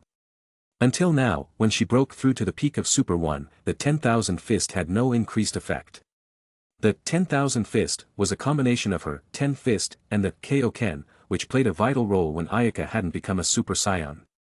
However, as her strength increased, the power of the 10,000 fist became less and less effective and now almost reduced to chicken ribs. Kaioken has a limit shackles. The power cannot be unlimited to play an increasing role, and my 10,000 fist could also have such a shackle. Kaioken, 10,000 fist was, after all, a high skill developed at a low level. However, at a high level, its adaptability could not meet the needs. Ayaka frowned. Since she became a Super Saiyan, she rarely used the 10,000 fist until today she realized that the inherent flaws of the 10,000 fist had actually reduced to ordinary attack moves. However, the power of the 10,000 fist couldn't be improved overnight. Spending time to study and improve the 10,000 fist, it would be better to advance to Super Saiyan 2 as soon as possible to make it convenient. She thought to herself, her eyes wavering. The old figure of the Grand Kai suddenly appeared and then lightly flew to Ayaka's side. It seems that you have encountered confusion. Why don't you ask any questions and see if I can solve it for you? Hearing the old voice of Grand Kai, Ayaka immediately woke up. Yes, if you had a problem, ask the Grand Kai. With the countless years of experience of the Grand Kai, there was always a better way out than thinking by yourself. Lord Grand Kai, is this? Ayaka told Grand Kai the problem she encountered and then quietly waiting for Grand Kai's answer. Oh, so. It's modified with Kaioken from North Kai. Grand Kai listened carefully and pinpointed it from time to time. But Ayaka, there's no need to improve on the 10,000 fist. Grand Kai's answer was beyond Ayaka's expectations. She puzzledly poked her head over. Grand Kai took a deep breath, and in a stern tone, he said, everything in the universe is free of its laws, the astral movement and even the birth of old age. Sickness and death are bound by laws that cannot be easily violated. North Kai is proud of Kaioken and Spirit Bomb. I think the Spirit Bomb is still worthy of the hand. That Kaioken has actually exploited the loopholes of the law, to a certain extent is against the order of the universe. The power that does not exist but forced by Kaioken, there is subversive damage to the body and even to the balance of order. Fortunately the Kaioken has its own shackles. North Kai's insight is not enough to make up for the defects of the moves, but also fortunately so, otherwise it will certainly be blocked by the universe inhibition. The will of the universe was the inhibition of everything under the rules. If this inhibition was compared to a high man, he was a judge and executive officer, a weak ant occasionally crawling on the table. He might just smile lightly and reach out and brush it off the table. However, if a cockroach crawls on the table, it was definitely waiting for a book as thick as a brick. Ayaka, your 10,000 fist exceeds Kaioken a lot, more likely to trigger the rebound of the cosmic order. In the future, don't ever hold the idea of enhancing its effectiveness similar to this aspect of Kaioken. Even if you use it, you can only use it as an ordinary move, otherwise there will be a strange disaster. Ayaka was startled. The extra use of Kaioken and the 10,000 fist would trigger a cosmic suppression backlash, which she had never even thought of. At this point, Ayaka remembered Son Goku's viral heart disease. Could it be that the disease was not caused by Son Goku taking ultra-divine water when he was young, but a calamity caused by the rebound of the universe? Suddenly, Ayaka remembered Launch and Lancey. They were both carrying Kaioken, and Grand Kai's caution had to be brought to her attention. Although the girls had basically never used Kaioken, they should be cautioned just in case. Grand Kai, you said that a significant increase in power level will cause a cosmic backlash, so will the Super Saiyan transformation and the fusion dance of Planet Metamor produce harm? Grand Kai thought for a while and said, Super Saiyan transformation originates from the bloodline itself, is its own power, just extremely difficult to tap out, and the rules of the universe have long since set boundaries, so there are only a handful of people who have broken through the barrier to transform into Super Saiyans over the ages. Don't worry, break the boundary of the Super Saiyan transformation is recognized by the universe will not trigger the universe backlash. As for the Metamo fusion dance, I do not know much. I think it is through two bodies to withstand a negative impact on the individual will not cause harm. And the Metamoran fusion dance is a superposition of real power, a technique of trickery rather than a technique of breaking the established rules of the universe. Ayaka breathed a sigh of relief. It was good that there was no impact. Otherwise, these two great tools would not have been implemented well. Ayaka then smiled to herself and felt that her question was superfluous. How could the Super Saiyan transformation be harmful? No Super Saiyan died in the original. The 10,000 fist was the second. Anyway, the 10,000 fist couldn't destroy the rules of the universe due to the low level of research and development, and it was just an ordinary move for the transformed Super Saiyan. The Metamoran fusion dance, as Grand Kai said, was a coincidence to combine the power of two people in one, not creating something out of nothing. A few more months had passed, and Ayaka calculated that she had been on Grand Kai's planet for almost a year and a half, plus a few years before that, and 5 years at first glance. It is time to go back. In a short time, Saiyan Raditz should arrive on Earth. Since the environment of the main show development didn't change much, Ayaka believed that everything should go according to the original. The reason why they did not make significant changes to the original was that Ayaka felt that if there was no Z chapter of the Dragon Ball, that would not be Dragon Ball. A familiar Dragon Ball, to make her feel real. Of course, many people would say that everything was interpreted as in the manga.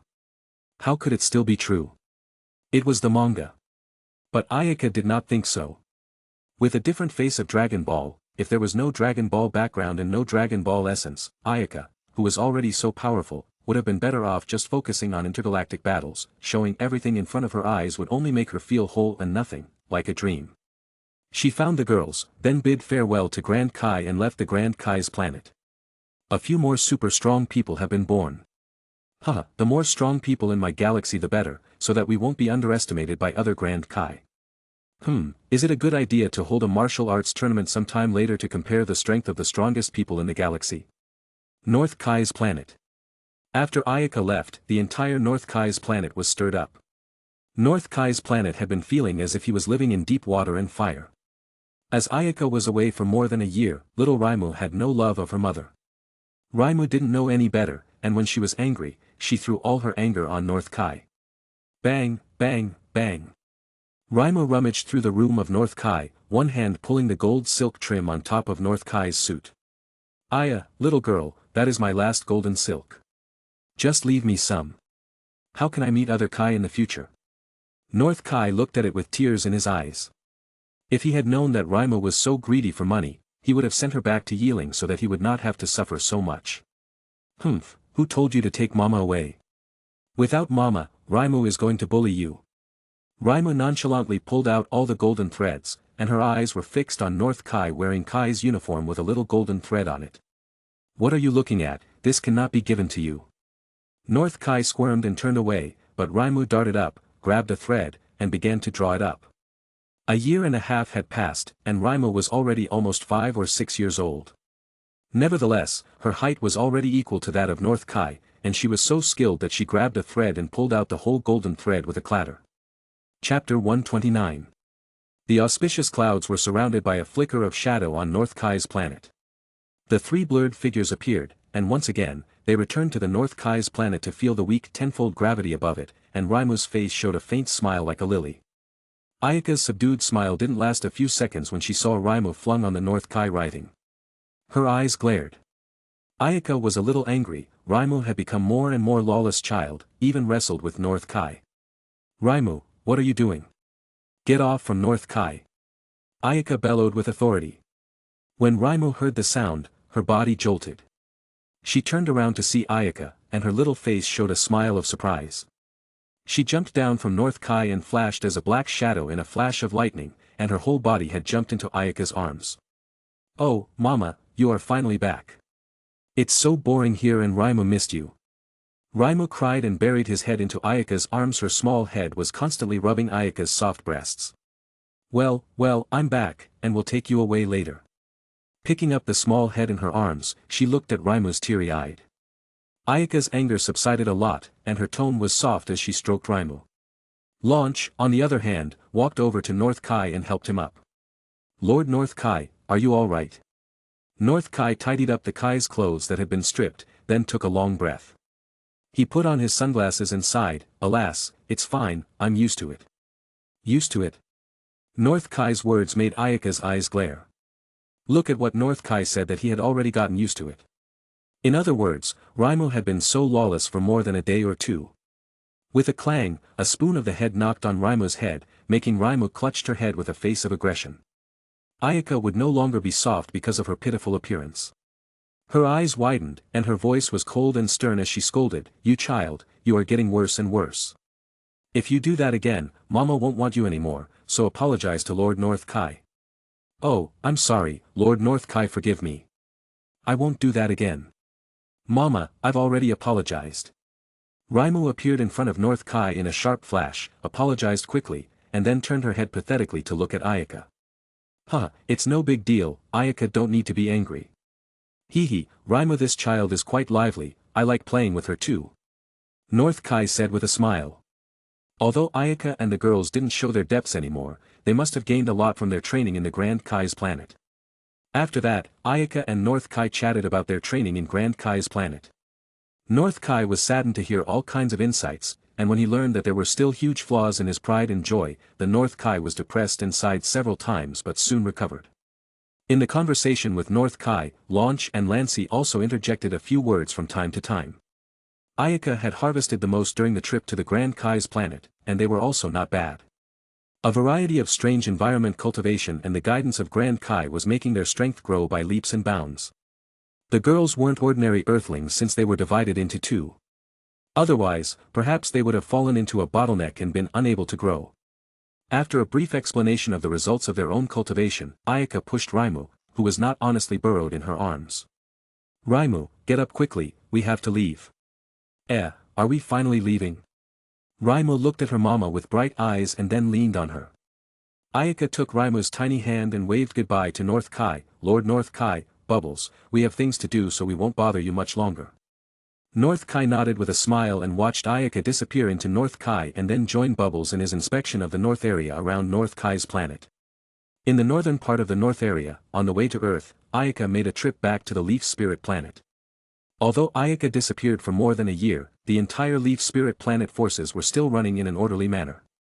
It's all because Ayaka had an arrangement before. The Leaf Spirit planet continued to clean up and reorganize its forces, doing meticulous implementation of Her Majesty's orders. Hence why the entire Leaf Spirit planet range gradually peaceful down. Through the effective management of Castro, the chief executive, the cabinet to deal with day-to-day affairs was running efficiently. The tentacles were becoming more and more solid throughout the territory of the new North forces. In order to eliminate the laxity brought about by the excessive peace, Ayaka issued an order in the name of the Queen of the Central Planet in Leaf Spirit Planet, requiring each planet to hold a martial arts competition every 5 years to select the planetary, administrative planet, guard. The General Administrative Planet's Unified Area Guard, the Central Planet Guard, and the Queen's Personal Guard. When everything was arranged, Ayaka gave Castro and her own Queen's Personal Guards one the Tree of Might fruit. A total of 4 people consumed 4 Tree of Might fruit. With Tree of Might fruit, they should be able to raise their power level to more than 100,000. Although they might not be invincible, there were few opponents in the universe. After doing all this, Ayaka only took Raimu back to Earth together. Earth, an oasis area. Swish swish swish. 4 figures appeared in the sky. Raimo was the first time to come to Earth. As soon as she appeared, she curiously surveyed the surroundings, but after finding that the surrounding scenery was no different from the planet Bodhi where she used to live, her fiery mood immediately subsided a lot. Mama, this place is not different from planet Bodhi and our planet Yiling. Raimo said with her dark eyes looking left and right, not so excited. Oh, the Earth is no different from the planet Bodhi and planet Yiling. Most of the planets that are suitable for life are like this.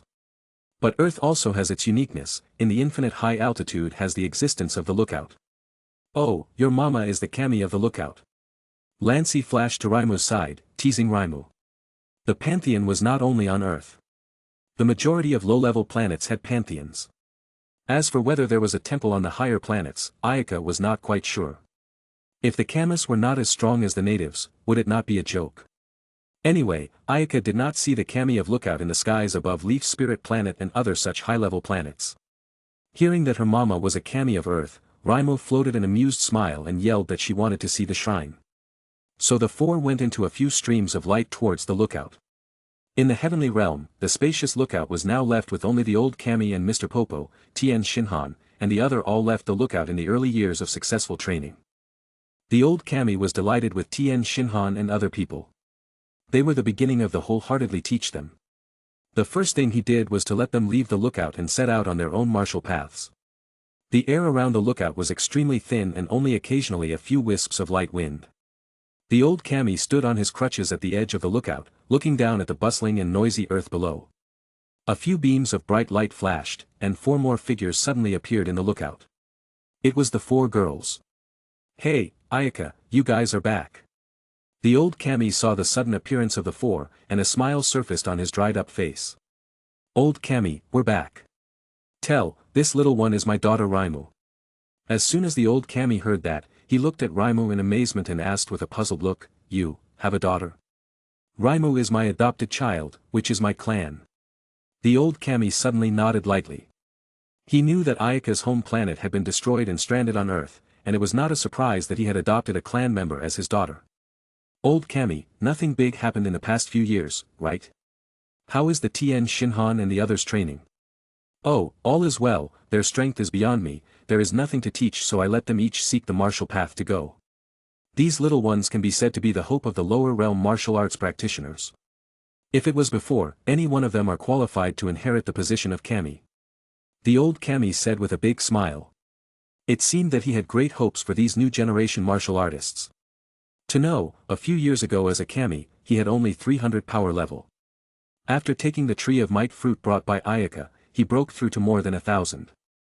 As for Tian Shinhan, Krillin and others, they used only 2 years to surpass him, and it was conservatively estimated that they should now have several thousand power level. Dragon Ball's big gears seemed to turn faster. Ayaka smiled and nodded and then led Raimo to visit the lookout together. Chapter 130. Ayaka had returned to Earth for several days. Every day, she would observe the situation in the lower realm at the lookout. According to her estimation, Son Goku's big brother, Raditz, would soon come to Earth. She wondered what kind of expression Raditz would have when he came to Earth and found that there were so many guys whose strength exceeded his on the low-level planet described in the intelligence, which seemed very interesting to think about. Time passed day by day, and Raditz hadn't come. Finally, Ayaka received the news that Master Roshi was about to hold a party. It's finally time to start, Dragon Ball Z. Although she didn't have to fear everything with her strength long ago, when the world was about to enter the big time, her heart still couldn't help but float surging thoughts that made her excited. It could be said that with the arrival of Raditz, the entire pace of Dragon Ball had taken a huge turn. Son Goku and others' power level had risen. It was exciting to think that the rolling waves of the great era were about to sweep away. Ayaka found the girls, opened the door, and said, Bulma and the others are going to hold a party at Master Roshi's place, let's go there too. We're leaving right now. Launch and Lancy looked at each other and agreed in unison. Everyone had known each other for a while, and it was indeed time to get together after years of not seeing each other. Mama, what kind of party is this? The ones we will see later are all friends of Mama. By the way, you will also meet other partners, they all have the same scion blood as us. When Ayam blinked with a puzzled face, she was already pulled up by Ayaka and flew down towards the lower realm. In a dry canyon, Krillin and Yamcha fought fiercely. Swish swish swish. The fierce fight caused a burst from the world. It caused the sky to shake, sand and rocks flew, and the violent and direct power collision was so loud that the creatures in the vicinity of tens of kilometers did not dare to approach. A bunch of wind blades reinforced by chi swept on the rock wall, immediately leaving numerous deep and shallow, crisscrossing scars. Boom! The two figures fought quickly and then turned back quickly in the opposite direction, each gliding on the ground with 1 foot deep into the rock, cutting a furrow several dozen centimeters deep in the hard surface of the rock. Krillin breathed out, wiping away the beads of sweat on his forehead, waving his hand, and said, "Well, that's it for today. We'll have to attend Master Roshi party later." Yamcha was also tired. So he stopped, leaning against a rock then rest. "Krillin, your strength is getting stronger and stronger, I will be left behind if I don't work harder." He, how could you said that? Although we are much stronger than before, thinking about that Goku guy I think it is still far from enough. Goku has definitely become more powerful, and I wonder if we still have hope to catch up with him, Tian Shinhan, and others. Their strength must have also become stronger. Yes, we are getting stronger, Goku and others are also getting stronger. We really cannot slacken. Yamcha nodded vigorously. Since leaving the lookout, Yamcha came with Krillin to the desert where he had previously been a desert bandit and carried out inhuman training in the desert for several years. As people were rare in the desert because of the harsh survival environment, Krillin and Yamcha could fight with all their might without fear or favor. They both steadily improved their strength over the years. Fire Mountain. Chi-Chi dressed as a young woman tidying up the household chores, while Son Gohan in the next room was wearing Chinese characteristics lying on the table painting and drawing. Because of a series of initiatives by Ayaka, the Ox King castle was not destroyed, leaving a lot of money. Plus, Ayaka's gift of a luxurious villa at the time of the wedding made Son Goku's family live a very prosperous life now. They didn't have to be confused about money. Sometimes they could hire some maids and tutors to come over, so Chi-Chi didn't have to go the extra mile to allow little Gohan to properly learn some martial arts. Although several years had passed, Chi-Chi was very well maintained. She looked like she was only in her early 20s at first glance, a fresh young woman alive and well. "Chi-Chi, won't you come with us to Kame House?" Son Goku helped the little Gohan sit on Flying Nimbus, ready to go out. "No, today the master who repairs the flowers and plants will come over. I have to come along to sort out the flowers, you guys should also go early and come back early." "Oh, Gohan, then let's go. Hold on tight." Son Goku shouted, driving the flying Nimbus broke through the clouds towards the direction of Kame House. Chi-Chi waved from afar until the father and son disappeared. Meanwhile, somewhere on a farm in the suburbs, a huge fireball fell from the sky.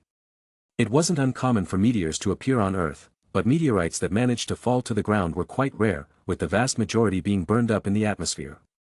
This time, when the farm owner saw the fireball cut through the overhead with a loud boom and fell a few kilometers away, he hurriedly put down the work in hand and drove his car to chase it. A few kilometers away on the grassland, green grass swaying with the wind as if waves rolled up layers of ripples. The fireball fell and smashed a huge impact crater more than 10 meters in diameter on the flat grassland. The impact crater was about 5 or 6 meters deep. A white craft half buried by gravel was embedded in the center. Ka-chow. The craft shuddered, the hatch slowly opened, and a man in a combat suit stepped out of the craft.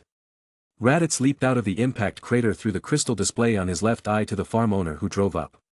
His expression frowned unhappily. "How come there are still living people on this planet? That kid Kakarot didn't kill all the people here." Son Goku was sent to Earth on a mission. First, to complete his training on the low-level planet as a stage, and second, once the people on Earth were dead, it would be convenient for Frisia to sell the planet in the future. What are you, people?" The farmer trembled and raised his shotgun and pointed at the mysterious man who had fallen from the sky with a panicked look. Beep. The detector flashed a few times and showed the farm owner's power while emitting a prompt. Seeing the numerical value, the corners of Raditz's mouth showed a cold smile and coldly snorted with great disdain. "The power level index is only 5, what garbage."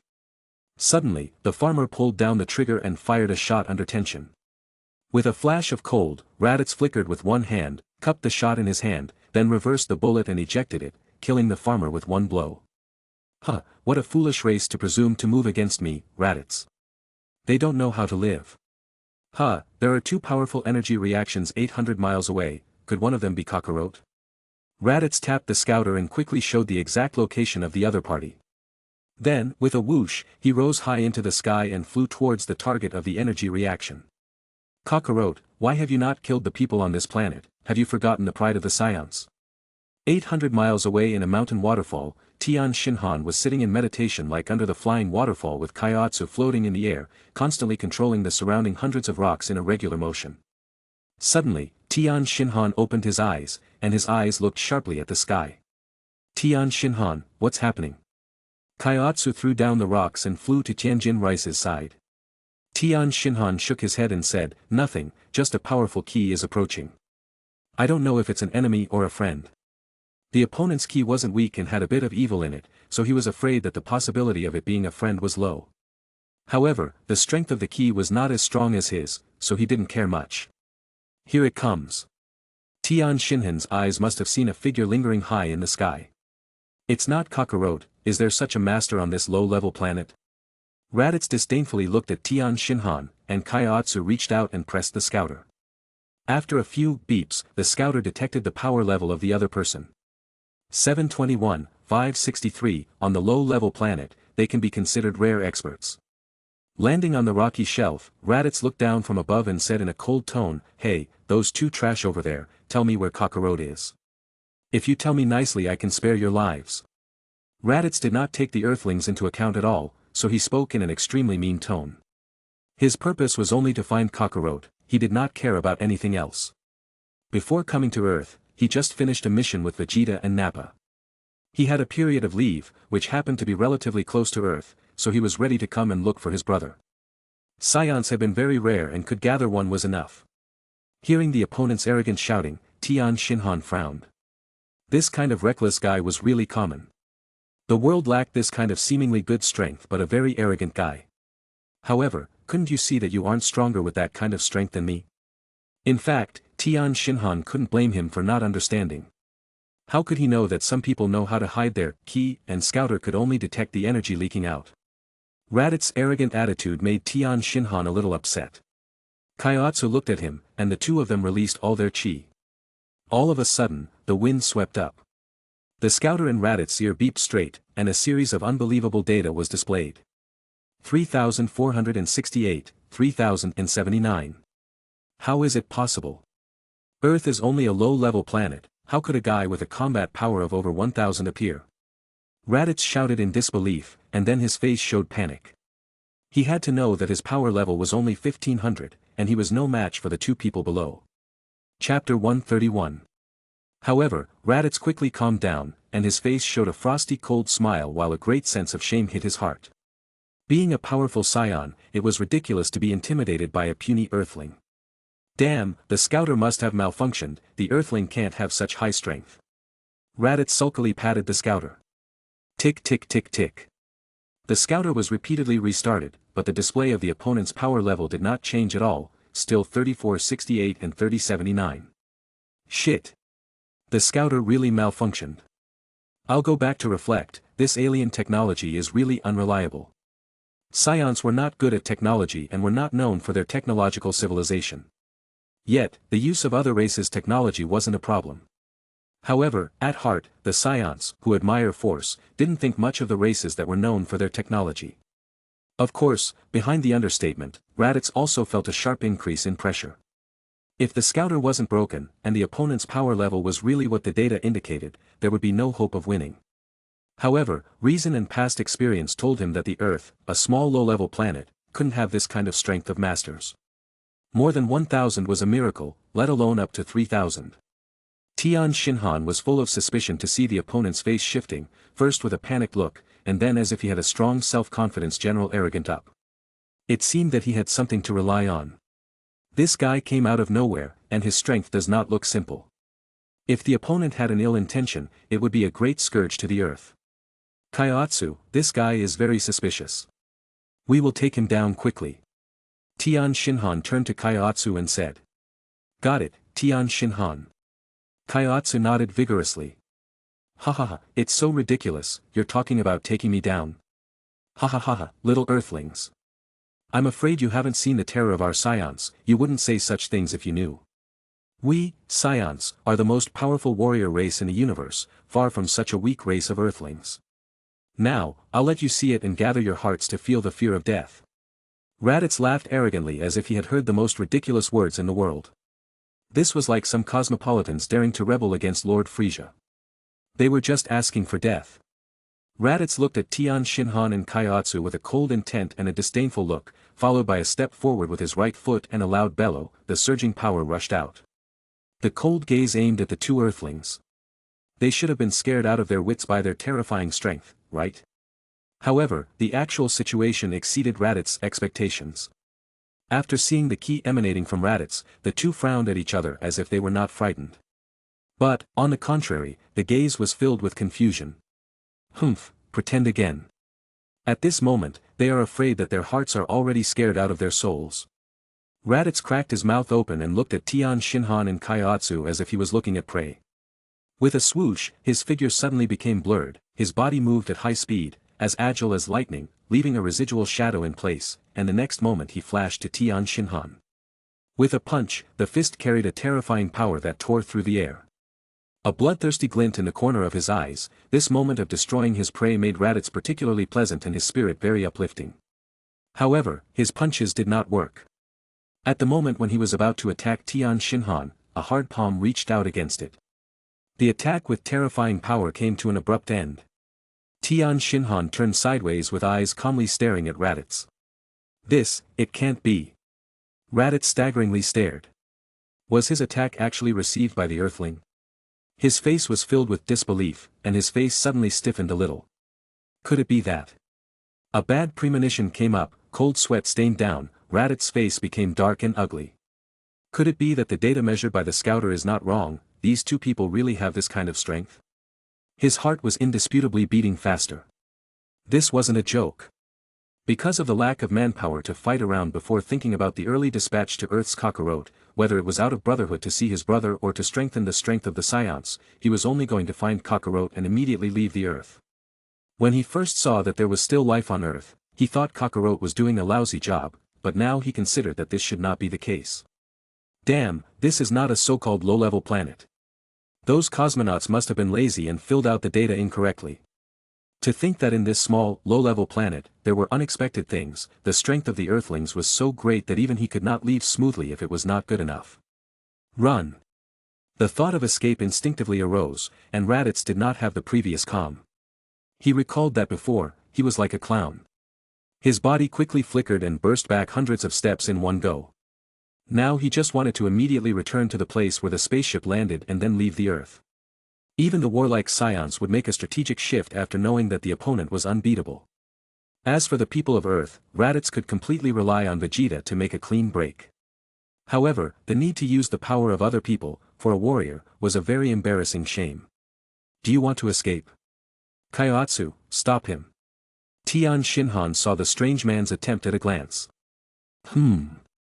Kaiotsu nodded her head forcefully. He then gently raised his hands, and a strange power emanated from the palms of his hands.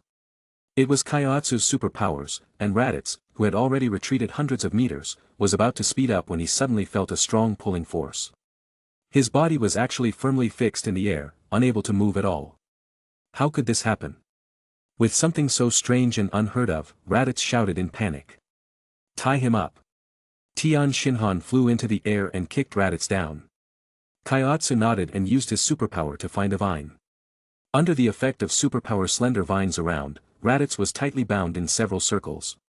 The vine was just a medium to perform superpower, not the flexibility of the vine itself, so Raditz could not break free. After a while, Tian Shinhan began to carefully look at the Raditz dress. This costume was not like the appearance of the Earth people.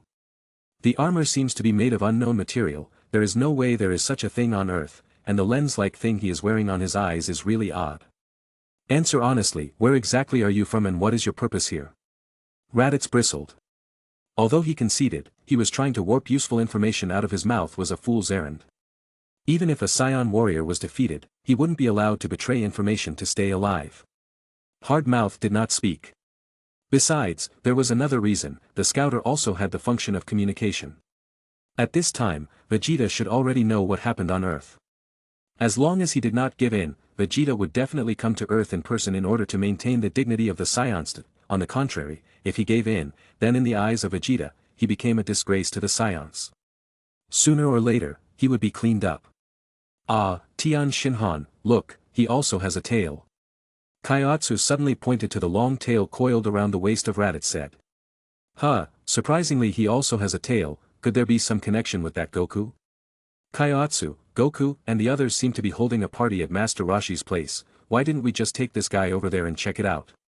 Seeing that this strange guy might have something to do with Son Goku, Tian Shinhan immediately thought of a compromise. Kaiotsu nodded his head. So Tian Shinhan grabbed the back of Raditz's neck with one hand and flew off with Kaiotsu in the direction of the Kame house. At Kame house, after 5 years of absence, Son Goku and others gathered here again. Everyone was startled when they saw Son Gohan, who had a bookish face with a Dragon Ball cap on his head. Wow, Goku, is this your son?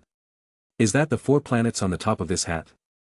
Bulma squatted down in amazement and struck Son Gohan's head with a strange ant's hand. Scared, Gohan hid behind Son Goku. Yes, this is my son, his name is Son Gohan, just turned 4 years old. Son Goku wiped his nose in embarrassment. Your name is Son Gohan. Surprisingly, he used the name of his deceased grandfather, in memory of his grandfather. Master Roshi smiled gratefully. Looking at the disciples of Turtle School that had already continued the next generation, a smile of satisfaction surfaced on his face. But I really did not expect that among a few of us, Goku was the earliest married and had children, and we still do not know how the future. Yamcha has a girlfriend, and I'm the only one left. Krillin peeked behind the house and saw Violet, who was busy inside the house, and he felt a lot of sorrow. Hearing this, Yamcha proudly put his arm around Bulma's shoulders and said, so, you should work hard too, or you should really leave home. Bulma stomped on Yamcha's feet and broke away from his hands. Don't hug like that, it's uncomfortable. By the way, how come Ayaka didn't come? I haven't seen them for years. Yeah, I haven't seen them since the last time I was given the gravity chamber. I heard from the old Kami and Mr. Popo that my sister and the girls went to a very far away place to practice. Son Goku explained. Really? They're already so strong and still practicing, when is it going to end? Moreover, you guys have been left behind by Ayaka and the girls, don't you feel embarrassed? Bulma frowned slightly and then said jokingly. Son Goku and the others shrugged. They could see the glow of struggle in each other's eyes, but they also felt a touch of helplessness. Although I think there is still a big gap, but I have been doubling my efforts. I do not dare to slacken at all, one day I will exceed my sister. Son Goku clenched his fist with a high fighting spirit. Chapter 132. Ayaka's arrival seemed both sudden and logical. Then, just as people were talking, there was a gale sweeping through. The undulating sea swept up in waves under the effect of the wind, with fierce wake currents crashing into each other just like a sharp blade splitting the sea several times. Bulma pressed the wind-blown hair, standing on tiptoe to look into the distance. This gust of wind came very suddenly. Son Goku sensed the surrounding ki, and his sharp eyes looked into the distance. He saw the sky gradually reveal a few blurred figures. Bulma's eyesight couldn't compare with Son Goku's, and they naturally couldn't see the incoming people. However, seeing Goku and others with smiles on their faces, she busily said, I can't see it, is there anyone flying here? Son Goku nodded, it's sister and the girls. Ah, Ayaka and the girls are also coming over. There are more people to make our party meaningful. When Bulma heard that Ayaka had come, she immediately became happy. It had been a long time since she had seen them. As soon as the words fell, the three suddenly appeared before Master Roshi with Ayaka carried a child in her arms. Raimu looked at the people on the island with a curious face. Hi everyone, long time no see. Ayaka greeted the crowd. Geez, you guys finally showed up. Where have you been for the past 5 years? It's like you've disappeared, you can't even be found, and every time I want to notify you guys to come to the party, I can't reach anyone. Bulma walked up and complained. She then looked at Ayaka up and down. Ayaka seemed to have matured even more after several years of absence. Her appearance had not changed much, but she seemed to have an indescribable air of more authority. Ayaka then explained to her, these years we went to a very special place to practice, of course you cannot find. Bulma said, every time this is the reason, why do you have the same virtue as Goku and the others, only know how to practice? Life should be colorful, shopping, strolling, entertainment, racing, horseback riding, enjoying food, there are so many more things worth doing. If you keep on practicing, you won't be able to experience other kinds of fun. Ayaka only had to smile lightly. Bulma was a typical earthling living in a comfortable environment, and there were some things she could not understand. Ayaka walked to Son Goku. She nodded with satisfaction. "Oh, your strength increase is not bad, these years are not wasted." Son Goku wasn't at this level in the original story at this time. Son Goku scratched his head in embarrassment. "Thanks to the gravity chamber left by sister, I can practice even better. But, I wonder how much gap there is compared to sister." Son Goku understood perfectly that at the same time as his growth, Ayaka must also be rapidly improving strength. It was not a matter of overnight to surpass Ayaka, but he wondered whether the gap between the two was narrowing or widening. Ayaka lightly smiled and shook her head, with regret on his face. "Although you have been working very hard to become stronger, the gap between us now is still very large. Therefore, I regret to tell you that if you don't want to be left a greater distance behind by me, you still need to work harder." Son Goku showed an expression of amazement, and instead of being struck down, his fighting spirit was aroused. This was Son Goku. His pursuit of martial arts was both simple and serious. Science, irritability, arrogance didn't seem to take root. Looking at Son Goku, 5 years ago, his power level exceeded 1000. After using the gravity chamber training, now his strength has increased to 7622. Although the effect wasn't as outstanding as in the original, compared to the same point in time in the original, it was already a world of difference. The gravity chamber effect was poor, and perhaps the life on Earth was too stable. There was no blade hanging overhead. There was no taking into account the safety and security of the Earth, and the mindset of Dragon Ball warriors was not adjusted to the edge of life and death. Born in worry, die in peace, spiritual flogging was like the key to turn the gears and the key to open a door. Noticing the young child behind Son Goku, the corners of Ayaka's mouth lifted slightly. This childish little guy was Son Gohan. Raimo looked around and found that all adults, rather boring. When she noticed the young figure, she cheerfully flashed to Son Gohan. Ayaka, who is this child?" Bulma had long noticed the little girl beside Ayaka. The girl was small, but the eyes were clear and bright, and the face had the underpinnings of a beauty and in the future. Perhaps when she grew up, she would be just like Ayaka, another great beauty. "Oh, her name is Raimu. She is an adopted child." Launch opened his mouth to explain. Bulma, "Oh," and a strange light flashed in his eyes. It seemed very interesting that Ayaka would adopt a child. At this time, Krillin looked at the cute Raimu and developed an interest, so he flew across and wanted to hug the little girl. But his hug came empty. Raimu emitted ki, if any, deftly dodged. Krillin's eyes were wide open, and an incredible look appeared on his face. Surprisingly, she dodged. Although negligence and carelessness accounted for a very important reason, no matter what, it was dodged by her. This child's body has such a strong ki. Looking at Yamcha, he was also full of shocked looks. Are all the ones with Ayaka monsters? Such a small child, the amount of ki is not much lower than us. Yamcha shook his head with a bitter smile. He looked at the little girl who scared Son Gohan so much that he cried out and was a bit discouraged. "Alas, we have been training for so long, but we are only a little stronger than that little girl. We have no place to go. By the way, Ayaka, how old is this child?" Ayaka then said, "Almost 6 years old." "Oh, almost, 6 years old." The tone of voice penetrates the vicissitudes that anyone could feel. Krillin patted Yamcha's shoulder, sighing, and said, "Do not look at who that is following. Compare with Ayaka's family, I'm looking for sin and suffering. Let's practice honestly." The journey of life was long. The road of life was long, one step at a time. Compared with Ayaka, the Kami, and the people around him, Krillin just couldn't find himself at ease. But, of course, at this time, they automatically ignore that. In a way, they also considered the people around the God of Heaven. "Ahem, everyone is here, let's go inside and have some fun. Violet has prepared a large number of meals, let's enjoy." Master Roshi coughed and greeted everyone as they walked into Kame house. After about half an hour, Raimu dawdled over to Ayaka and again into Ayaka's arms. "Why don't you tease Gohan anymore?" Ayaka Pry opened a walnut to put the nuts into her mouth. Raimu shook her head, disdainful. "Gohan cry.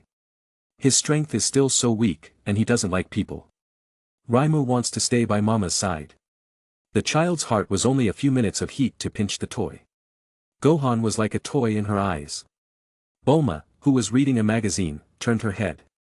Then, she smiled and said, Ayaka, this child is quite clingy to you. That's right.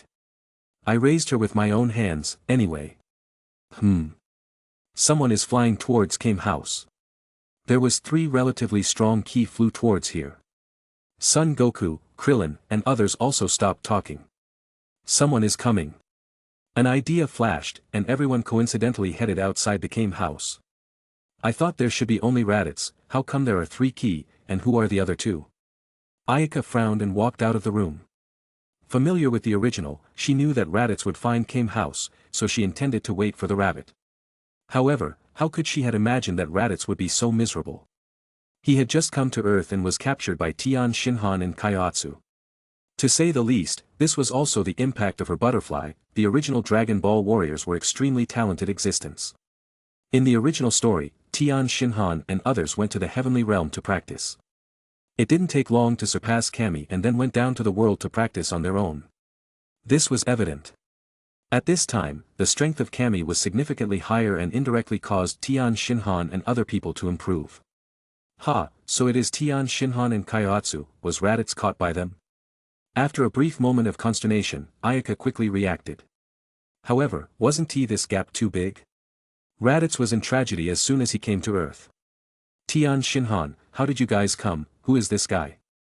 Krillin happily ran forward, full of confusion, pointing at the paralyzed Raditz on the ground. I'm not sure.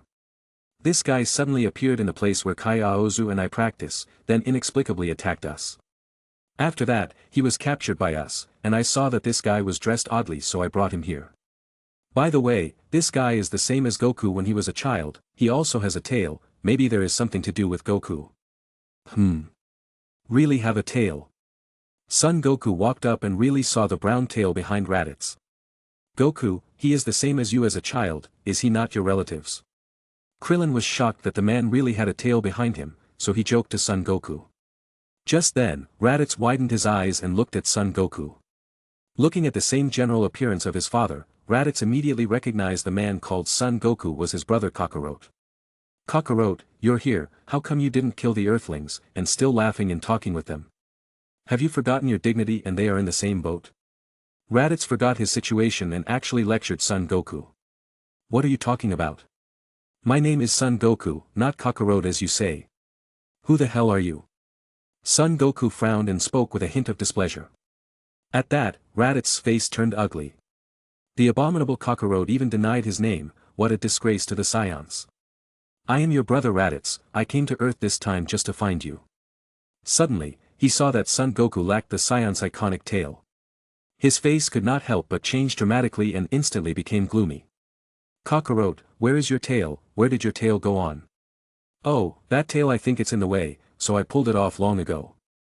Son Goku said, seemingly did not care about it. Damn, Kakarot, you even pulled off the tail. It seems you have forgotten the greatest nation in our universe. Hey, who the hell are you? Are you really Goku's brother? Yamcha grabbed Raditz's arm, stared at Raditz's face full of coldness, and then took off his face that was fixed on the ear with dark green lens-like thing. Wow, he's a Saiyan too. Mama, how did this Saiyan come to Earth? Chapter 133. The person who speaks had no intention to listen, and as Raimu's childish voice rang out, the crowd couldn't help but cast their eyes over. Someone here actually knows about the Saiyans. The biggest reaction was none other than Raditz. Although it came from a child's mouth, it also showed that the Saiyans' prestige had spread to this point. With a wolfish look on his face, his pride was undiminished. What is a Saiyan? Krillin and others were confused. They had never even heard of the term Saiyan. Raimu said in those brief words just now, as if this Saiyan was a race outside the Earth. In other words, aliens. When Ayaka heard what Raimu said, she did not stop her from continuing. Anyway, the plot had developed to the Z chapter. It was time to announce the existence of the Saiyans to the public. Others are not very clear. It seems to be a very powerful warrior race. Raimu was also part of Saiyan. Raimu shook her head, she also couldn't say how the Saiyans were actually a nation, but she knew that she and her mama and her uncle Goku, whom she had just met, were Saiyans. There are other Saiyans on Earth, this is really good news. Already a prisoner, Raditz was overwhelmed with joy and spoke eloquently. The Scions are the greatest warrior race in the universe, not your weak earthlings can be compared. Don't think that if you capture me today, everything will be fine. Don't be too complacent. You may be the most powerful on Earth, but I tell you, any of the Scions in our middle-level warrior as long as they become adults, they are no less powerful than you, and some powerful senior warriors can crush you with a wave of their hands. This was a bit of a mouthful when Raditz said this. Middle-level warrior Scion strength was generally more than 1,000, but not many people reached 3,000 or even 5,000 or more. Moreover, now that planet Vegeta had been destroyed, the Scions almost extinct. This statement is only enough to embolden themselves. However, Raditz didn't know whether it was because of an excess of national consciousness or a sense of superiority. He continued to preach the glorious history of the Scions. We Scions are a great warrior race. Since joining Lord Frisia's camp, we have been fighting on various planets, destroying the natives and reselling the planets. Kakarot, you were sent to Earth to destroy the Earthlings. If it were not for the lack of manpower we would not have thought of you, but Kakarot, you have completely forgotten the pride of being a Scion and mixed with the Earthlings. Hearing this, Ayaka frowned. Even though this Raditz was the brother of Son Goku, why were people not clear about the situation? Humph, even if Goku is a Scion, but he has been living on Earth, has long been an Earthling. Bulma shouted in defiance. Among the crowd, she was the first to accept the existence of aliens. As to whether it was a Scion, it was just a symbol in her mind. Ayaka nodded slightly. Before, the Earthlings cannot be compared with the Scions, but the times are different. Now, although the Earthlings are not powerful, it is better than the Scions who are now like lost dogs, living under Frisia. At his disposal, incurring the extermination of the race, after the destruction of the home planet, how much dignity is left in the Scions living under Frisia? Ayaka's words pierced the bullseye, and Raditz's face instantly paled a few points. Yes, no matter how proud the Scions, they couldn't change the fact that they were under Frisia. For a subordinate, what qualification to be proud of? Their home planet was destroyed, and the community suffered a catastrophe. Not even a few survived, and what glorious history to talk about. He sent a vicious glare at Ayaka. Who are you, and why do you know so much about the Scions? Raditz was stern and looked at Ayaka with more than a little caution. Ayaka expressionlessly walked over to Raditz, took the scouter in Yamcha's hand, and activated her divine power to block the communication function on the scouter. I am a Kami on Earth, and the sister your brother Kakarot recognized on Earth. Raditz's face dawned on him, so it was you who tempted Kakarot. If you have the sense to let me go immediately, or else when my companion comes, you will taste the most vicious revenge in the world, and I tell you, my companion is far above me in strength, and is not comparable to any of you. How annoying. Listening to the threatening words of Raditz, Ayaka raised an eyebrow. What did you mean by temptation, improper wording? With a point of her finger, she directly knocked Raditz out. Raditz fainted, but everyone gathered around. They all saw that the so-called Scions must be very powerful people, whether out of curiosity or involved in the safety of the Earth, they were very interested in knowing about the Scions. Especially Son Goku, could he really be the Scion he spoke of? Sister, then, that person is really my brother? Ayaka lightly laughed a little, said, yes, that person called Raditz should be your brother is correct. The Scions have always been a crazy people, extremely strong, but now the clan has few people left. Son Goku lowered his head in silence. For a moment, there was nothing to say. Wow, Goku is actually an alien, no wonder the strength is so powerful. Krillin jumped up exaggeratedly and looked around Son Goku. Well, just now Raimu said she is also Scion. Bulma thought for a moment. Not only Raimu, I am also. Raimu, me, and Goku, we are all purebred Scions. Gohan would belong to the hybrid Scions. Ignoring everyone's surprised expression, Ayaka continued, 23 years ago, the Scions' home planet, Planet Vegeta suffered a devastating blow. The entire planet was completely erased from the universe by the then evil Frisia. Goku was sent to Earth before the destruction of the home planet. The purpose at that time, as the Scion just said, was to conquer the life of the individual on Earth. However, Goku bumped his brain as a child, causing the information instilled into his brain to fail. And I left Vegeta 4 years earlier than Goku. After that I have been traveling between planets in the universe, and then came to Earth and met Goku. Ayaka said in a flat tone, but when it came to Planet Vegeta was easily destroyed by Frisia, Krillin, and others couldn't help but gulp. Erase the whole planet from the universe, that called Frisia used the advanced technology in the universe. Is there such a technology? Bulma's eyes glowed. No. He destroyed planet Vegeta by himself alone, without the help of any external force. Ayaka dispelled Bulma's fantasy. This, personal strength, and still able to destroy the planet? Krillin and other people couldn't believe it, as if listening to holy books. That's right. As long as the strength is enough. The destruction of the planet are easy. Goku's brother Raditz has 2 companions, the strength is very strong. I'm afraid to say that they cannot destroy the planet, but the full force of the ki wave the destruction of the species above or very easy. Ayaka knows Vegeta's strength. In the original story, Vegeta came to Earth with 18,000 power level. Nappa also had 8,500 power level.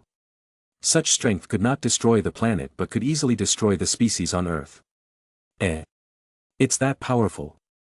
The crowd was stunned. After shaking Raditz's scouter, Ayaka nodded with certainty. This is a scouter invented by aliens, able to measure the power level of a person's body gear. Do you want to try it? There is such a thing, let me see.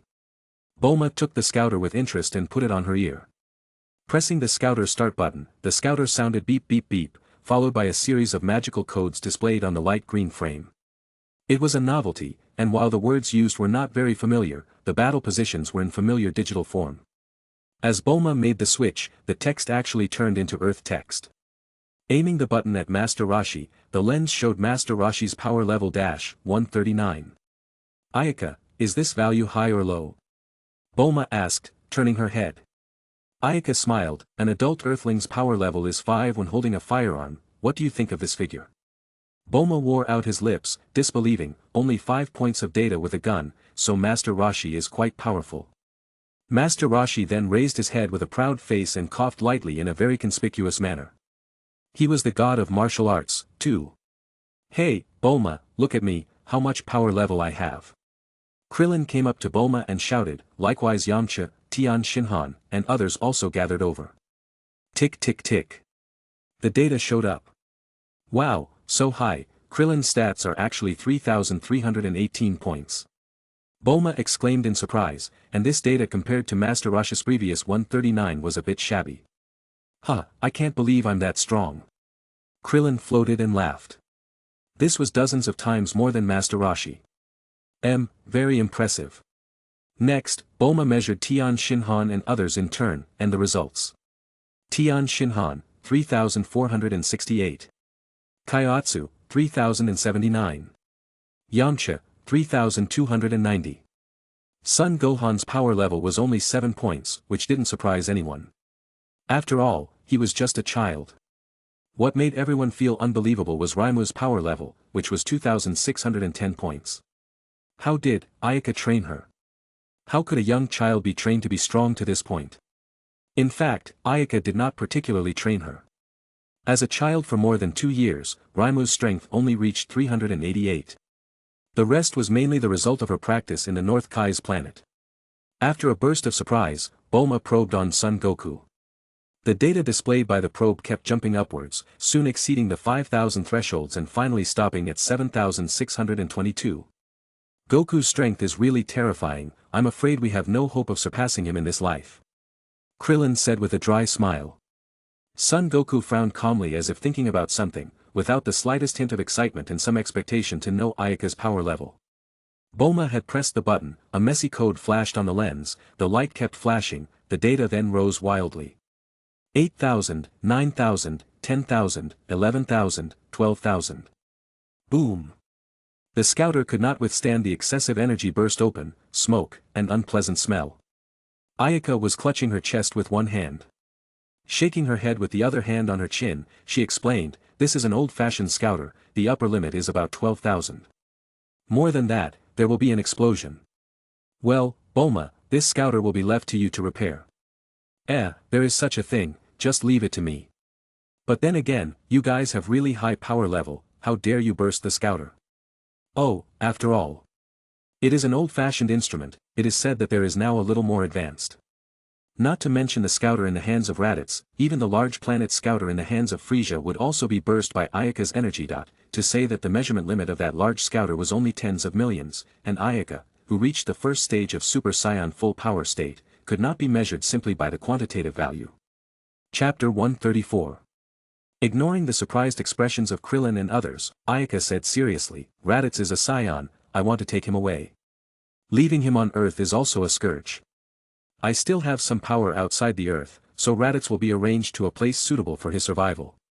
While the crowd pondered, Son Goku nodded thoughtfully. This scion named Raditz was, after all, his brother. Son Goku didn't want to kill him. Since Ayaka said to place Raditz, he naturally had no opinion. So, he lightly nods. Ayaka didn't say much, dragging Raditz to let him hover in the air, and said, the other two scions are far away from the Earth, it will take some time to reach the Earth, I will let people start to investigate, and will inform you of the results. But you should be prepared, the strength of those two scions is not a comparison to Raditz. The conservative estimate of power level is at least 15,000 or more, and maybe 20,000 power level. In the original story, Vegeta only 18,000 power level, but Vegeta was once ravaged by Lancey. Who knew that he would not be upset and double the effort? Then the strength might be higher than the original. The normal, state 30,000 power level was a bottleneck of the Scion. If they could break through 30,000, they would enter another world. The road ahead will be clear. Krillin and others originally did not care much about the other two Scions. If Raditz was a Scion, so what, he was still defeated. Although Goku was also a Scion, he grew up on Earth, learning the Earth's martial arts. So, he subconsciously narrowed down the threat of the Scions. Hearing such a solemn account of Ayaka, he could not help but realize that he had thought wrong. If the other side's strength was above 15,000 power level, even Son Goku was far behind. So, for the safety of the Earth, they had to practice even harder in the future. Somewhere in the universe on a remote planet. Wet vapor filled the jungle between the dry and hot. The stuffy feeling was very unpleasant. Vegeta lit a campfire in the dark environment. He held an unknown piece of meat in his hand and chewed it, and an octopus-like alien creature was lying beside him in the darkness. Nappa's large body sitting aside, his fingers tapping the scouter, his rough cheeks netting a mocking smile, turned to Vegeta and said, that guy Raditz is really useless, how dare he let someone capture him on a low-level planet like Earth. Vegeta frowned slightly, idiot, after seeing the data displayed by the communicator, do you still think that Earth is just an ordinary low-level planet? Vegeta reprimanded Nappa. It could be said to be a routine, something that would happen every now and then. Nappa's neck shrunk, rubbing his head, and he smiled sarcastically. Vegeta snorted unhappily. He stood up and threw out the meat in his hands. He picked up a stone and weighed it up and down and said with sharp eyes, the data transmitted by the communicator shows that the opponent's power level was more than 3,000, and I'm afraid it's more than that. Although that guy Raditz is just a loser, they were able to capture him easily. So, this Earth is at least a middle-level planet. Nappa nodded, it seems that the intelligence collection is wrong. Vegeta, what do we do next, to save Raditz? Save? Raditz was a waste to save. What is the value of saving him? As a Scion, he was captured alive by the people of Earth, it is a shame. Then, we can't just leave Raditz alone, right? No matter what, he is also a Scion, and today we do not have many Scions. Nappa said hesitantly. Now the number of Scions was very scarce. Although Nappa did not look up to the strength of Raditz, after all, he was also a Scion. I don't care if Raditz lives or dies. Even if that kind of guy is not killed by the opponent, I can't spare him. Vegeta's cold words let Nappa chilled, and his face became complicated. Vegeta believed in the supremacy of strength, and losers were not worthy of survival. Especially after being defeated by a few mysterious women 10 years ago, he delved even deeper into this distorted value. But that gang insulted the Scion dignity in front of the Earthlings and I will not forgive. That Kakarot even betrayed the Scion and sided with the Earthlings, the end of betrayal can only be death. Vegeta's eyes turned and said with a grim face. Nappa swallowed, and sweat emerged from his head. He was frightened by the murderous aura emanating from Vegeta. He said with a dry smile, but I did not expect that there are other Scions on Earth besides Kakarot. Especially one strong person actually knows so much about Scions. Maybe she is also a Scion. If that is the case it is good news, as long as he is willing to join us. Before the words were finished, Vegeta waved his hand to interrupt him. Even if that guy is also a Scion, perhaps the same with Kakarot, not standing by our side. Vegeta said expressionlessly. As the prince of the Scions, Vegeta rightfully believed that all Scions should obey him. Therefore, for those Scions who didn't obey, he didn't have any good feelings. Nappa sighed, trembling to pack a little. He sat with Vegeta into the spaceship, and the two light rushed up into the universe. In the spaceship, Nappa looked outside with a complex expression, muttering self-awareness. Vegeta's mind is increasingly impervious to guess. But then he calmed down. Although Vegeta's mind was difficult to guess, it seemed to be the same exalted power, keeping the lonely Prince Vegeta. Only more intensified. By the way, your big head is not too bad. It's just a shortcoming of the heart, don't get killed by your own people. Out of nowhere, the words of a young girl 10 years ago surfaced in the heart. Although there were a few less nerves, sometimes looked silly, Nappa wasn't a fool. He knew that if he continued like this, until the day he had no more use, perhaps the same road before him was the same as Raditz. In a trance, Nappa gradually entered a dormant state. Then, two beams of light penetrated the universe and marched in the direction of Earth. A few months had passed in the blink of an eye. Above the lookout, Raditz warily stayed at the edge of the lookout, his eyes looking confusedly at the cloudy space below. Damn, what the hell is this place? Raditz cursed a few times. Not far away, the dark Mr. Popo leaning against the banana tree with a pair of godless eyes staring firmly at him. After cursing, Raditz sat down on his buttocks. How could he have been trapped in this tiny lookout and supervised by this guy whose strength was obviously inferior to his if he was in normal times? But now the tiger fell, and he wondered where they found the shackles. His whole body's power was sealed. Surprisingly, they can seal my power. It is completely impossible to resist. Raditz thought sadly. He was angry, but he didn't dare to provoke the female scion. It should be said that none of the women he could afford to provoke, especially the little scion, simply like the devil. At that moment, 4 bright lights appeared in the sky, and there was 4 huge incomparable ki approaching the temple. Raditz got up in terror. What is that? What a terrible aura. His heart thumped violently. Although he could not accurately sense the amount of ki, he could still draw some conclusions from the huge power emanating from the other side. In the face of danger, creatures had instinctive fear. The strength of the visitor was many times more powerful than Vegeta. Vegeta's power level was in the tens of thousands. What kind of low-level planet is this? Even the high-level planet does not have such a power level. For a while, Raditz was in tears. He felt that he was pitted to death. If he had known that the Earth was such a dangerous place, he would never have come. Moreover, those 4 ki, did you need to show off so much? Were you afraid that others would not know how powerful you are? It was either a bad comber or to show off some kind of majesty. At the same time, Krillin and others who were scattered all over the Earth also sensed the 4 terribly strong ki. Tian Shinhan, what is it? What a powerful ki. Kaiotsu looked at the sky in panic. Tian Shinhan gazed in the direction of the lookout. It's unclear. If it's the science, it's too early. Anyway, let's go to the lookout and take a look. The lookout was the center of the Earth warriors. If an accident occurred in the lookout, the consequences were unimaginable. Likewise, Krillin, Yamcha, and Son Goku had the same intention. Even the long-unseen Piccolo also looked gloomy towards the lookout. The lookout, the old Kami, and Mr. Popo had also been stunned by the powerful ki. They hurriedly walked out of the main hall. Whether it was an enemy or a friend they had to face. However, it was good that Ayaka and others were also in the lookout at this time, so they did not panic. Shoo, shoo shoo. There were several air-breaking sounds. Then, 4 majestic and powerful figures appeared in the hall with identical white backgrounds and red-trimmed dress code uniforms and surging with compelling ki. Looking at the appearance, the opponent was obviously not an Earthling. May I ask who the 4 of you are, and what is the purpose of coming to Earth? The old Kami went forward and asked, keeping his composure. The 4 stood in a row, and one of the leader-like figures spoke up and asked, is this the Earth lookout? That's right, I wonder who your excellency is?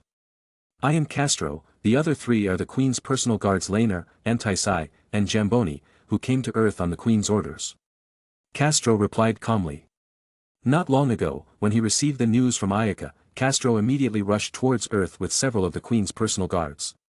It was worth mentioning that there was a planet called Ruswood under the rule of the North Force. This planet had a highly developed technological civilization. Of course, the Ruswites preferred peace, no foreign expansion, and no weapons to destroy the world, but the basic civilian technology had developed to a considerable degree. The entire planet was 70% green and had the most developed trade transport network in the entire North area. Interstellar travel, material transportation, and single soldier transport were beyond other civilizations by several blocks. The Queen. The old Kami's face was puzzled, not understanding what they meant by that. But, on the contrary, once Raditz heard the names of Castro and the others, his entire face changed, and cold sweat swished down from his pale forehead. Castro, the Queen's personal guard. Could it be the Leaf Spirit Planet forces that rule the North area? Why do they come to Earth? The Queen's personal guard, that was a more terrifying battle group than the Jinya force. Castro had already made his presence known a few years ago and was one of the most powerful people in the Leaf Spirit Planet forces, while the Queen's personal guard had been formed earlier. However, it was only recently that they really showed their strength, and there was no doubt that the four of them, no matter which one they would be the most powerful people in the world. Furthermore, there was no doubt that all four of them have extremely terrifying strength, no matter which one. Raditz didn't know the specific strength of the Queen's personal guard but listened to Vegeta said, as long as the Queen's personal guard it was a special force that fought Jinya force. Of course, it was not that the Queen's personal guard was stronger than the Jinya force, but Frieza couldn't afford to mess with the Queen's personal guard. So he was strictly ordered not to have any conflicts with the Queen's personal guard. In Vegeta and other peripheral forces, this phenomenon showed the strength of the Queen's personal guard was above the evidence of the Jinya force. However, these were old history. With the Tree of Might fruit, nourishment, the personal guard had caught up with Jinya force. I wonder who the Queen you're talking about is. Your Majesty is the Queen who rules the North area in the northern region and is the most powerful being in the universe. At the mention of Her Majesty the Queen, a fiery glow emerged from the eyes of all four of them. Chapter 135. The old Kami and Mr. Popo looked at each other. Is the Queen they mentioned really so powerful that they worship like this? The old Kami had felt the strength of Castro and the Queen's personal guard, and it was absolutely terrifying. The strength of the Queen that they worshipped so much was imaginable, but it was still unconvincing to say that she was the strongest in the universe. The old Kami didn't believe that the Queen's strength was the strongest in the universe, but Raditz believed it very much. Moreover, he was aware of the heroic deeds of that Leaf Spirit Planet Queen. It should be known that the strength of Cooler was far above Raditz's boss, King Frieza. In Raditz's mind, Frieza was nearly invincible, but such a powerful ruler whose strength was far above King Frieza could be easily killed by the Queen of the Leaf Spirit Planet. He dutifully hid to the side, thinking, even Frieza didn't dare to provoke them. So, how could the person they were avoiding not be strong? At least so far, he hadn't heard of a more powerful force than her. We do not have what you call a queen on Earth, could there be a mistake somewhere? The old Kami said in a low voice, the other side's power forced him to lower his position. Unexpectedly, Castro shook his head, if this is the Earth lookout, then there is no mistake. The Queen is the one who asked us to come here to see her. Wait, the Queen is here. The old Kami flashed a light, Ayaka can't be the Queen they are talking about, right? The old Kami hurriedly instructed Mr. Popo beside him, Mr. Popo, hurry up and call out Ayaka and launch, these people might be here to find them. Yes.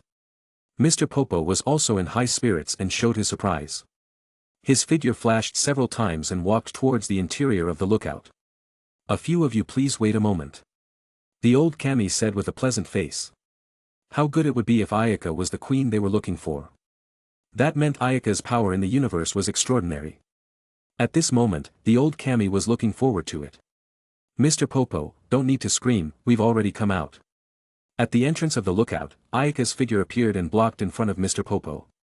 After that, the two girls also came out. Ayaka's face hung with a faint smile.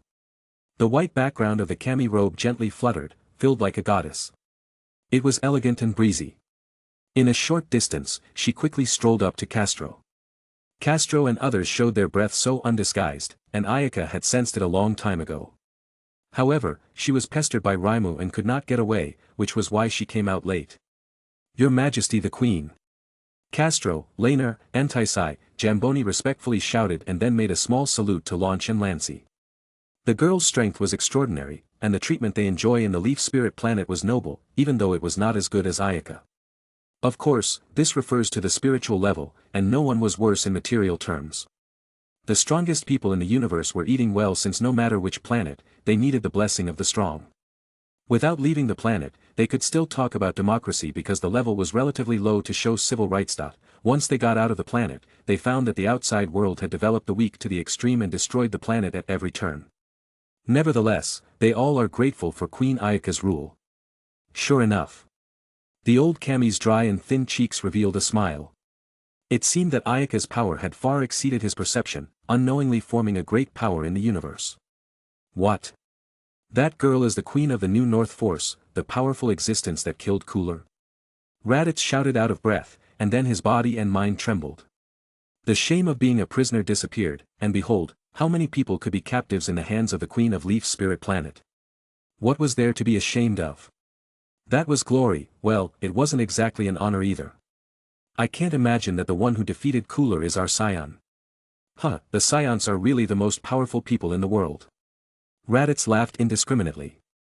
This extreme nationalist, looking at Ayaka's gaze full of admiration, his heart surprisingly generated a sense of pride. Compared with the great Queen Ayaka, Vegeta, who was called Scion Prince, was in vain. In addition to grumpy, self-important, what else was left? Queen Ayaka should be the leader of the scions. So soon, even the Queen Ayaka name was used. Calmly swept Raditz a glance, Ayaka smiled and asked Castro, I asked you to investigate the matter, how did it go? Even if she knew that Vegeta would come to Earth soon, Ayaka still sent someone to investigate specifically to determine their whereabouts.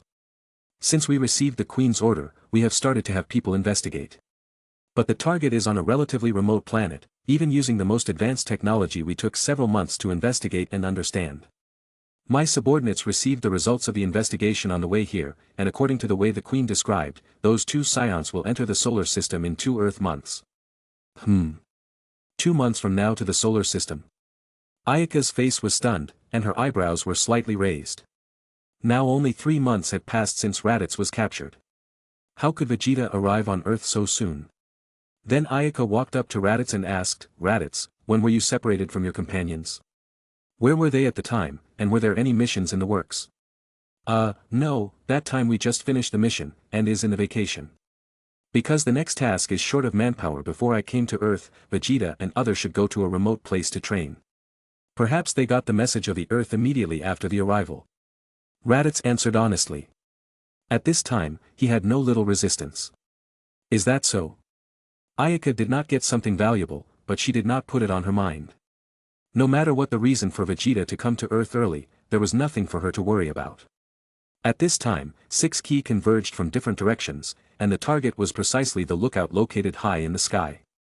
A few air currents surged, and several figures appeared in the lookout. Son Goku, Krillin, Tian Shinhan, and others came to the lookout. Even Piccolo, who had not been heard from, also appeared. Is that them? So powerful. I feel their ki is even more terrifying when I get closer, my whole body bones are not listening to me. Krillin's face was a little dark, indisputably panting violently. He looked at Yamcha, Tian Shinhan, and others with the same ugly face. Ahem. Ayaka coughed, and her eyes glared, if you want to show off, you've shown off enough. Why don't you quickly take back the key? Castro and the Queen's personal guard showed a few smiles. This was not in order to highlight the Queen's majesty but shoot to the horseshoe. The key was collected at once. Sister, what are they? Son Goku looked at Castro and the others with a stony face. The key of these 4 people made him feel a heavy sense of oppression. Don't worry, they are all my subordinates, I asked them to come over. Ayaka said with a smile. By the way, the situation has changed, the other 2 scions will arrive on Earth in 2 months, how is your training going? So soon? The crowd was stunned. They had expected that it would take a year, but they did not expect them to arrive on Earth in less than 6 months, and now they were not confident that they could defeat each other. Although the Earth would never be destroyed with Ayaka in, they didn't want to rely on Ayaka for everything. They wanted to stop the scions themselves. Wait, what is this scions you guys are talking about? Piccolo frowned and asked as if he had unknowingly missed a lot of things. The so-called scions, is. Son Goku told Piccolo about the scion information in a serious manner, that is to say, the opponent will arrive on Earth in 2 months. Interesting. After listening to it, Piccolo had a fierce smile on his face, and his fingers full of sharp nails made a cackling sound. Then, he laughed wildly, if I had not come to the lookout, I would have missed such an interesting thing. Scions, how dare to dabble in the world that this demon king is interested in? Ha! It seems that even Piccolo wants to take a shot at it. Krillin whispered to Yamcha. Yamcha nodded. If Piccolo joins us, even if Ayaka and the girls don't make a sound, we'll have a great chance of winning. But will that guy Piccolo help us? His ambition is to rule the world. Only if there is a world for him to rule. Everyone acted like they had chicken blood, so confident. Those two scions are not yet strong enough for you to deal with. Ayaka stood out to splash a bucket of cold water. She looked at Castro and the others, but the safety and security of the Earth should be handled by you Earth warriors themselves. In order to improve your strength, the 4 of them will train you for the next 2 months. So these 4 people were instructors. Son Goku, Krillin, and other people's eyes were shining and looked at Castro's gaze full of fire. If such masters trained them, it would be much faster than if they were alone to figure out the progress. Cut the crap. Does this Demon King still need their guidance? Piccolo coldly snorted disdainfully, but anyone could hear that he did not refute the intention. Even if Piccolo was proud of himself, he could see that the strength of the 4 people was far above him. Chapter 136. After that, Reimu welcomed Son Gohan into the lookout and arranged for him to practice with everyone. Son Goku and other people plus Son Gohan and Reimu, 2 little ones, a total of 8 people, could be divided into 4 groups of 2. Son Goku and Reimu were assigned to a group to receive Castro's special training. Piccolo, Son Gohan was trained by Laner. Krillin, Yamcha, Tian Shinhan, Kaiotsu were trained by Entai-Sai and Jamboni. After dividing the group, the next step was to train. Because only 2 months left before the Scions arrived on Earth, time was short. If the training was carried out step by step, it would not be possible for the Earth warriors to improve by leaps and bounds in these 2 months, so some special methods had to be applied. Ayaka wanted them to have a sense of a tiger chasing after them. If not for this, she would have trained them years in advance. 4 capsules were seen flying out quickly, and 4 large and bulky behemoths appeared in the empty square in an instant. Is this the gravity chamber? Son Goku was surprised to see the sudden appearance of the behemoths. That's right. These are gravity chambers made using advanced technology from outer space, which are very spacious and suitable for training. The next time whether it's eating and sleeping you will be inside. With this we can quickly improve our strength. Krillin touched the special metal on the skin of the gravity chamber and felt cold. Humph, the effectiveness of the gravity chamber is not something you can imagine. With a cold snort, Piccolo said disdainfully. He had been performing gravity training for nearly 5 years, and he knew exactly how effective the gravity chamber was. The crowd looked at each other. His tone of voice made people think that the goods were showing off. Skimming the side of the cowardly and aggrieved Son Gohan, Piccolo was a little impatient. You are the son of Son Goku? Explained beforehand, if the training dragged the leg, I cannot spare you. Son Gohan was terrified. Wah, he yelled and ran towards Son Goku. Cut the crap. Piccolo coldly grunted, then closed his eyes to rest up. Piccolo was not satisfied with the fact that the son of Son Goku had been assigned to train with him. The little guy who had no fighting ability could do nothing. He couldn't drag his feet. Well, time is running out. Everyone quickly into the gravity chamber. Ayaka clapped her hands, greeted everyone into the gravity chamber, and then made eyes for Castro 4 people to follow closely. After entering the gravity chamber, Krillin experienced the extraordinary features of the room, which was spacious and neatly arranged, pleasing to the eye. The instrumentation was also set to fall. It took several months to build these by Ayaka's order to use advanced alien technology, which was countless times more luxurious than the gravity chamber given to Son Goku. Click. 10 times the gravity to start. In an instant, the environment abruptly changed. The sudden change made Krillin and others stagger, prostrate on the ground. Only Son Goku and Piccolo, who had long been accustomed to the gravity environment, were motionless on their faces. The strong gravity, it becomes so troublesome to even stand up. Krillin's whole face distorted. Beams of sweat emerged, and his legs were constantly trembling. Yamcha and the others were the same, trembling and keeping a half bow, sweat seeping out like a stream. Hang in there. With such training conditions, you will soon be able to become strong. Tian Shinhan's eyes firmly examined the surrounding. His heart couldn't help but get excited. Time rushed. In the blink of an eye, 2 months have passed. During this time, Son Goku and others had never stepped out of the gravity chamber. They were all training inside for their lives. Such excellent training equipment coupled with the 4 instructors' strict discipline. That was not worse than in Grand Kai's planet. Unconsciously several people's strength was changing in quality. At the same time, two streams of light from outer space streaked across the dark starry sky, gradually approaching the solar system towards a watery blue planet in orbit of the solar system. Tiny pieces of meteorite hit head-on, but they were all blocked by the shield outside the spaceship. The slightly larger ones were directly crushed into pieces and shot out in all directions. Then the spaceship entered the atmosphere. The friction between the air and the spaceship slowly turned into two searing balls of fire, trailing a long tail behind it, like a fire snake trailing its long tail, revealing its hideous fangs. Snort! The two fireballs crossed the sky and flew toward the bustling city. In the middle of the city, a new day began, and passers-by and passing cars noticed the fireballs falling from the sky and dodged away after realizing the danger. Rumble! Two loud roars rang out, the earth shook violently, and two incomparably wide craters appeared not far from the bustling city. In the suburbs, splashes of sand and smoke filled the air everywhere. What fell down? Did a meteorite land on the ground? Look what it is, you guys. People's movement was fast, and many drove to the impact site under the urging of curiosity. In a short time, the impact crater was tightly surrounded. Some people were excitedly looking at the white sphere in the middle of the giant pit and chattering about it, oblivious that the danger was approaching a little. Click! The spaceship hatch opened. Vegeta and Nappa came out and then slowly floating up. It's a person, someone came out of it. Someone shouted. What are they, how can they fly? People chattered in panic, then ducked into the car, ignited it, started it, and scrambled in all directions. This is Earth. It's not that great. Nappa said with one foot on the ground, looking at the fleeing crowd with disdain. Not even double-digit power level, really garbage. Humph, say hello to these losers. Raise the ground and consider it a little interest. Vegeta coldly towards Nappa said. Okay, look at these annoying flies. I feel impatient. Licking his lips, Nappa moved his arms, and his bones crackled. After half-straddling his body, he calmly stretched out two fingers.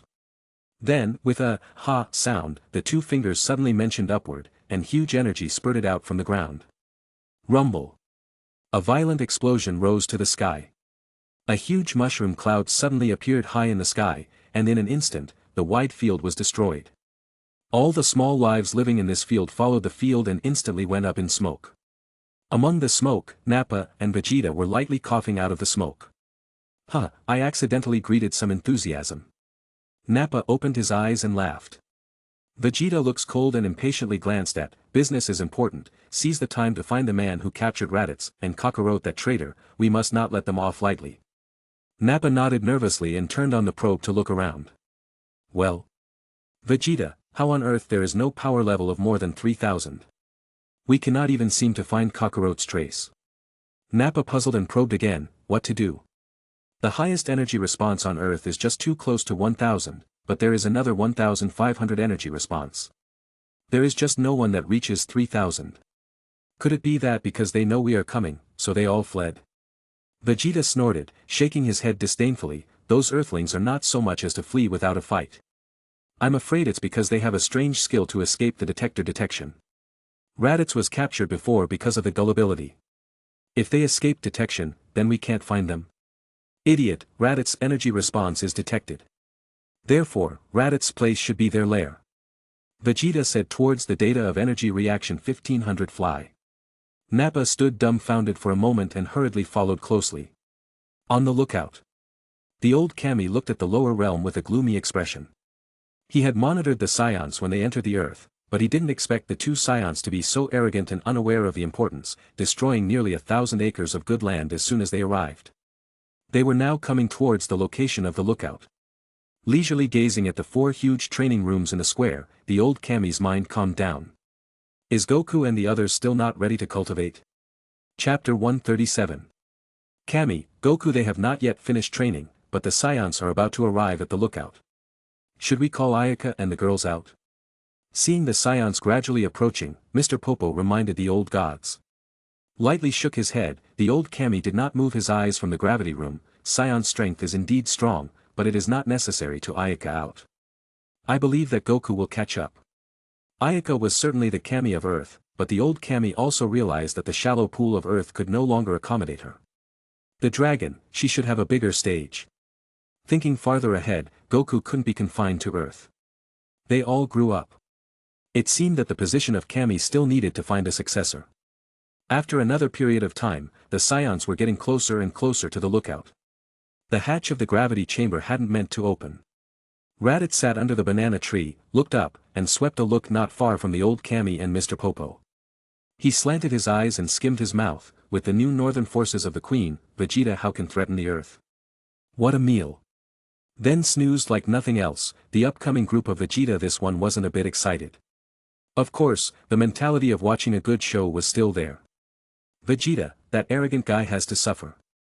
Ayaka's strength had already penetrated into the marrow, completely buried his fear of Vegeta. He had seen the powerful Queen Ayaka and wouldn't be afraid of Vegeta, whose strength was only a few tens of thousands, which was too useless. Previously, he followed Vegeta because he was the Scion Prince, the strongest of the remaining Scions. Now there were more powerful Scions, even idiots knew how to choose. Besides, what was there to do with Vegeta? He was just Frieza's lapdog, and one day there was the danger of being killed by Vegeta or Frieza. The good bird chooses wood and perch, the wise minister chooses the Lord and the thing. It was time to make a choice. Snort. The 4-gravity chamber hatch seemed like an agreement to open at the same time, and Son Goku walked out with 8 people. 8 people lined up. Their eyes were shining like a sharp prickly mane, like a falcon soaring on the wing, overlooking the miles, with a strong confidence on their faces. 2 months of hellish training made them transformed, whether temperament or strength. There had been a huge leap. The old Kami and Raditz immediately felt strong ki. The old Kami secretly praised a good word, but Raditz was dumbfounded. How did they become so powerful? In just 2 months' time, there would be such a great improvement. His intuition told him that the 8 people in front of him had all doubled their strength several times compared to what they had 2 months ago. The training inside had such an effect, and Raditz was nakedly envious. Goku, you came out just in time, now the Scions are flying towards the lookout, hurry up and stop them. The old Kami said with delight. The Scions have already reached Earth? Old Kami frowned. Yes, those evil guys have arrived on Earth, and once they came, they destroyed a large area of land in a demonstration. The damage is heavy. Referring to the damage caused by the Scions, the old Kami was gloomy.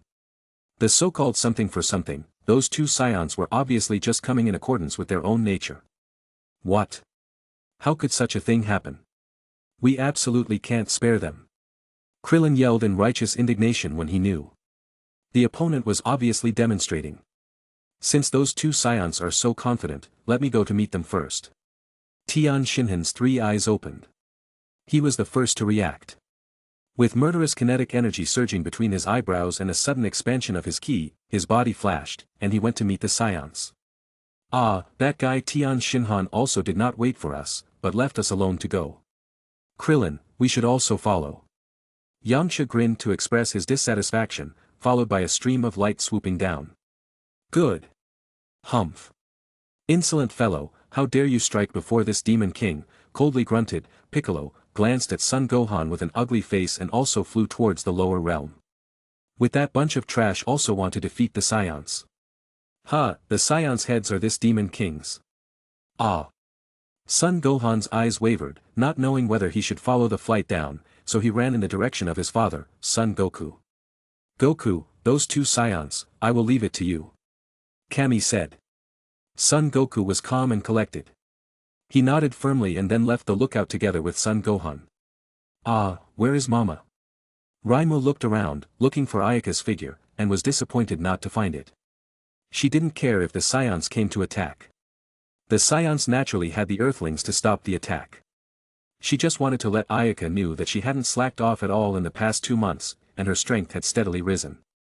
Raimu, Castro, you 5 go together to find the Dragon Balls. Goku and others may be a big ripple of the battle, we will use the Dragon Balls for damage repair. Ayaka's voice appeared in the ears of the crowd, obviously without a figure, but the voice was clear. Follow me. Got it. The 5 rays of light thrown from the lookout, flying everywhere to find the Dragon Balls. White clouds were floating in the blue sky, Vegeta and Nappa speed towards the location of the Raditz. Suddenly, the scouter, beep, and a series of data appeared on the lens. Looking at the data above, Nappa teased, hey Vegeta, there is a new guy. Well, this time the power level is about 3,500, and is coming towards us. Vegeta sneered contemptuously but slowly lowered his body. Since those guys took the initiative to find the door, then we are waiting here. This prince is bound to teach them a good lesson, let them know that the Scions are not so easy to mess with. Nappa, you have more than a dozen Cybermen, take them all out. Let them open their eyes. Vegeta ordered as if he was a commander. Good idea. Let the Cybermen fight with them. Ooh, there are a few high goods inside, later we'll definitely scare those Earthlings to death. Nappa slapped his head and laughed out loud, after which he planted a dozen or so Cybermen seeds in an open space and quickly dropped a few drops of green catalytic liquid. In a short while, a dozen of Cybermen broke out of the ground, one stood around Vegeta them with teeth and claws. There were 4 Cybermen with green color, which were several high-level Cybermen, with a power level of 3000 to 4000. These advanced Cybermen were intended to be of great use when the planet was captured later, now to deal with the Earthlings, they were brought out in advance. Although there was some waste, it was still a good thing. To be honest, Vegeta still didn't care to fight with the Earthlings.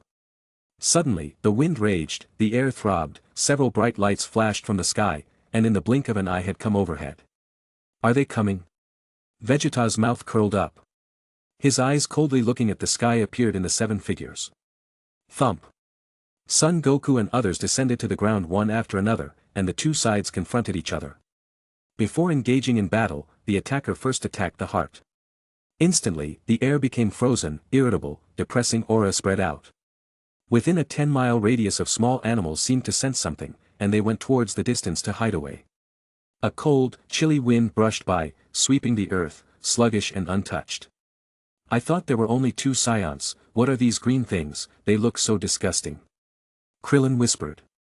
Probably the subordinates of the opponent. The strength is average, I can destroy them with one blow. Be careful, those green ones seem to be a little different. Surveying these Cybermen, Son Goku found that they looked short and disgusting, but their strength was extraordinary. Noticing those green-colored Cybermen, their power level was no less than 4000. Hey, is this Kakarot? He seems to have a good strength, but this strength is nothing in the eyes of this master. He tapped down the scouter, and 4300 data appeared. Although Nappa was slightly surprised that a low-level warrior actually reached this level, on the surface, he licked the corners of his mouth and expressed disdain. Vegeta, let me take a shot. Do not rush Nappa, first let the Cybermen fight them. Vegeta stood in front of Nappa, showing a playful smile. One could see that he simply did not put Son Goku and others in his eyes. Kakarot, experienced the fear. Goku, they are also too arrogant. In the face of Vegeta's mocking smile, Son Goku did not yet have something to say, but Krillin and others showed indignation. These 2 Scions were really arrogant. Interesting, so as not to waste my hard practice. Piccolo twisted his wrist, neck, and then the cloak off his body to make a battle stance. The battle was about to start. At came House. Bulma and others guarded in the room, and there was an ink-colored transparent sheet the size of a wash basin on the table. In the corner of the transparent sheet, ticking, flashing 20 or so light points, each light point near the corresponding value. This was a new scouter made by Bulma, according to Raditz Scouter, which could detect the upper limit of hundreds of thousands of energy. On the TV screen also showed the image of Son Goku and others, which was transmitted through the private satellite capture of the Capsule Corporation. At this moment, Bulma, Master Roshi, Violet, and Oolong were watching the images on the screen with a nervous face. The news about the sudden drop of alien objects and the destruction of a large area of land had been transmitted to Central City, which was 10,000 miles away. The king examined the material with a grave expression, frowning at the 2 white spherical spaceships. Order it down, make sure to find out the cause of the destruction. At that moment, an official ran in with a panting voice. Your Majesty, there was a violent earthquake in the remote plains. This is the image just captured by the satellite, take a look. The king stood up haughtily and looked at the image with a shocked expression. From the image, it could faintly see several figures violently engaged in battle. In the thunder and lightning, large blue energy waves and shock waves visible to the naked eye were revealed in a very visually stunning way. It's that teenager, the teenager who defeated Demon King Piccolo and saved the world. Is there any more Demon King that threatens the Earth? Associated with the previous report, the king realized that the Earth was facing another crisis. This time it came from outer space. Chapter 138. Can you find out the identity of those martial artists who are guarding the earth? The king asked as he calmed down. The officials had already started investigating before coming in to report, and information on those people was quickly found from images of the past. A serving officer walked in with a stack of information.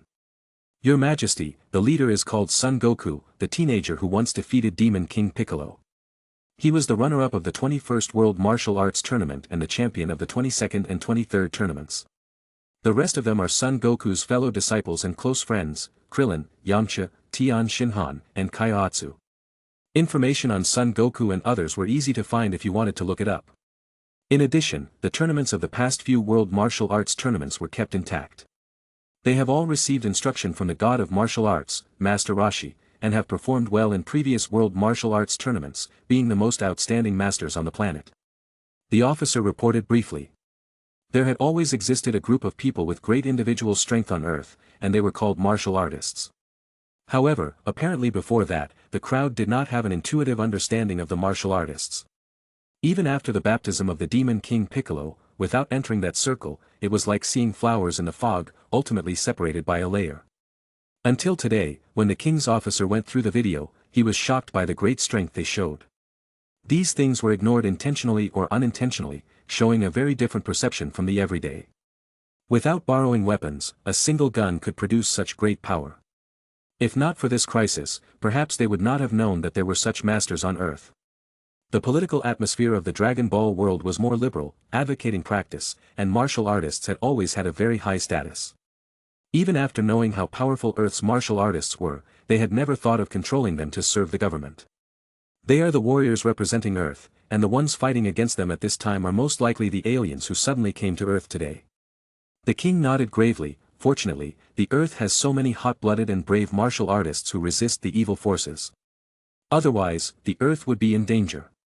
The government of the Earth didn't even have an army, which wasn't justified. Even if the world was unified, in order to maintain this order, the army was bound to be less. However, the king understands very well that the army of flesh and blood was never a match for those aliens. Look at them, destroying mountains and forests with a wave of their hands. Their power was more terrifying than strategic-grade weapons. Contact the TV station and broadcast the images captured by the satellite live worldwide. Your Majesty, won't doing so cause panic among the masses? The official looked cautious. This kind of over-the-top video would definitely cause an uproar if it was broadcast live. The king waved his hand and looked serious. This is something we didn't do enough in the past to show the condition of the martial artists to the people. Now they are fighting, we can't afford to get involved. However, we should at least do our part and let everyone know the real situation. Besides, a battle with that much impact simply cannot be hidden, so we might as well be generous and open. Sooner or later, they would know anyway. It was clear to everyone that if they failed, the Earth would not remain peaceful. I hope they can win. Looking at the images of the thrilling battle, the king prayed in his heart. The world was busy and tense as usual. People were busy with their own work, not at all aware that a fierce battle was in full swing at one end of the world. The busy street, the downtown streets on both sides of the scene on the screen all transformed. News, advertising, programs all disappeared. The screen appeared on a scene of people thrilling, let people wonder about the shocking picture. What the hell? Is it a new movie? The special effects are very good. Many people looked at the screen in confusion. Many people thought it was a new movie and began to comment on it. What a gorgeous scene, what kind of image is this? Each individual on it can fire rockets. It's so amazing. These blindfolds are so cleverly used that you can't find a single flaw. No, these aren't movies at all, and they're not blindfolds. Only a few people recognize the people on the screen. Most of them had watched the World Martial Arts Tournament live and were familiar with many of the figures appearing on the screen. Because of this, they first felt that something was wrong and were anxious. This wasn't an impromptu entertainment show. It was a fight to the death. Soon, the big words at the bottom of the screen confirmed their suspicions that the Earth had actually been attacked by powerful aliens and that the Earth's martial artists were fighting with all their might. That's aliens attacking Earth, just like that time of the Demon King Piccolo. We're screwed. The enemy seems to be very powerful. Look at those green monsters, it's so scary. Can those people support it? The whole world was boiling. Although the peaceful life made them intentionally forget some things, but now, the fear of the year when Demon King Piccolo ruled the world, awakened. Reluctantly recalled memories were awakened in blood, and people began to stir with noisy shouts from all areas. Many vagrants and gangsters began to storm stores, government offices, and even banks. The earth, all of a sudden, fell into panic again. Above the plains, the wind swept in bursts, and the clothes on the people were blown to snap and shake. The energy waves that could be seen everywhere were scattered everywhere. The resulting impact made the gravel on the ground flutter in the sky. A black mist enveloped the whole earth. Because of the battle and become less flat, the land seemed to have gone through several rounds of Shell's intensive baptism. Vegeta floating in the place of 20 meters from the ground, hands clasped chest blandly looking at Son Goku and others not far away. The cold cheeks of the eerie chill, the corners of the mouth still hanging contemptuous mockery. Although Son Goku and others could solve all the Cybermen in just a few minutes, which was out of Vegeta's expectations, this only showed that the opponent had the qualifications to become his opponent. Yet, it was not worth to impress him. Low-level warriors would always be low-level warriors. Even if a few more useless Earthlings were added, the result would not change. Since they were qualified to be his opponents, they should be treated accordingly. Nappa, your Cybermen are too useless, you go up and finish them off yourself. Okay, I'm itching to use my hands. It doesn't matter if all the Cybermen are destroyed, I can take them all out by myself. Nappa spat arrogantly, but the total extermination of the Cybermen still made him very unhappy. Striding forward, he confronted Son Goku and the others from a distance. Goku, you guys are too inadequate. I didn't even grab one of those little green guys before you killed them all, so let me have that big guy. Krillin stopped in front of Son Goku and argued his case. Just now, in the battle with the Cybermen, Krillin did not have fun. The powerful green Cybermen were all solved by Son Goku and Piccolo, and his turn was only a few power level of more than 1,000 miscellaneous soldiers. This made Krillin eager to test the results of his practice with a feeling of not being able to perform. Frowning, Son Goku took a step back and gave the field to Krillin. You be careful, that big guy is very strong, completely different from those just now. Ha, do not worry. I'll let you see the results of my training. Krillin moved a few arms and leaped forward. Not far away, and quickly arrived in front of Nappa. I'll let you have this one for now, don't blame me for being unkind if you lose. Piccolo glanced and turned away. Before eliminating the Cyberman, he had already exerted the technique and did not bother to compete with Krillin. The scion called Nappa's strength looked average. Although he seemed to be just a little stronger than the green people, Cyberman. The scion, with the spiky hair, had good strength. Stupid little bald guy. You're really bold, how dare you challenge Nappa Master alone. Seeing the opponent actually out of a short little bald, Nappa first stunned, then laughed loudly. They were too down on themselves, thinking that a short man would be able to deal with him. Well, Master Nappa was very angry. He turned to ask Vegeta, how much power level this kid has. Vegeta looked at the scouter and said icily, 3788, I didn't think there was such a master on such a trash planet. Oh, surprisingly that high. Nappa showed a face of disdain but secretly surprised. In the original story, Nappa's normal power level was only 4,000. After being beaten by Son Goku and calmed down, it was 8,500. However, now Nappa's normal power level was more than 6,000, much stronger than in the original story. Krillin, don't dawdle, quick battle. Tian Shinhan alert shouted. Understand. The words just fell, and Krillin first launched the attack. Snap. The two sides began to face each other, and the silhouette of a person came and went. The splendid ki wave, the stirring after effects continued to spread. The wind from the center spoke, and the ki made the air become more thin and fragile. If ordinary people here, it was estimated that even breathing had become very difficult. The clouds in the sky seemed to be cut open and was a little silence for a while. Then, a winding lightning with flashing folds of cold light fell from the sky, booming loudly, and the explosion more powerful than the atomic bomb dispersed the air at once, making the battle more shocking. Beep. The scouter emitted a sharp beeping sound, and the data displayed on it suddenly changed. What, 9,820? Noticing the data, Vegeta's face was gloomy down, how can it be so high? His heart quickly determined the situation and hurriedly sternly shouted to Nappa, Nappa do not play, this group of Earthlings hide the amazing strength. The real level is not the data displayed by the scouter, now immediately take out all your strength to fight. What? Nappa shook his head. His expression was instantly frozen.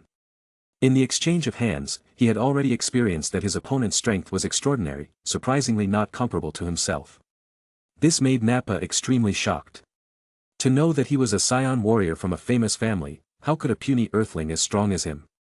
It was possible that Nappa would have to suffer a loss on Earth. Crackling.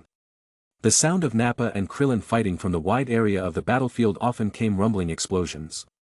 Wave after wave of power swept, like a tiger devouring weak prey, within a 10-mile radius of the trees fell in the same direction. Snort. After a few rounds of exchanges, Nappa touched the blood spilled from the corner of his mouth. Hey! He sneered, the hard cheeks appeared hideous. Then, with a low roar, the suppressed power gradually revealed. The opponent did his best. Krillin is not an opponent. Son Goku calmly gave a conclusion. Will Uncle Krillin lose? Son Gohan was full of surprise. After only 2 months of intensive training, he did not have the eyesight and experience to coordinate the whole situation. Idiot, the opponent's ki has obviously enhanced a cut, can't you even see that? Piccolo cursed angrily. His green forehead veins surging, scornfully glared at Son Gohan. Chapter 139. Sure enough, the battle situation has changed, just as Son Goku predicted.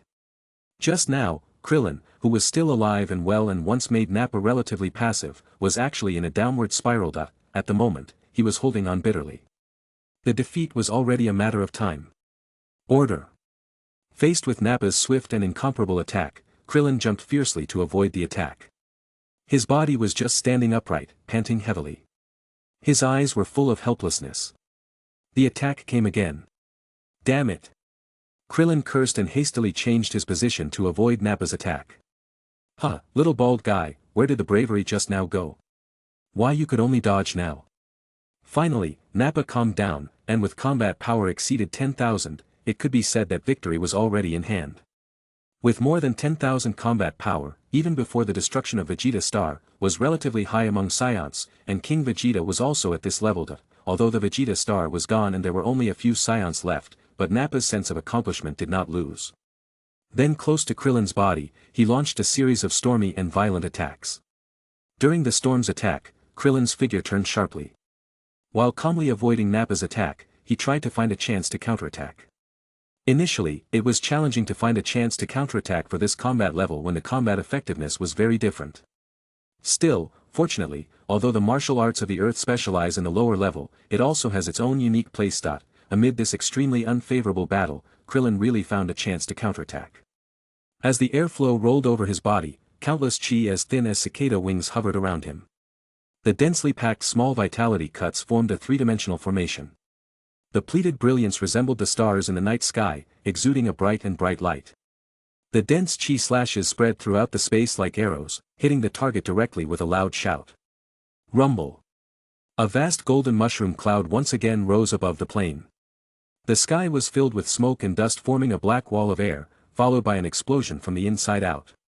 The ground sank hundreds of meters, presenting an appallingly colossal crater. Damned earthling, I'll break you into pieces. An angry hiss resounded through the heavens and the earth, and Nappa came out of the big explosion with a wretched face. The battle suit on his body was tattered in some places, and a corner was missing from his shoulder. As the countless chibi heads fell, Nappa actually felt an intense crisis, which made him face red and madly defended despite the chi and blood surging inside his body. Careless unexpectedly let the little bald head found the gap of the attack. This attack caused him to be nearly seriously injured. The good thing was that Nappa was full of fighting power. He only looked a bit miserable on the surface. Nappa no longer dared to underestimate the Earthlings. He stood fiercely on the ground that had sunken hundreds of meters. His power had been raised to his extreme, estimated at 11,000 combat power. With fierce eyes and blood-red eyes scanning Krillin fiercely, a cold and bloody murderous intent clung to the entire plane like a cage. Not good, the opponent moved to kill. Son Goku's calm face changed, Krillin quickly backed down. That scion is about to lose his mind. Krillin was shocked at once. He was nervous, and he had already developed a timidity. He felt the astonishing aura from the other party. This aura had surpassed him by a lot. The aura was like a rainbow, and suddenly a figure flashed rapidly, like the first flash of light, in the blink of an eye had come to the front of Krillin. Oh no! The speed of Nappa was too fast for Krillin to react. Bang! The wind of the fist arrived. But there was not much pain. After a while, Krillin opened his eyes in confusion and found that Nappa's huge fist had stopped just a few centimeters away from him. Only a few centimeters away. A little further forward, and he would be knocked away. Krillin was so relieved that he sat down on his buttocks. What's going on? Nappa looked at his fist in astonishment. Krillin, back off while you can. The opponent is too strong. I can't hold him for long. Kaiotsu's urgent shout rang in his ears. The first thing he realized was that it wasn't Lady Luck who had blessed him, but Kaiotsu. It turned out to be Kaiotsu's supernatural power that was activated in the nick of time to stop Nappa's attack. The shadow flashed, Krillin retreated to Son Goku with lingering fears. Kaiotsu's superpower was a bit like agile power, to fix the opponent's body. But because Nappa was too strong, the effective time of that superpower was nothing. Just a short while after Krillin escaped. Boom! A huge force blasted out, a tens of meters wide destruction groove like a giant's arm straight into the ground. The ground shook and shattered. It's actually a superpower. It's getting really more and more interesting. Vegeta's eyes were shining, but he was not worried about Nappa. Nappa's mouth twitching, with gloomy eyes, he went back to Vegeta's side. Vegeta, these Earthlings' strength is good. Nodding faintly, the corner of his eye was on the slightly taller Son Goku. Vegeta chuckled, isn't this more interesting? If it is too easy to conquer, there will be no thrill of the hearty battle. That's right, Scions just want to enjoy the fun of fighting. Nappa very much agreed. At this time, Vegeta had no resentment towards Nappa's defeat in the battle. After all, the opponent's strength was confirmed. Therefore, the fact that Nappa couldn't win was also justifiable. In fact, since the Nappa battle power breakthrough 10,000, Vegeta had been impressed with him. If placed in the past, he was definitely the top elite among Scion warriors. As a king, you must show benevolence to your top elites. As only they were worthy to enjoy the benevolence from the Emperor. Glancing at the people on Earth, Vegeta rushed to Nappa, don't waste time. It is better to solve them together. There are 7 opponents. Kakarot and the Green Namek are the strongest, leave them to me to deal with, the remaining 5 to you, a quick battle. Good idea. Nappa was excitedly licking his lips. 1 against 5 was by no means impossible. Although the opponent's strength was strong, 5 people together, their strengths were not stacked on top of each other. If used correctly, Nappa's 11,000 combat power could ultimately send 5, no, even 10,000 opponents to hell. Tien Shinhan stared at the 2 Scions who were visiting the Earth. His excellent hearing enabled him to hear what the Scions said clearly. Looking down on us, how dare you try to settle us all at once? Arrogant enough indeed, but I can't wait to make my move. Yamcha rubbed his fist, wanting to try his hand. Krillin shook his head, it's not that simple, the guy named Nappa is powerful enough, and the other smaller guy seems to be even stronger. If they go together, it's still hard to determine the winner. Piccolo let out a poo and spit on the ground, the Earth is the domain of this Demon King. As for the 2 arrogant Scions, I can solve them alone. Krillin's face instantly darkened. He couldn't help but slander, it seems you are even more arrogant than they are. The common practice had made them these former enemies, now teammates had an excellent tacit understanding. As the strongest among them, Son Goku nodded, and everyone stopped talking pointlessly, then moved towards Nappa and Vegeta. Tien Shinhan, Kaiotsu, Krillin, Yamcha, Son Gohan suddenly accelerated and turned into 5 light rays and launched a powerful attack on Nappa. While Son Goku and Piccolo also accelerated at the same time towards Vegeta. Are you coming, Kakarot? I'll let you experience the cruel and ruthless purgatory now. Vegeta proudly tilted his head with a disdainful look at the swooping Son Goku and Piccolo. The sound of breaking through the air continued to be heard in the air. Son Goku's body was naturally flexible. His hands and feet changed into countless afterimages, and he suddenly attacked like a bullet. The erratic figure, as well as a succession of strikes, cooperated closely with Piccolo's attack. The whirlwind brought by the cooperation of the 2 was as sharp as a knife. The vast majority fell on Vegeta, but a small number of shots were directed to the ground, leaving a piece of shocking stumps on the ground. Interesting, how could such a lowly inferior warrior have such power? In the face of Son Goku's attack, Vegeta gave a stunned voice. At this time, he finally became severe and no longer underestimated his opponent. Boom! Vegeta's body shook, both his feet were not set, but the soft soil beneath his feet couldn't help but steeply sink. In a moment, the whole earth had sunk 30 or 40 meters. Tremendous force threw the feet to reach the ground, to a flat state downward pressure, the ground rocks, soil squeezed each other, instantly turned into a giant lake by the impact of meteors, large chunks of earth and stone splashed out to the four directions. At this moment, Piccolo's sharp claws attacked from behind with a fiery flame. Vegeta sensed it but sneered, seemingly disdainful of dodging, and the distance draws closer when a hand fiercely rushed towards Piccolo's chest. Shit! Piccolo and Vegeta swiftly bounced in opposite directions at the moment they collided. Both feet stepped on the ground forcefully, and the huge force plunged both feet under the soil. The two of them stabilized their retreating figure, leaving two noticeable scratches in front of them. There are two moves. Vegeta was slightly surprised. He didn't expect this Namekian was so powerful, but he was a little negligent. So it seems that in addition to Kakarot, the Scion, there was this Namekian in front of him who deserved good attention. Snapped. 3 lightning bolts gathered from different directions towards the same point. Son Goku, Piccolo, and Vegeta do not hold back, and they fought together again in an instant. Rumble. The fierce battle began to enter the climax. The red, green, and white figures were constantly flickering on the plain. The sky seemed to be shaken by this intense battle, the clear blue sky became dark clouds, and soon lightning thundered. There was a loud bang, and countless winding and bright lightning smashed down vertically with fierce and evil destructive power, and the entire plain was suddenly thundered. Turtle House.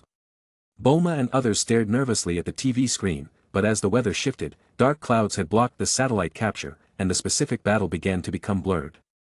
You could only briefly see a massive wave of chakra, energy balls rising into the sky, or shocking bursts. In the nick of time, how the weather has become so bad. Bulma irritably tapped hard on the TV, but the TV is innocent. The satellite image would not become evident because of this tap. Master Roshi sat on the sofa with a stony face with crutches in his hand. His eyes fixed on the TV screen.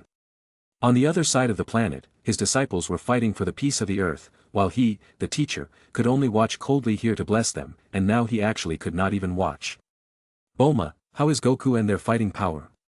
Master Roshi asked after thinking about it.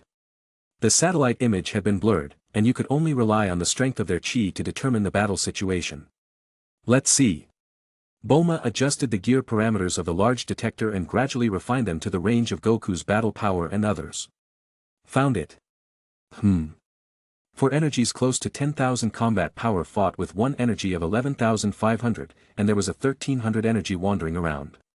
Looking at the others, the battle in the distance should be Goku and the others, so powerful. Bulma was amazed. Master Roshi and the others heard her exclaim and immediately poked their heads over curiously. 26,000, 25,300, 29,000. Goku, and their combat power is so high. I just don't know whose that 29,000 combat power is. Everyone in the Turtle House still focused on the Scion battle through Bulma's improved energy detector, but people worldwide do not have that kind of benefit. At this time, everyone was stunned by the decisive battle that broke common sense. When the specific battle scenes could no longer be displayed on the screen, anxious and irritable emotions permeated, and many people began to fall into confusion about the future. How can I not see it anymore? Will Earth lose? The enemy is so powerful. I guess it's very uncertain. We must win, we must win.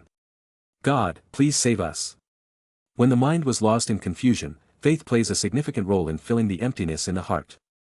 But it was difficult to determine what kind of faith was correct and what kind of faith was distorted.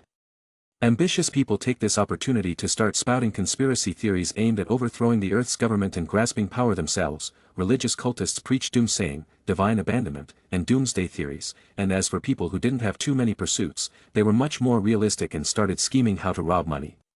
Chapter 140. The wind howled, lightning weaved through the clouds. The gloomy, low sky seemed like a vast rotating vortex pouring the entire bottle of ink, ready to fall apart. The air pressure began to drop. The aura of slaughter was like a resounding scream of knocking souls before the end of the day, making the battlefield even more desolate. But, in fact, the fiery battle was going on fiercely. A bright light appeared in the air, banging it violently. As soon as he faced it, Vegeta's body suddenly tightened, and he quickly dodged. Then, a blue chi wave was swiftly shot from behind and slid across his body closely. They are so strong.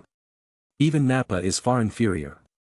Finally, Vegeta understood the strength of the opponent. But after understanding the strength of his opponent, his face became dark. A low-level Scion warrior actually stronger than the Nappa at the moment. What does this mean? Does it mean that he caught up with the former King Vegeta?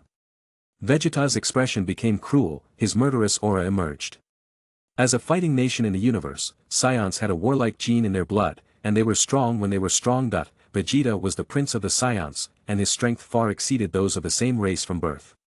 His noble identity and swelling confidence made him overly arrogant and always defiant. The part in his body belonged to the Scion. The militant habit would not change a little bit. On the contrary, it would be more intense. Scions exist just to fight. Grow in battle, and die in battle. Kakarot, you really make me admire you. A low-level warrior with poor background had become so powerful through training. You are indeed much better than Raditz, but you betrayed the Scions. No matter you or that Namekian, I will destroy them all. Vegeta stood tall, with a superior posture, helplessly shaking his head, showing an extremely regretful expression. To be honest, there were not many Scions like Son Goku who could exceed 10,000 in strength, let alone today after the destruction of Vegeta Star. Of course, Vegeta did have a bit cherished of talent in her heart, but it was a pity that this cherished talent was far beyond the urge to destroy his opponent. Son Goku and Piccolo landed not far from the mountain, and the two looked at each other. They could see the shock and gaze in each other's eyes. This Scion called Vegeta was too strong. Just now, they exerted most of their strength. They didn't expect they were not able to defeat the opponent when they joined forces. In the beginning, the swelling and self-confidence of significant advancement quietly receded, and what was left was the determination to win and the cautious response. Piccolo, the opponent is very strong. How much power did you use just now? Do you have any more power? Son Goku's eyes were flashing with excitement. He didn't even have any fear or panic in the face of a powerful enemy. Humph, don't underestimate this Demon King. I am destined to rule the world. How can I be defeated so easily? Piccolo's face was ugly, and his voice became low. He cleverly evaded Son Goku's question and thought he must have just about done his best. Son Goku stared at a distance, that's good, or else it would be bad. Vegeta slowly stepped forward, spitting out, "Bah. At this time, you still have the strength to talk nonsense. Next, I'll let you experience my true strength. Suit yourself." Suddenly, a large swath of turbulent air began to rag around Vegeta. The central air pressure dropped again and again. Large swaths of dust were swept up like a desert storm. As Vegeta's power continued to be released, small stones were in the air, getting out of gravity under the action of a different force. Everything was suspended slowly. Whoosh! Suddenly, a wall of chi appeared and crushed over like a tiger howling ape. The density of this energy was ultimately 2 levels from the previous one, so the boundary could be clearly seen. The first ones to bear the brunt were Son Goku and Piccolo. They stood across the body, hands against the forehead, trying their best to block a stream of oncoming impact. The ground began to crumble. The ground beneath their feet was blown away layer by layer. Unexpectedly, it's really strong and terrifying. I'm trembling all over. Son Goku turned his head sideways to avoid the direct effect of the energy wrapped in tiny dirt and stones on his face. The two of them tried their best to release their auras, and at the junction of the two energies, a long and narrow wind band began to emit a crystal luster. Piccolo laughed, "Yeah, when I think of fighting such a powerful guy, I get excited all over. How arrogant. Next, experience my desperate power." Vegeta shouted, his left foot braced hard, poof. The hard ground beneath his feet quickly collapsed like loose flour. With one hand spread out, a light yellow chi wave suddenly formed. Vegeta smiled coldly and threw the chi wave at Son Goku. However, the terrifying force made the formed chi wave continue to accelerate. There was a muffled sound, and it arrived in front of Son Goku in the blink of an eye. Huff! Son Goku was unable to dodge effectively, and in fact, was not prepared to do so. He only saw his eyes fiercely widened, his arms spread straight out, then braced himself forward, using his tenacious body as rear support, and took the powerful chi wave hard. Rumble! The earth crumbled, sand splashed, and as the bright light and loud roar dispersed, the entire battlefield seemed to have been baptized by hundreds of small-yield nuclear bombs, becoming completely unrecognizable. Smoke, yellow sand, dust, a circle of destruction as if projecting a cone onto a flat surface. Everything was like a post-apocalyptic scene. Cough, cough, stop it. Blood was overflowed from Son Goku's mouth. His body was already bruised, and his physical strength had also dropped a lot. Although he blocked Vegeta's ultimate attack, he was also severely injured, and his strength was no longer in his heyday. At this moment, Piccolo's figure flickered a few times, and he came to Son Goku. He said in a low voice, "Can you hold on for a while? I need to take some time to prepare for my ultimate attack." Son Goku nodded solemnly, "Then you must hurry. The opponent is too strong. I can't guarantee how long I can hold on." Piccolo then nodded, then hid to the side and began to condense chi. Seeing Son Goku standing in front of him, Vegeta shook his head, "Foolish, how dare a man face this highness? Although you blocked my ultimate move, do you think there will be a second success? To tell you the truth, I haven't even tried my best just now. If I did my best, you would have been reduced to ashes." Son Goku resolutely stood upright, tried to buy time for Piccolo. And Vegeta wasted his time with his trash talking, just as he wanted. However, too much silence was very likely to expose their plan, so Son Goku did not plan to sit still like this. Son Goku's ethereal figure floated suddenly, and he swished to Vegeta, speeding up again, and greeted Vegeta with punches and kicks. Son Goku's melee combat skills were quite good, and this was because of the battle since childhood. On the other hand, although Vegeta's total combat power was higher than him, half of it was attributed to his descent talent. Therefore, his real combat skills might not be better than Son Goku. As time passed, a series of end-to-end struggles really dragged Vegeta, and he swayed from side to side and dodged constantly. Although Son Goku's attack was swift and violent, it could not cause him any real damage. However, the entangled and suppressed atmosphere made Vegeta extremely disgusted. With a cold snort, Vegeta showed a bored expression on his face, and his body suddenly changed direction and came to Son Goku's back. Then, Vegeta suddenly lifted his foot and kicked it violently. Puff! A mouthful of blood was spat out, and Son Goku stepped back abruptly. His spirit was a little lax, he gasped for breath, and his face turned pale. At this time, Piccolo was almost ready for his ultimate move, condensing all his chi on the fingertips of his right hand. There was a light flashing like an electric arc at Piccolo's fingertips. I've been waiting for a long time." Piccolo laughed and immediately aimed at Vegeta coldly, and the flashing electric arc in his hand was suddenly fired out. Devil-slaying light cannon. The bright and dazzling light flew out along with two circling shock waves, and the frightening breath continued to radiate. This devil-slaying light cannon was very similar to Ayaka's sword-slaying wave, with extreme penetrating power. Both use spiral chi to kill enemies. Although the devil-slaying light cannon did not directly bombard the ground, a straight scratch was also cracked on the ground. Vegeta's heart pounded, a dangerous omen rushed to his heart, not good. He did the best to dodge, but Son Goku's entangled him. Moreover, the devil-slaying light cannon came really too fast that he simply could not dodge. Puff! The spiral wave of chi hit Vegeta's shoulder, directly destroying the battle uniform on his shoulder, and then penetrated the collarbone. Ayaya! Vegeta roared in misery, and the pain made his expression become abnormally distorted. Damn, it was dodged. Piccolo pounded the ground with one hand in anger, and his confident stance did not kill the Saiyan. There was only one chance. Panting heavily, Vegeta's face was sullen and stroking his shoulders, and blood was dripping from her arms. "This damn Namek dares to hurt this prince for the first time, I swear to make you regret it, your life will be worse than death." He roared gloomily. His gaze towards Piccolo was covered with murderous intent. At this time, Piccolo also looked straight at Vegeta and was secretly alert. After using an ultimate move like the devil-slaying light cannon, he had been as physically exhausted as Son Goku, but fortunately, the opponent had also been severely injured. Vegeta held his shoulder with one hand and stared at Piccolo and Son Goku with a gloomy expression. He couldn't think that the ongoing battle would have wounded himself. When he thought of this, he gritted his teeth with hatred. But after a while, Vegeta calmed down. With a strange smile on his face, he had a decision in mind, and he was looking at the two like looking at dead people. Although I do not want to become that way, I had no choice this time. I'll let you see the Saiyan's strongest stance. Chapter 141. Seeing that Vegeta is so confident, Son Goku and Piccolo could not help but change their faces. what Vegeta said about was the Great Ape transformation, which uses an artificial moon to stimulate the tail and transform the body into a great ape form. The giant ape looks ugly and savage, but it was a great weapon of the Scion, which could increase the strength of the Scion more than 10 times. However, after the increased strength reached 100,000 combat power, it would no longer continue to grow. But this was enough. With Vegeta's current strength, once the great ape is transformed, the combat power would immediately reach 100,000. It's more than enough to deal with Kakarot and the Namekian.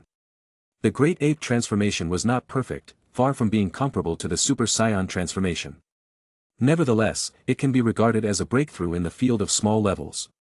It relied on the activation of the bloodline, unlike the Super Saiyan transformation, where quantitative changes produce qualitative changes, and it completely enters another level.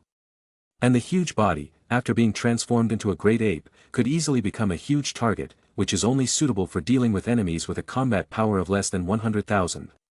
However, these unfavorable factors are broken in the outer fan, which had been from another angle to explain the giant ape transformation. The tail is easily irritated, which is the weakness and uneasy factor of the Scion. Its early role was not obvious. At least it had been a potential crisis until it becomes the Super Saiyan 3. Arg! He clenched his fist tightly, and several blue veins on his forehead were very abruptly exposed. Soon a bright, artificial moon was formed on Vegeta's fist. An icy smile climbed onto his face, and his indifferent eyes were bloodshot as if the overall situation was settled. Vegeta raised his fist high and pushed the artificial moon high into the sky. With a swish, a dazzling light shone from a high place. What is that? Krillin and others who were fighting not far away from them said in surprise. Nappa was so excited. Had the battle over there been so intense? To actually force Vegeta to use this move. It seemed that the battle was almost over. Bright and blinding light so that the Son Goku and others could not help but close their eyes. What the hell? Piccolo roared in indignation. Vegeta's cold face changed, his mouth bulged outward, two sharp teeth like a beast elongated, his short body grew a little bit bigger, and his hair grew wildly. Soon he became a giant ape more than 10 meters tall. The great ape transformation was completed, and the combat power of up to 100,000 had already appeared. The powerful aura was rolling towards the surroundings. Son Goku's eyes bulged, his eyes glazed round. He bewilderedly looked at the stout giant ape. Ha ha ha, almost 100,000 combat power. As long as it is exposed to moonlight, the Scion's tail will react, thus turning into a giant ape form. Kakarot, are you feeling desperate now? Huh, this form is ugly but powerful. The deafening sound came from high above, the loud sound with the unique wildness of the giant beast, drumming the eardrums, even vaguely painful. There was also the pressure that made people had to shudder. Bastard, the Scions even have such dirty tricks. Piccolo said with a cold face, and his voice was trembling a little, Son Goku, how you do not change. I don't know, damn it, no wonder Kami said that my tail is a factor of instability. Son Goku shook his head with a bitter smile, his gaze gazing at the immense ape of immense power. Now the other party's aura was too appalling. There was nothing he could do to face it. Snap! Thick giant palms stirring the air fiercely slapped down, bringing up tumbling waves of air. Son Goku and Piccolo were like a boat in the ocean. Although they escaped the frontal attack of the giant palm, they were swayed by the disturbed airwaves. Turtle School Qigong. Pulling back a certain distance, Son Goku cast a super large Turtle School Qigong. The sky blue Qigong wave rushed up to the sky and blasted toward the giant ape indefinitely. But the moment it hit the giant ape, the Tortoise School Qigong disintegrated and scattered into a strand of free energy.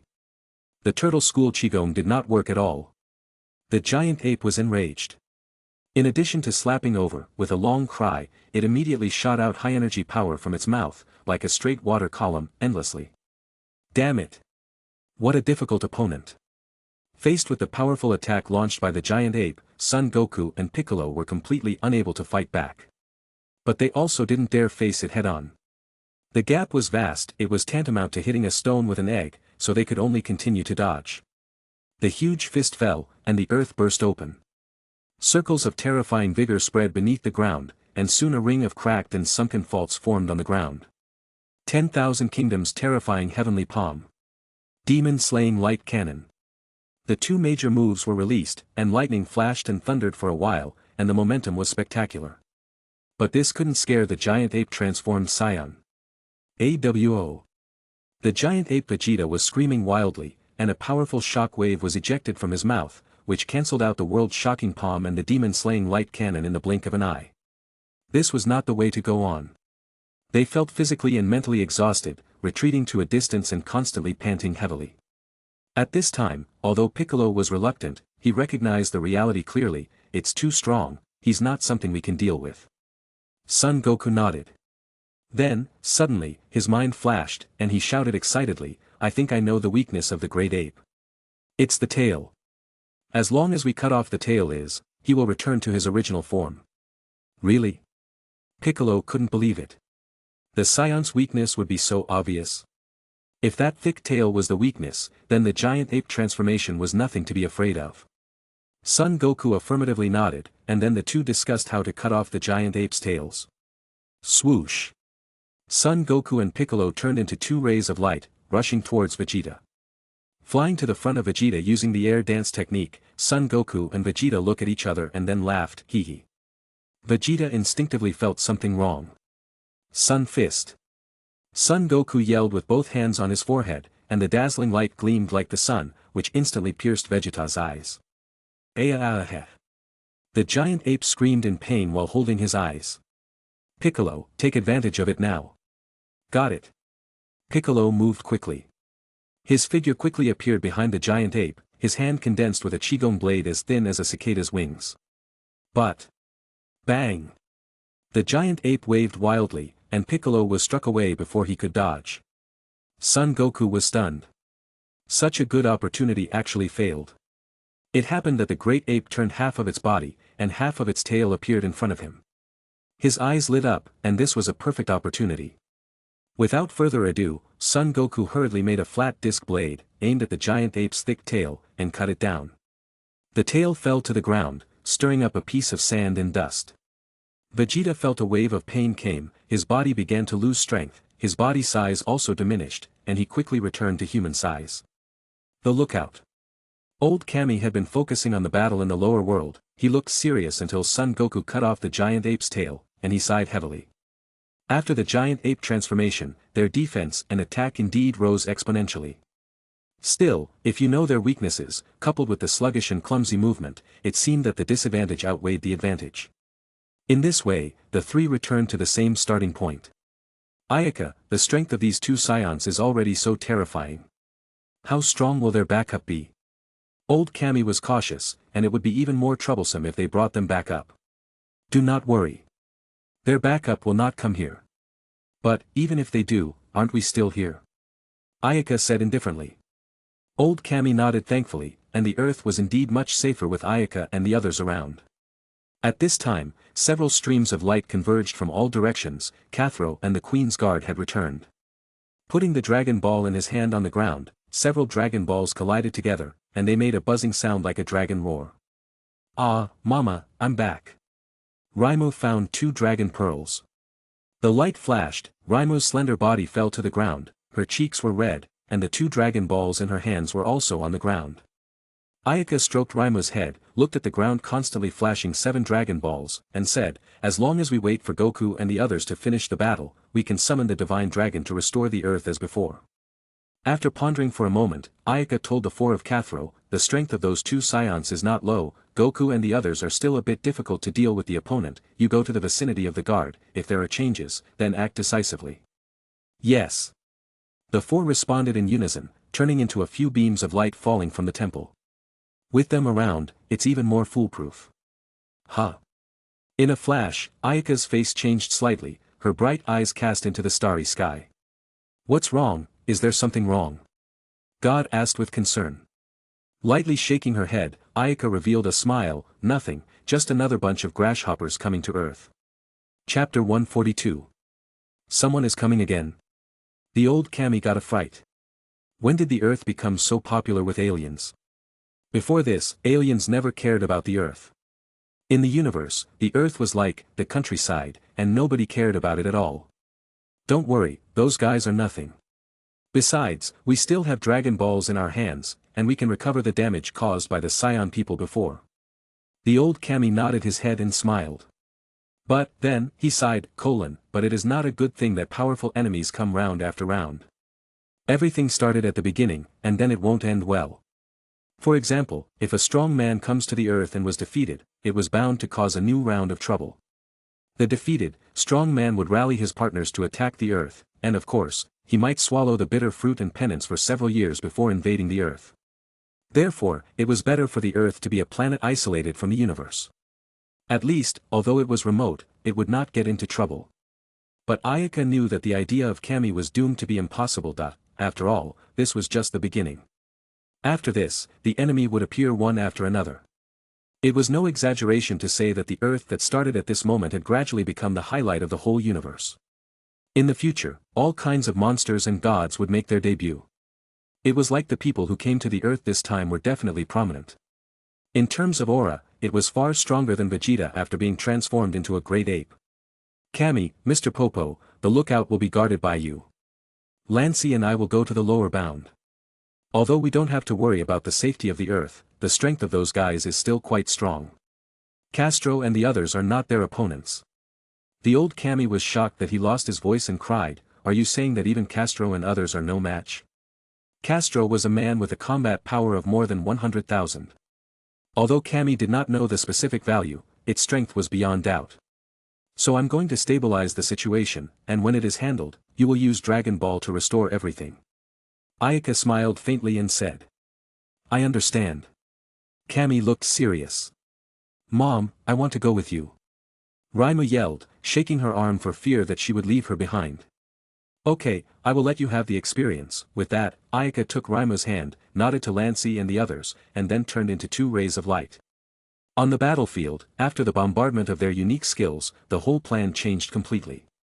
Not only had the area of hundreds of kilometers been sunk by hundreds of meters, but even the damaged area had expanded several times. Boom! The earth trembled and swayed. Not far away, Vegeta stared at Son Goku viciously, his eyes bloodshot. Dan Kakarot, you know the weakness of Science. A pale red wall of air hovered around him, Vegeta's body twitched slightly, and his heart was unwilling to withdraw from the great ape-like state. The corners of his mouth trembled violently. Accompanied by an angry roar, a huge flame burned on the surface of his body. The dazzling red light diverged to the surroundings, and the black clouds in the sky became lower and lower. Amidst the lightning and thunder, the black clouds hovered and pressed against the ground. The line of sight became blurred, and it was no longer possible to distinguish between the sky and the earth in such a narrow space. Dong! A rumbling suddenly sounded in his ears. This sound was like a war drum.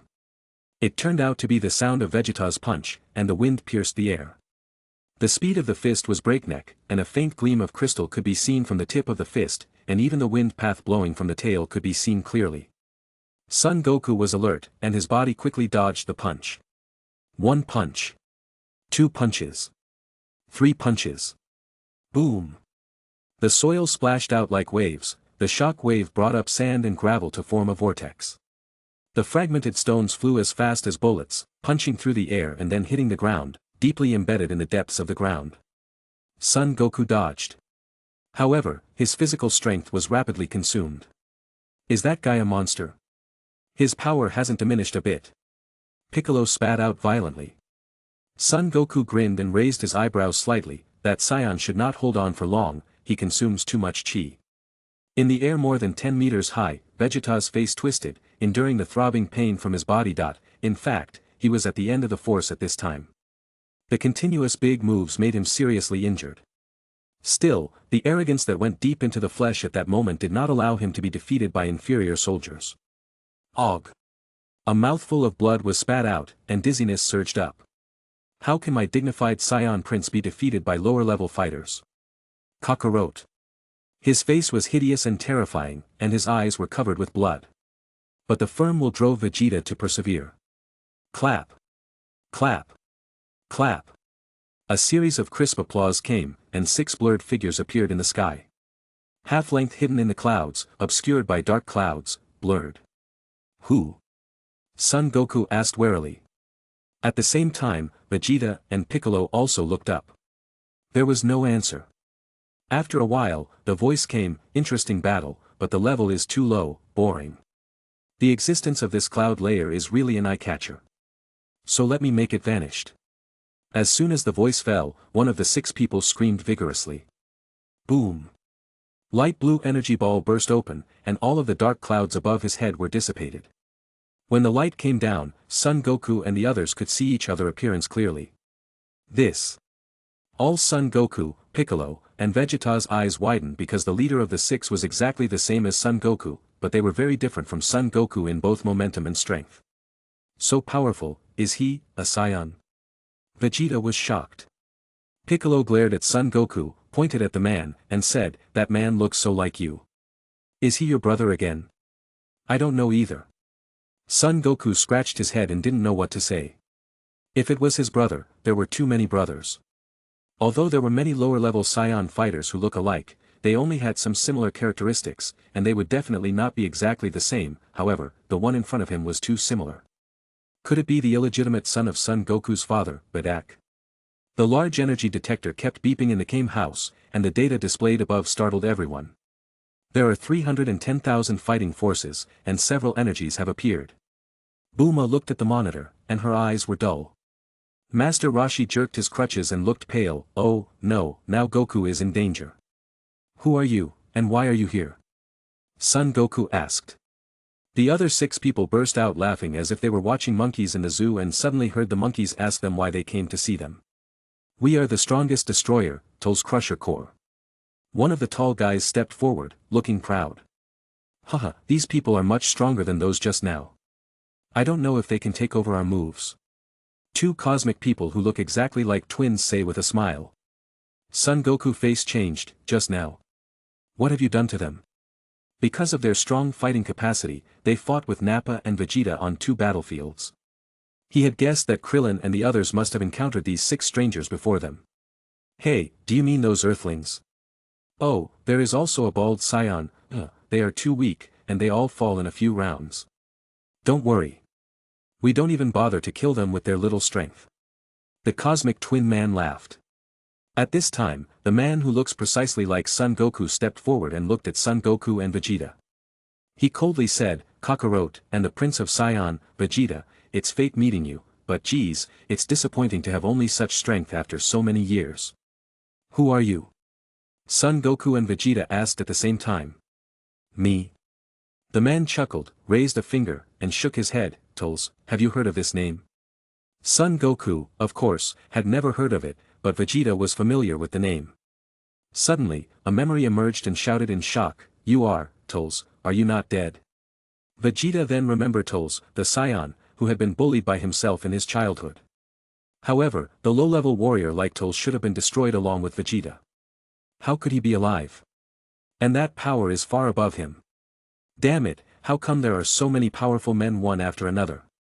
The dark-skinned Tols curled his mouth in disdain. Before, he might have looked at Vegeta in admiration, but now everything was different. His strength had surpassed Vegeta's imagination, and the Saiyan Prince was nothing but an object that he could kill at will. This was all thanks to the magical spiritual tree, Tols said with emotion.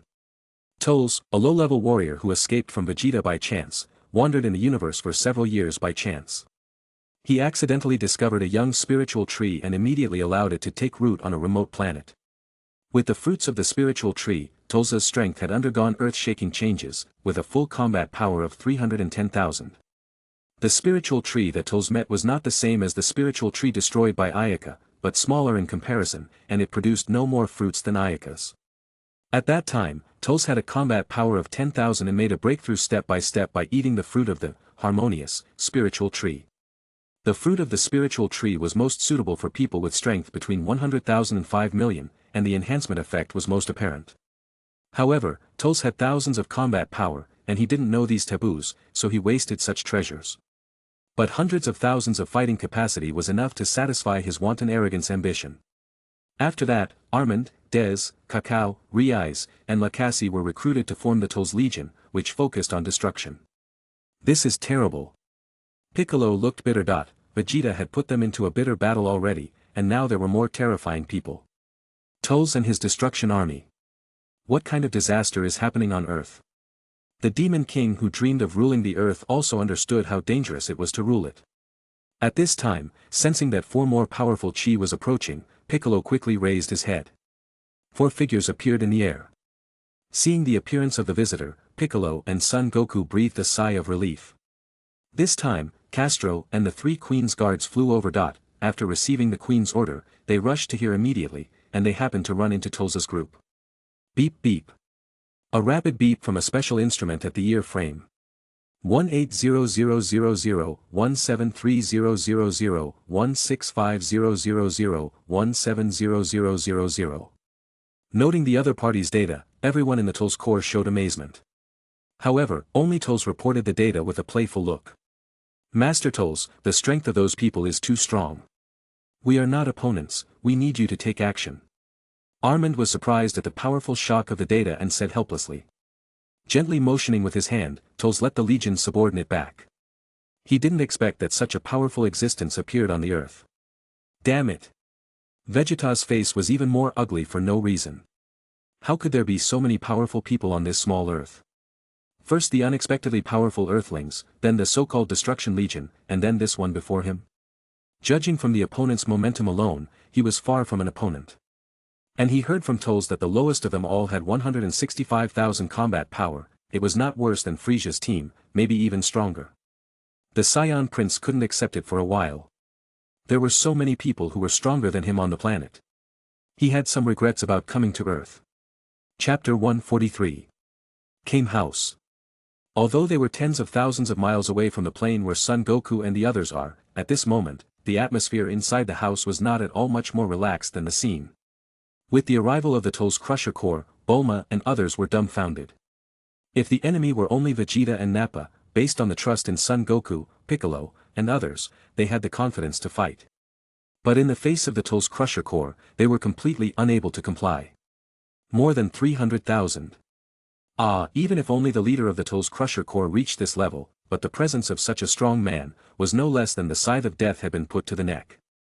That kind of chill could not be described in words. It's as if asking a beggar to compensate for tens of millions of dollars worth of gems. What else could there be but despair?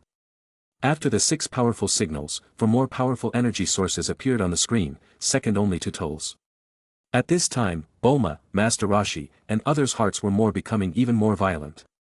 Son Goku, Piccolo, Vegeta, Tol's Crusher Corps, Castro, and the Queen's personal guard. If you count them down, there were 13 of the entire battlefield with a combat power of more than 20,000. Sure enough, it could be called a meeting of the wind and clouds, and there were few such lively gatherings in the entire galaxy. Lightly landing on the ground, Castro and the others descended to the ground in an orderly manner. Castro gazed toward Tol's and his group. Then, he asked solemnly, I thought there were only 2 Scions. Who are they? Son Goku was injured quite heavily, and moved his body with difficulty, and said with a bitter look on his face, the leader is called Tol's, he just arrived, and he is another powerful enemy. Nodding slightly, Castro and the 3 personal guards strode forward and stood in front of Son Goku. Years of experience on the battlefield made them see at a glance that only the leader were very dangerous. The other 5 were not enough to worry about. He's called Tol's, right? I haven't heard of him. I don't know about him, Castro recalled in his mind, struggling to find news about Tol's, but unfortunately, he hadn't heard about a strong man called Tol's at all. 4 more people have come to die, Kakarot. So you have a lot of friends.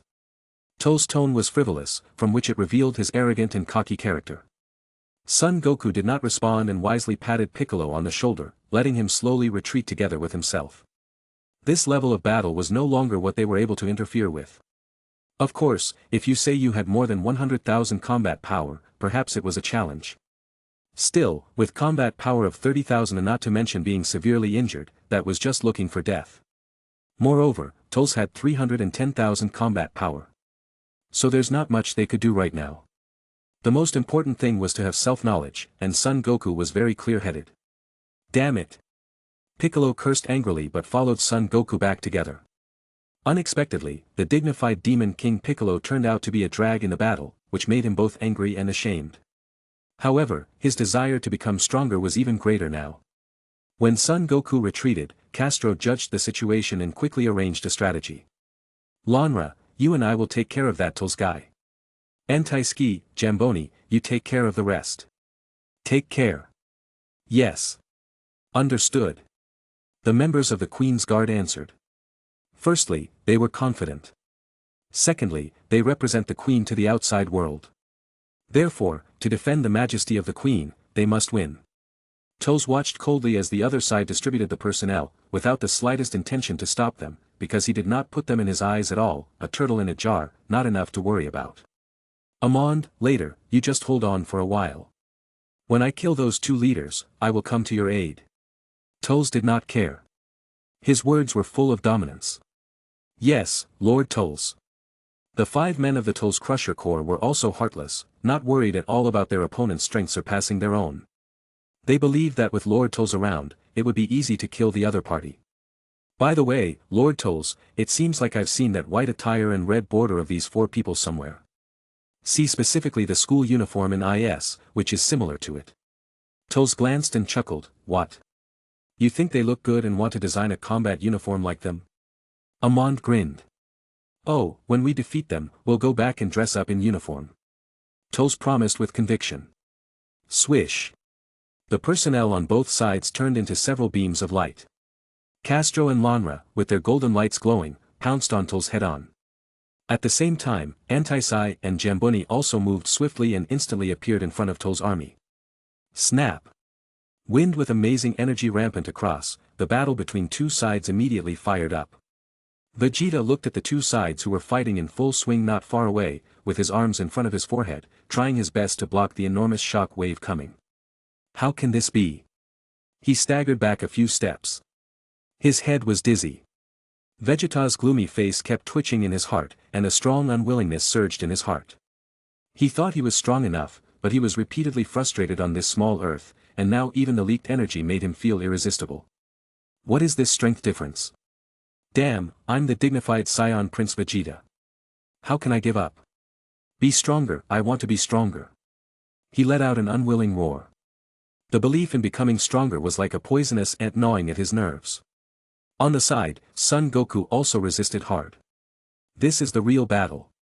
Son Goku exclaimed excitedly as his eyes flickered. I want to fight with them. Even just watching them fight from afar, he could feel his blood boiling. Idiot, you can't even handle their power and still want to fight? Piccolo spoke scornfully with a sneer on his face. Okay, this demon lord understands what that idiot means, but what's the matter with the flickering light in his eyes? It seemed that sparks were coming up at any time. Boom! Boom! Boom! A large swath of light fell from the sky, the battlefield countless waves of chi surged. The violent energy swept through. Although there were 5 members of the Toes Crusher Corps, they were still completely suppressed by the 2 members of the Queen's personal guard, Antisai and Jambuni. However, on the other side of the battlefield, things were not that good. Noting the rapidly moving figure, Toes chuckled confidently, and his body flashed like lightning in the night sky. He raised his leg, closed his fist, hit directly, and hit a series of attacks in one go. Bang! With a muffled sound, Castro screamed, and his abdomen was wounded, his whole body flew out, and an extremely deep gully was drawn along the ground. Then, when the dust dissipated, he saw half of his body sinking into the soil. Bang! The next moment Castro leaped up again, but as soon as he landed, Toes' attack arrived again. Again, a wave of Qigong attacked him, a stumble on the ground to stabilize his feet. But, again, Castro hastily responded to the move, and his feet slid back a few meters, the muscles of his body twitched, his face became blue and white. Tisk, quite a fighter. I wonder how many more moves you can take. Toes sighed in admiration.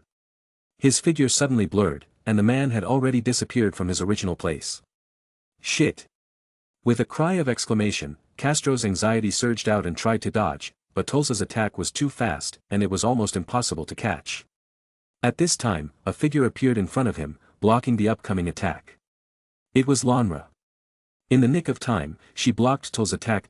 No, not blocked, but Toes changed his attack. Bang!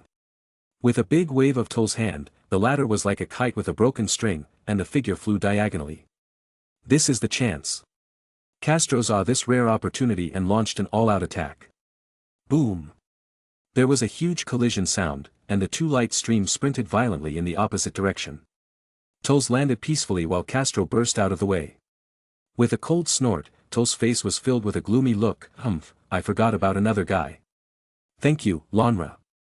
Castro thanked Lanra. Without her, he would have been beaten to a pulp.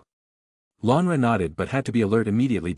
Unlike Anti-Ski and the girls, who very easily restrained the Tull's core, the guy they were facing was simply terrifyingly strong.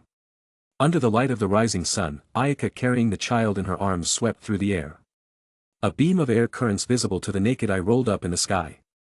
Due to the low flight, where the huge wind bent the trees, chaotic chirping sounded in the forest and thousands of birds of prey immediately puffed away from the treetops. For a strong person like Ayaka, the distance was no longer a problem, so even without instantaneous movement, she could quickly reach the battlefield.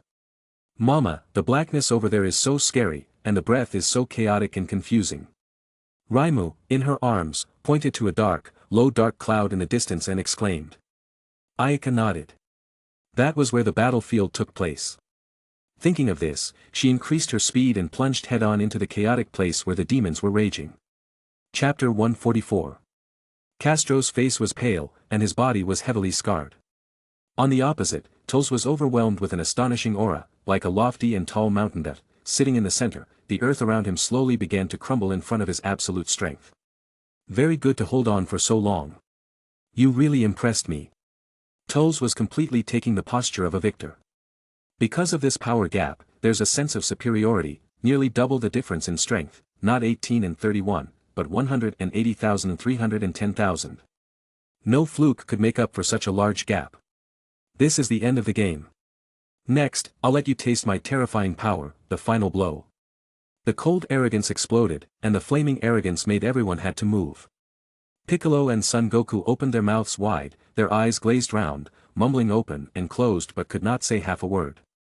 Vegeta was thrown into the air by a sudden burst of power, falling far away from the center. His face was dusty, and his arrogant pride was severely hit. Go to hell. Viper Blast Wave. The blood-red shockwave shot straight out, splitting into two halfway and lunging at Castro and Lanra, respectively. The Viper shockwave did not show any signs of decay because it split in two. In fact, even half of the Viper shockwave was not something that Castro and Lanra could take. The violent whirlwind grazed the ground and instantly cracked a crack. The power that destroys the heavens and the earth runs through the past in two nearly parallel straight lines. At this moment, heaven and earth switched hues, and the gloomy gray dust dissipated instantly. Rumble. The violent explosion rose up in the plains, and the whole continent shook violently. Even in the distant temple, you could also vaguely sense a shaking. The smoke cleared, the yellow sand flying in the sky, a light wind blew, sounded a light rustling. Tull's raised his arms high, enjoying the pleasure of releasing energy to his heart. Then, he opened his mouth and laughing. However, this situation did not last long. After his sight became clear and the picture was gradually clear, Tull's excited face suddenly became stiff, the outline of the arc suddenly solidified, a trace of dismay replaced his joy. Impossible. How can a person who was attacked by the Viper shock wave still stand like nothing? A sharp, trembling voice rang out as Tull's looked ahead in disbelief. The person who his ultimate move had attacked was still standing there intact. This was absolutely impossible. Who are you? Tull shouted violently. There was someone else standing in front of Castro and Lanra. She was calm and breezy, and her clothes were constantly shaking in the swaying gust of wind. My queen! Castro shouted excitedly. Ayaka is here. Son Goku's face was excited, and his agitated mood was finally relaxed. At that moment, two more figures landed. Lancey and Launch arrived late. It turns out that when seeing Castro and Lanra in critical condition, Ayaka teleported in front of Castro and the others. Piccolo turned his head, but his expression relaxed. He naturally knew that the Empress of the new Northern Forces had come personally and that Little Tull's legion was of no concern. Among the people present, the most astonished one, besides Tull's, was Vegeta. He saw that this short, pointed-haired guy suddenly appeared astonished after Ayaka and the others came on stage. Why are they on Earth? Vegeta cried out in a panic. The painful memories of more than 10 years ago struck the brain, and it was Vegeta's most humiliating experience. The shadows Ayaka and the others brought to him were too deep. But, to a large extent, it was because of that experience that triggered Vegeta's crazier practice. Oh, you know them too? Piccolo was a little surprised. Unexpectedly, Vegeta had seen Ayaka, so she looked at him in the eyes full of gloating. Look at the other side of a panicked look, and I am afraid Ayaka has abused him a lot. Even if she did not abuse Vegeta, the title of Queen of the New North Forces was roughly a violent psychological punch. You don't know that she is the goddess of heaven of the earth, so you rushed over here? Piccolo said teasingly. Hearing this, Vegeta's face instantly blackened, as ugly as eating a grasshopper. At this point, he was beyond sure that coming to Earth was the stupidest decision he had ever made. Toles did not know the origin of Ayaka and the girls, but seeing them spoil his own good time. His face was ugly, his finger aimed at Ayaka and crazily screaming, "Where is the woman from? How dare to obstruct the work of Lord Toles, our board of living? Your name is Toles." Ayaka smiled faintly in her heart. She didn't expect that the group of people who came to Earth afterward were actually Toles and his men. Seeing the chi surging through his body, he must have eaten the spirit tree fruit. However, Tole's words made her unhappy. With a slight raise of her eyebrows, Ayaka's face sank. Too arrogant, this Toles is completely thuggish, without any quality of a martial artist. "Mama, I've moved them all." Then, a child's voice came. Raimo ran over, holding up a stack of stacked walls of people. Well, a total of 6 or 7 people, a slender figure, but holding up such a pile of people looks very inconsistent. Clattering, throwing people to the ground, I am jogged away. Ah, Krillin, Chiatsu. Looking at the people who fell to the ground and passed out, Son Goku rushed over to spread them out.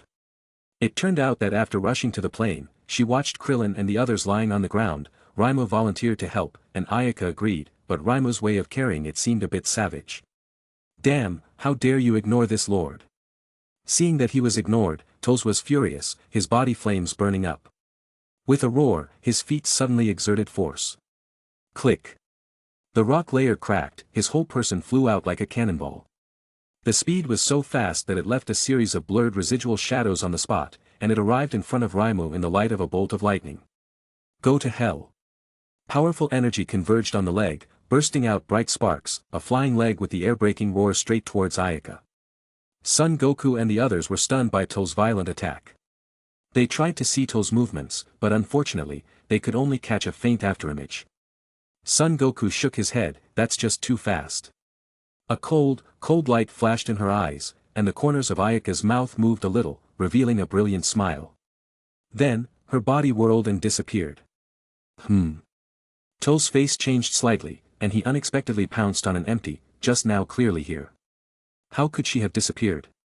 Suddenly a sense of danger struck him, and he felt a chill at the bottom of his heart.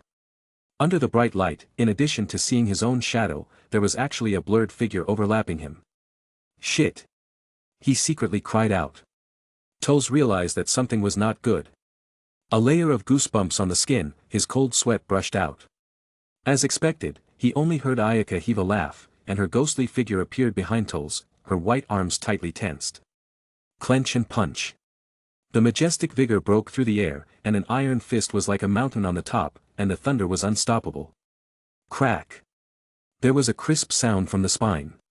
Toles screamed, blood ejected from his mouth, and the whole person's abdomen protruded and folded back into an incredible shape. This scene happened too quickly, and it was estimated that less than a second before and after.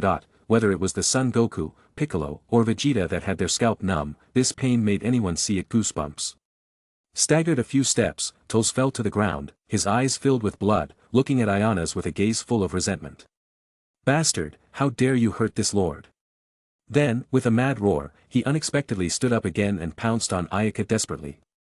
Still not fallen. The cold light on Ayaka's face flickered. Toles' tenacity was a little beyond her expectations, but it does not matter.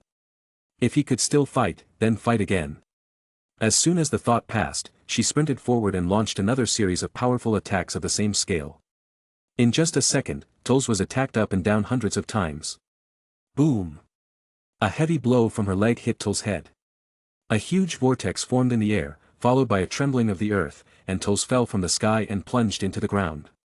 The terrifying force was transmitted underground and spread out, with the impact point as the center. A ring of shock waves formed on the surface. Toles was half exposed in the soil above, all the bones in his body were not intact, and his breathing was suspended for a while. Gently patting the palm of his hand, flicking away the ash stained on his body, Ayaka showed a bright smile and walked to the front of Son Goku calmly and gracefully.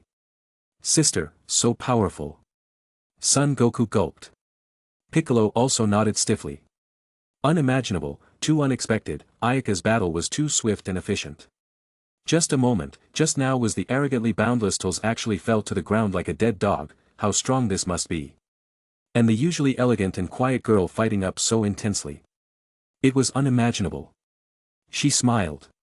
Ayaka took out a few senzu beans, threw them to the Son Goku and Piccolo, and commanded Castro, quickly, clean up all of Toll's party. Yes. Castro replied in a loud voice, made a turn. He and Laner flew over together. Eating senzu beans, Son Goku and others quickly recovered from their injuries. As in the original, the strong inertia of the plot eventually prompted a large consumption of the Earth's immortal beans.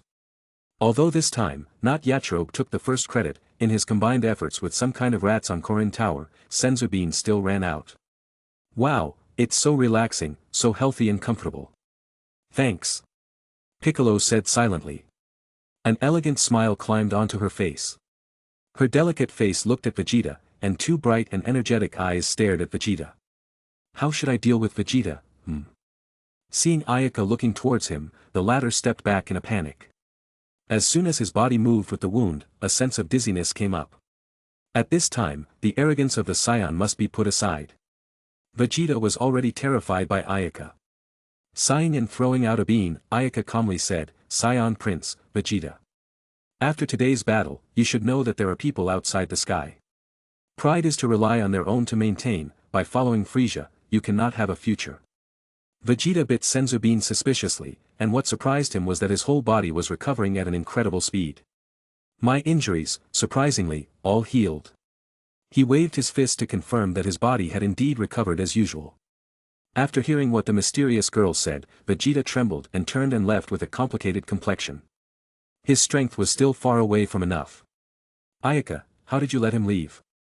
He is going to invade the Earth. Piccolo said anxiously when Ayaka was about to let Vegeta go. Son Goku laughed heartlessly at the side, "It's okay, when he comes again, then defeat him." Ayaka nodded, "Goku is right. He is only a little stronger than you guys. Practice well. Don't you have the confidence to defeat him?" Piccolo stayed silent, but he was the Demon King Piccolo. How could he be afraid of a Scion? But to be honest, he was a little nervous. Not long after saving Krillin and others, Castro and the Queen's personal guard flew over. After they swept up, Tolls and his party have all been eliminated. If it were a General Scion, Ayaka would most likely think of the idea of collecting, but Tolls was an exception. This Scion was not necessary to keep. Even if she was not worried about the tail being too big, she was really not in the mood to raise a bite force of a not very strong tiger. Ayaka gathers only those Scions who were obedient and could turn their heads back. "Ayaka, what about that Scion named Nappa?" Lancey asked softly. Vegeta did not have time to take Nappa when he left, and now he was still in a coma. Upon hearing this, everyone looked at Ayaka. The corners of her mouth turned. Ayaka said her decision, "The Scion called Nappa is not very dangerous, he had not much potential, but his strength looks good. So Castro just takes him and Raditz back to the Leaf Spirit planet and give them a position to keep an eye on them." Everyone nodded and had no objection to Nappa's arrangement. Raditz and Nappa, as Scions, had not much potential. Not all Scions could be like Son Goku and Vegeta as having a continuous breakthrough and become Super Saiyan. Vegeta itself is very good, while the Son Goku is the anomaly. Raditz and Nappa's strength could reach tens of thousands were already rare and valuable. Subsequently, Ayaka looked at the plains filled with smoke like a desert and returned to the lookout with everyone. Soon after Ayaka and others left, one after another aircraft landed, and reporters from all over the world carried cameras to dangerous places to capture news materials. Everyone was shocked when they saw the dilapidated and terrifying plains hundreds of kilometers away. Being on the scene is more shocking than what you see on the screen. After confirming that the crisis had passed, the world boiled, just as it was when the Demon King Piccolo was defeated. It's just that this time the enemy is stronger and more dangerous, but fortunately, the martial artist of the earth has won again. On TV, the king appeared on the screen, and he expressed gratitude to the martial arts masters from all over the world who fought bloody battles to defend the earth.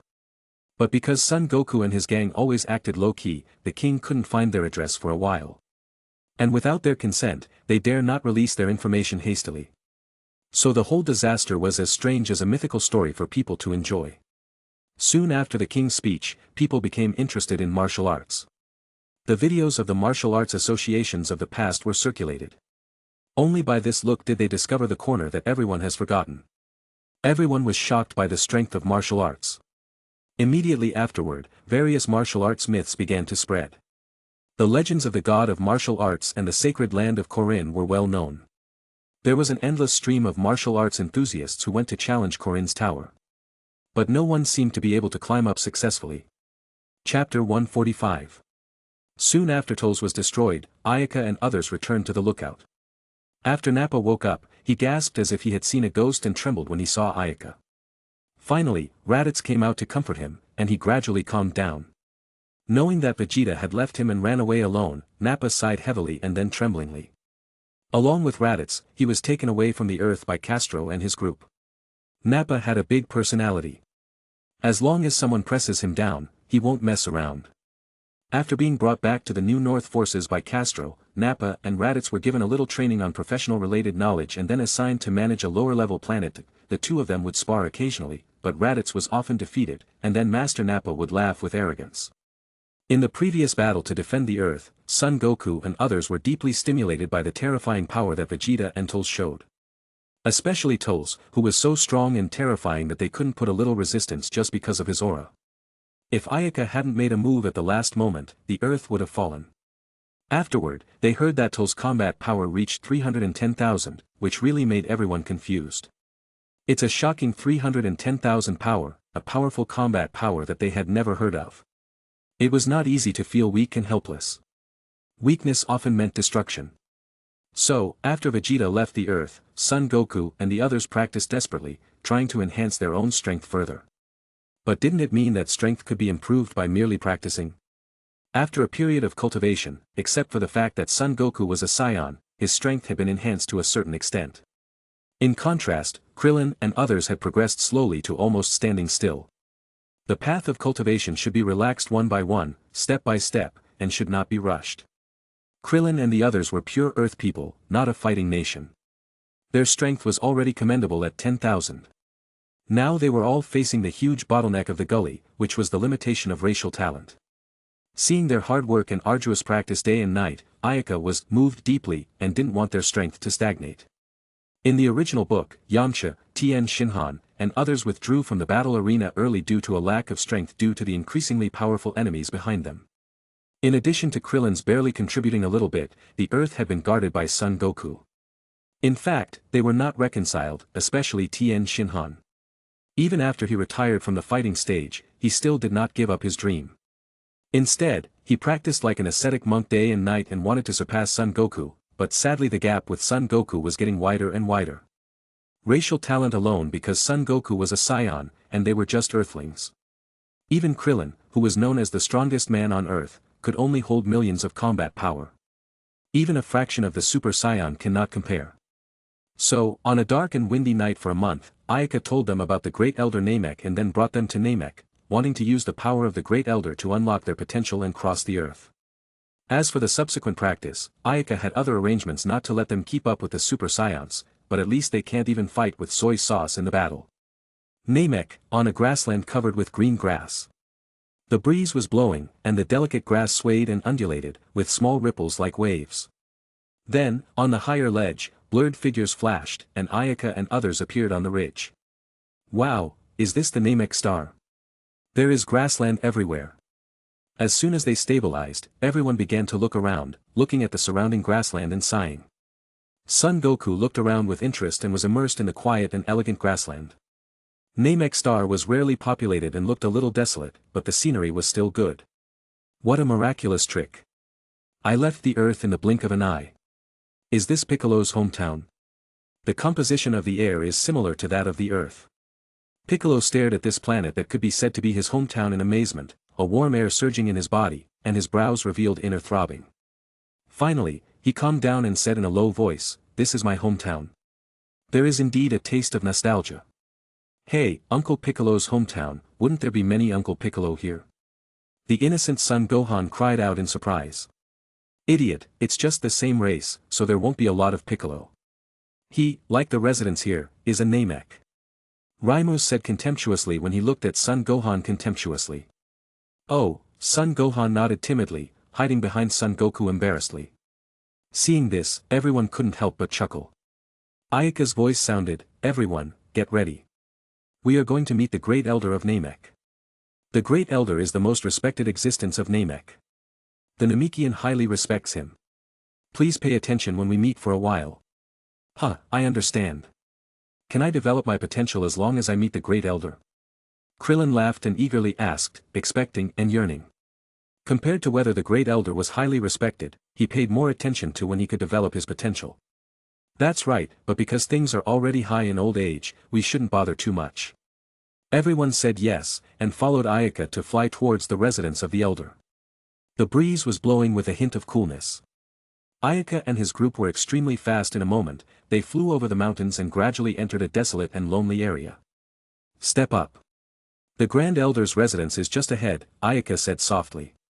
With a swoosh, more than 10 light flashes straightened through the cliff face. Then, extremely fast speed rolled up a gust of wind, scraping on the cliff, the long-weathered and deteriorated rock like already rotten fruit, flying down from high in the air into the cliff. Soon they arrived at the destination. Ayaka and his party landed one after another, and the residence of the Great Elder was in front of them. The Great Elder lives there. Let's go up. Pointing at the tall building on the cliff, Ayaka walked slowly over after speaking. When other people saw her doing this, they cautiously followed behind and looked around while stepping forward. When they came to the huge building made of white sandstone, everyone observed carefully. Piccolo looked at the unusually shaped building in front of him, and a look of nostalgia appeared in his eyes. Raimo opened her mouth and asked with wide eyes, "Mama, this is the place where the Elder of the Namek Star lives. Why is there no one else?" Ayaka explained, "The Great Elder is very nostalgic. These are the ruins left by the climate disaster of the Namekian. But, unfortunately, only the Great Elder and his guards are here." When Son Goku and the others approached, the door swished open, and a Namek who was dressed in handsome clothes and looked similar to Piccolo came out. Neil looked at the group of people outside with cold eyes. Then, after seeing Ayaka, he frowned and snorted coldly, "Huh, you are here again. The Elder asked me to invite you in. Do not make the Grand Elder wait." Saying that, Neil walked into the main hall without looking back. He didn't have a good feeling towards people who disturbed the Grand Elder's rest. "Che, what an attitude!" Raimo shouted in dissatisfaction. Ayaka also looked helpless. "His name is Neil. He is the guard of the Great Elder. He is a rare fighter among the Namekian. He has always been indifferent to people, especially those who bother the Great Elder." Putting her hand on Raimo's head, she pushed her in. "What happened to Goku?" Seeing that Goku didn't follow him immediately, Krillin looked at him strangely. Son Goku's expression was a bit solemn. After feeling the chi on Neil, he was very excited inside. He marveled, as expected of the guard of the Great Elder, the chi on him is so powerful, not weaker than the scion named Tul's. Goku, you said that the strength of the Namek was just as strong as the scion who invaded the earth?" Krillin's face suddenly changed. His heart felt like a boulder oppressed, and his breathing became very unstable. But, of course, they were knocked out by Amon's gang at the beginning, so they were not very clear about Tulsa's strength. But no matter what, they were able to save their lives at that time. Really should thank God. It should be Krillin and the others who were lucky. But, because the gap was too big, Amon and the others blasted them into the air as soon as they attacked and then fell to the ground in a coma. As the saying goes, disaster was a blessing, and a blessing was a blessing, and disaster in parallel. At the same time, Krillin was also looking forward more to the effect of potential development. This is the combat type Namek. It's terrifying. Piccolo's eyes shone brightly. Wow, he looks like Uncle Piccolo. Son Gohan contrasted left and right. When Ayaka left Namek, Neil had about 200,000 combat power. After more than 10 years, he had reached 330,000 combat power. Chapter 146. Everyone had their own minds, or expectation, or anxiety, but most was still excitement. All wondering what level they could reach after the Great Elder developed their potential. They followed Ayaka behind, entered the hall, and walked up to the second floor where the Great Elder was. As soon as she arrived at the second floor, the old voice of the Great Elder rang in her ears. "Earth Kami, welcome to planet Namek again. The previous premonition was not wrong. It was indeed a person with mysterious power. I have sensed you. Your power is getting stronger and stronger." Son Goku and the others followed the voice and looked at the Great Elder's magnanimous body. Everyone was shocked. they were so surprised that they couldn't close their mouths. The Great Elder's unusually large body gave them a great shock. "Elder, I'm very sorry to interrupt your rest at this time. These are my friends. I hope you can unlock their potential." An elegant smile floated on her face, and Ayaka looked at the elder. She was not worried that the Great Elder will refuse. First, the Great Elder once said that the development of potential was his special ability, and its use did not compromise his lifespan. Secondly, Son Goku and others are definitely the genuine protagonists of the Dragon Ball world. The world recognizes that friendly characters and the elders could perceive justice and evil. So they were naturally willing to become stronger in the power of justice. The Great Elder moved his body, his deep eyes drifting from Son Goku and the others. "Hehe, you are here at the right time. In the near future, I feel that planet Namek will suffer a catastrophe, and these are not what I can stop. I can see that they all have righteous hearts and righteous powers. I still have the ability to open up your potential. My child, which one of you will come first?" Neil hesitated to speak and then stopped, looking at the smiling Great Elder with a complicated expression. Exploiting people's potential would not damage their lifespan, but it was very mentally exhausting. The Great Elder was already so old, and Neil was extremely unwilling to see the Great Elder's tired look. Son Goku looked around, looked at the old face of the Great Elder, and walked forward, respectfully. "Elder, let me come first."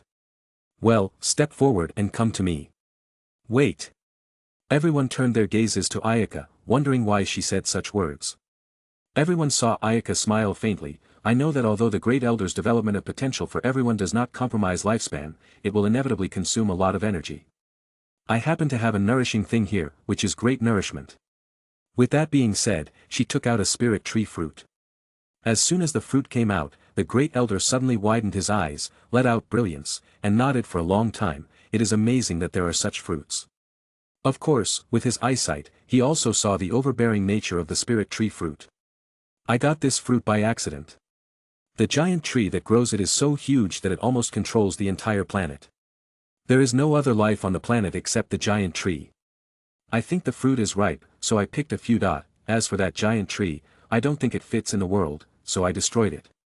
The Grand Elder nodded and expressed his approval. He didn't refuse the spirit tree fruit that Ayaka offered. After taking this fruit, the spirit of the Great Elder had improved significantly. His dying appearance had been improved, and there was no need to worry about the life of the Great Elder for at least 10 years. This made Neil's gaze towards Ayaka softened a lot. The Great Elder placed his hand on Son Goku's head, and faint coercion radiated from his palm. Son Goku felt a powerful attraction suddenly acting on the top of his head, constantly attracting and stirring the chi in his body. Boom! For a moment, the blood in his whole body seemed to be flowing backward, and more than 400 million pores on his whole body expanded. The surface of the body was faintly exuding brilliance, and a kind of refreshing energy that opened up the world and cleared the sky came into being. The light blue brilliance rose, and a gust of wind was suddenly rolled up with Son Goku as the center. The majestic momentum rises into the sky like the Optimus Prime. It diverged in a mighty direction. The chaotic gust of wind swept through the hall. Krillin and others squinted, their arms in front of their foreheads to resist the gale. Feeling the changes that happened to Son Goku, the shock in their hearts was extremely strong. The Great Elder made Son Goku so strong with the touch of his hand. Wouldn't they also become so strong? The eyes of Krillin, Tien Shinhan, and others were shining with fiery light, and they looked at the elders with anticipation. Even if you were not as powerful as Son Goku, you could at least keep up. Piccolo was even more naked with desire, his hands clenched his fists trembling uncontrollably because of the unrest in his heart. Even Neil showed a surprised expression, but then it disappeared quickly. He was standing behind the elder with a cold face. This little human being is not some random man. He surpassed himself a lot at once. Gently letting go of his hand, the elder said with a light smile, "Very powerful potential, are you a scion?" Son Goku was feeling the chi in his body with excitement. He felt that his body was full of strength now, and the surging chi seemed to burst out of his body, but he couldn't hold it back. Hearing the question from the Great Elder, he quickly calmed down and said with respect, "Yes, the Great Elder, I am a scion, but I grew up on the earth since I was a child, and now I am an earthling." "That's it. Well, you have left the race since you were young, and you haven't been indoctrinated by scion thoughts. No wonder your heart is so pure." The elder said lightly. 890,000. Great Elder, the breakthrough is not a small one. A light blue light flashed, a sweet smile was outlined on the beautiful face. Ayaka nodded with satisfaction. Although Son Goku's potential development was not as shocking as she was at the beginning, such strength was already extremely rare. Next, Krillin and others could not wait to step forward and accept the potential development of the Great Elder. The incredible pressure swept across the body, and the body quickly showed amazing power. Krillin and the others immediately felt a brand new power. It feels so powerful. Am I really stronger? Krillin clenched his fists in disbelief and rolled his whole body. All this is real. After careful confirmation, he jumped up and down excitedly. The taste of having become a strong rippling all over his body. Really, I can't believe this is my own strength. Yamcha moved his body casually, nodding his head excitedly. I can still become stronger. Tien Shinhan adjusted to the new power and found that there seemed to be room for improvement. While Krillin and the others were excited to feel the newly acquired power, the Great Elder continued to develop their potential for others. Looking at Piccolo, the Elder smiled, "Hehe, you are the Namek who has survived the climate disaster and has been living on the earth, right? Come on, boy, let me develop your potential." Piccolo flicked his cloak and stepped forward excitedly. He saw the changes in Son Goku and the others, and he admired the abilities of the Great Elder more and more in his heart. Son Goku was a Saiyan, and he was a combat-type Namek, and Piccolo confirmed that his talent was no worse than that of Son Goku. Putting his palm on Piccolo's head, the Elder said, "Child, don't you mind letting me see your memory?" Piccolo looked surprised. Could the Elder look at other people's memories? As soon as the Great Elder thought, Piccolo's memory emerged like data. Well, it's the son of Kata, indeed a genius who can make Dragon Balls. It turns out that you are a demon clone, and you are divided into two because of the evil in your heart. It's really stupid. If you didn't split your body in two, you could still change. Well, I already know the situation roughly. Although your disposition is not all kind, you are no longer a demon.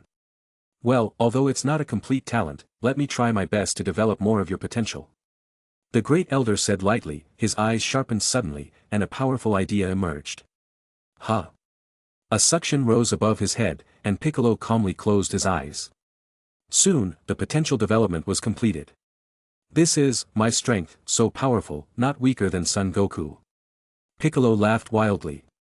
Great Elder. Neil was worried when seeing the exhausted look of the Great Elder. The Great Elder waved his hand, and he looked at Piccolo. Your talent is not complete yet. I can only do this much. You are a rare combat-type Namek like Neil, and you are even better. I hope you continue to work hard. Maybe you can become a different Super Namek. Super Namek? Piccolo murmured, looking at the Great Elder suspiciously. Neil was also surprised. He had never heard of the name Super Namek. Because Super Namek is just a name, not a state that can be transformed like Super Saiyan, it is just a name for exceeding the limit of ordinary Namek. Ayaka knew that Piccolo was a Super Namek who was far superior to ordinary Namek, and his strength was comparable to Frisia's.